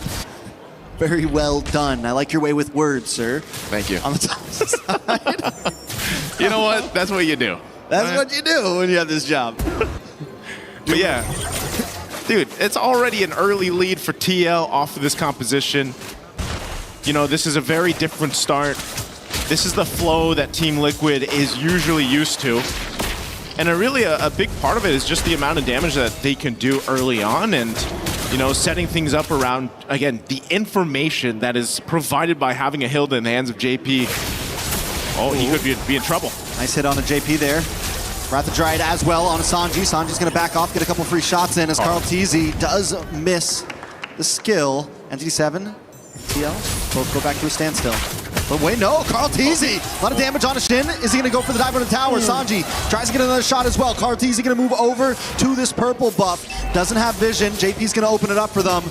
They push Akashi back. He does have the consecration. He can deal with a little bit of crowd control. TL just testing the boundaries right now. Yeah, all that pressure for the purple buff, right? To take it from Hide on Bush if they can. But also TL can't risk it. You got to think every decision here up to this point, because you're down in the series 1 game and you're facing elimination here, you really have to stay calm and collected through this. You know, they can go ahead and kind of thread that needle as much as possible, but they want to maintain this lead they've already built. They want to go ahead and scale it up even further. The second turtle is up, and right now they're fighting for this space to work with. Hide on Bush is going to make his way here. Wrath of Dryad already used. Carl trying to run. Carl looking for a way in. Nice then as welcome on Hide on Bush. Sanford able to lock him down. Akashi will secure the turtle as JP gets brought down low. Tempest of Blades does come down on Sanford. Sanford just trying to walk away behind him. Bush doesn't want to let it happen. He's able to get the kill. Back in the mid, Carl TZ's forced to go back to base, and on the top side, Doom and Teddy continue to battle it out on the bot side tower, though. JP's not going to be able to defend it. This should be a good tower for Entity 7. Really surprised Carl TZ didn't go down there. I mean, he had 1 HP. He tried to attempt to take the turtle, but E7 able to secure it, get themselves an objective too. So for Entity 7, they pretty much just dealt with that bit of a lead that TL built up. That was a 2,000 gold lead now taken care of as Sky Piercer is picked up for Carl TZ. So if he starts to get these kills, we've seen it before, those stacks can really build up and be devastating for Hirara. Conceal going to be used on JP. They're going for him. JP will get stunned by Shin. A couple more free shots from Dune and he will go down. Sanford and Sanji are forced to just watch from the tri-bush. A nice terrifying onto Akashi, but he's going to continue to get vision for the team as Hide on Bush goes back to the jungle. You know, that's the difficult part there, Trex, too. You know, you have these tanky heroes like this Uranus. Whether he's, you know, as nimble as the other XP laners, he just tanks up a lot of damage, and he can just go ahead and be that front line for you. You pair it up with a Belric, and it's nearly impossible to just kind of barge your way through the front line. Carl TZ will be able to get his buff, though. So E7 is pretty much mirroring what Team Liquid has done minutes ago when they had the lead. Now mid lane. Nice Wrath of Dryad on Shin. Doom comes in with a blazing duet, though. Look at the damage on Carl TZ. Doom gets the kill, and Hide on Bush comes down with a Tempest of Blades, securing the kill onto JP as well. Entity 7 popping off at 7 minutes. Team Liquid is trying to make things happen with the Wrath of Dryad stolen by Sanji, and then they get punished in the mid lane. 2 kills for E7 to scale up further. That last turtle of the game is going to be up here. Oh, we did see a stun on live cam. He's going to be able to get away, I think. Should be okay. Oh, they're still chasing. Comes in. JP engages as well. Big Wrath of Dryad once again, able to lock up JP and the rest of the team. Sanford gonna come in with the detonate as well, able to lock on to Shin. Get the spit out against the wall, and Shin still survives though. How is Shin alive? Bush keeps going. Sanford down. Entity 7 is pushing the Stampede away. How was Shin alive again, TL? They try to make something happen and they get punched to the ground off the decision. That is not what you want happening with your backs against the wall in your tournament life. But for E7, looking to make history, they're a step closer at that point. Each objective that goes down, Entity 7 is looking to make a huge statement across the world of competitive MLBB. You know, we saw them the other day, and I think everyone came in today downseed Entity 7. Another ult lands down onto Sanford. Entity 7 are controlling this game, and this is match point. Oh man, Hide on Bush. Here's a conceal. Oh, Hide on Bush. Force use Tempest of Blades. Will be able to get away. Dennis Welcome does get wasted as well. There's nothing left in the kit of Team Liquid now for another fight. That's so unfortunate for TL. You know, they're trying to expend what they can, a conceal, a play, try to get the jungler of E7 down, and when you go for that, and then he just kind of Finch poisons away. that is unfortunate, you know, because what else can you find across the map? Entity 7 is doing such a good job also just protecting the core members here. You know, again, having a Belric, having a Uranus on your lineup, you can just give so much space. Mind you, Doom has just been able to go ahead and farm up on this Claude, man. 2-0-3. You know, when he hits that Trinity, which I believe he might have already, if we take a look at the items, there it is, on point. He does get the Golden Staff right around the 9-minute mark. So this is the thing to be cautious about now, because that power spike is available for Doom, and they've just been playing around the setup that happens here. A lot of damage onto Akashi, does pop the Consecration, will get away to safety. Sanford does have the Den as well, decides not to use up on the top side. Teddy and JP just try to defend the waves. It's a tier 2 on the mid, tier 2 on the bottom, and an inhibitor standing at the top. Team Liquid getting brought down to their bones at this point. Orange buff is saved by Carl Teasy, but every time Entity 7 makes them fight for it. Oh man, they're gonna make them fight for this Lord here. Purple buff go and taken by Hide on Bush. Carl Teasy's trying to get his. It is gonna be a reset on the Lord, but Doom will hold it there. They've got that small wave trying to push up top. That should be cleared out. Oh, they're gonna start this fight. Kashi takes a lot of damage, pops Consecration once again. And Team Liquid still have ults ready to go along with Entity 7. It's a dance, and last time we saw this in the previous game, Entity 7 was willing to go the distance for these Lords. They don't need to rush them. They know they can slow play it. This isn't what we expected from Entity 7, but right now, they are bringing it to Team Liquid's face. JP looking for the tri-brush. Oh, he's looking. As Teddy's up in the top side. Carl Teasy takes some damage. Doom comes in with Blazing Duet, does not capitalize too much with that damage. BMI's back, but it does the job. It zones them away. Sanford able to get Denton as well. Wrath the Dryad comes out. Begin ready to lose his life for the rest of the team. Hide on Bush comes in, doing some nice damage. Akashi does go down. Teddy shows up. Entity 7 backs off with the Lord. Okay, they back off. Shin's still there. Carl Teasy gonna be able to get away. Doom's just around the corner too. Did they want to go for this? Again, Lord was secured. They got one kill, but you're seeing how much of a struggle it is right now for TL for these team fights. They still need a lot of time to kind of catch up here. Once again, E7 finds themselves with a healthy gold lead to work with against the defending MSC champions here, the Filipino champions. This is such a big game, a big series for Entity 7. And everyone else watching this, look at the item different factor here as they try to put some pressure on that purple buff. From Carl Teasy, he's able to go ahead and secure it. They do have to go ahead and slow this down a bit to deal with this Lord push up top. Entity 7 slowly taking it to them right now. A wave of minions down the mid. They're going to take this tier 2. TL on the defense. Good taunt on a Sanford. Asanji tries to come in. Asanji does have the Wrath of the Dryad. We got to watch out for that one. But there's one in the hands of Agin as well. Lord crashing in. So lockdown? Lockdown. Teddy able to get Agin.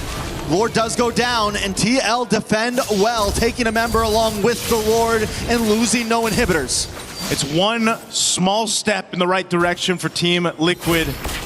They got to go ahead and scale up here on Teddy, especially this Melissa, again, has a great win rate so far throughout MSC. But you can see, you know, he's a bit behind. 2,000 gold, that's more than a bit, that's quite a bit of gold behind. You know, working on this fourth item. He's at least got the Trinity locked in. So that's why the damage, when they're able to go and set it up, it's there. But again, you're susceptible to being collapsed down on. You've only got your go away and you've only got your flicker. That's about it. So TL is really just, it seems like they're just trying to slow it down, keep things maintained in the base till that, you know, they're ready to actually fight into these fights right now. They just know that the power is in favor of Entity 7. They have to dissect these fights really carefully, especially with Hide on Bush on this Ling. As we've seen so far, a little bit of stun here on JP. He'll be able to tank that up. They want to go ahead and secure, once again, this buff for Carl Teasy. Sanford's going to try to bring it back. Begin does get pushed back as well, but Hide on Bush takes the purple. Now Carl Teasy doesn't have the buff to go, and Lord is up in just 16 seconds. It's going to be a big advantage over to Entity 7. Not to mention as well, they're sending Doom up to the top side to create a slow push on the long lane. Team Liquid has to think very clearly about this next Lord. This Lord is crucial. Approaching that 14-minute mark up to this point, Entity 7 with a 6,000 plus gold lead is in charge. just like they were in game one. And now for this Lord to go ahead and start up. Akashi will pull it through. And Sanford, he's got to get those stacks. He's got to be that front line. And they got to allow Teddy that space to work with. And Sanji's been holding on to that Wrath of the Dryad. It's going to be crucial here. If they decide to fight, that's the main thing. Quarter of the health on the Lord here. Does TL go for the Lord? It's just going to be secured by Hide on Bush. So they choose to defend again. I think that's the right play, honestly. The thing about Team Liquid's draft is they do have good protection against a siege. They can huddle up. They want to try to fight in those little corners. When Entity 7 has to come through, they'll have the Wrath of the Dryad in response. They'll have the Detna's welcome, and they'll have Teddy just getting free shots from the base.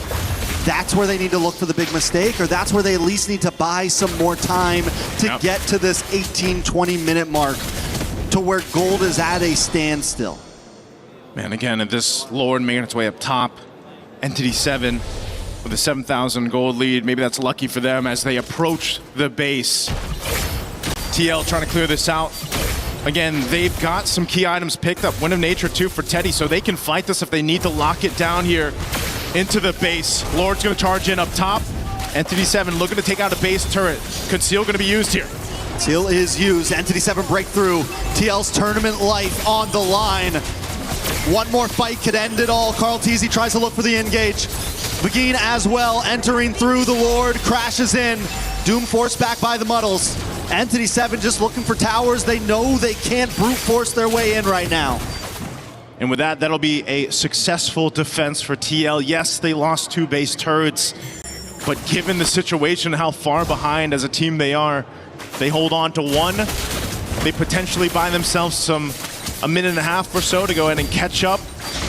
But we've seen this before, Trex. It might be one of those cases where it's like, do they just continue to let the Lord go and then try to get that miracle-based defense? At some point, though, especially when we get to that evolved Lord territory, it's almost better just to go for that play in the Lord, you know, and not let it come down to your base defense. This might honestly be the one that they're gonna have to fight for. Without 2 inhibitors, it's a very tough defense because yes, they have the capability with Teddy now, especially having the Wind of Nature and everything. They can hole up for a little while, but it's not like Entity 7 doesn't have the dive potential either. They have the big Blazing Duet. They have Begin. They have Akashi who can harass. They have so many opportunities. And look at them now. They're just huddling outside. They're freezing lanes, but they're not giving much space. And a big threat to just stop Team Liquid in their tracks is, again, Shin. And that's why this Eudora has been so deadly in the drafts. Whether it's Shin and just playing off the Wrath of the Dryad even, or that taunt that comes through with the Balric, that could be an almost automatic kill. That numbers advantage that Entity 7 can potentially get is what's so deadly and why Team Liquid has to pretty much just stay in their base unless they're all gonna go together here. JP can spot some things out. He's tanky enough, has that magic resistance too. So now that this Lord is up, Teddy goes and handles that wave a bit. Doom will start this Lord. And this could be a crucial one. This could be the game-winning Lord take for Entity 7 unless TL could somehow, some way make this happen. The stun's coming through, plus that ultimate from Shin already. I think they know this is going to be drawn out, so they're willing to use it just to force them away a little bit. It's a slow push on the bot side towards Team Liquid's last inhibitor. At some point, Entity 7 knows you got to send someone over there. That's your only option. You also have to worry about top lane. You also have to worry about mid. And look at Hide on Bush. He's even willing to commit. Listen, I'm going to force this thing in. You have to send someone now. Ooh. And I'm quickly going to get back to the Lord. And they know Teddy's got to go there. That wave pushed in. There's the conceal. They got to stop this here. It's on a quarter of the health. Big Wrath of Dryad, and Doom comes in with a Blazing Duet along with a Tempest of Blades. And Tona's Welcome does lock on, but it's not enough. Carl Teasy finds Shin in the backside. Can Teddy get there? Taking so much damage, and Hide on Bush with the double.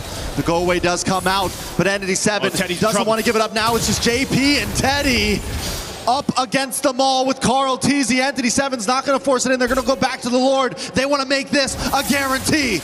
Entity 7 will be able to get this Lord. What a team fight. What a macro play to push that bottom wave. Make sure Teddy got it, and he was too late to the fight. So they collapse down.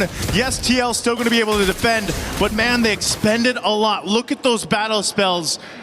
They're still down here. They got waves to deal with. And eventually, Entity 7 will be looking to take down this base turret and take down the tournament lives here of TL. I'm going to say this, Entity 7 better finish this here. I'm surprised they didn't go for the ending a second ago. No go away on Teddy. But once again, just to remind everyone, Team Liquid on tournament life. This could be the last Lord push we see from them.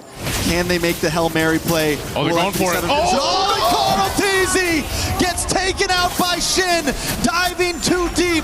Are they just trying to buy time though as rest of Entity 7 pushes in? A big blazing duet on Sanji. The Lord connects onto the base.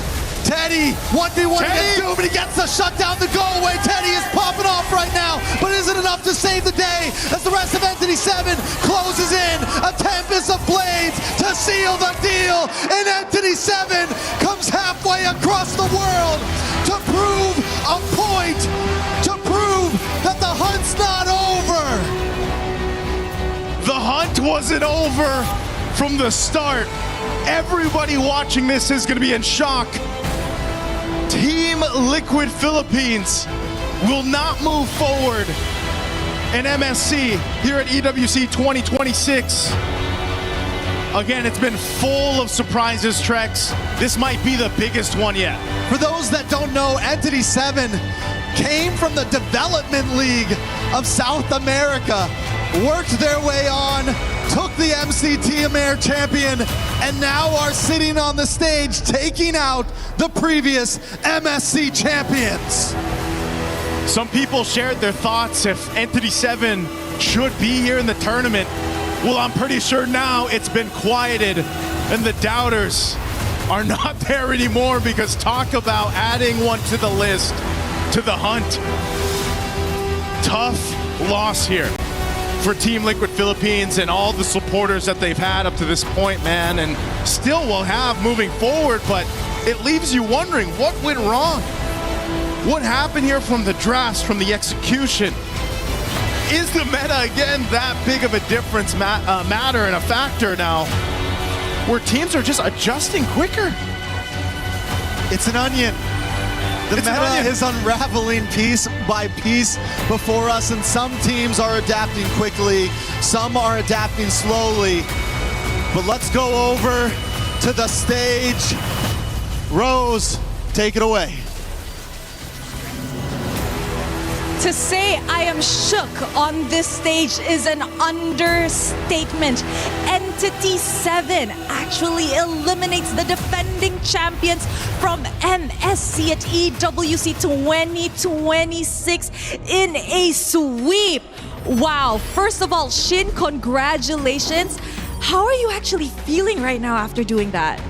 Ante todo, Shin, felicidades. ¿Y cómo te sientes después de esta gran victoria? Sí, me siento bastante feliz, bastante emocionado. No le ganamos un equipo fácil, la verdad era un equipo que a mí me gusta mucho, los considero muy buenos y me siento bien, la verdad, haberle ganado. I'm really happy, I'm really excited. We didn't get a win against an easy team. There's a team that I really respect and admire a lot, and I'm really happy we won. I agree. This is definitely not an easy team to beat. So what does this victory mean for your region, you know, South America as a whole? ¿Qué significa esta victoria para tu región, Sudamérica en general? O sea, no sé si se puede explicar con palabras, pero esto es demasiado para mi región haberle ganado a un equipo de tan alto nivel. I don't think I can put this into words, but it is immensely big that my region won against an opponent of this caliber. I agree. You know, I think this match is a statement that the other regions are actually beginning to step up in the land of Dawn. So I have to ask you, after your loss up against Onyx in your opening match, what did you guys actually worked on to achieve such success today? Después de su derrota en contra de Onyx, ¿qué cambiaron y en qué trabajaron para conseguir la victoria hoy? Yo creo que el draft, porque nosotros no estábamos acostumbrados a este draft, fue totalmente diferente a lo que nosotros jugamos anteriormente y yo creo que si ahora cambiamos el draft, sí vamos a conseguir ganar también. I think it was mostly the draft because we weren't used to the draft we were playing, but now we adjusted the draft and I think that if we just keep adjusting the draft, we're going to continue winning. Ooh, I like that. Very draft reliant, and I gotta say though, the meta this time around, it's crazy. So many possibilities. So of course, your next match will be up against Pro Esports, right? So how are you guys preparing for that matchup? Tu siguiente enfrentamiento va a ser contra Pro Esports. ¿Cómo se están preparando para ese partido? Pro Esport, no los recuerdo quién eran, pero bueno, obviamente ahora voy a revisar. Creo que sí nos vamos a preparar bastante bien. O sea, obviamente vamos a seguir entrenando y bueno, a darlo todo. I don't really know who they are. I'm gonna check them out right now, but we're going to definitely prepare and study them. Okay, now perfect. Before we crush some keys and some dreams, I want you to give a message to the South Americans watching back at home and supporting Entity 7's journey here at MSC. Quieren que des un mensaje para todas las personas en Sudamérica que los están apoyando. Bueno, que nos sigan apoyando. Yo había visto cuánto porcentaje teníamos y no mucha gente confió en nosotros, pero bueno, al final dimos una sorpresa y ganamos. Please continue supporting us. I saw how much percentage we have and not many people were with us, but please, those who are there, continue supporting us. Aw, so wholesome. And you know what? Are you ready to crush some keys? Are you ready? ¿Estás listo para romper unas llaves? Yes. Yes. All right, can we please have Entity 7 here? First up, who will be the one crushing the keys? Can I have a, volunteer who wants to push the lever? ¿Quién quiere? He wants to go? Okay, let's go guys, follow me. Let's go crush some keys over at the Key Crusher. Oh my. They are now considered the underdogs of the tournament after beating and eliminating Team Liquid in defending their title. Can we please have the LED to open up so we could actually proceed to crush some keys? All right.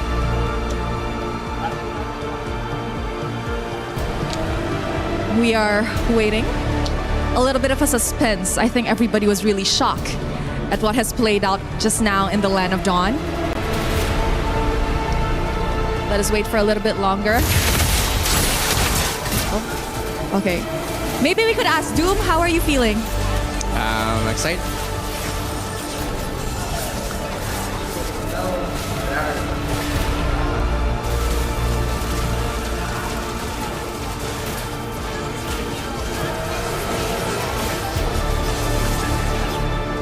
Right now. I love it. All right, guys, it is time to crush some keys. There was a little bit of a difficulty just now, but don't worry, all is set, all is well. You may go, don't worry. All right, guys. Entity 7, you can go closer and watch. Feel free. All right? In 3, 2, 1, Entity 7 officially eliminates Team Liquid from MSC at EWC 2026.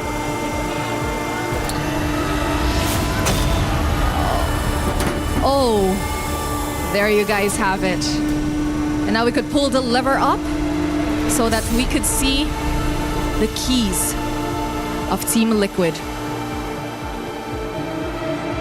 All right, thank you very much, Entity 7. We will see you in your next match up against Pro Esports. And of course, we are gonna show the key to the camera before we throw it back to the studio. All right, guys, there you have it, ladies and gentlemen, throwing it back to you guys. Well, it's not Vamos Team Vamos, it's Vamos Entity 7. South America not only gets a win and stays alive in this tournament, they take down the defending MSC champions, which guarantees this year's MSC at EWC 2026 will have a new champion. But more upon that, despite all the shock, despite 92% of you thinking Liquid PH would take the win, only 8% of people thinking what just happened on stage would happen, it is important to recognize the valiant effort of Team Liquid PH. It was a meta that didn't obviously work out to suit them, and it was a meta that they felt a little behind in, but you cannot doubt the greatness of what they've done in the past. We are sure they will be back. A big salute to all of you. I know you might be hurting right now, fans, but there is still so much more MLBB to happen. And to switch gears, guys, what a valiant performance from Entity 7. Yes. To have that loss and to turn it around in such a way. I mean, goosebumps, but also pride. Also, what do you have to add to that, Rimar? Because it's an amazing thing to see when esports gives us surprises like this. What an image that was, and I can't believe it's the Filipino in the panel that's going to have the first word on this, just watching the champions of the Philippines get eliminated. But it was doomsday for Team Liquid Philippines with Captain America's hide-on bush. He was the one that popped the key of Liquid. And yeah, patent pending, Captain America's hide-on bush, you're welcome. It's not just Captain America, it's Captain America. Is that the one after Winter Soldier, or?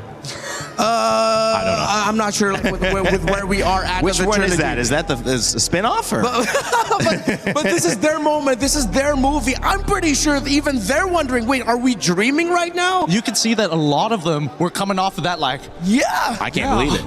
Did that just happen? No, you go up and do the handshake. I don't want to do it. Who wants to do it? Yeah. Because the truth be told, I don't even think that Entity 7 believed that maybe, hey, this could be it. This could be their moment. It just happened. Yeah. And I know with our community, we focus on a lot of what could have been and what could have been different, what could have been changed.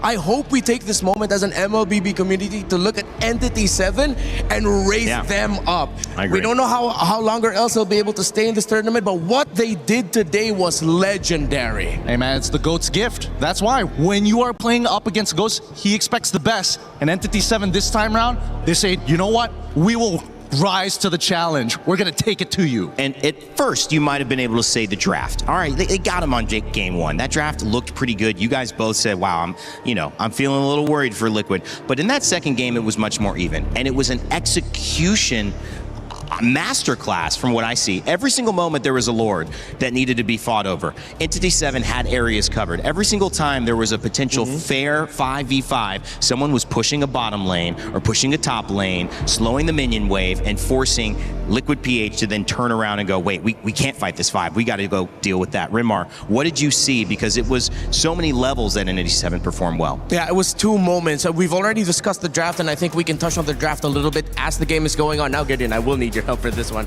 So there's 2 big plays wherein Liquid forced things that, if it went well, looks great. But the fact that Shin and, can't believe it's the 2 picks, the Eudora and the Claw that I've been dogging on all day long and all MSC long, that actually ended up delivering the difference.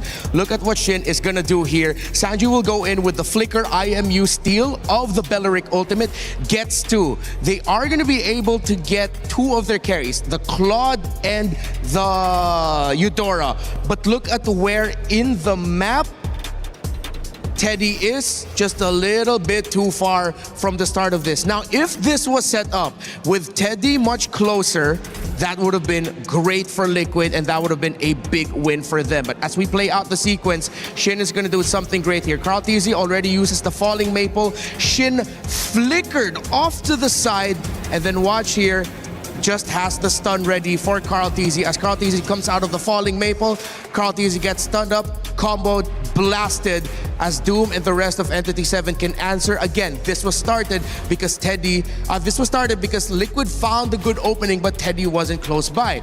Now I have a second play that I would like to show everyone right here.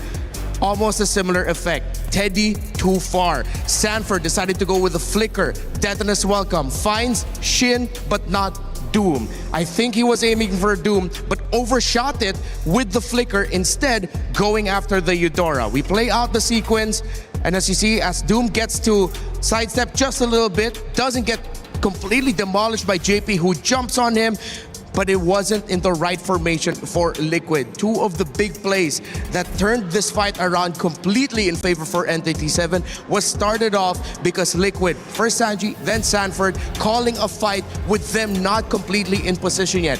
Very different from the Liquid that we're used to. They thought that maybe they could drag out the fight, war of attrition, and then wait for Teddy to show up. But it's at those moments where we've seen in previous Melissa games, when you initiate, you need the Melissa ready. You need Muddles ready, and then basic attack. That's how you get your combo off. If that combo is off and the front line goes down quickly, you just have the Barretts with you. It's gonna quickly crumble to the point where you get Teddy sent back, you get not even Sanji wasn't there for that fight. So them starting, that felt like 2 fights forced because they were so eager to get a win after they started feeling Entity 7 was on the way to victory. It was really a masterclass to see how some of these team fights showed up, because you look at a team that maybe isn't tested in this way, the same way that Team Liquid PH has been tested and has proven that they can survive and pass that test. And you go, one mistake, I mean, one bad fight, this game's back even, and then maybe they win, and then now you're 1-1. I mean, the momentum's gone. But to have the maturity and to be able to acknowledge the position that they were in, but not be afraid of the moment, I feel like that's just, again, congratulations, but also we need to pay more attention to Entity 7 throughout this tournament. Oh yeah, we absolutely do, because they were playing a much stronger game overall. Even in the moments in the clips that we did just see, there were moments of sloppiness, moments of, oh wait, how in the world does Shin walk away with 1 HP, even though Samford was right on top of him after they did his welcome. There's a lot of these moments that we aren't capturing as often as we expect TL to do. We expected them to play as clean as possible, and unfortunately that just wasn't the case, and that's how Entity 7 gets that one up on them, on top of the advantage from the draft, on top of the advantage being at match point. Yeah, I'm going to double down on that. People have to acknowledge Entity 7 played better within the game this entire series against Team Liquid Philippines. Yeah, it was clear to see, and someone who's new to MLBB and learning every single day, these were some of the things that just seemed kind of through the eye test, I say it, pretty obvious that Entity 7 was able to have command of that, and it shows in the results. 2-0, again, it's not easy. Team Liquid PH coming back, wanting to defend their title. It's in Paris. MSC's only been internationally tournament, in outside of South Asia or Southeast Asia? Southeast Asia. Southeast Asia for a couple of years, and so it's a great opportunity for everyone to be here. Everyone's putting on their stuff, and when you go home, that is a moment like here. You have your key crushed. It's hard to put into words. It's not something that you enjoy, and again, hearts go out to anybody leaving this tournament, because there's a lot of young men out here doing their absolute best, representing not just themselves, their families, but their regions, their homes, their countries, and their own personal stories. So again, we wanted to talk with them. We know it's not easy to do an exit interview. We appreciate you, Teddy, for taking the time to do it. Let's hear his final words here in this MSC as he tells us what's on his mind after the loss. It's Eterna here, backstage with Team Liquid. We have Teddy and we have Coach Aeon. Thank you so much for being here. Maybe, Coach, you could start. What went wrong in that match? To be honest, I'm not quite sure at this moment, because we need to review it. I mean, we knew what went wrong in the first series against Aurora Turkey, but in this series, we felt that both games could have been won, which is very rare for us to lose games that, we think the draft was fine, but of course we need to review it. We don't know that for sure yet. But overall, I think with this result, it just means that we didn't adapt to the meta as well as the other teams. It is what it is. Okay, so it's more on the meta. Teddy, maybe? Do you agree? Is it a meta problem for you? Yeah, just like Coach Ayan said, we didn't adapt on the meta faster, and we need to review it. How did you feel about your performance personally? Personally, I think I didn't do my best. I didn't show my best performance, since there's a lot of heroes that I practice in scrim, but it didn't go in tournament. Okay, so if there was something that you could do better, is it the hero selection? Is it the execution of the heroes, or it's both? It's both. What was the main challenge for you personally as a player? Personally, the meta. So the just meta the change. meta. Yeah, the meta change. So the mindset heading into this was okay? It's okay. Everyone was okay? Yeah, everyone's okay. Coach, after that loss yesterday, heading into today, was the mentality from everyone okay? Was like the mindset, the motivation, everything was okay as actually well? We are really confident heading into Really today. confident, okay. Because after the loss, we actually did have a full day or 1.5 day of practice. And to be honest, the practice went super well. We even played some of the teams here, and we did really good. And the things that we changed seems to be working. But of course, we couldn't show that on the stage today, which is something that I felt is really regretful. But at the same time, again, we have to review, because with the players that we have with this result, I think it's fair to say that we didn't prepare the team well enough as coaching staff and management and whatnot. So Yeah, so for me, it's something that I reflect on and learn from. Yeah. So obviously Teddy's here, but the rest backstage, how did they handle the loss? I mean, they're professionals. They will be fine. But at the same time, of course, it's going to be hard because we came into the tournament as the favorites before the patch, right? Obviously, with the patch dropping, just 1 week before the tournament, it's going to be hard. And it's not a small patch because it really changed the game entirely, how it was played before and after. And so it became more of a coin flip. And that's why I think we see all the favorites are also losing in this tournament. So, I mean, with that said, it's going to be tough because, right before the patch and also heading into the tournament, obviously we did well at MPL and Asian Games. And we were really confident. Yeah, so it's a huge shake-up. And for sure it's not easy, not the result we expected at all. So, yeah. What are you going to tell the players when you get to meet them after this? I guess this is something that we have to learn from. I mean, whatever happened already happened. There's nothing we can change from it. So let's make sure that we use this to make the rest of our year stronger. Thank you, Coach Ayan. Teddy, maybe before we send you guys off, do you have something to say to the viewers, the audience, your fans? Yeah, I just want to say for all the Team Liquid fans and to all the Filipino fans, thank you so much for supporting us and make sure I will make sure we will come back stronger. Nevertheless, whatever happened, you guys did your best. So thank you so much for being here. Thank you, Coach. Thank you, Teddy. Thank you. We're going to throw it over back to you guys. Well, you can tell that there's a bit of a dismal, outlook on the conversation coming up. It's tough. There's really not much to say now, but they're going to review it. And, what else can you say, Rinmar, after a moment like that?